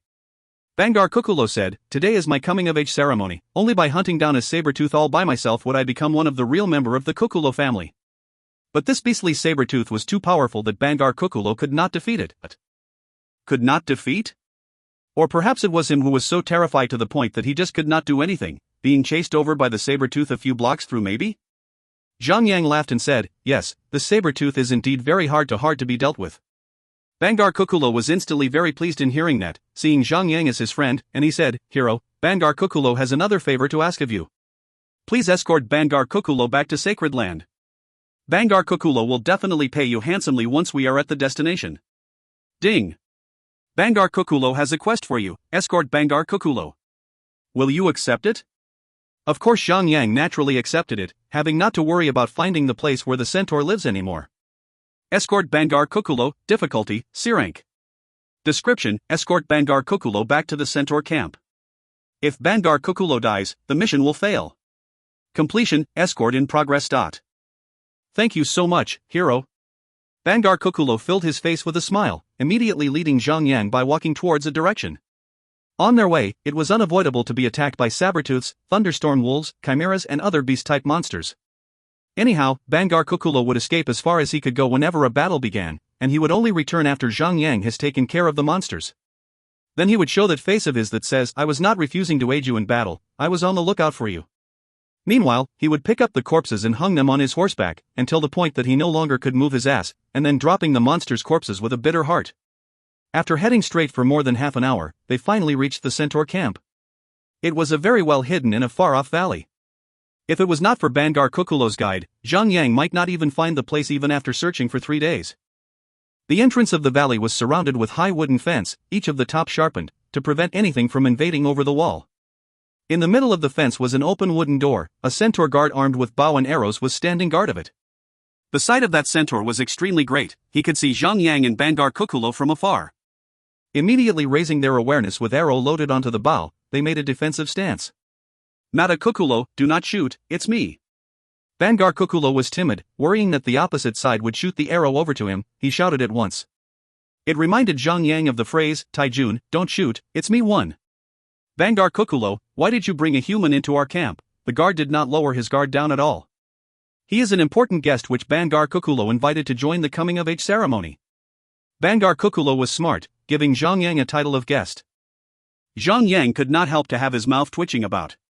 Previously with the dwarves, he was also a guest, but in a blink of an eye he almost got turned into a prisoner. Hopefully this time around, the situation would not be the same. The guard hesitated for a moment before putting away his bow and arrow, so he asked, "When did you know such a human?" Maybe Zhang Yang was there backing him up, so Bangar Kukulo became bold and strong, with a head full of pride. He said, "Do I need to tell you?" Under the guide of Bangar Kukulo, Zhang Yang had finally entered the centaur camp. A line from a Chinese movie. If you find any errors, ads pop up, ads redirect, broken links, non-standard content, etc., please let us know. Report chapter so we can fix it as soon as possible. Chapter 139, Polishing Reputation. Chapter 139, Polishing Reputation. Translator, Endless Fantasy Translation Editor. The valley was large, with rows of houses made of wood planks neatly arranged. From time to time there would be 2 or 3 centaurs passing by, and they would all have this strange expression in their eyes, as if they just saw some kind of a monster. Perhaps, just like how humans feel strange looking at these 4-legged strange creatures, they also felt that 2-legged humans are some sort of a monster. Following Bangar Kukulo back to his staying place, the mission was prompted as completed, and Zhang Yang was rewarded with 50,000 experience points. Ding! You have activated the reputation of the centaur, current reputation, unfriendly. Zhang Yang brought up the reputation list and took a look. Sure enough, he saw there was a new additional entry for the centaur, currently labeled as unfriendly 0/3000. Continuing to walk outside, the initial names of the centaurs shown in red have all turned into pale red in color.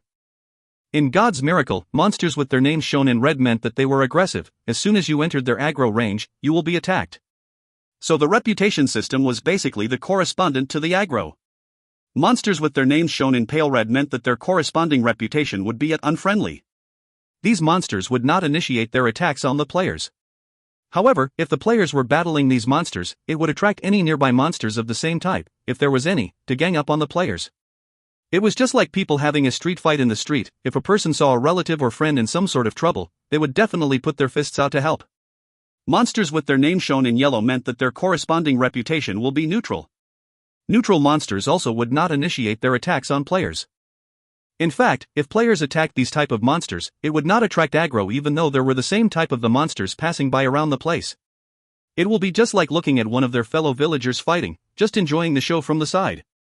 Monsters with their names shown in green meant that their corresponding reputation would be friendly, respect, admire and worship. Unless a player switched on the indifferent attack option, they would not be able to attack green-named monsters. However, green-named monsters were usually an NPC of a main city. Once players attacked their kind, it was highly possible that the players would suffer the banishment from the main cities, which would only mean loss and detrimental to oneself. Not long after Bangar Kukulo returned to the camp, he vanished.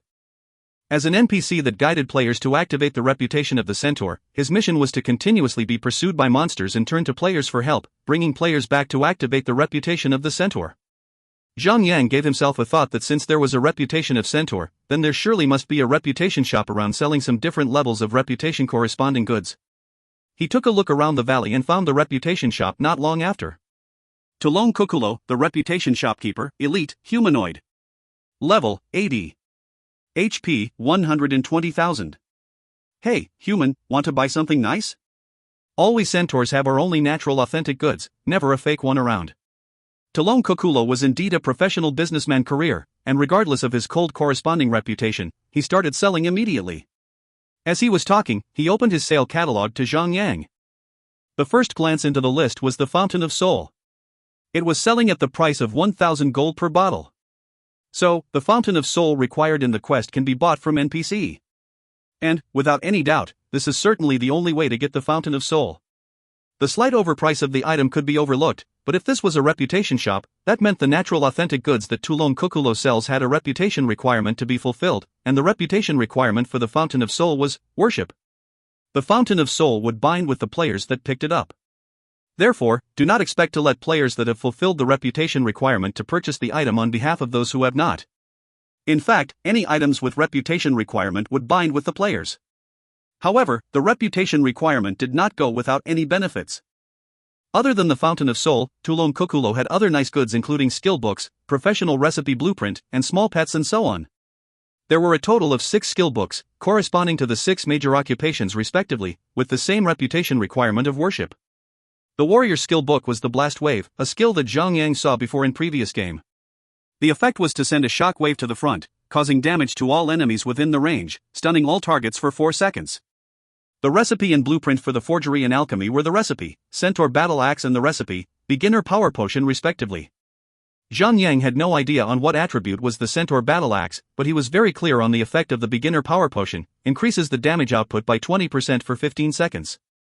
This potion was not bad at all, giving miraculous effects for situations that required focus and swift attacks. During PK, players might get to make a total comeback with just a bottle of Power Potion.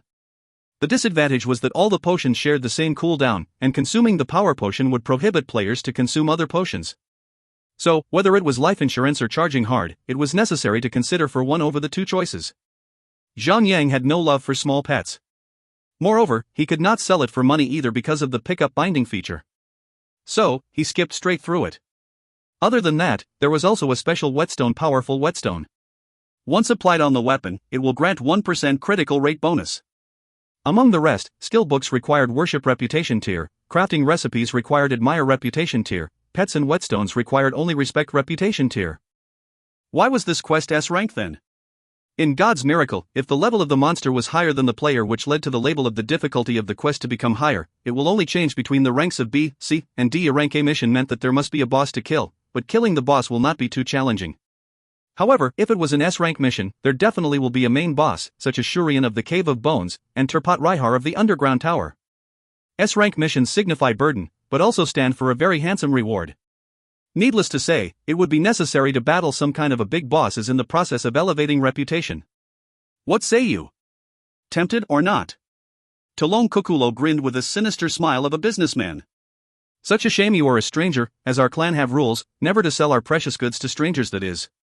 But, you can run some errands for us, errands that are not convenient for our hands to handle. Then we shall trust you, and gradually treat you as our good amigo, friend. After finished talking, a yellow exclamation mark suddenly appeared right above Tulong Kukulo's head. Here came the quest. Zhang Yang immediately said, "Alright, Tulong Kukulo, I am willing to serve the great clan of the Centaur."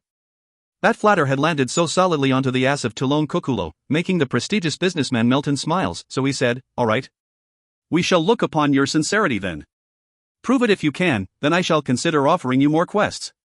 Winter is upon us, we need food reserved for the winter. Go hunt us something upon your return. Ding. Tulong Kukulo has a quest for you, food for the winter.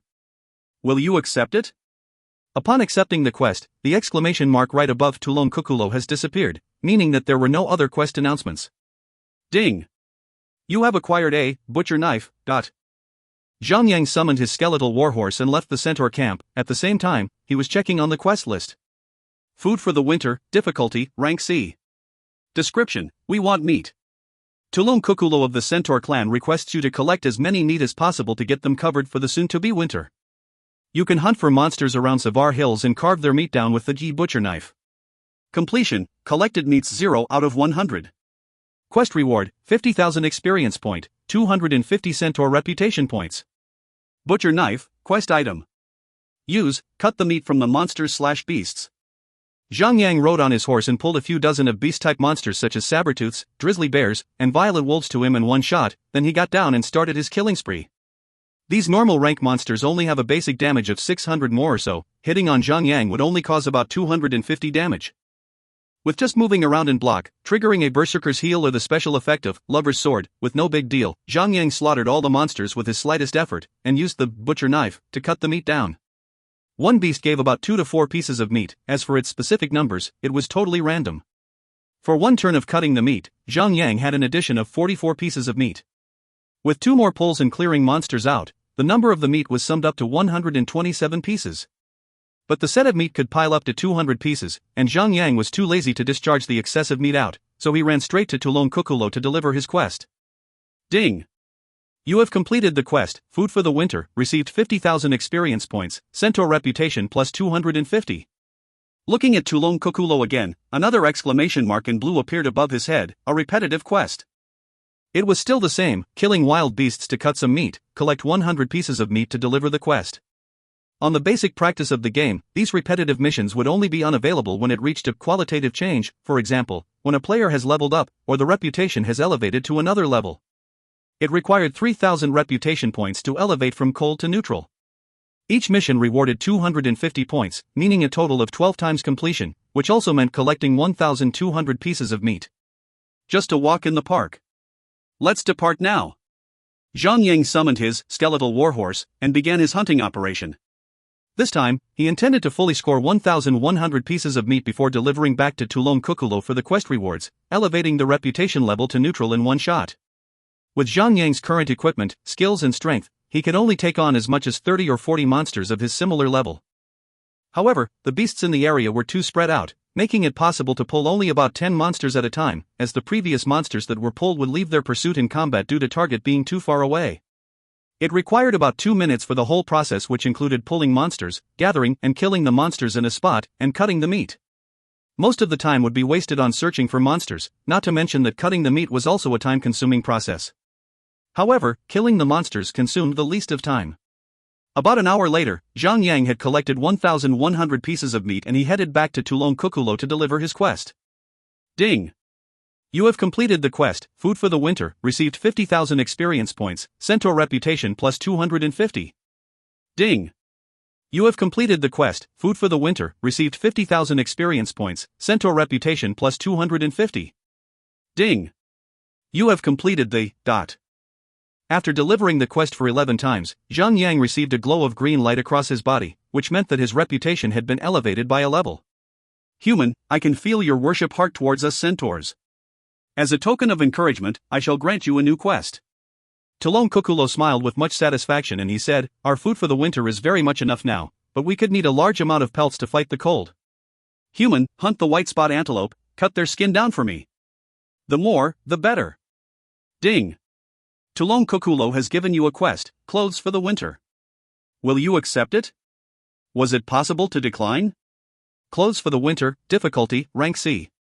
Description, it's cold as hell. Hurry up and bring some exquisite fine woolen blanket made of antelope skin. Tulongkukulo requested you to collect the skin of white spot antelope. Help the centaurs solve their winter problem. The Savar Hills are full of white spot antelopes. Completion, collect skin of the white spot antelope 0/20. Reward, 5,000 experience points, 250 reputation points. This was also a repeatable quest, just like the previous one. If you find any errors, ads pop up, ads redirect, broken links, non-standard content, etc., please let us know. Report chapter so we can fix it as soon as possible. Chapter 140, Hunting Sheeps. Chapter 140, Hunting Sheeps. Translator, Endless Fantasy Translation Editor. The white spot antelope was a social kind of animal. Finding one would mean that you will find the whole herd. However, the number in each herd was only roughly 10, shorter time required to kill them all, but what upset Zhang Yang was that the antelope skins did not drop every time. With only 3 antelope skins harvested from 17 white spot antelopes, the drop rate was considerably very low. No other way, just keep searching. White spot antelopes were all over the various locations of Shiva Hills. To kill 1 or 2 herds, it was still easy. But to collect enough to support the criteria of elevating from neutral to friendly required 240 antelope skins. It was insanely difficult. Fortunately, Zhang Yang had skeletal warhorse that increased his movement speed to extremely fast, enabling him to run the hills and the forest. Even so, he could only collect 53 antelope skins by 6 p.m. And it was time for him to leave the game for his dinner. After dinner, Zhang Yang went online again, continuing his quest to bring trouble to the doorsteps of the antelopes. In a while, came Han Ingshue's sweet-moving voice through the voice communication device. Silly you, it's time to go down to the dungeons. Zhang Yang could not help himself but to give a gentle tap on his forehead, for him trying so hard polishing his reputation to the point that he forgot about his business in the dungeons tonight. I am engaged in a quest right now, you guys go ahead and find any tank you like, nut. Han Ingshue would not give in, and she said, this cousin does not want to give her healing to anyone else. I only want to give it to you. Zhang Yang was full of black lines after listening to it. Big cousin, the tease was just so lavish. He smiled and said, oh why, you could not resist to be my second wife? What the?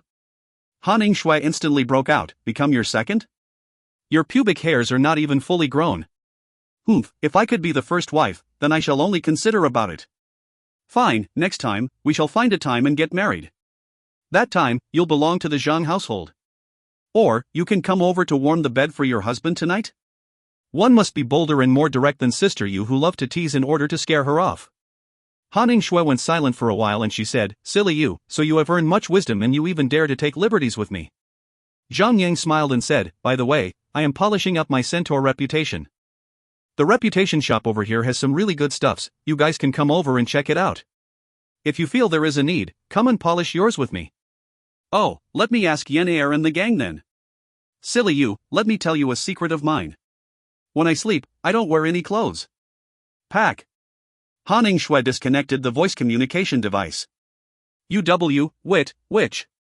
Zhang Yang could not help himself into his own imagination, imagining Han Shui lying on the bed with totally nothing on her, waking up in the early morning, with her upper body slightly lifted, the thin blanket sliding and getting stuck by her two prideful peaks, half revealing pairs of plumpy boobs. Some words were better left unsaid.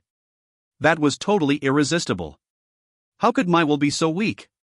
Zhang Yang ferociously slaughtered the herd of antelopes while sighing, admitting that the bewitched Han Shui was indeed profound in her ways. Hack and slash, and hack, all the way to 11 p.m. where Zhang Yang went offline to sleep. He could only collect 97 pieces of the antelope skins, and it was still a long way before getting 240 pieces of the skins. However, his experience bar on level 31 had advanced straight up to 87%, leaving him so much closer to level 32. He could have leveled up if it weren't for the scattered spawning of the monsters, totally unlike the concentrated spawning of the monsters in the Misty Valley. Next day in the morning, Zhang Yang finished up his training and had his breakfast before logging into the game. It was still the endless slaughtering of the antelopes. Unlike the 1,200 pieces of meat that he easily collected, this collection of antelope skins was on a totally different level of difficulty. Looking at the bright side, the experience points were not that bad or slow either, he could treat it as a training. In the end, he spent his whole day in the Savar Hills before he went offline to sleep. All he ever did was to increase the collection of the skins up to the amount of 207. As for his level, he already reached level 32 around 1 p.m. in the afternoon. He was about to catch up with 100 shots. Earlier on, Zhang Yang spent a total of 12 days to craft potions. That was why he got stuck on level 30, letting the rest of his 5 gang members surpass him. Fatty Han was at level 35, being at highest level among them because he spent the least amount of time in his profession quests. Han Shui and Wei Yen Air could currently team up to kill monsters for leveling up purposes. Although their time spent in leveling up was not as much as Fatty Han did, they had also reached level 34. Meanwhile, Sun Xianyu did not fall behind even though she was not online much, because she had 50% additional experience points to boost her up. She was currently level 34 as well.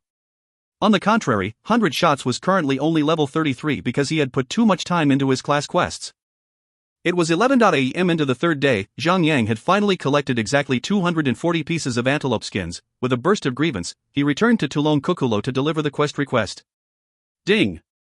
You have completed the quest, Clothes for the Winter, received 40,000 experience points, Centaur Reputation plus 250. Ding! You have completed. After the 12th time of his delivery, Zhang Yang received a glow of green light flashing across his body, representing that his Centaur reputation had been elevated to friendly. However, to elevate from friendly to a higher level required a substantial amount of reputation points. From friendly to respect required 6,000 reputation points, from respect to admire required 12,000 reputation points, and lastly, from admire to worship required 21,000 reputation points. Zhang Yang had fatally felt a pain in his eggs, felt his eggs being crushed, but... Tulong Kukulo stared at Zhang Yang and smiled, "Human, you have done us a great deal of favors, even our chief has heard about your brilliant achievements. You see, she even commanded me to invite you to her tent. My admiration is all on you, human. Master Chief is the best beauty there is among the centaurs, she is indeed a dreamy lover to all our centaur men." Zhang Yang looked at Tulong Kukulo's head and there were no sign of any exclamation mark other than his title. Obviously, Tulong Kukulo would not publish any quest at the moment. To proceed with the elevation of reputation, one must meet with the chief of the centaur. Zhang Yang asked Tulong Kukulo for the location of the chief, and he went to the largest wooden house in the middle of the tribe. Halt, human. 2 female centaur guards were guarding the wooden door of the house. Armed with their long spears and their heads looking down to him, it was extremely intimidating. So, Zhang Yang informed, "I am here under the invitation of the chief herself." Shang. The 2 centaur guards pulled their spears aside and said, "Go on ahead, the chief has been expecting you." Zhang Yang took a big step into the wooden house. He could only see a female centaur wandering around the house. Noticing his footsteps entering the house, she instantly turned herself over and looked at Zhang Yang. What a huge centaur! Centaur such as the kind of Tulong Kukulo was considered as tall and big, but to compare this centaur with the others would become inferior in an instant, just like comparing the size of a baby elephant with a mother elephant. Maya Kukulo, Kukulo Centaur Tribe Chief, Yellow Gold, Humanoid. Level, 80. HP, dot. With a firm fist of his right hand placed on his chest, Zhang Yang greeted with a respectful gesture of an adventurer, and he said, Master Chief, thank you for your hospitality, it is my great pleasure. While talking to her, Zhang Yang also felt a sour sting in his heart.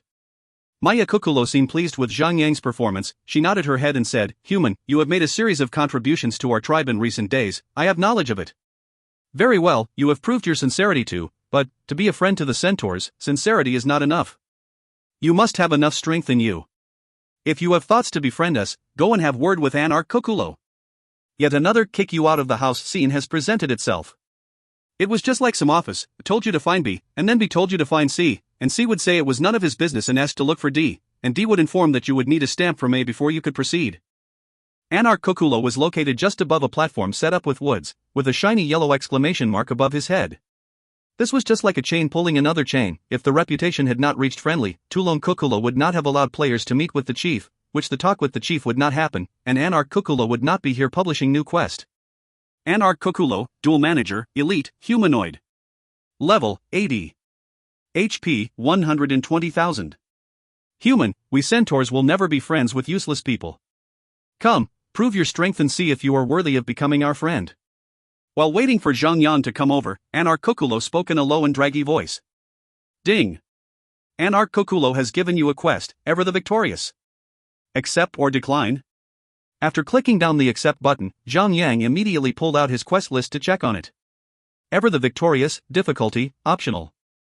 Description, challenge the centaur opponents, prove your might and strength. You can only challenge once in every hour. You can choose your enemies among 4 difficulties, A, B, C, D. Defeating an opponent of different difficulty will reward you with different amount experience points and reputation points. Rank A difficulty, 100,000 experience points, 125 reputation points. Rank B difficulty, 50,000 experience points, 75 reputation points. Rank C difficulty, 30,000 experience points, 50 reputation points. Rank D difficulty, 10,000 experience points, 25 reputation points. Progress, Centaur reputation reaches respect. Current reputation, friendly. The game was fair, players with stronger strength acquired reputation points faster than average players. Zhang Yang immediately said, Anarch Kukulo, I would like to make the challenge now. Very good, I favor your courage, please pick an opponent for your challenge. Anarch Kukulo laughed hard. In the game interface, a selection box came out suddenly, and Zhang Yang picked the rank A difficulty without any hesitation. Shoo! With a blur in his eyes, Zhang Yang found himself teleported onto the platform on the side above him. Gong gong gong. A huge centaur entered the platform from the other side, and the heavy-weighted body pressed against the wooden floor making a series of creaking sound creak creak creak. Centaur Warrior, Elite, Humanoid. Level, 35. HP, 35,000. Ding! The challenge will commence in 10 seconds. 10, 9, 8. 3, 2, 1. Rock! The Centaur Warrior let out a loud roar, opening up all 4 of his legs and started charging towards Zhang Yang with his long spear in his hand straight up. This attack would break a boulder or worse. Charge! In a flash, Zhang Yang charged and rammed over. Very good, a stun effect, giving a gap of 2 seconds for him to make his next move. Summoning his servant, Clear Lotus, would not cause any cooldown problem because only one challenge can be made in an hour.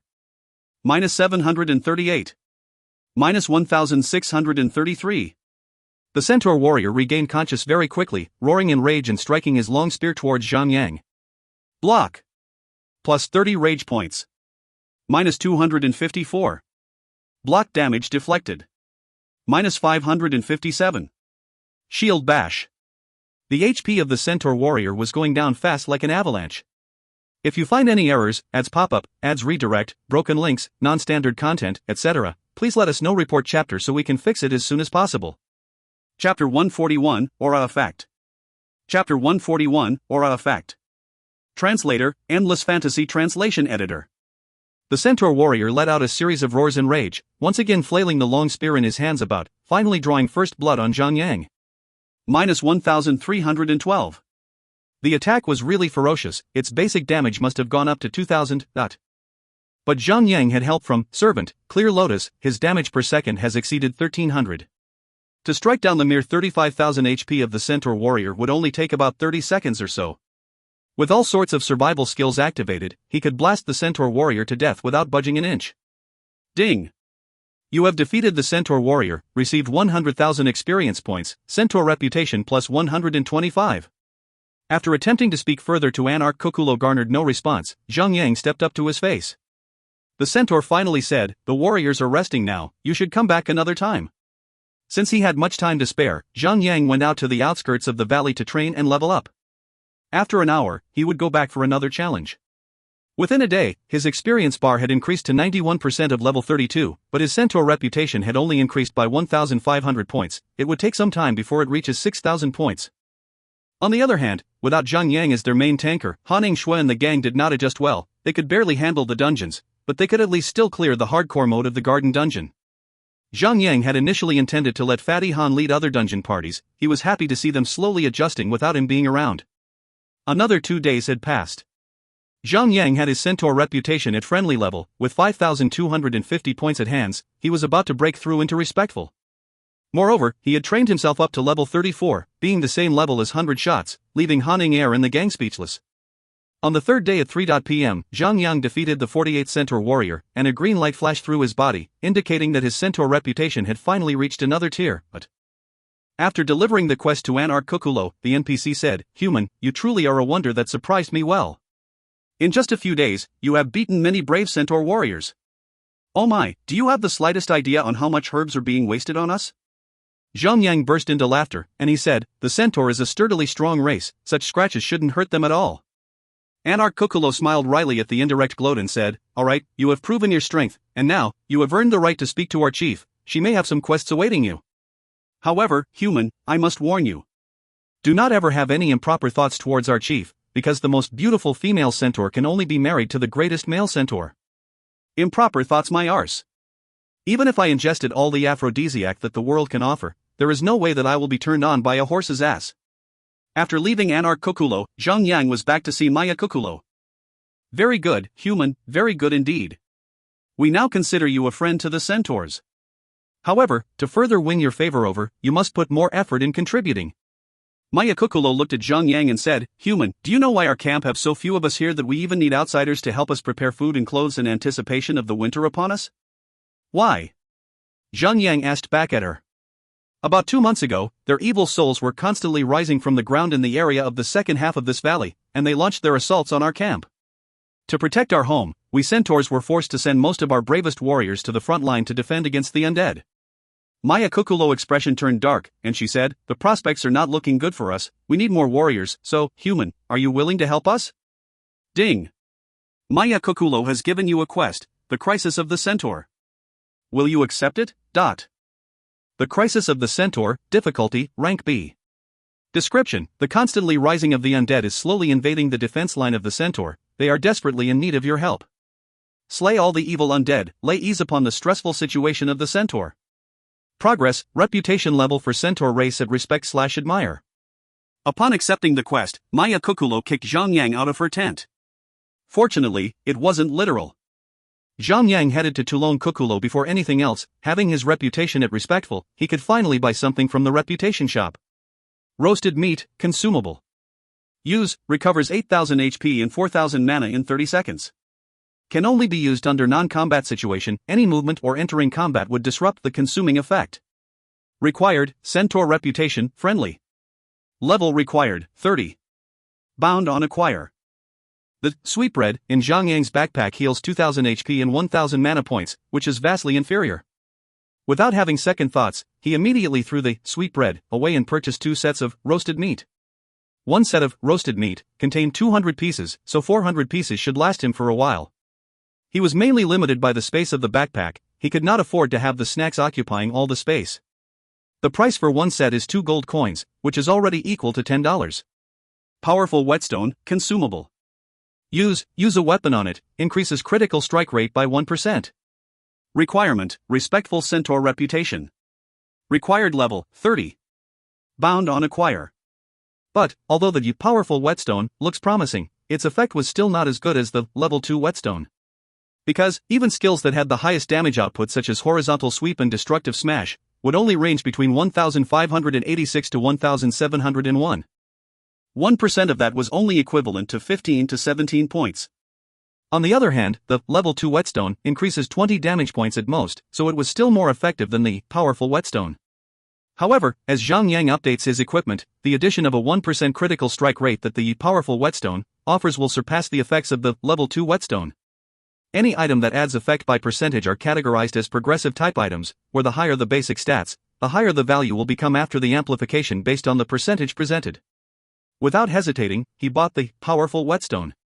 This place is far off, it isn't easy to travel here, so purchasing a set and depositing them into the bank for the moment until there is a need for them can save him the trouble of traveling back to this location.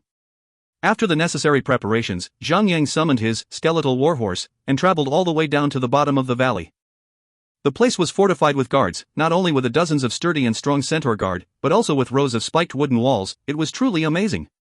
A few days back, Zhang Yang came by and he was held back by the guards there.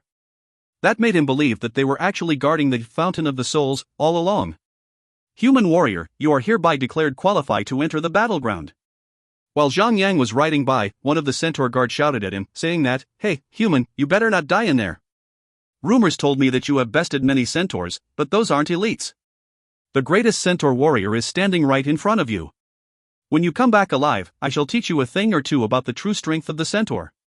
Pui, the greatest centaur warrior is me, Bala Kukulo, Bullshasterisk T it is, I dare to swear on the name of the prettiest Maya Kukulo, chief of the centaur tribe, only I, Nyenba Kukulo, am the greatest warrior of all centaurs." The centaurs were in dispute of who was the greatest, shouting among each other. Zhang Yang rode past the level and entered a brand new area. This area is actually a part of the valley too. The centaur camp was located in the valley corner of a gourd. The area was divided into two parts, the front half and the back half of the valley, and the level is located just in between. But, at the moment he entered the back half of the valley, Zhang Yang instantly felt a strong silent murderous intent. Not far from him, there were hundreds of centaur warriors formed in a straight line of defense, battling and fending off a variety of undead creatures.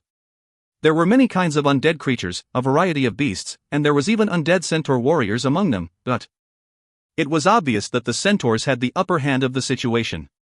With centaur warriors in the front line sweeping the undead army with their spears, the centaur archers can focus on releasing their arrows onto their enemies from afar. Moreover, the spawning undead creatures are just normal grade monsters, with not much HP on them. Before they could even touch the front line, they had already lost half of their HP, a few more stabs and slices from the spears finished them off swiftly. Suddenly, an undead creature with a very huge body slowly approached from afar. It looked humanoid, albeit at least 5 meters tall, and being obese as F***ck. Its belly was hollowed out, and puddles of green slime constantly dripped out from the hole. Other than the 2 normal arms, there was a limb hanging right behind its back. Upon a closer look, it was apparent that this monster's body was stitched together with the metal wires. On the way to the front line, it left behind puddles of green gas, which took a pretty long period of time to slowly disappear. Amalgamation of Hate, Elite, Undead. Level, 35. HP, 100000. The Amalgamation of Hate had a vast area of aggro. Unexpectedly, it had already entered into combat mode with the centaurs being 30 meters away, increasing its movement speed, spilling the green slime on the ground all the way through. The centaur warriors had also taken note Amalgamation of Hate, surrounding the monster up to initiate their attacks. However, the moment when centaur warriors got near the Amalgamation of Hate, they were receiving a damage of -200 for every second they stood around that monster. As Zhang Yang was gazing upon the scene, he discovered that the monster was constantly surrounded by an effect. It was called Decay Aura. Decay Aura causes 200 natural damage in every seconds to targets within a range of 2-meter diameter. So it is an aura. An aura is a kind of very special skill, and it was unobtainable from instructors. This kind of skill can only be acquired through skill books. Aura does not differentiate professions. In theory, any players with any professions or classes can learn any kind of aura skills. But the truth is, the aura skill books have minimum rate of falling, making the number of players with aura skills poorly low. In conclusion, there are 2 types of aura. One affects oneself and the friendlies around, the other affects the enemies around. For example, Vigor Aura increased 10% strength of the friendlies within the range of 30-meter radius, and for the other example, Weaken Aura lowers 5% damage dealt by enemies within the range of 30-meter radius. If any wild dungeon party can get a player with aura skill, it would lower the difficulty of the dungeon by 10% at least. Therefore, players with aura skills were like big bosses. They were very popular no matter where they went. Every single one of them will have their asterisks kissed up to the top of the world. Aura skill books will only fell from bosses that were at least level 50 or above. Therefore, Zhang knew that it was extremely rare to see a level 35 amalgamation of hate having aura effect around it. If you find any errors, ads pop up, ads redirect, broken links, non-standard content, etc., please let us know. Report chapter so we can fix it as soon as possible. Chapter 142, The Fall of the Evil Necromancer Zhang. Chapter 142, The Fall of the Evil Necromancer Zhang. Translator, Zenobes. Editor, The Real Seal. What's weird should remain weird. Zhang unsheathed his blade and dashed towards the monster, joining the centaur fight against the weird amalgamation of hate. 160. The moment Zhang got close to the monster, Zhang received a damage tick. Amalgamation of hate was an elite-tiered monster, which was far stronger than a regular monster. However, no matter how strong it was, it could not last for long under the focus fire of so many NPC and Zhang powerful attacking power. It died swiftly. Ding! You have killed amalgamation of hate. Reward based on damage contribution, obtained 27491 experience points. Obtained 50 centaur reputation points. It was a pity that the monster only dropped several cotton cloth, and 78 copper coins, and it definitely did not drop the skill book that Zhang was hoping for. After killing amalgamation of hate, all the centaurs returned to their original posts and reformed the absolute defense line. There, they continued to hold back the endless incoming specters. However, after the battle, the centaurs had sustained heavy damage and had only little HP left. They could not last long against a single wave of spectral assault. Casualties started to increase as more and more specters engaged the centaurs. Zhang took the liberty to attack the specters on his own. The incoming specters were so weak that Zhang had only need to slash 2 to 3 times to kill one. However, he only obtained experience points and no reputation points. To obtain the required reputation level to worship Zhang would need to kill 240 amalgamations of hate to obtain the required reputation points. The worst part of this quest was that the spawn time for each amalgamation of hate was 15 minutes. In an hour he would only encounter 4 of them, which would only earn him 200 reputation points. To properly sum this up, excluding the time he eats and sleep, he would need to fight for at least 15 hours a day to farm 3,000 reputation points, for at least 4 days continuously. To make matters worse, the monsters around here were all spread everywhere. Once they appear, the centaurs will immediately react to their aggro and fight. Zhang wanted to draw them all together and kill them all in one go. However, since they were drawn in by the centaurs, he was unable to lure them all and had to fight them one by one. It took him really long to simply grind and thus reducing his grinding speed tremendously. What that would usually take him a day has now turned into 2 days to gain a single level. What could have been done, had been done. There was nothing else that could make things quicker. For days passed by in a blink of an eye and Zhang had managed to raise his reputation to admire and he leveled to 36 with 2% experience points. After submitting his quest, the most beautiful centaur in the camp had been ignoring Zhang. Zhang tried to take with every NPC with a name tag but none of them had any quests for Zhang to complete.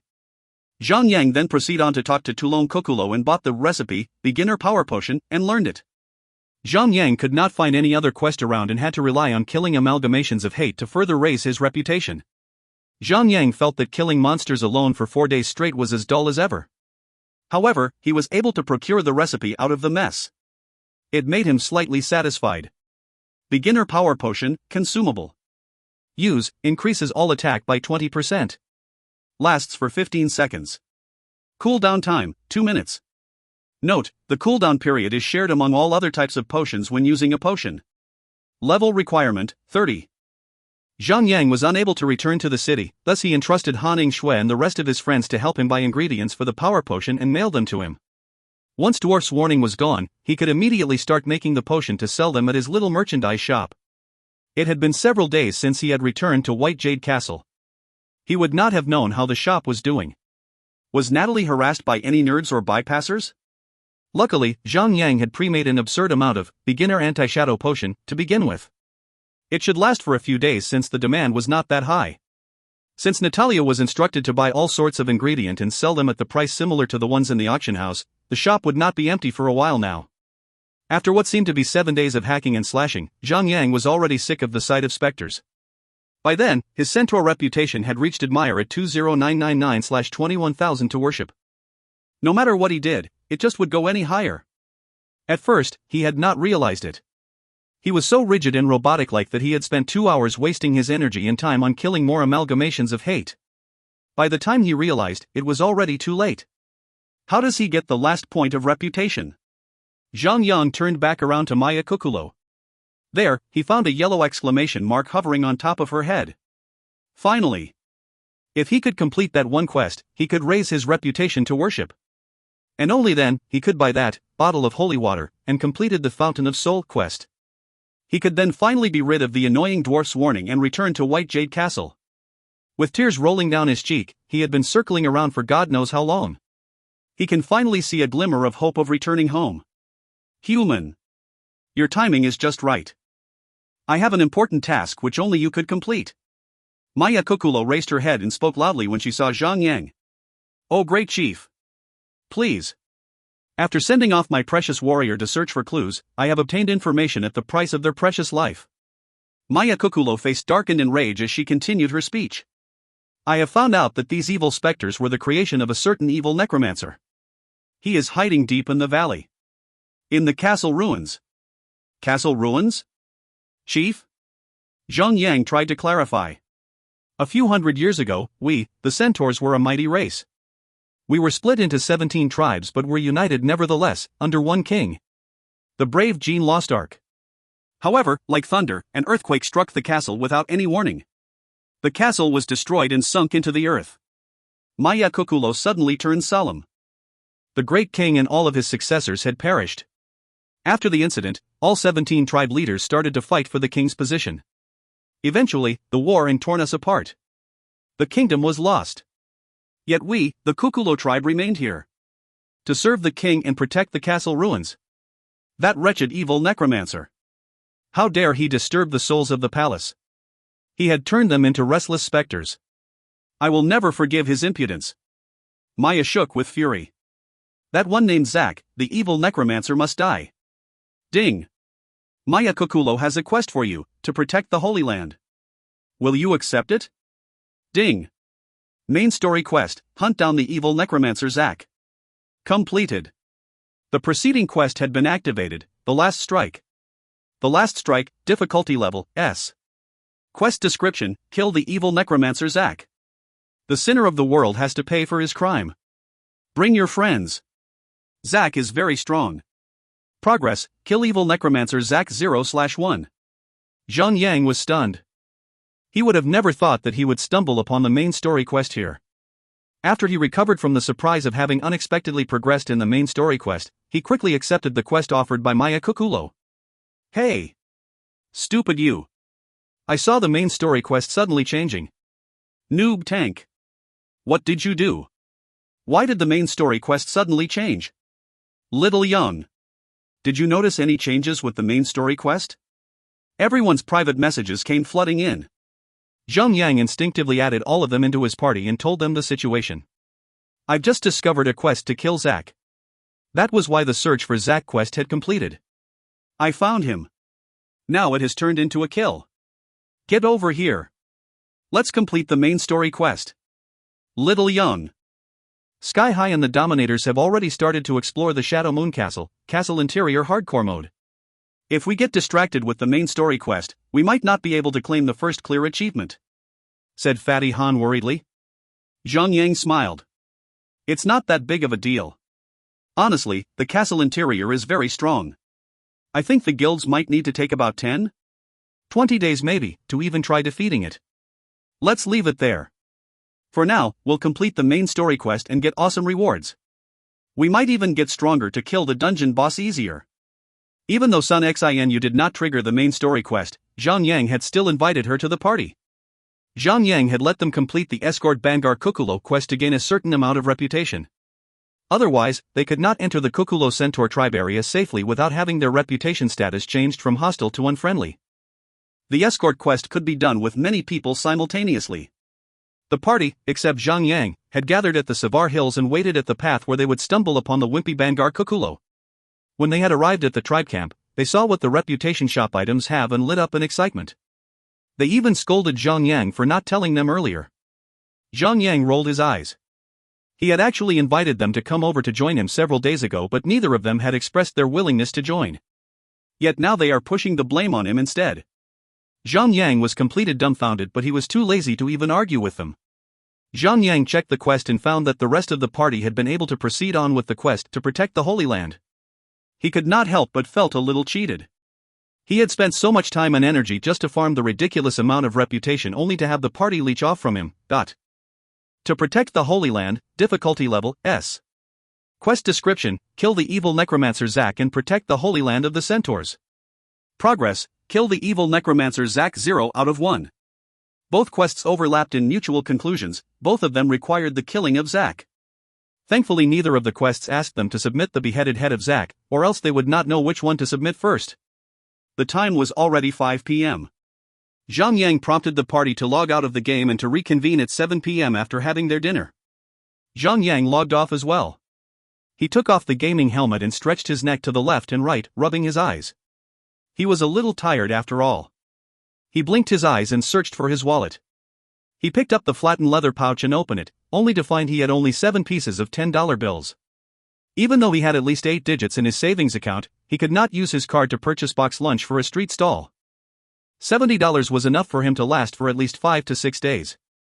After that, he had to visit the bank to withdraw some hard cold cash. It is time for me to change a place to live? Or perhaps I should get a car? In his previous life, Zhang Yang had entered the A-tier professional league and became one of the few rich men in China, having a large summer house somewhere and a luxurious car. Truth be told, Zhang Yang had missed that life. More importantly, he missed the car. Which man in the world would not love cars? Arg, perhaps some other time. There will be another chance for me to earn a fortune when the level 50 dungeon Flame Poison Land is released. The more capital I have, the better money I could make. Level 50 Flame Poison Land Party Dungeon was the second dungeon that was used to farm the game's second set equipment. Outside the dungeon, there will be an NPC standing at the entrance. He will grant a buff that will grant immunity to flame poison at the cost of a solid iron bar. No matter how strong the party is, without the buff, setting foot inside the dungeon alone would kill you, let alone fighting the boss. Which is why, solid iron bar was a must-have item if you wanted to raid the dungeon. If you find any errors, ads pop up, ads redirect, broken links, non-standard content, etc., please let us know. Report chapter so we can fix it as soon as possible. Chapter 143, New Member. Chapter 143, New Member. Translator, Endless Fantasy Translation Editor. Solid iron bar is a composite item. The materials needed to craft a solid iron bar are 100 iron bar, and they had to go through a process known as smelting, similar to its real-life counterpart. As this goes, the original price of iron bar will increase. The highest price for 200 bars was 50 gold coins. The price will fluctuate and eventually stabilize at 10 gold coins for 200 bars later. This is part of the game's system to prevent gold coin inflation. After an update patch in the future, iron bar sorted out to 200 bars a stack compared to the previous 20 bars a stack. So far in the game, a majority of the players had already reached level 30 on average. Their profession must have reached to at least amateur or higher. Iron bar was a basic ingredient that would not have any demand as players' profession level rose. As the demand drops, the price would drop as well. Since the item had been lacking in demand and interest, the prices that once began 5 gold coins for 200 bars had dropped to 2 gold coins for 200 bar. However, the moment players started to take part in the Flame Poison Land Dungeon raid, the price for iron bar would be raised up to 10 gold coins for 200 bars. That's 5 times the original value. If Zhang Yang invested 40 million gold coins, the money will multiply itself to 200 million. The only problem Zhang Yang faced now was the shortage in storage. The total storage unit that Zhang Yang had so far were his own personal bank storage at 400 slots, the guild's secondary storage at 1000 slots, and the little merchandise shop storage at 1000 slots. All of them would total up to 2400 slots of storage space. Zhang Yang had first planned to buy a few more storage slots for the guild storage. He also planned to level up the little merchandise shop to increase its storage space. He was willing to spend all his money to upgrade it all. The more he spends, the more he stands to earn. However, the guild storage expansion fees will be at 1 million gold coins per page 1. Even though the exchange rate of the game currency to real-life currency has dropped to 1:4, it was at least $4 million. That's a crazy amount of money for expansion. Since the rate will continue to drop even further, Zhang Yang thought that he should wait for a while before he purchased any inventory expansion. Until the inventory space was completely used up, he should not make any hasty decision. 7 p.m., and the party of 6 logged in together at the same time. The team then proceeded to venture deeper into the valley. So far, the team status was Zhang Yang at level 39, Fatty Han at level 40, 100 shots at level 38, Sun Xanu at level 40, Haning Shui at level 40, and Wei Yenair at level 40. After the team entered the entrance of the valley, they were greeted with a large cave entrance. The inside of the cave was so dark that they could not see how deep it went. Wah! Kya! Dot.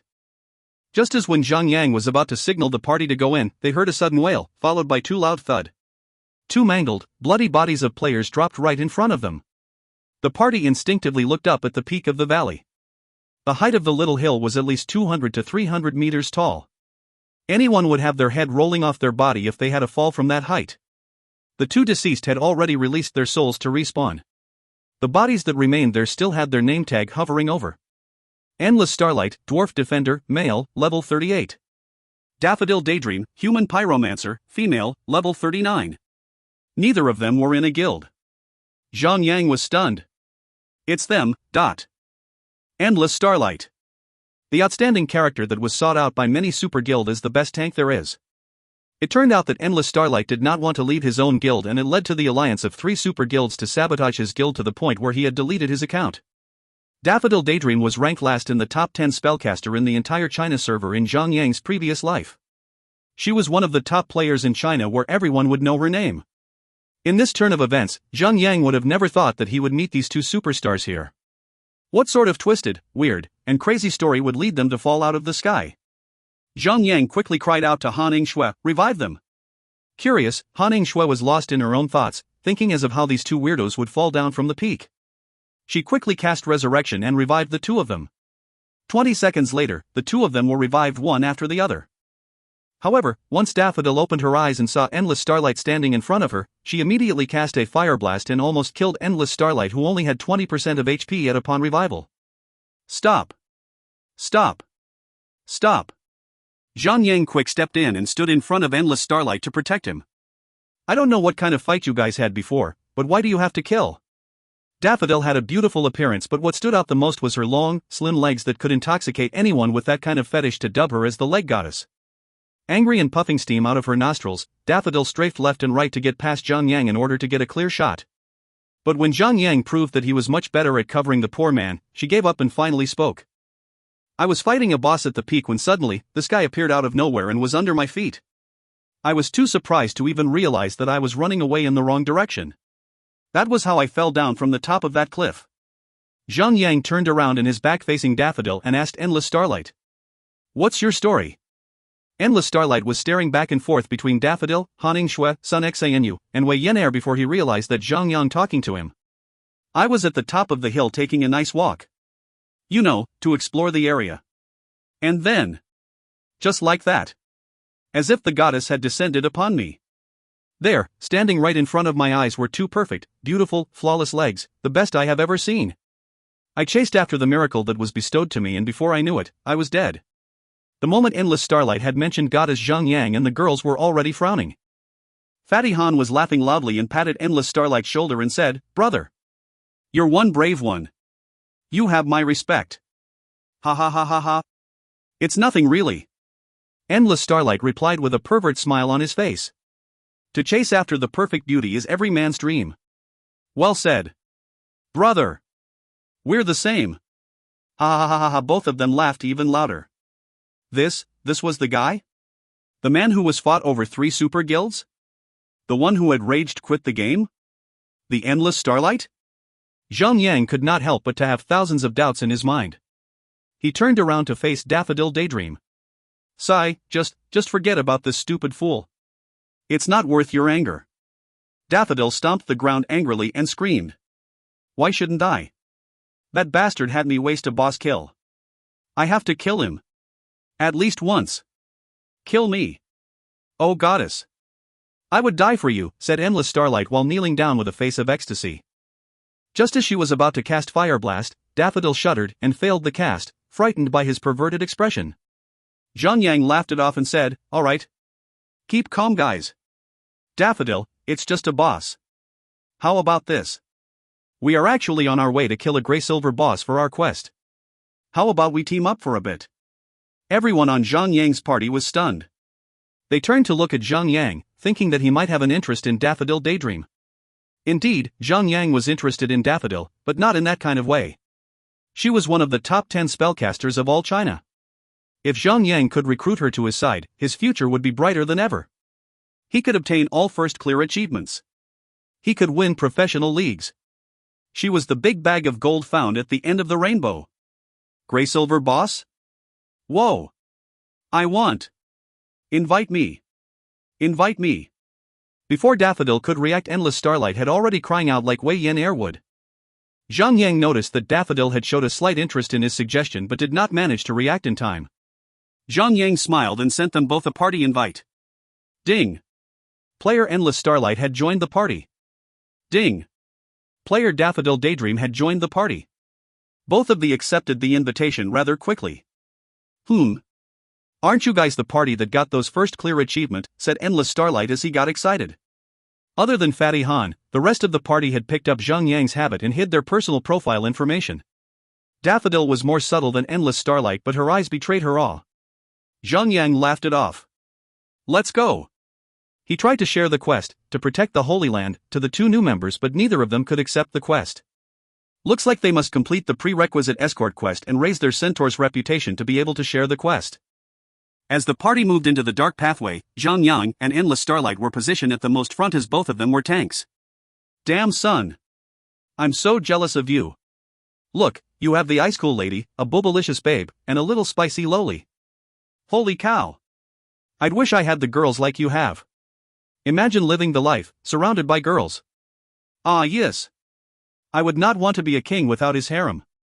Endless whispered to Zhang Yang. Zhang Yang was completely speechless. I'll tell ya. My dream is to make my own harem guild. Every day, I would bring those girls along with me into the dungeon and fight those monsters. Dude. That's the dream, said Endless Starlight with a strong sense of justice. Zhang Yang was stunned. This guy, did he delete his account because the guild was disbanded, and he could not have any girls by his side? If that was the case, then it must have been a real shocker. The moment Zhang Yang had laid eyes on these two new members of the party, he already had plans to recruit them into Lone Desert Smoke. Endless Starlight was a strong tank. He could lead a separate team as an exploration team. Daffodil Daydream, on the other hand, was to fill the empty slot of the main party. She could be one of the core member in the battle team for the professional league. As they walked for about 7 to 8 minutes into this dark pathway, the party had walked out of the darkness and into the bright daylight. They were standing by a huge hillside. There, by the side of the hill, stood a majestic castle, albeit in ruins. The entrance door of the castle had the carvings of two huge centaurs. One of them was wielding a spear and was in an attacking stance. The other was drawing a huge long bow. Both of them looked like they were gods immortalized into art.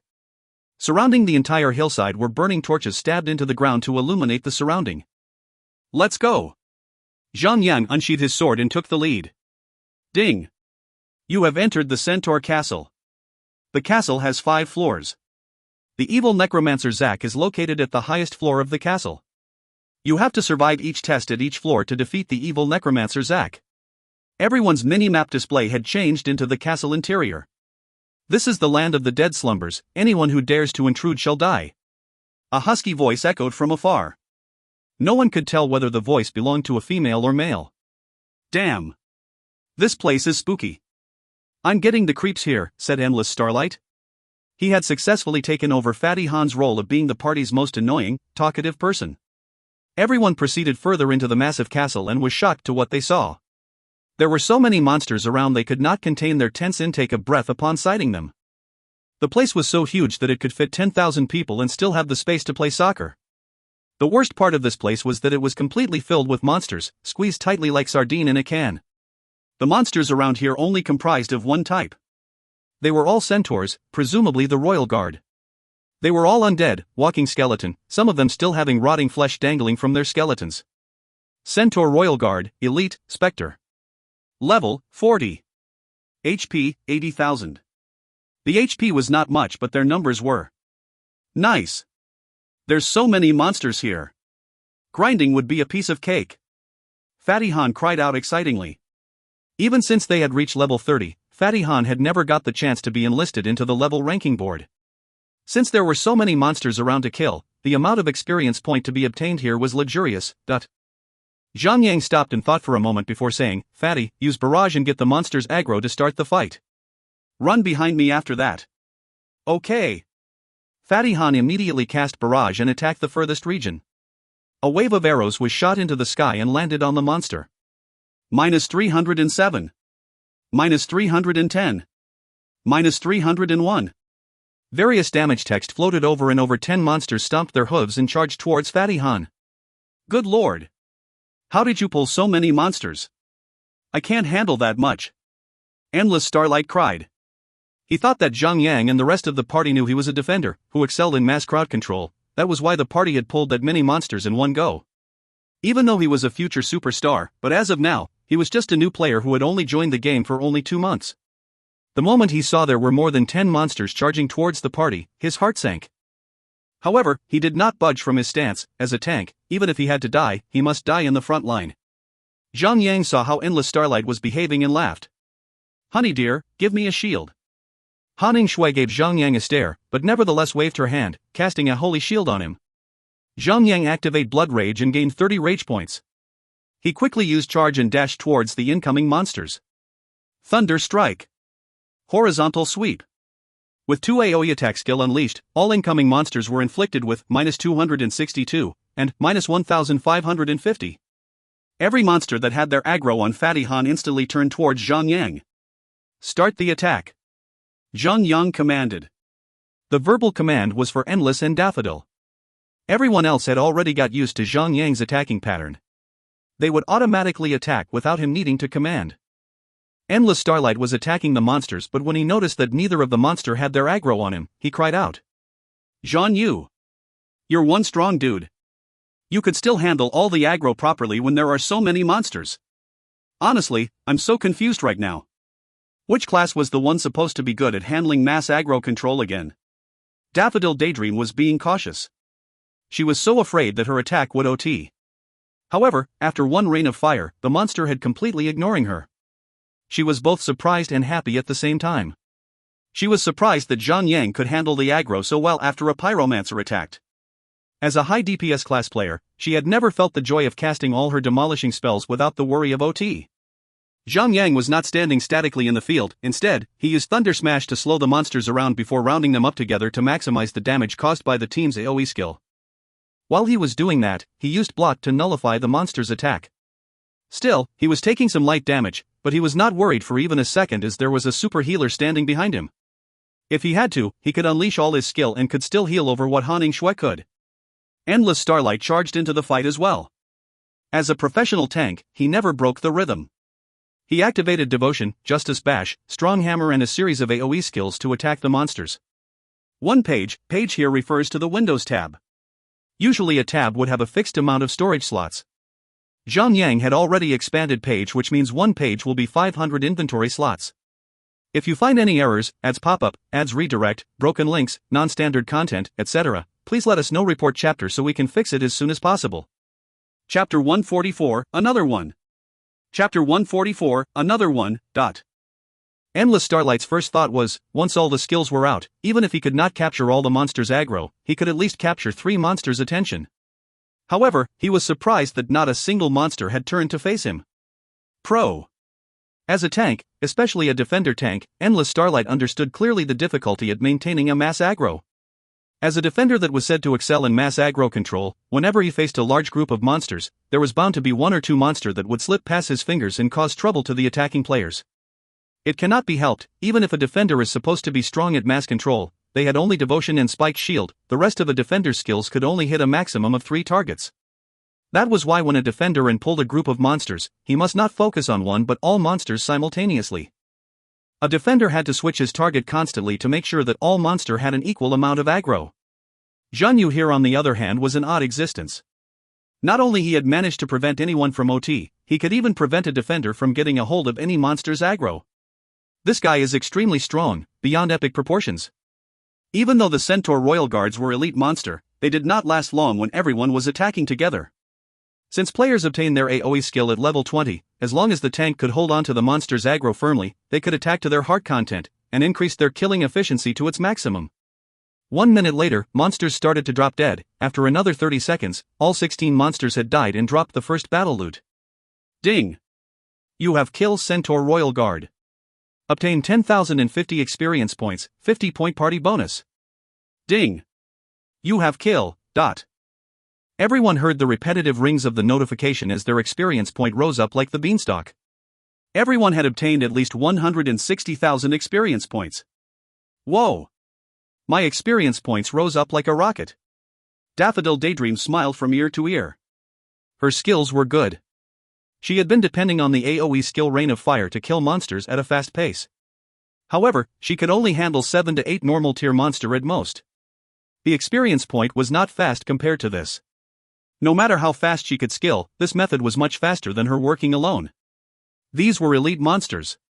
Their HP was at least 20 times the HP of a regular normal monsters. The experience points she had just obtained was at least 20 times more. Fatty Han laughed. Ha ha. When we had done with these monsters here, I can get myself into the level ranking board again. So far, in White Jade Castle, the first place was held by Ashen Reborn at level 42, Puppy Soldier from at level 41 being the last. Do not underestimate them for the fact that they were only 2 levels ahead of Fatty Han. Once players had reached the level 40 threshold, gaining another level from there was even harder than ever. Under normal circumstances, player would have to at least spend 5 days to gain just 1 level. The fastest way to gain levels was to fight and kill monsters in groups. If those monsters were elite tier, the leveling speed will be much faster. That was why Fatty Han was so confident. Zhang Yang grinned and cried out. Fatty, do your thing again. Since the first wave of monster was rather smooth, Fatty Han tried a little better and aimed barrage at the center among the crowds of monsters. This would not only attract the monsters that are attacked, it would also trigger the nearby monsters. This time, he had pulled 21 monsters. Zhang Yang turned to Endless Starlight and said, Starlight, let's compete. Let's see who could pull more monsters this time. Professionals are all a little egoistical. If you want to convince them, you'll have to display a better performance than they could. Zhang Yang had a few seconds head start at the first waves of monsters, and inflicted a good amount of aggro. This time, Starlight was confident. He strafed along with Zhang Yang side by side. Even if he could not be as good as Zhang Yang, he could still hold on to several monsters' aggro firmly. He immediately replied, okay. But neither of us can use provoke. He then raised his shield in his hand and tossed the shield before he was anywhere near the monsters. Zhang Yang nodded and activated Blood Rage. He gained 30 rage and used charge after a few steps forward to get into range. The range of charge was shorter than shield toss. Horizontal sweep. With a single stroke, his damage output was instantly spiked. A Guardian's Shield Oath could provide additional 20% aggro value. Even if his attack were not aggro-inducing type, he had caused 1000 over damage, his aggro value would be the same as other classes' 1200 worth of damage aggro value. Every monster around turned their heads to Zhang Yang instantly. Thunder Strike. Slow. Another chain of attacks was unleashed, all crowded and concentration like fireworks in the sky. Zhang Yang led the monsters around circling. Starlight was frustrated at his failure. No matter how many skills he threw out, not a single monster would even turn their head to look at him. As if he was reliving a psychological nightmare that he experienced in his past, Starlight turned solemn. Zhang Yang smiled warmly and said, Starlight, do you know why all the monsters attack me instead? That's because a tank efficiency depends not only on skills and technique. You'll also need strong equipment to back you up. Even 2 of your attacks couldn't compare to 1 of mine. How do you expect the monsters to be lured towards you? Zhang Yang laughed. Wei Yan'er laughed as well. He. You must have that kind of perverted face as well. That's why the monster won't even want to look at you. Unless you have the looks of a beauty lady like me, my cousin sister, son, and this beautiful daffodil lady here. Zhang Yang turned around and raised an eyebrow. Little brat. The rest are fine, but you're way too far from being a lady. Wei Yan'er could not help but to lower her head and stare at her own flat chest. She then got angry and bared her teeth at Zhang Yang. Yan'er, don't mind him. He is just a little boy. Only a little boy would pick a fight with little girls. Han Shui consoled her. Wei Yan'er nodded but twitched her eyes when she felt that something was wrong with her cousin sister's statement. Hey! Why'd you call me a little girl? Everyone laughed happily and the tension in the air was dispersed and replaced with warm comradeship. After a while, the second wave of monsters were killed. This time, they were lucky. There were many level 40 black steel equipment. Even though the equipment were weak, but they were at level 40. They could fetch a few gold coins in the little merchandise shop. Endless Starlight was not a numbskull. He understood what was Zhang Yang trying to explain to him.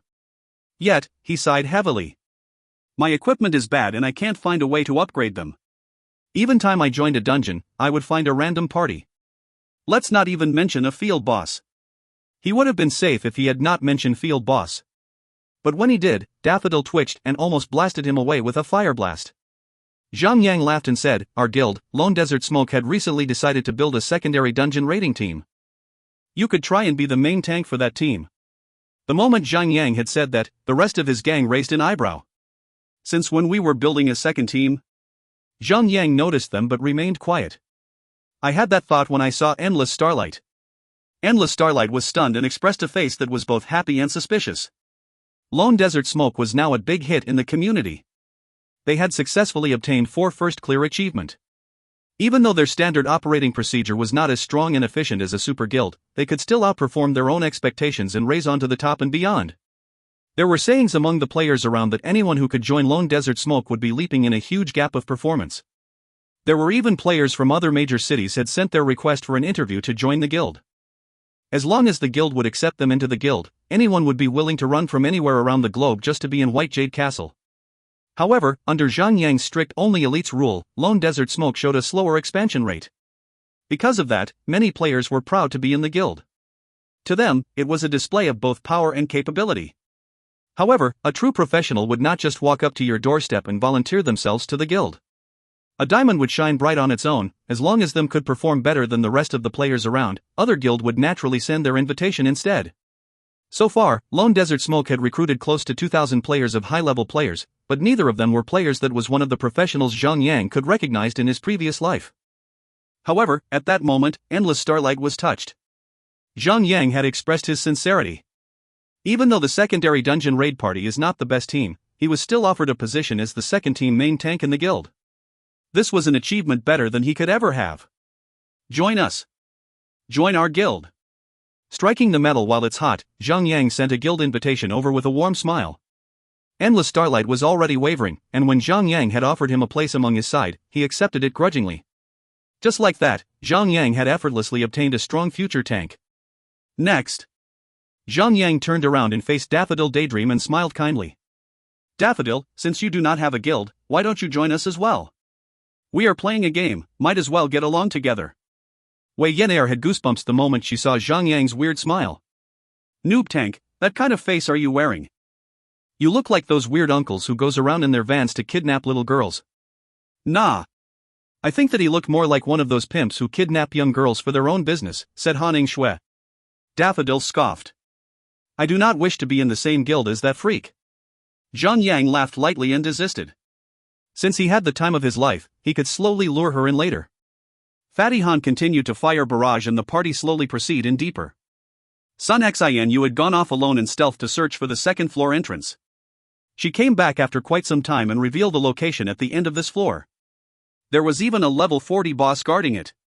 Everyone got excited when they know that there was a boss waiting for them. Level 40 boss means level 40 equipment. The team killed their way in. Everyone put their backs into proceeding further down the floor, but the monsters here was just too many for them to handle. They had fought until 12 midnight and had only cleared 1/3 of the entire monsters around. Zhang Yang had been hearing some sneezes from behind and found out that the girls, especially Wei Yenair, Han Shui, and Daffodil Daydream had been sneezing. He then sighed worriedly and announced. Alright, let's call it a day. Let's find a safe spot and log off then. We'll continue this tomorrow. Okay. Even the men were shaking their heads, trying their best to stay awake this whole time. They would have skipped their bedtime if they knew that the castle had only one floor. It's better to rest properly if they wanted to clear the entire castle properly, since there were 5 floors to go. Normally, there would be a mini-boss on every floor, and the last one on the 5th floor would be the last boss. If the rest of the floors were as jam-packed as the first floor, the party would need to spend at least 3 to 4 days if they were to clear the entire castle. Zhang Yang had decided that it would be better for the party to have their proper rest. Tomorrow, they shall fight with all their might. If you find any errors, ads pop up, ads redirect, broken links, non-standard content, etc., Please let us know report chapter so we can fix it as soon as possible. Chapter 145, Continuous Grinding. Chapter 145, Continuous Grinding. The next morning, Zhang Yang did his daily training and had his breakfast soon after. He visited the official site to read updates and news and the forums. In the dungeon fight topic discussion, many guilds had posted their own battle results there to promote themselves and attract the attention of players and possible future alliances. Popularity is the main factor that would directly impact the revenue of a sponsored guild. So far, everyone had started raiding the level 40 dungeon, Shadow Moon Castle, Castle Interior. Most of the posts here in this discussion forum were about the bosses in the castle interior. About 5 days back, there were guilds that had started to gather level 40 players to raid the hard mode of the castle interior dungeon to gather information and experience to facilitate the hardcore mode. So far, majority of the guilds around had already defeated the first 2 bosses of the hardcore mode, and in the progress of defeating the 3rd boss. Furthermore, the guild that had the first kill of the 2 bosses of the dungeon was Crimson Rage. It looked like after Crimson Rage had successfully defeated Kalbos the mountain giant, their ability and strength had rose to a higher level. It enabled them to forcefully stand on top of other guild in the entire China server. There was another discussion in the forum that had reports on each super guild's progress in the game. The report was rather in-depth. There was news on which guild has the last boss's first kill, news about which guild had the potential to claim the dungeon first clear. The post was rather long and detailed. It contained a long discussion and explanation and summarized a prediction. A player named Martian Homeland had predicted that the guild that will obtain the castle interior dungeon first clear achievement was Radiance. His reasons explained that the guildmaster, Sword of Light, was the main tank of the guild, and had strong skills and capabilities. A strong tank is the main factor to win the 5-man dungeon. The next in line was Crimson Rage. This all-female guild has performed extraordinary in the first 2 bosses of the dungeon. They had the leading advantage and could raid the dungeon successfully if they could maintain their performance. Next in line was the Glory, Yellow Flame, Sky High and so on. Lone Desert Smoke had only appeared after the 10th position. According to Martian Homeland, he had high hopes for Lone Desert Smoke and had them placed at the 3rd place. However, he explained that the recent quiet behavior of Lone Desert Smoke depicts that they had no intention to fight for the latest dungeon's first clear achievement. That was the reason why he had placed Lone Desert Smoke down the ranking list. It even went even lower when Lone Desert Smoke did not perform any other significant actions. His discussion had led to many players to take part in his discussion. There were many players who agreed to his explanation, and some others who presented a counter-argument. In the argument, those players brought up the Marzerway's lair. Initially, many other guilds were leading in advance and even managed to fight all the way into the last boss. Lone Desert Smoke were a little slower than the rest of the guild. However, when they started the dungeon, they had successfully conquered the entire dungeon in a day. The argument example that the opposition side had triggered another argument from the government side, saying that Marzerway's lair was a special case. The 5th stage of the final boss could only be beaten with the help of the beginner anti-shadow potion. Without it, no one could survive the stage. Lone Desert Smoke Party had defeated the boss with the help of the potion instead of their own strength. Lone Desert Smoke supporters started to counter back with their arguments. To begin with, did the hardcore mode require any special item to successfully raid it?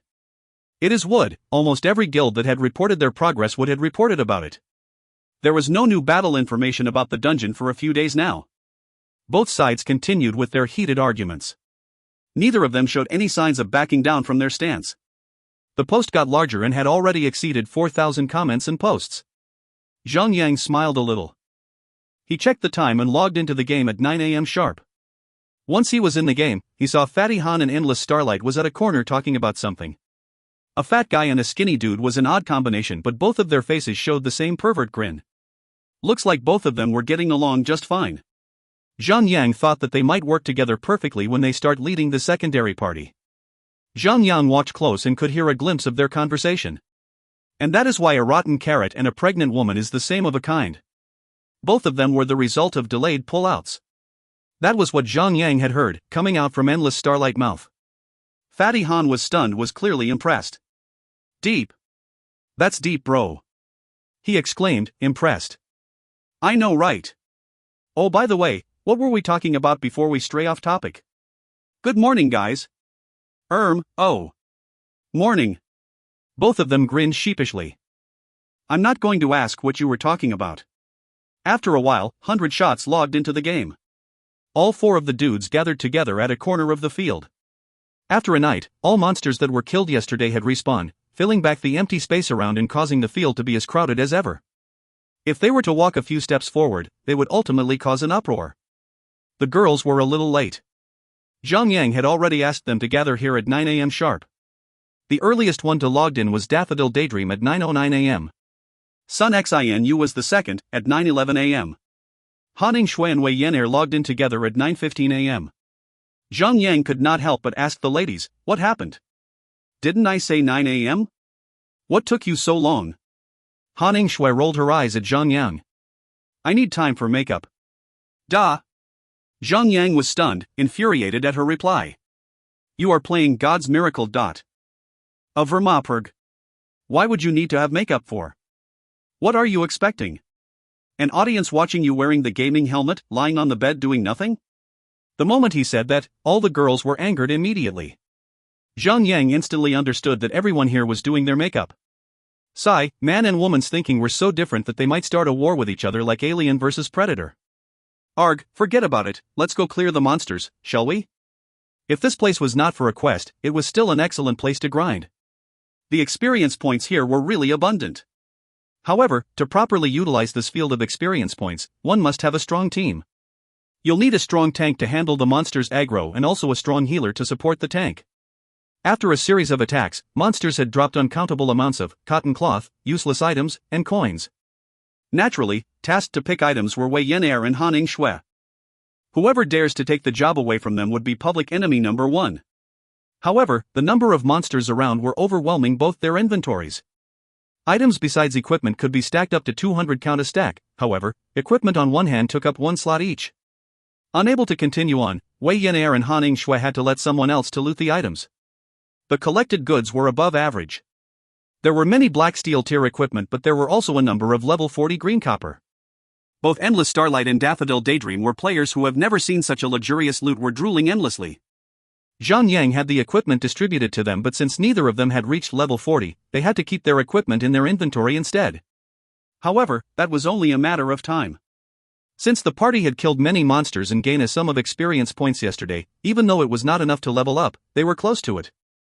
Daffodil would level up in just another hour while Endless Starlight would take a little longer.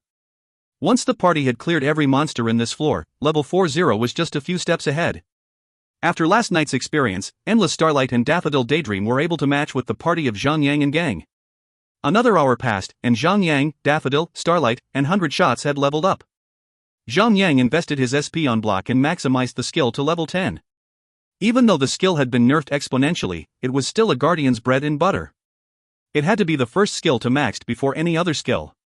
Player, Zhan Yu, Guardian. Level, 40. HP, 6320. Defense, 360. Strength, 285. Melee damage, 729 to 781, x 110%. He had equipped the Heart of Fallen Warrior. Even though it did not have any bonus attributes, it possesses a skill that could temporarily add 2000 defense. Any boss below Gray-Silver tier would definitely deal nullified damage. As the team fought with increasing synchronicity, Zhang Yang started to pull more and more monsters. He started at 10 a time and rose to 20 and even 30 monsters in one breath. However, once the monsters started to increase to 20 counts and more, Zhang Yang had to depend on a long cooldown skill or an equipment skill to survive. Still, Zhang Yang had more skills hiding under his sleeves. If Shield Wall had been used, he could use Berserker's Heal. There were still other skills such as the Lover's Sword Lifesteal, Merlina's Shadow, Servant, S Substitute, Heart of Fallen Warrior, and when everything had been used, Shield Wall would have already finished its cooldown and it's ready to use. Be it his damage or his skills, Zhang Yang's outstanding performance left Endless Starlight breathless. He truly believed that Zhang Yang alone could have killed every monster here with all his skills. He had never known that a tank's potential could be raised to such a level. Zhang Yang's display of power had left him a burning passion. The little boy was too excited that he imagined that he could be as strong and as prominent as Zhang Yang. He could imagine his life being surrounded by beautiful girls slobbering all over him. Endless Starlight was not the only one, even those who were closer to Zhang Yang were left speechless. Noob tank. You're just unbelievable, said Wei Yenair with a straight face. Ah. Don't misunderstand, I'm praising you. Zhang Yang sighed heavily and said, in that case, let me return the favor. You are unbelievable. Your entire family is unbelievable. Haning Shui immediately interjected with both her hands on her waist. Hey! Stupid you. Who's unbelievable now? Oh crap. He had forgot that this B*TCH was in the same family as Wei Yin Air. Zhang Yang quickly swung his sword around and cried, "Oh, let's go." Oh. The team had started the floor at 9 a.m. and had only managed to clear half of the first floor at 12 noon. Zhang Yang called for the team to log out and take 1 hour off to have their lunch and come back at 1 p.m. sharp. He quickly added a sentence before they disappeared. "Those of you that need to do your makeup thing, please come 5 minutes earlier." Han Ying-shui snickered. "Dummy. One look and I know that you are completely oblivious to how a woman behave." Daffodil added. "Actually, I had started at 8:30 a.m. and I could not make it in time." Zhang Yang dripped cold sweat. The team gathered back at 1 p.m. sharp. Luckily the girls were punctual this time since neither of them needed to redo their makeup. With the uncountable number of monsters killed and the luxurious amount of experience points to everyone, those who were already at level 40 had rose by a level while Endless Starlight and 100 Shot, who were the lowest levels among the party members, had reached level 40. The time was already 7 p.m. and the team had only a certain distance to reach the end of the floor. They would probably need to clear a few more monsters to reach the first floor's mini-boss. Zhang Yang thought for a while and said, "Everyone, let's have a break and eat dinner. Don't come back with an empty stomach. The body is the most important asset. You're not you when you're hungry. Eat a Snicker or something. I don't want the team to make a mistake." After Zhang Yang had ordered the team to gather back after 1 hour, everyone logged out and took a break. If you find any errors, ads pop up, ads redirect, broken links, non-standard content, etc., please let us know. Report chapter so we can fix it as soon as possible. Chapter 146, First Boss of the Castle. Chapter 146, First Boss of the Castle. Right after dinner, the team gathered to clear the floors, all the way until they have met the first boss. Captain Guard Gale Baghdad, Legendary Centaur Hero, Grey Silver, Spectre. Level, 41. HP, 820,000. The male centaur was huge, with his white horse body, along with a muscular human half. With just one look, you would know that he was a formidable one, having emitting strong hostility and strength that even his attackers would doubt their capabilities. He wielded a long spear on his right hand, with a long bow hanging from his back. His face stoic and rigid, with eyes glowing emerald flames burning evilly as the only noticeable movement around his complexion. Rather than feeling fear, Endless Starlight and Daffodil Daydream were both excited as they had never encountered a Grey Silver boss before. Looking at the boss, Fatty Han asked, "Am I seeing things, or is that a spear and a bow? I'm pretty sure players could use only one type of weapon, no?" Zhang Yang scratched his chin and replied, "That boss is a legendary hero. He could be the combination of both warrior and hunter classed." Fatty immediately became envious. F***CK. How could that be? Damn. I wish players could have double classes as well. Zhang Yang laughed a little and said, "If players could have more in one class, then what's the use of having class specializations in the first place? How do we fight it?" Sun Xin interjected abruptly. The Ice Queen did not like to waste time. Only now had Zhang Yang realized that the world of God's miracle was just too large for him. Taking the underground tower as an example, Zhang Yang had never heard nor took part in the raid before in his previous life. As to Sun Xinu's sudden interjection, Zhang Yang had to think for a moment before he could say anything. As we can clearly see the boss possibly having weapons of two classes, I can only conclude that he should have both the warrior and hunter skills. There's no battle plan to formulate now. Let's give it a shot and have a better understanding after. Zhang Yang unsheathed his sword and moved forward. The surrounding coast was clear, no more monsters around to interrupt the battle. As according to game mechanics, elite tier monsters should have a 5-hour respawn time. They would not have to worry about monsters being around for the time being. Gale Baghdad's effective aggro trigger range was rather large, and he smiled evilly at Zhang Yang even when they were 20 meters apart from each other. He stomped his hooves and thrust his spear at Zhang Yang.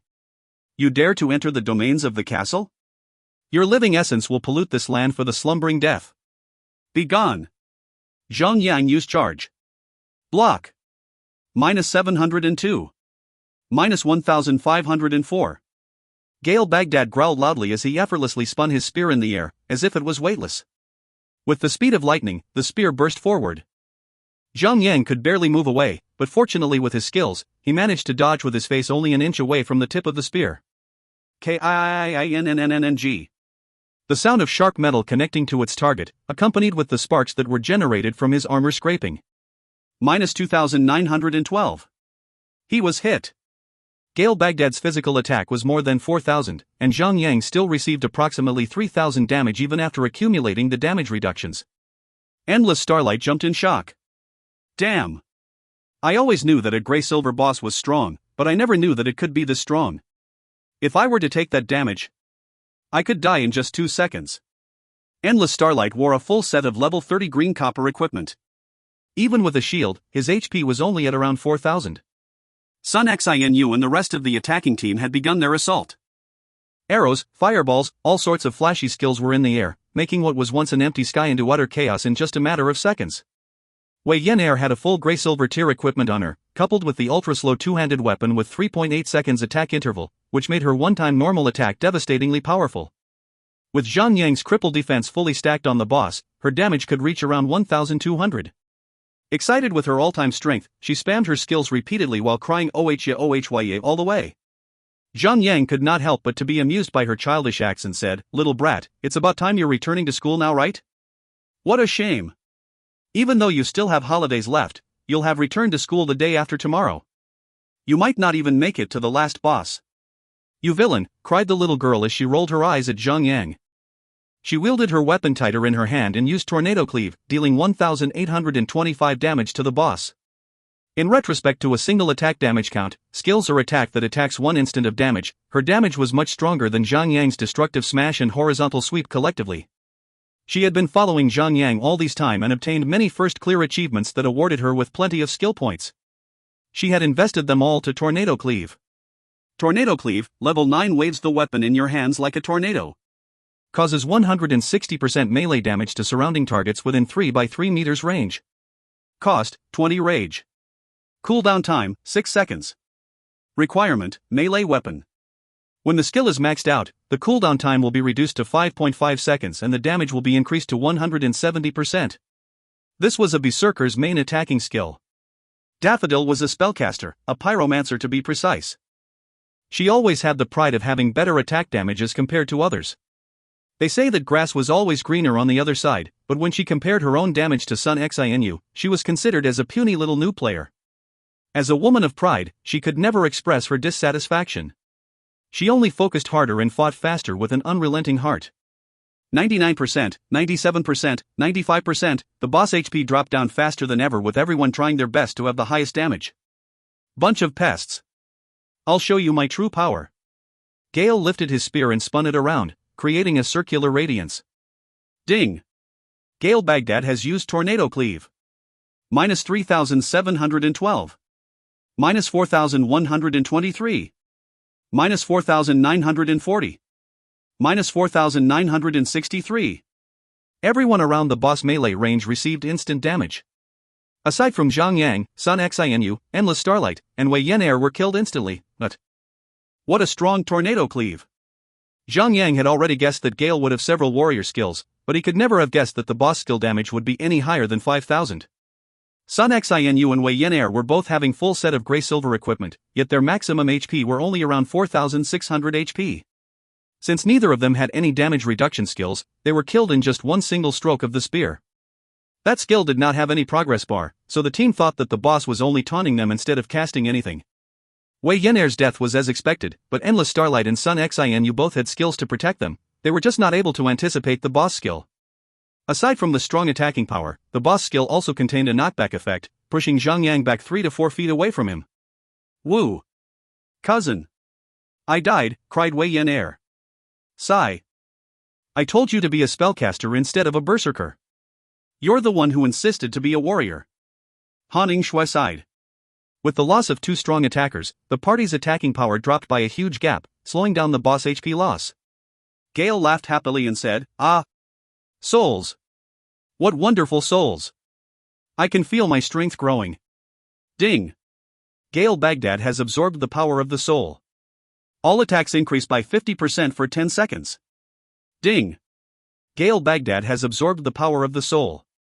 All attacks increase by 100% for 10 seconds. Ding! Gale Baghdad has absorbed the power of the soul. All attacks increase by 150% for 10 seconds. Gale Baghdad's body glowed in a bloodied red color.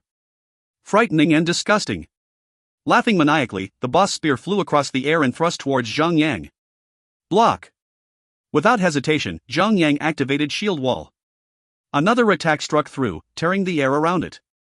-1928.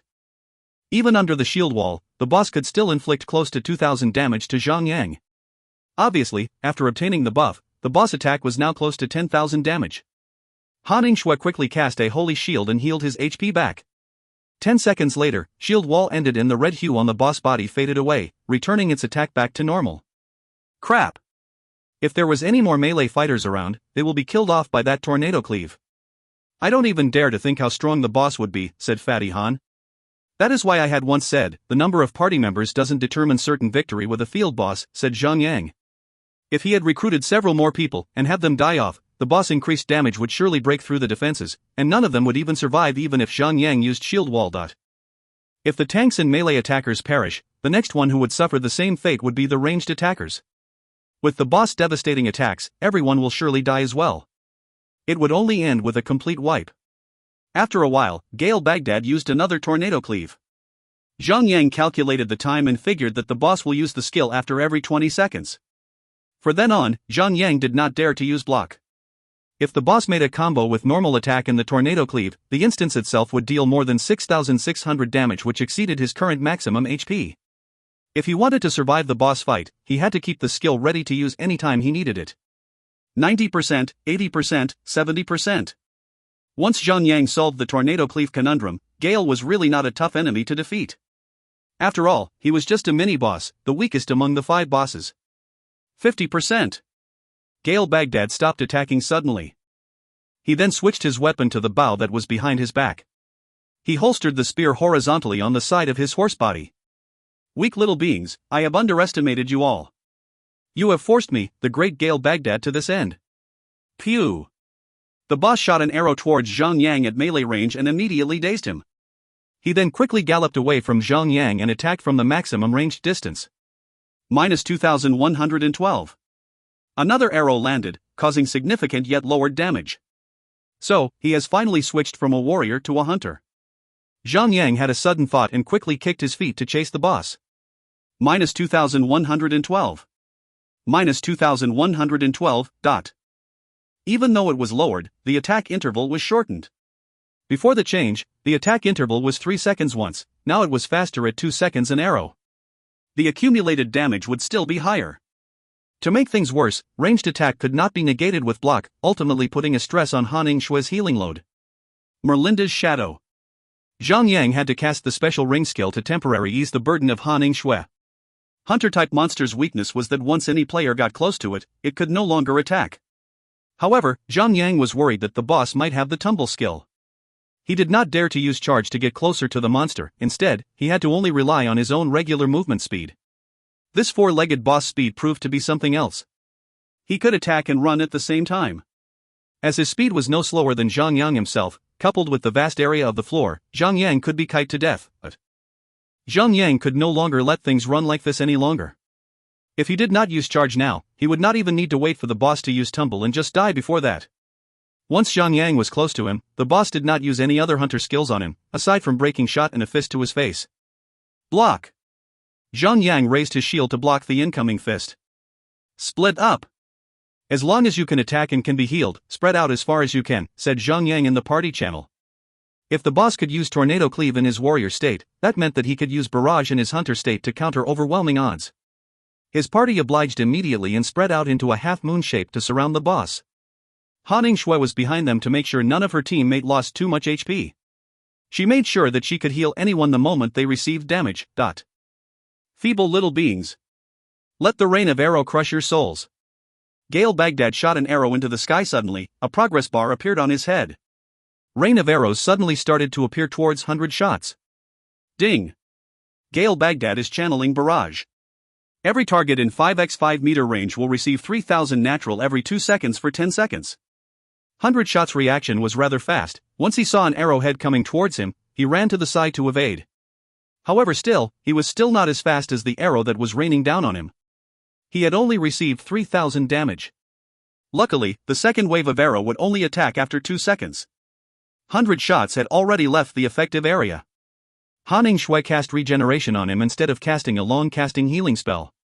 Since the boss would rarely attack a non-tank player in the field, she estimated that she could save some time instead to allow the regeneration slowly heal 100 shots over time. Zhang Yang summoned, Servant, Clear Lotus, now since he had used Barrage.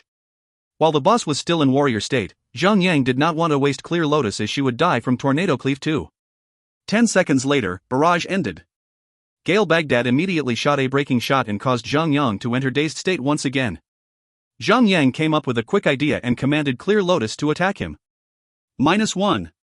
Clear Lotus attacked Zhang Yang from the front, causing a nullified damage value. Zhang Yang did not mind the damage. The importance of the attack was to quickly dispel dazed. Charge. Thunder Smash. Zhang Yang slid through the field and slowed the boss down. Unable to get away from Zhang Yang even after running left and right, Gale could only fight him with his fist. Block. Zhang Yang finally laughed. Comparing Gale when was in his warrior state to now, it was easier to fight Gale in his pitiful hunter state. Everyone was gaping when they saw Zhang Yang's series of impressive maneuver. Even Daffodil Daydream was impressed. As expected from a legend. Zhang Yu really lives up to his name. 40%, 30%. Gale Baghdad's HP was dropping even faster. In that period, the boss had used several barrage, but everyone was quick enough to react, taking only one instance of the attack each.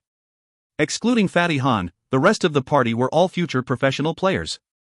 Their reaction speed and intuition were strong. Moving around while avoiding attacks was just a walk in the park. Though, on one hand, Fatty Han had been with Zhang Yang and received indirect training, therefore his reaction speed was also commendable. 20%. 10%. Gale Baghdad HP was almost dropping to 0.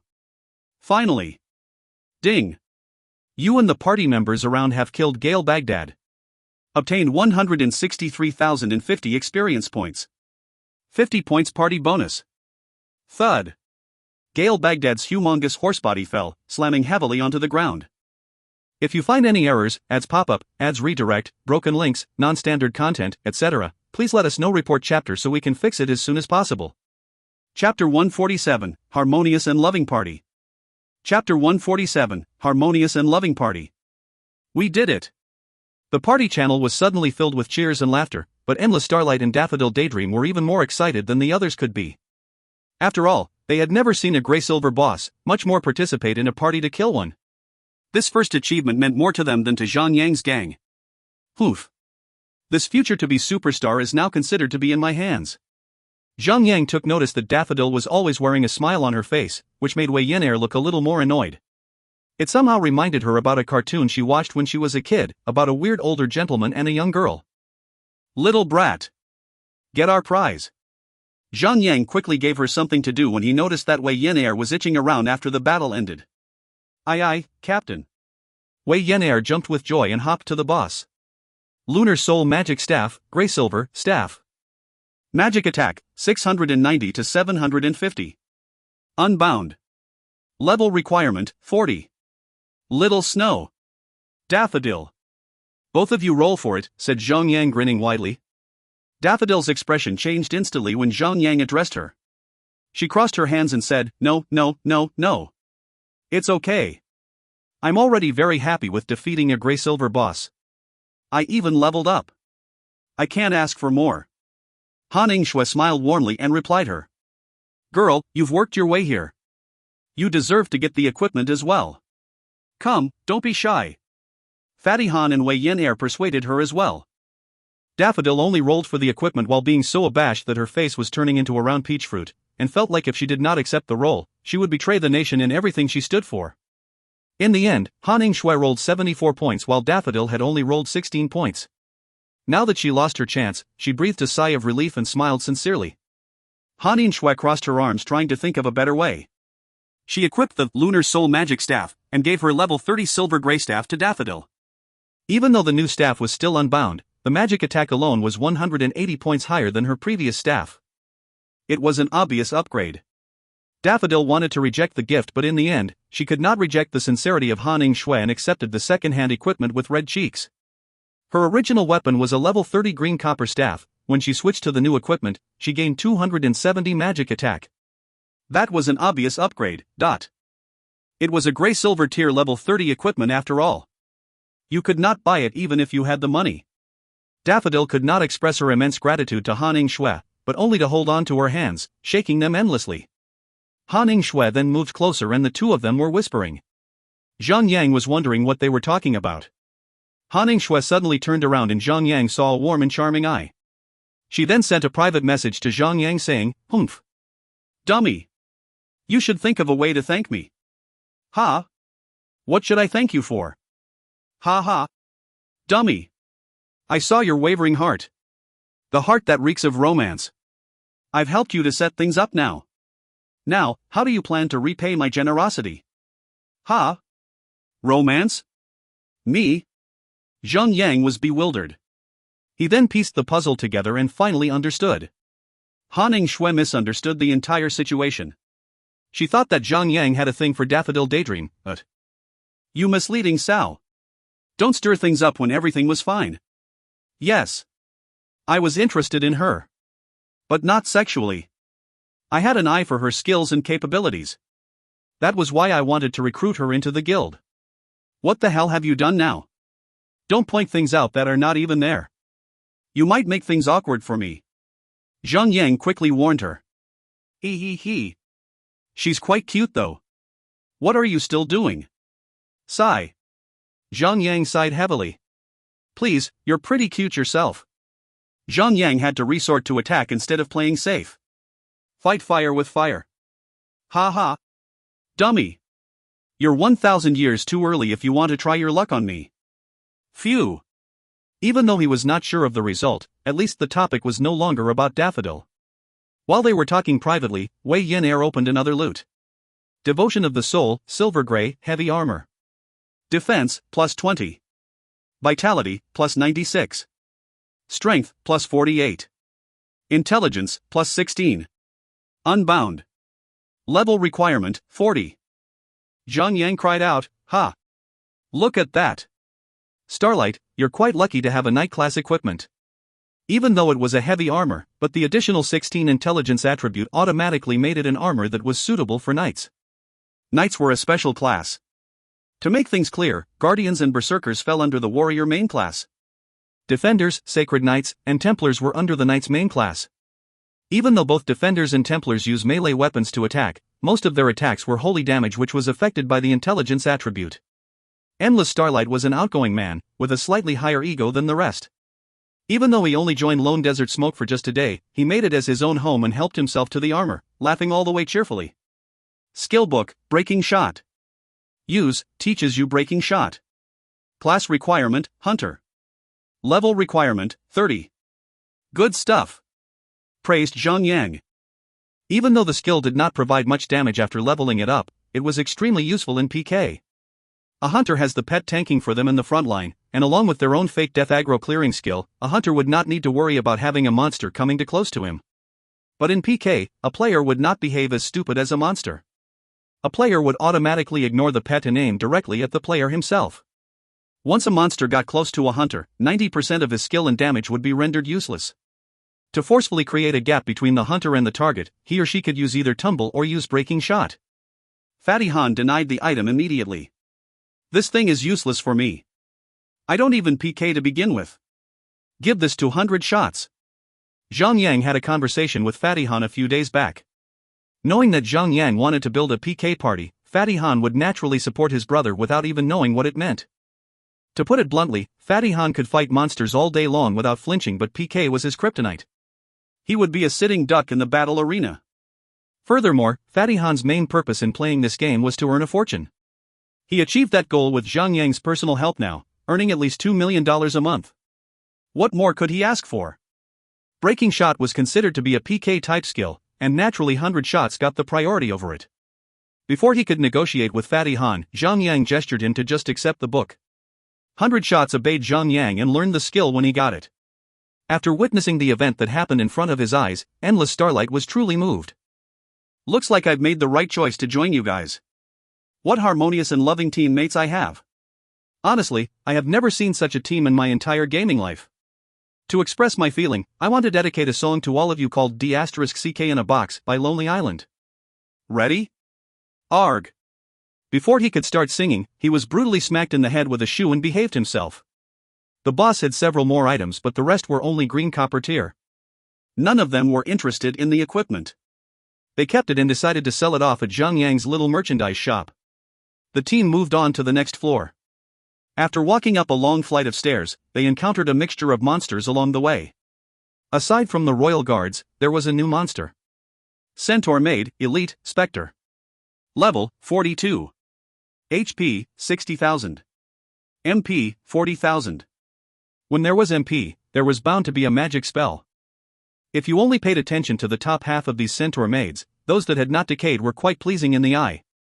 Most of them were rather beautiful, having magnificent chests and all. Looking at the lower half, however, shaking their huge horse bodies as they walked around, you might just be turned off.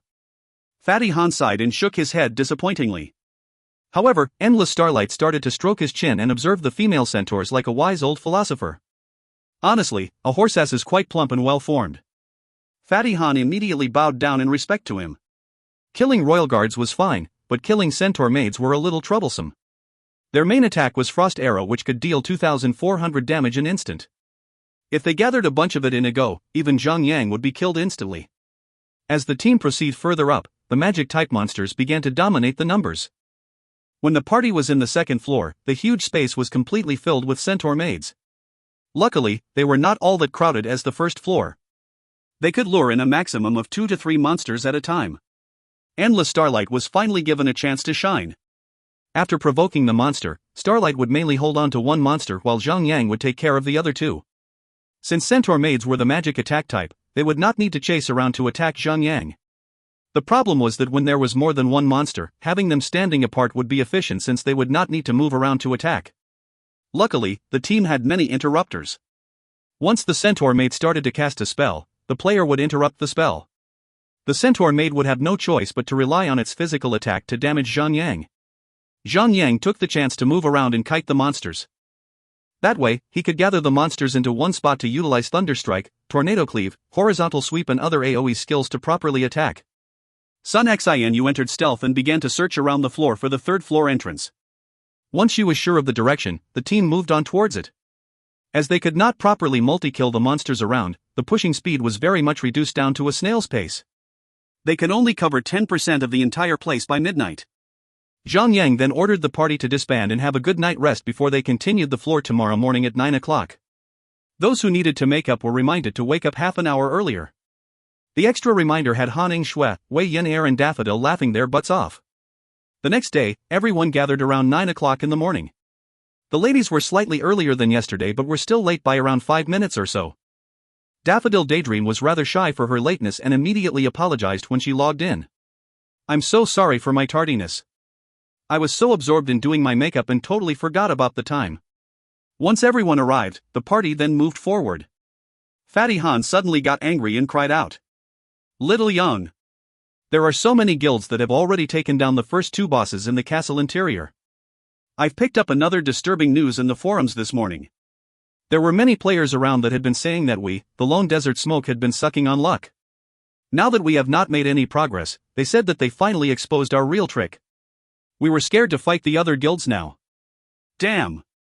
I'm so freaking pissed off." Seeing Fatty Han puffing with angry steam, Zhang Yang could only smile. "I think that those people who mocked us were all under super guilds. They are purposely trying to slander us. However, keep your cool, Fatty. Let's deal with this quest quickly and raid the castle dungeon." Okay. The early bird gets the worm. We will take the first clear achievement. That will teach them a lesson. Wei Yin Er giggled playfully and said, "Pervy Fatty. I'd never knew that you could use idiom." Fatty Han stared back at her wide eye and said, "I've been reading so many philosopher books that I can even read it back to you. For example, Sun Tzu Art or War or 100 Ways to Improve Your Sex Life, or What a Woman Wants." Fatty, you've revealed all your secrets again. If you find any errors, ads pop up, ads redirect, broken links, non-standard content, etc., please let us know. Report chapter so we can fix it as soon as possible. Chapter 148, The Prince. Chapter 148, The Prince. Any magic-type monster was weak and could be easily defeated as compared to a physical attack-type monster, but when fighting with multitude of them, it did not matter how strong you were, the blast from the arcane magic was enough to send you to the grave. The party did not dare to pull too many monsters in at one go and only took 2 or 3 at a time.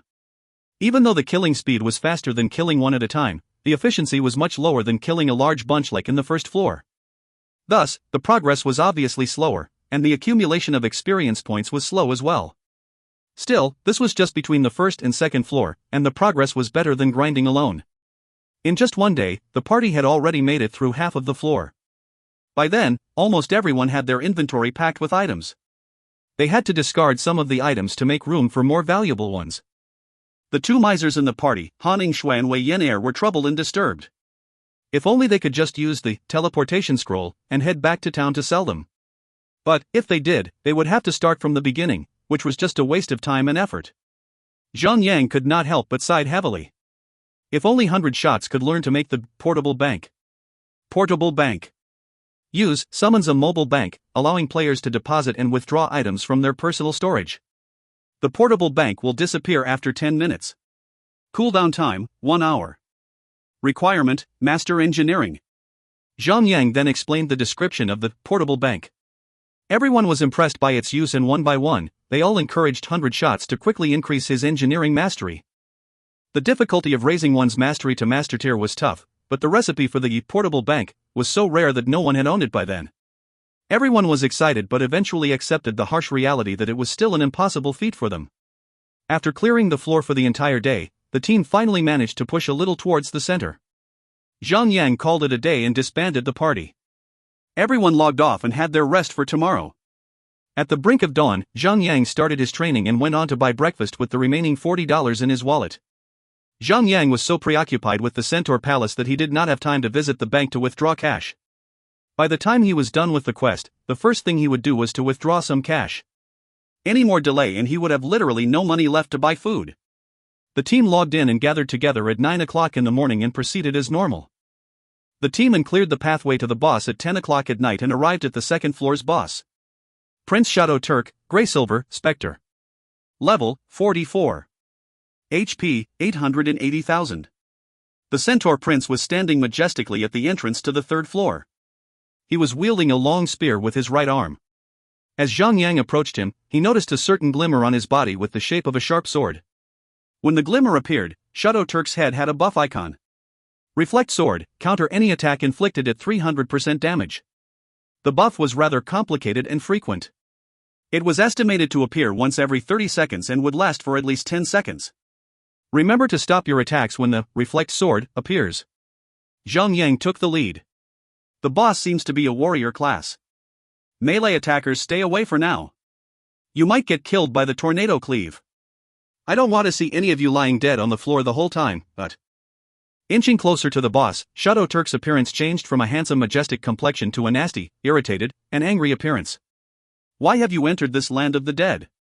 The sinners should remain buried with their sins. Why must you exhume their hatred?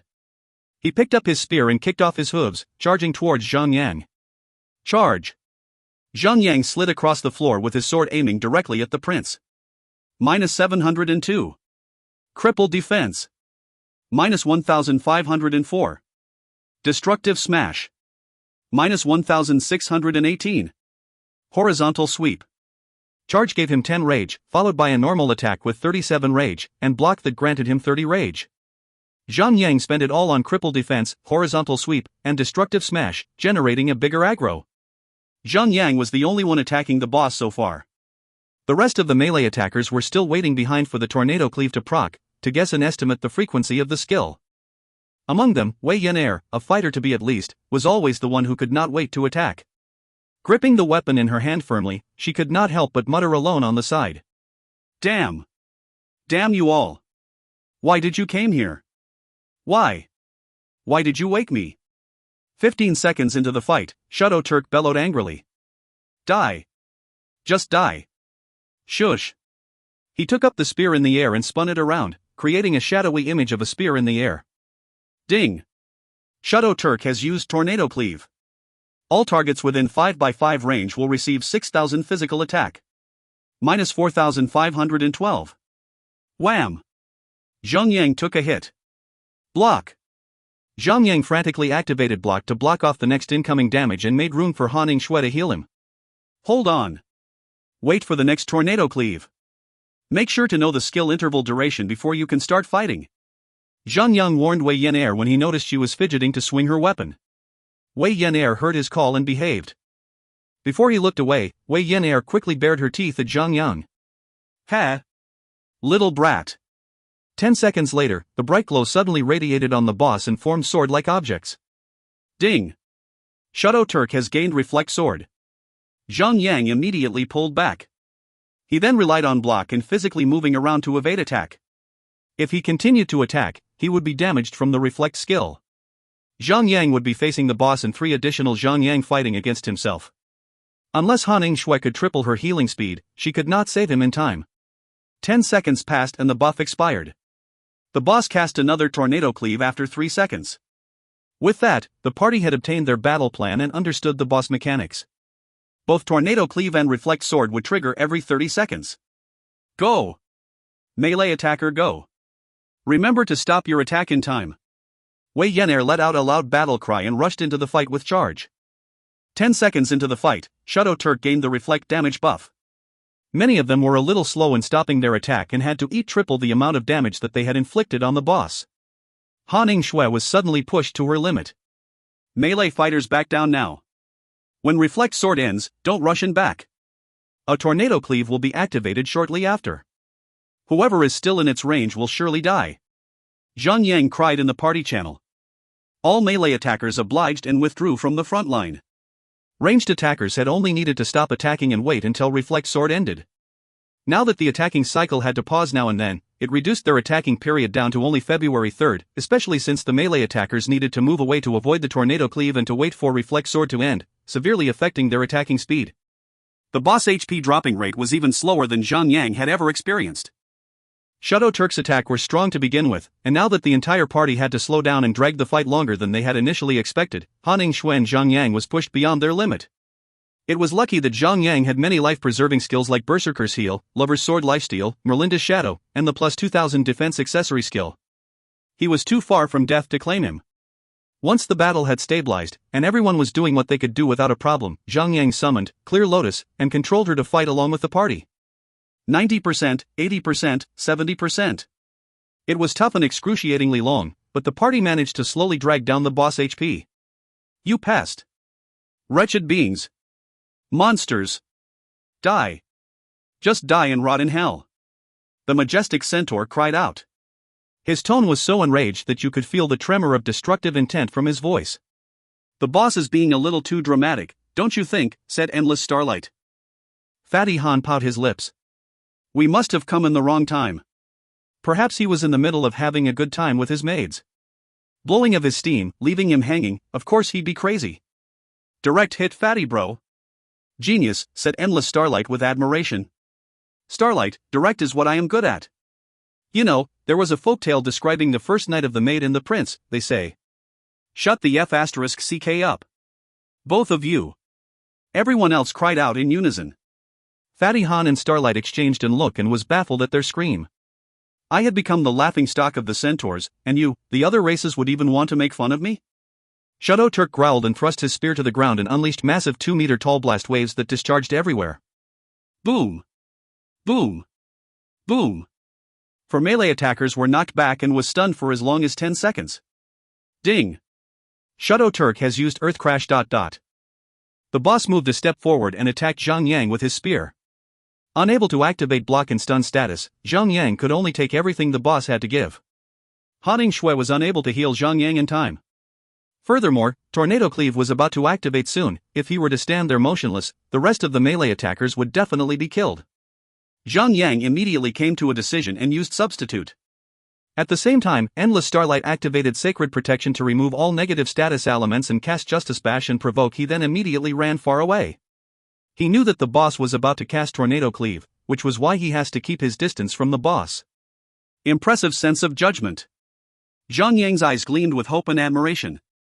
Only under the unexpected situation would a player's talent and capability be demonstrated. Being provoked by Endless Starlight, Shadow Turk turned around and galloped toward him. Zhang Yang quickly chased after him and said, Starlight, continue running. Don't drag the boss. Let me. You can't tank the Tornado Cleave. Okay. Endless Starlight did not want to compete with Zhang Yang in the first place. He only wanted to help when Zhang Yang was rendered powerless under stun. He had to do something until Zhang Yang could return to normal. Similarly, Zhang Yang used Provoke and lure the boss to him. Ding! Shadow Turk has used Tornado Cleave. All targets within 5x5 range will receive 6,000 physical attack. Block! After Tornado Cleave, Zhang Yang was prepared for the next incoming attack and deflected it with Block. Shrying. Han Shui healed Zhang Yang back to full health and they managed to survive this sudden turn of event. If you find any errors, ads pop up, ads redirect, broken links, non-standard content, etc., please let us know. Report chapter so we can fix it as soon as possible. Chapter 149, Family Vengeance. Chapter 149, Family Vengeance. This guy must be suffering from a massive trauma. He's been acting all crazy, muttered Endless Starlight. The boss had been constantly screaming bastard, pathetic, dreadful, wretched, along with other kind of insults. Perhaps he was in love with a handsome young centaur like himself and the society stopped them from being together. However, in search for true love, the young prince went through hell and back to be together with his lover. Once the king knew about this, he had the prince's lover killed to maintain his status. Thus, the angered prince cast a curse and sunk the entire castle down to ruins in order to be together with his lover forever, said Daffodil Daydream with a yearning face. Zhang Yang and everyone else exchanged a look and came to a conclusion. Fujoshi won. Fighting this boss would undoubtedly require a whole lot of patience and stamina, no matter what class you were. The attacking classes must always pay attention to the boss reflect sword status, while thieves and berserkers would have to run away from the boss to evade the tornado cleave. The tank would have to always be ready to cast his life-preserving skills to prevent them from wasting their hard work if he were to die. The healer was the worst, having to constantly maintain the tank's HP. If the spell was slower, even by a microsecond, the tank would die and would end up in a team wipe. 40%, 30%, 20%. It was luck that the boss did not have any other skills aside from Reflect Sword and Tornado Cleave, and the multi-target blast wave he used when he was at 50% HP. However, just with 2 skills alone, Zhang Yang and the team had their hands full. Neither one of them dared to relax for even a second. 15%, 10%, 5%. Finally, after what seemed to be a whole lifetime of attacking, the boss HP was approaching to its end. The party got lively and cheered all the way. Don't let your guard down just yet. A dead boss is the safest boss, said Zhang Yang. 3%, 2%, 1%, 0%. Ding. You and the party members around have killed Chateau Turk. Obtained 110,050 experience points. 50 points party bonus. Phew. Everyone breathed a sigh of relief and plopped down on their butts. They were completely worn out. Shush. A white light flashed by and a figure stood at the top of the boss body. It was Chateau Turk. Everyone was shocked onto their feet. ZZZZZ zombie, cried Wei Yin Air. Crap. A dead boss is still not safe, yo. Calm down. Zhang Yang cried out. Look at him properly. Don't you see that he is now just a level 1 ghost? Everyone selected on him and was relieved when they had checked on his properties. Soul of Chateau Turk, normal. Level 1. HP 0/50. Zhang Yang once faced a similar event in the underground tower, which was why he remained calm upon encountering Chateau Turk's soul. There was a yellow exclamation mark on top of his head, indicating a quest ready to be received. It seems that you have defeated me, foreigners. This time, his tone was completely different than before. A majestic look and royalty aura emitted all over him even when he was just a ghostly figure. Zhang Yang asked. My Lord Prince, what had happened here? What caused this castle to fall? Chateau Turk's ghost remained silent for a while before he began to move his lips. I thought that I could have ended it all with the destruction of the castle. Never had I thought that I would be reincarnated by a necromancer and had my soul trapped in a body full of anger, despair, and vengeance. He wavered a little before he spoke again. I have a request for you. I want you to kill 2 people. Was it the 2 people that caused this prince to turn into a mindless and raging specter? Zhang Yang nodded and said, My Lord Prince, who do you need us to kill? Chateau Turk went silent again for some time before talking again. My father, King Luz Turk, and the Princess, Annie Ballroom. WTF? Internal affair? The Fujoshi inside Daffodil Daydream burned with a raging passion. She quickly asked, My prince, they are both your close family. Why would you do so? Chateau Turk's face turned sour, expressing anger and menace. He angrily waved his arms out and replied. They are not worthy. that lowly bee asterisk itch. I treated her as my treasure. I provided her with anything that she could ask for. No matter what or how ridiculous her requests were, I tried my very best to satisfy her. But, she would dare to cheat on me. With my father. The moment I had caught them in the act, my heart was broken into smithereens. How could it have happened? How could she betray me?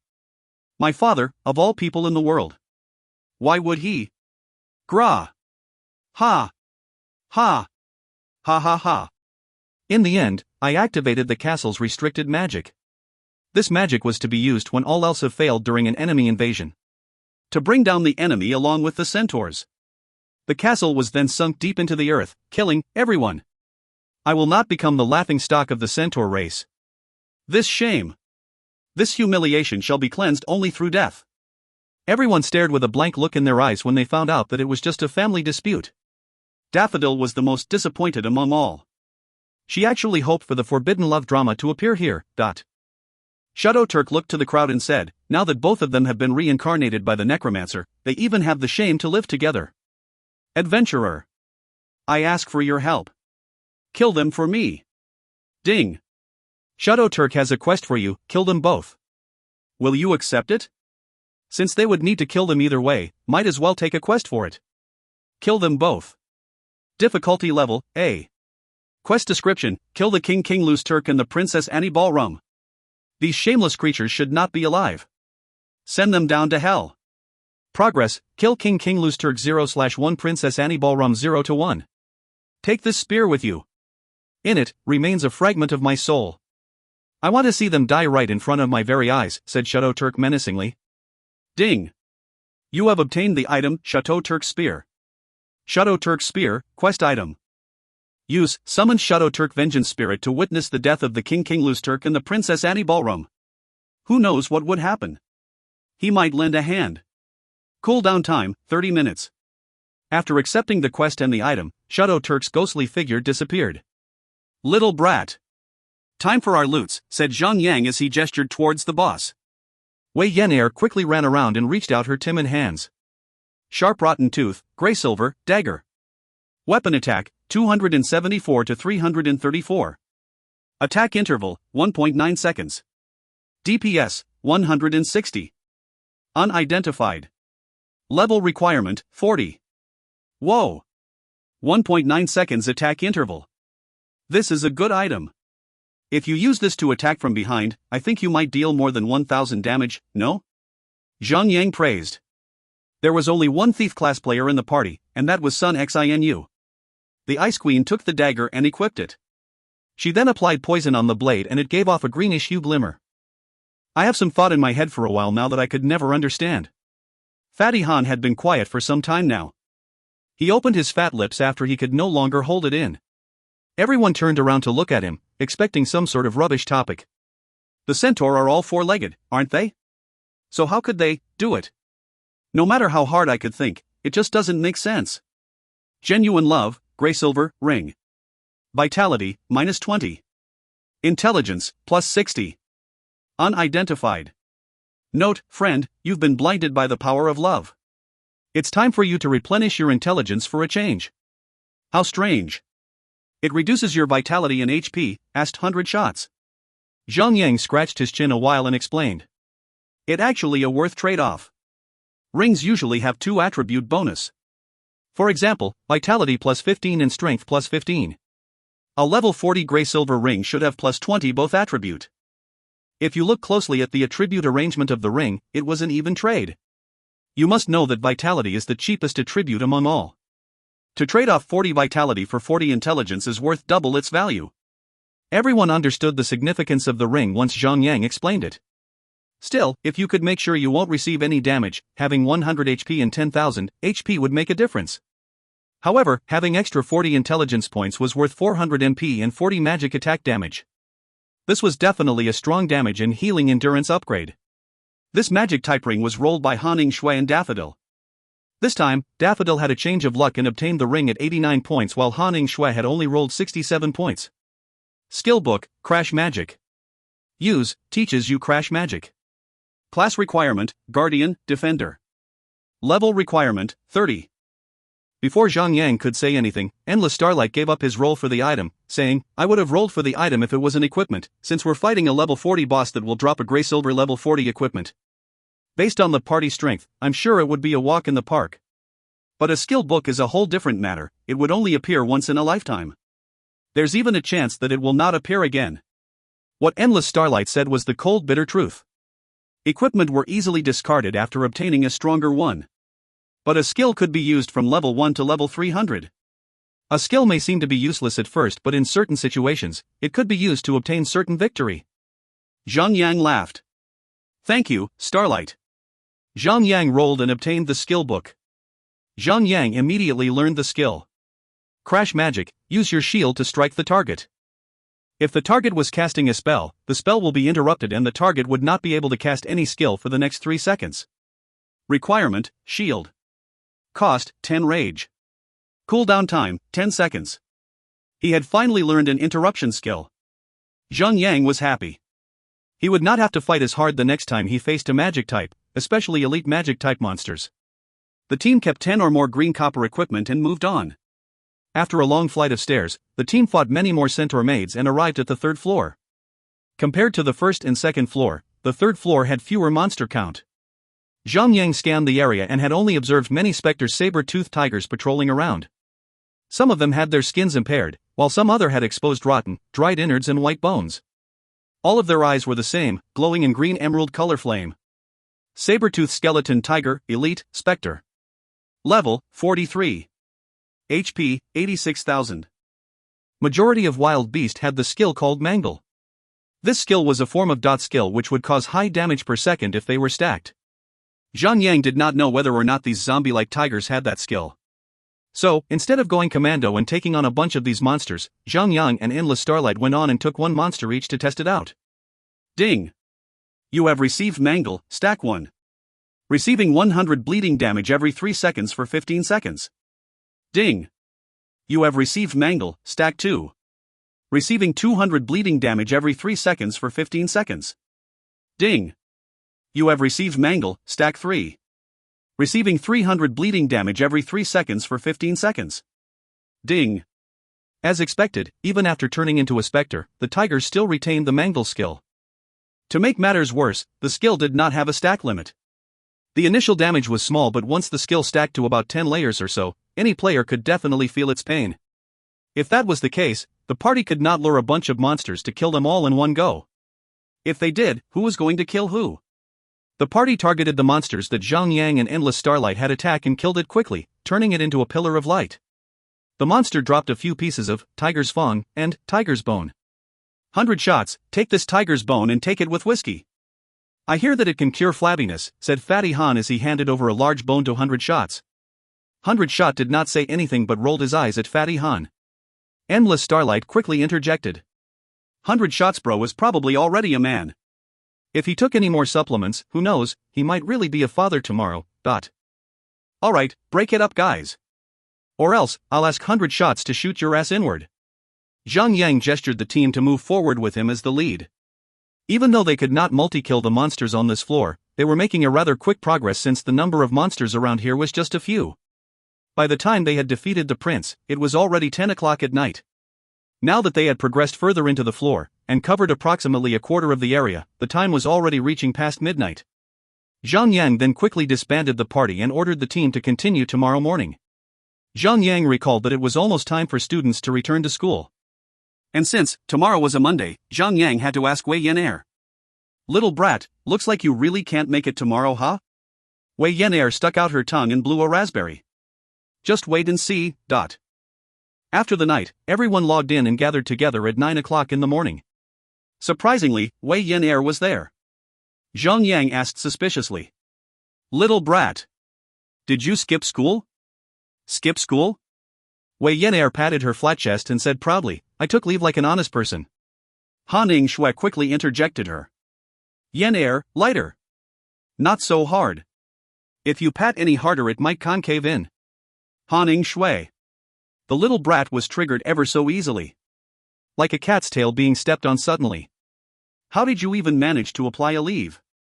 Did you really say you wanted to play some games? Zhang Yang asked while resisting his laughter.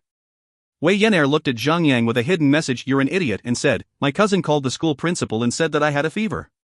That settled it. Zhang Yang turned over and stared at Han Shui, who was still wearing a smug on her face. "What kind of cousin are you? Are you purposely trying to destroy the budding flower of the country? You'd know that this little brat is already stupid.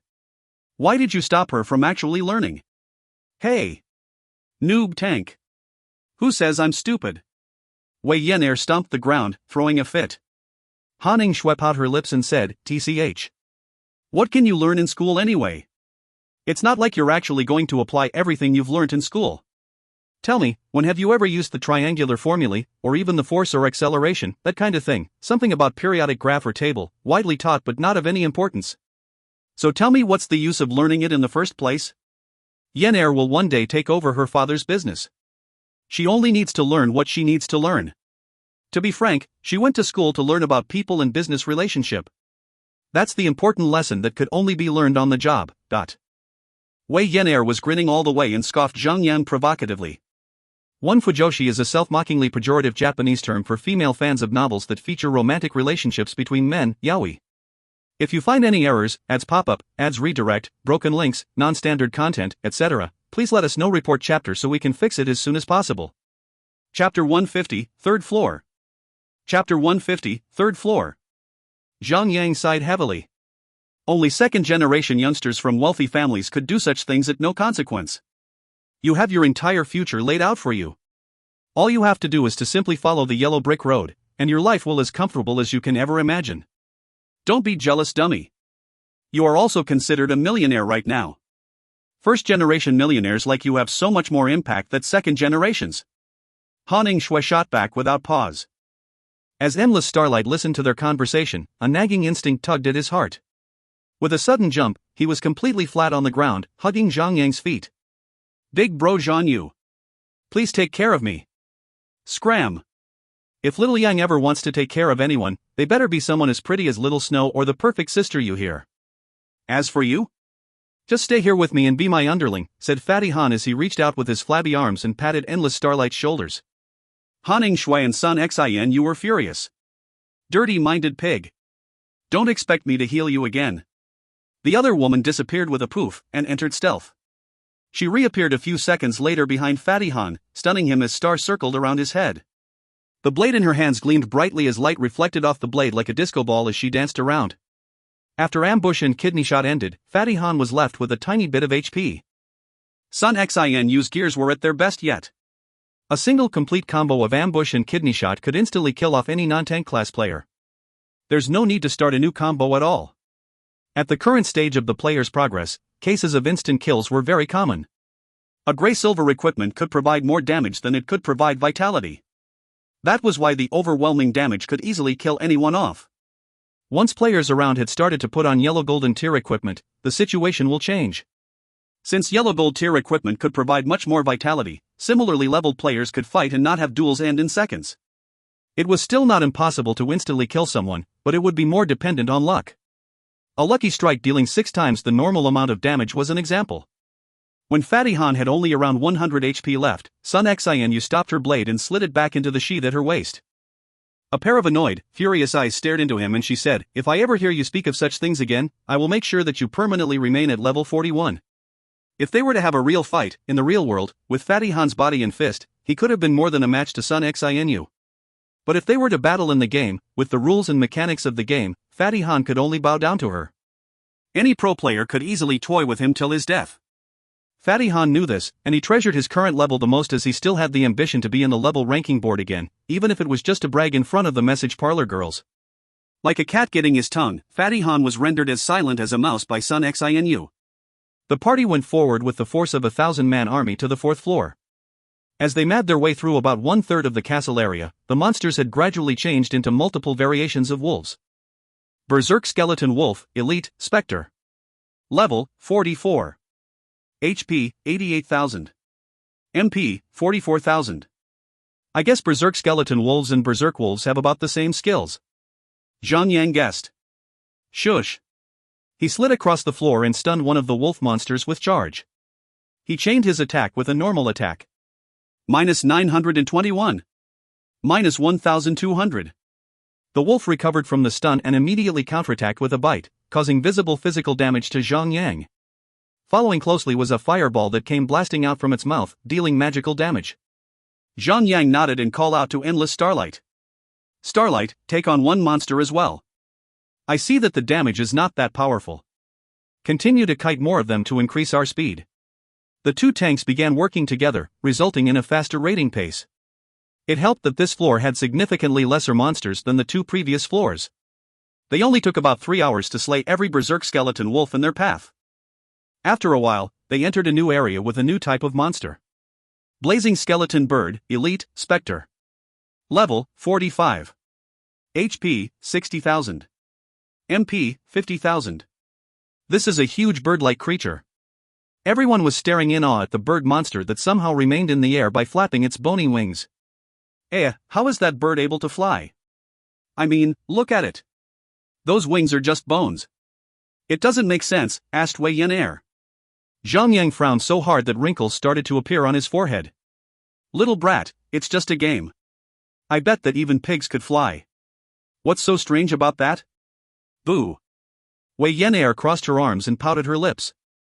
Zhang Yang went up to the monster to start the fight while the remaining party members followed a moment after. The monster responded with a loud shriek and spewed a very long beam of flame out from its mouth. It aimed at Zhang Yang first and quickly spun around by 360 degrees, hitting every melee attacker with strong damage. Everyone received at least 1,000 damage. This attack is about the same as the third boss in the Bangar Crypt. It's called Dragon Breath or something like that, if only players could learn the same skill. That would be sick, said Fatty Han. Zhang Yang replied him after a moment of silence. If I remember correctly, there's a similar skill for spellcasters. It could even stun a player for 3 seconds. However, the flame's duration is rather short. You would need excellent control if you wanted to hit every target in the area. Daffodil Daydream got excited and cried. Is it obtainable from the class instructor or from a skill book? I think it comes from a skill book. Zhang Yang was not as well versed in other classes besides Guardians. The party made quick progress. No matter how strong the blazing skeleton bird was, it could not withstand the party's overwhelming attack for long. The team went on hacking and slashing away and made it to the end of the 3rd floor and the entrance of the 4th floor. In front of the entrance was a female centaur seated like horse, with her legs folded beneath her body. Surrounding her were 3 beasts, a saber-toothed skeleton tiger, a berserk skeleton wolf, and a blazing skeleton bird. The fierce beasts that they encountered before this were wild and ferocious, but the beasts close to the centaur were surprisingly tame. The skeleton tiger and wolf were lying on their backs, submissively revealing their bellies to their owner. From the looks of it, appearances aside, they behaved exactly like domesticated cats and dogs. The Queen, Shamalyu Gyutin, Grey Silver, Spectre. Level, 46. HP, 920,000. MP, 500,000. The tiger, wolf, and bird were respectively called Tai Tai, Wu Wu, and Gu Gu, with 10,000 HP each. What's the plan? Everyone turned their heads to face Zhang Yang. Zhang Yang stepped back, raising his hands. What are you looking at me for? You guys think that I know everything? Everyone exchanged a look and nodded their heads repeatedly. F***CK. Zhang Yang was so annoyed by that fact, he nearly broke his teeth from gnashing them together. He sighed heavily and said, the tiger has the stackable mangle skill, so he has to be the first to go. We cannot target the others yet since the skill could take out any tank if we let it stack too many times. He paused to think for a while and said, Starlight, you're to pull the bird out of the... Blah. Zhang Yang was suddenly interrupted by Fatty Han and 100 shots. Fatty Han was a little overdramatic. Grabbing his tummy and laughed, he said. Starlight, pull your bird one out. Endless Starlight immediately picked up his hammer and wanted to smash Fatty Han's face when Zhang Yang quickly tugged Starlight back. Stop. Stop. Stop. Sigh. Can you guys at least let me finish my explanation? The blazing skeleton bird is a magic type, therefore Starlight would be more suitable to handle it. You'll need to get the monster alone to one side before we can attack it. Our targets will start with the tiger, the wolf, and lastly, the bird. We will fight the boss only when all other 3 beasts are taken out. Okay. Everyone nodded their heads. Starlight. I will start the fight, you'll come in after a bit and use provoke to pull the monster away. Roger that, said Endless Starlight. Let's get started then, said Zhang Yang as he ran towards the monsters with the sword gleaming in his hand. Foreigners. How dare you invade this grand castle of the centaurs? Shimalyu Guten stood up on her hooves immediately. Guards! Kill the invaders! After a silent response, Shimalyu Guten cried out in anger when there is no one appeared to her aid. Tai tai, woo woo, goo goo. The queen orders you to kill these invaders. All three beasts roared and shrieked in their own manners, charging towards Zhang Yang. Charge! Zhang Yang slammed into the saber-toothed skeleton tiger and quickly used blood rage to bring up his rage and followed up with a horizontal sweep. -702. -759. -738. Damage texts popped up from all three beasts. Endless Starlight quickly cast Taunting Fist on the bird monster and dragged the mini-boss away. Taunting Fist is a defender's skill unlocked at level 30. It is a provoking type of skill that forces the target to forcefully engage the caster for 2 seconds, and deals an additional 100% holy damage based on strength. After Endless Starlight had successfully lured the bird away, Zhang Yang immediately cast Thunderstrike, slowing two beasts down, and headed straight for the boss herself. The boss was a magic attack type monster. While commanding the beasts to attack, the boss concurrently started a chant for a spell and cast Punishment Ray. -1613. Zhang Yang immediately received damage. The damage value was not low, but considering the fact that Shimalyu Guten was a boss, it was low by boss standards. Plus 1984. Han Shui used Brilliant Light to heal a huge amount of HP. This skill was found by Han Shui herself during one of her window shopping sprees. After she had asked Zhang Yang about the skill's effect, she bought the skill book for 100,000 gold coins and learned the skill soon after. In the end, after she bought the skill book, Han Shui tried to beat around the bush to avoid returning Zhang Yang's 90,000 gold coins. Her reason being, this girl here learned this skill for your sake. I was already nice enough to pay for a portion of it. Besides, that money was for my wedding dress. Sigh, all in all, the skill was a very powerful healing spell alright. Brilliant Light, level 1 invokes the Blessing of the Light.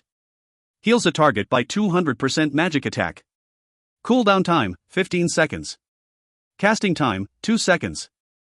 Once the skill is maxed out, it would reduce the cooldown time to only 6 seconds.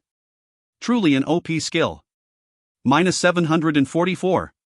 Zhang Yang dashed towards the main boss and slashed his sword across her body, sending a stream of fresh blood gushing out. How dare you attack the queen? Only death could cleanse your sins, bellowed Shimalyu Guten furiously. Boom! -1603. Another punishment ray struck him. Ha! This boss attack sure was not as strong as he had thought. No sooner after that thought, the tiger and the wolf came charging towards Zhang Yang and attacked him simultaneously. Crippled defense! Crippled defense!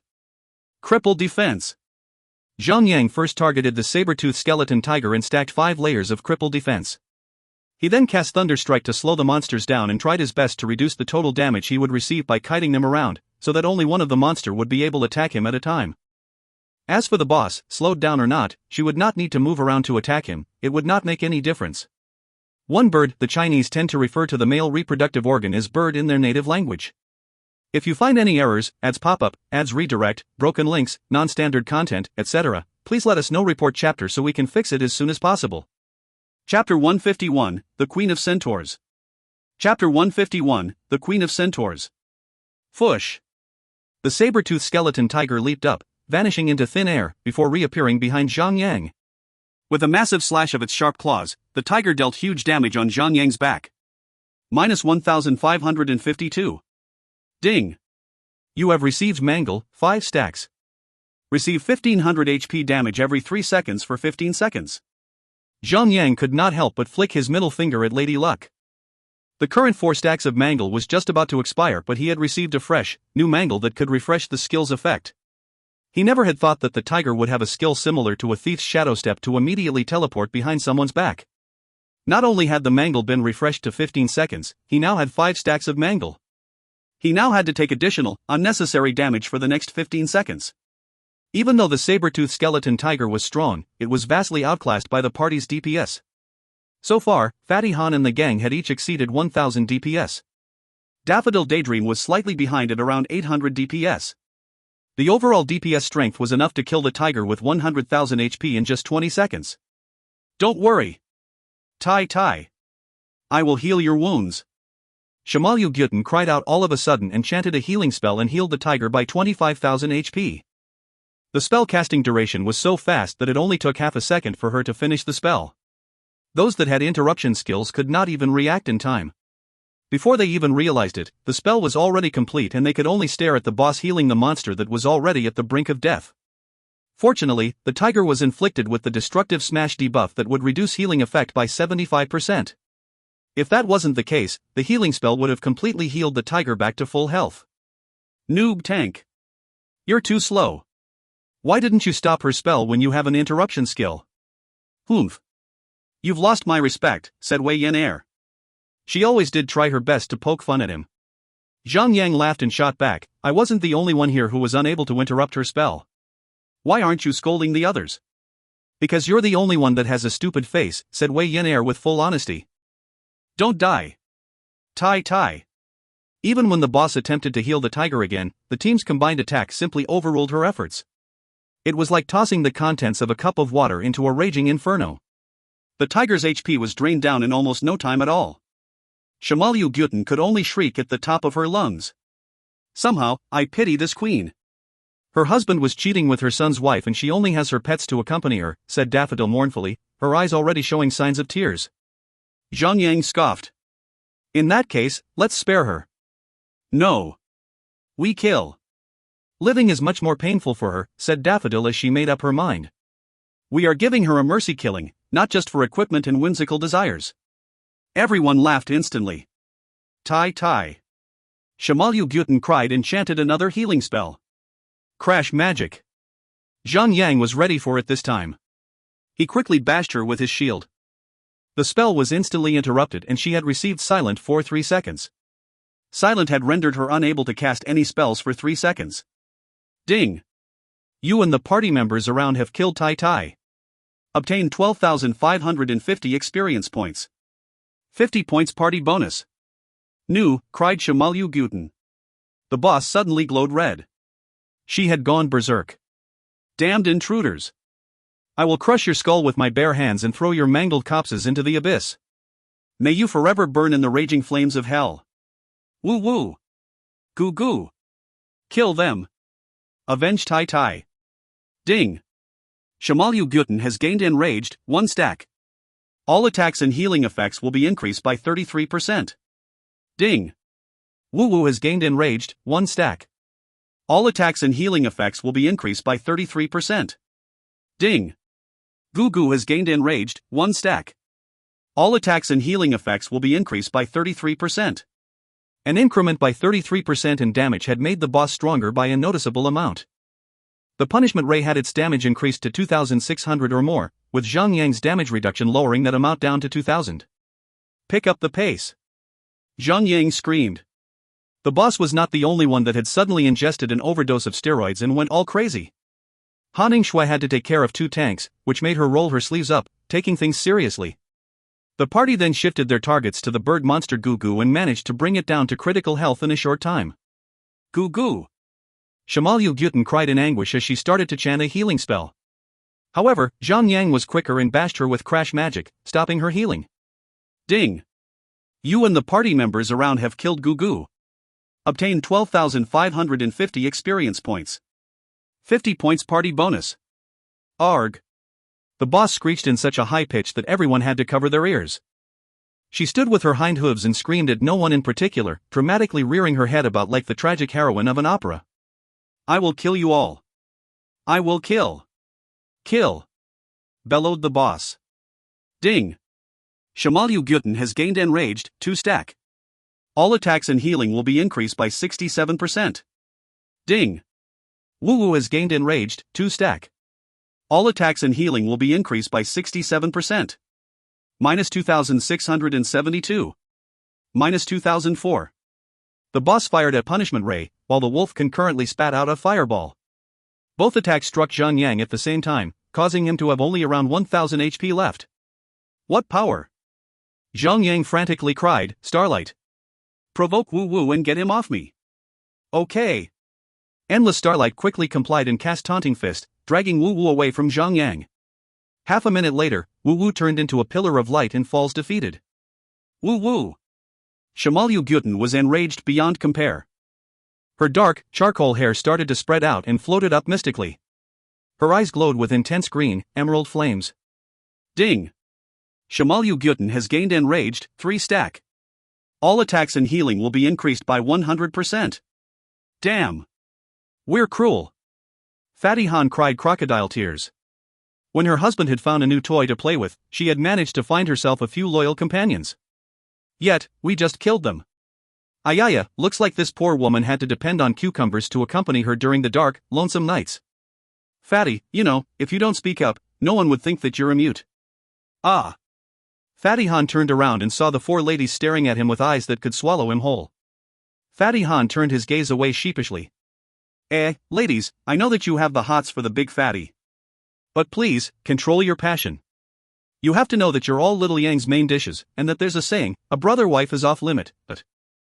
The ladies were furious enough as it is, but when Fatty Han added fuel to the fire, it brought their fury round by a full circle, dissuading them as they felt that there was no point directing their wrath at Fatty Han. Minus 3,212. The boss cast Punishment Ray and blasted Zhang Yang with powerful, enhanced damage. Even though he could stop the boss from healing, but he still had to take the Punishment Ray head-on. Plus 2015. Plus 402. Han Yingshue's brilliant light and regeneration ticked at the same time and healed almost half of his HP. However, it was still insufficient in coping with the loss of his HP. Only half a minute passed, and Zhang Yang had to depend on Berserker's heal to recover from his dangerously low HP back to full health. The boss damage had exceeded the healing that Han Yingshue could provide, therefore Zhang Yang had to depend on himself to deal with the excessive damage he received. Health Potion, Berserker's Heal, Lover's Sword Lifesteal, Merlinda's Shadow, Shield Wall, Substitute, he had to use everything he had to survive. Zhang Yang had planned the skill cycle out and prioritized the ones with the lowest cooldown times to maximize the effect. The good thing was that even if Shimalyu Gyutin's attack was strong, her HP did not match up to the strength of her attacks. She did not have any large AoE multi-target skill as well.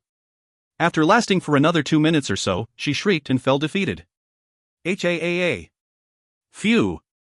Everyone drew in a deep breath and let out a long breath of relief.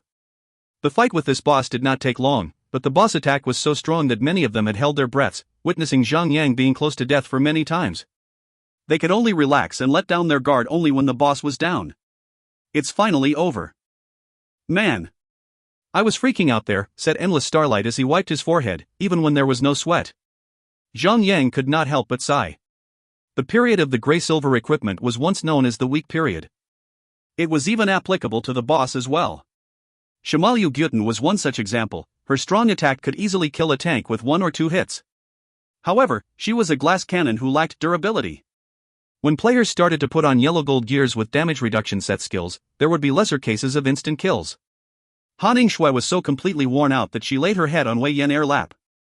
While stroking her cousin sister's silky hair, she stared angrily at Zhang Yang and cried. Noob tank. Look at what you've done. You've completely drained my cousin sister out. Woof. Zhang Yang, 100 Shots, Fatty Han, and Endless Starlight broke out in surprised laughter. Little brat. Don't say something like that. Even a person as flirtatious as Han Yingshue would feel some shame when Wei Yan'er said something that could be interpreted very differently in such manner. Turning around, Wei Yan'er was confused, but when no one cared to explain her fault she snapped, "You guys are bullies." Humph. I'm not talking to you guys anymore. She got up to her feet and went to the boss for the loots. Blaze War Hammer, Gray Silver, One-Handed Hammer. Weapon attack, 403 to 461. Attack interval, 2.7 seconds. DPS, 160. Unidentified. Level requirement, 40. Oh yeah. This is good *T. Endless Starlight cried as he inspected the item. His current weapon was still a level 30 green copper tier with only 60 DPS. He would definitely experience a huge difference if he were to equip this item. Zhang Yang saw his reaction and smiled gently. Take it. Zhang Yang gave up his role. Endless Starlight wavered a little and said, how could I mean, your weapon is just a level 30 gray silver tier. The hammer is much better. Zhang Yang shook his head sadly. When you reached level 40, you were still here. What you didn't know was that you could get a level 40 skill from the class instructor. At level 40, a defender could learn a skill called Hammer Mastery. It could increase all damage by 5% only when a hammer-type equipment is worn. That is why a hammer is a specialized weapon for defenders. Wei Yan'er nodded her head and said, that right. I have already learned the skill Axe Mastery. All attacks are increased by 5% when I'm equipping an axe weapon. That is why no one is to take away my axe. Any two-handed axes that ever appear in the boss loots are all mine. Endless Starlight smiled gratefully and accepted the hammer. With this, his attack and ability to pull aggro would be greatly increased. All of this was thanks to Zhang. His respect for him has only grown stronger. He knew that the original party members did not need him to join. He knew that he would make little difference to them. If you find any errors, ads pop up, ads redirect, broken links, non-standard content, etc., please let us know. Report chapter so we can fix it as soon as possible. Chapter 152, An Incestophile and Cinderella. Chapter 152, An Incestophile and Cinderella. Zhang noticed a look of gratitude flashed across Endless Starlight's face. Zhang smiled secretly and thought in his heart, looks like this future icon of a tank has already started to feel indebted to Lone Desert Smoke. As long as they do more raids together, then Zhang would not need to doubt Endless Starlight's loyalty to Lone Desert Smoke. Wei Yan'er was preoccupied with digging about for further loot since the first item was already distributed. She kept an eye out for the valuable white gleam. Green copper items have long been ignored by her. Feather skirt, gray silver, cloth armor. Defense, +4. Vitality, +96. Intelligence, +48. Spirit, +16. Unidentified. Level requirement, 40. Han Shui smiled and said, give this to Daffodil Daydream first. I'm wearing a full set of equipment and I do not want to ruin the set equipment effect just yet. She gave up her role, so Daffodil Daydream embarrassingly received the skirt and equipped it. Zhang said, in fact, level 30 gray silver equipment cannot replace set equipment, but 3 pieces of level 40 gray silver equipment can replace the 5-piece set equipment's 10% damage increment. Most importantly, level 20 equipment simply gives too little HP, and to clear future hardcore mode castle dungeons, your HP needs to be up to at least 5,000. 5,000, Fatty Han rolled both of his eyes and said, my HP is only 4,300. Didn't I tell you to keep one set of equipment from the garden? Have you sold it already? Zhang glanced at him. No, it is still in the bank.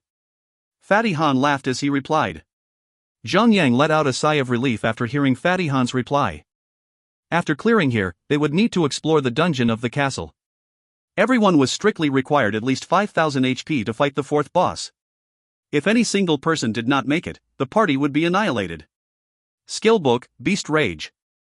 Use, grants the skill Beast Rage. Class requirement, Hunter. Level requirement, 30.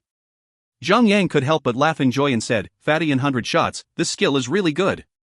It can increase the damage dealt by your pet temporarily like Shimalyu Gyuten's pets just now. 100 shots said, Fatty, let's roll the dice. Both of them rolled the dice and Fatty Han obtained the skill book. Beast Rage increases the damage dealt by your pet by 50%. Last for 15 seconds. Cool time down, 2 minutes. This skill is really useful for Beastmaster. 100 Shots could not help but exclaim when he saw the skill description posted by Fatty Han. Fatty Han said delightedly, with this skill, my damage output going to increase once again. Who else in the world could defeat me? Sun Xingyu pulled out both of her daggers, the sound crystal clear in the silent atmosphere, and she glanced at Fatty Han coldly. Fatty Han could not help but feel intimidated, he trembled in fear of this lady. The gang was not interested in the remaining 8 green copper items, so they just simply threw it into their inventories and continued moving forward. They arrived at the 4th level after clearing a few skeletal tiger and skeletal wolf monsters at another long stone stairway. It was empty within the resplendent palace, except for the huge pillars, which needed to be held up together by 3 men, set up a distance from each other. No monsters? Daffodil Daydream could not help but feel delighted. It was already 11 p.m. at night. The gang was thought of having a look at the 4th level before logging off and retiring for the night before continuing with the following 2 levels tomorrow. But if there were no monsters, they could fight the boss directly, which would save up a lot of time. Wait! Zhang and Sun Xingyu yelled at the same time. Han Shui could not help but laughed and said, both of you really have an unspoken bond. Like husband like wife. Wei Yan'er also laughed. CK Zhang rolled his eyes at that 2 bloating ladies and said, it might be stealth monster. Starlight, you'll have to take one for the team, go in front.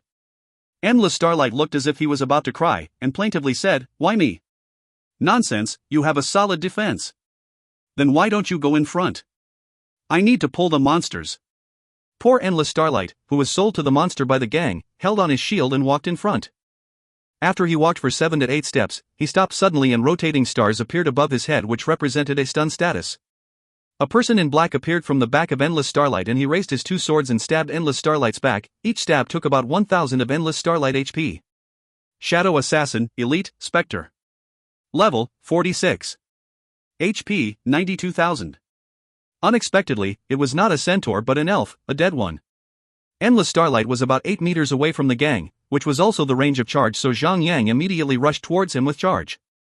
Minus 752. Minus 1554. After Shadow Assassin recovered from being stunned, Shadow Assassin immediately changed his target and attacked Zhang Yang with his 2 gleaming swords. Block. Minus 212. Minus 80. Due to the monster having double physical attacks, even if Zhang Yang used block, he still received an attack. But this attack was caused by offhand weapon which also inflicted 80 points of poison damage. In God's miracle, offhand attacks are reduced by 50% and its damage was much lesser compared to one-handed attacks. In general, weapons with long attack intervals would be equipped in one hand slot to increase damage of single hit skills, while weapons with shorter attack intervals would be equipped in offhand slots, in order to trigger some passive skills or poison effects. Why is there an elf in Centaur's palace? Could it be? Daffodil Daydream was psyched. Daffodil Daydream was a Fujoshi, and she started to fantasize about a boy's love scenario. You'll find all manner of evil sorcerers in this dungeon, it won't be surprising to have a few elf thieves. Zhang Yang laughed and said. Daffodil Daydream was disappointed, she pursed her lip and stopped talking. With the strong ability of Team's damage dealing, this Shadow Assassin could only live for 10 seconds and died, dropping a few pieces of clothes and a black steel item. Poor Endless Starlight continued walking in front of the gang, acting as bait to attract the attacks of stealth monsters and reveal themselves. This level was full of thief-type monsters with stealth abilities. Theses undead were members of several races such as humans, beasts, dwarves, elf, and even goblins and trolls. The team moved on for a while before Zhang Yang announced that today's activity would end here and that they would continue tomorrow. Zhang Yang logged on the game the next morning, and Yan Wei'er showed up in the team as expected. Zhang Yang laughed and said, "Little brat, were you planning to apply for leave continuously until we done with this main quest?" Yan Wei'er nodded her head determinedly. Don't the kids nowadays wish to go to school and play with their friends? Zhang Yang thought that it was odd. When he was studying, he also wished for holidays, but after a long holiday, he would also wish to go back to the school, as it was more lively and fun. Yan Wei'er pursed her lip with a disdainful expression and said, "What is fun in playing with those childish little brats?" Zhang Yang was suddenly taken aback and looked at Han Shui. He determined that Yan Wei'er had to have been influenced by this devilish woman. Han Shui noticed Zhang Yang looking at her, so she looked back Zhang Yang with her seductive eyes and said, "Silly you, please just say so that you like me, don't steal glances at me like that, otherwise, you're going to develop a cross-eye." Yan Wei'er asked, "Sis, what is a cross-eye?" Han Shui squinted, briefly crossing her eyes and made Yan Wei'er laugh out loudly. All members of the gang soon showed up and the gang continued moving forward. The higher the level, the lesser the monsters spawned. So the gang only used 5 hours to clear the 4th level. The first level took 2 days to clear, the second and third level which took more than a day each to clear. So, these 5 hours were considered a very short period. Halfway through the passage, Zhang Yang and Daffodil Daydream gained a level once again and both of them were now level 41. The rest of the members were not far from achieving level 42 as well. There were 2 bosses. King Lu's Turk, Grey Silver, Spectre. Level, 48. HP, 960,000. Princess Annie Ballroom, Grey Silver, Spectre. Level, 47. HP, 940,000. MP, 470,000. This incestuous couple was snuggled together and passionately kissed like a loving husband and wife from time to time. F***ck, these incestus be **stards. Fatty Han scolded. It just so happens that we have 2 tanks, so each tank for each boss. Zhang Yang thought of it and said, Princess is a magic-type monster, so Starlight, you tank the princess and I will tank the king. We have only 1 healer. Will she be able to heal the 2 of you together? Yan Wei'er said. Quest item. Sun Xingyu interrupted suddenly. The gang recalled that they had received a quest spear from a quest of killing the king and princess which would be needed to use when fighting the king and princess. Yan Wei'er impatiently took out the spear from her inventory immediately and chose to use the spear. Instantly, an illusory centaur figure appeared in front of everyone. It was the Prince Shadow Turk of Centaur race. Shadow of Revenge, Elite, Soul. Level, 44. HP, 100,000. Once the Shadow Turk's shadow of revenge had appeared, he stared at that incestuous couple in anger and roared, then stomped his hoofs and rushed towards them.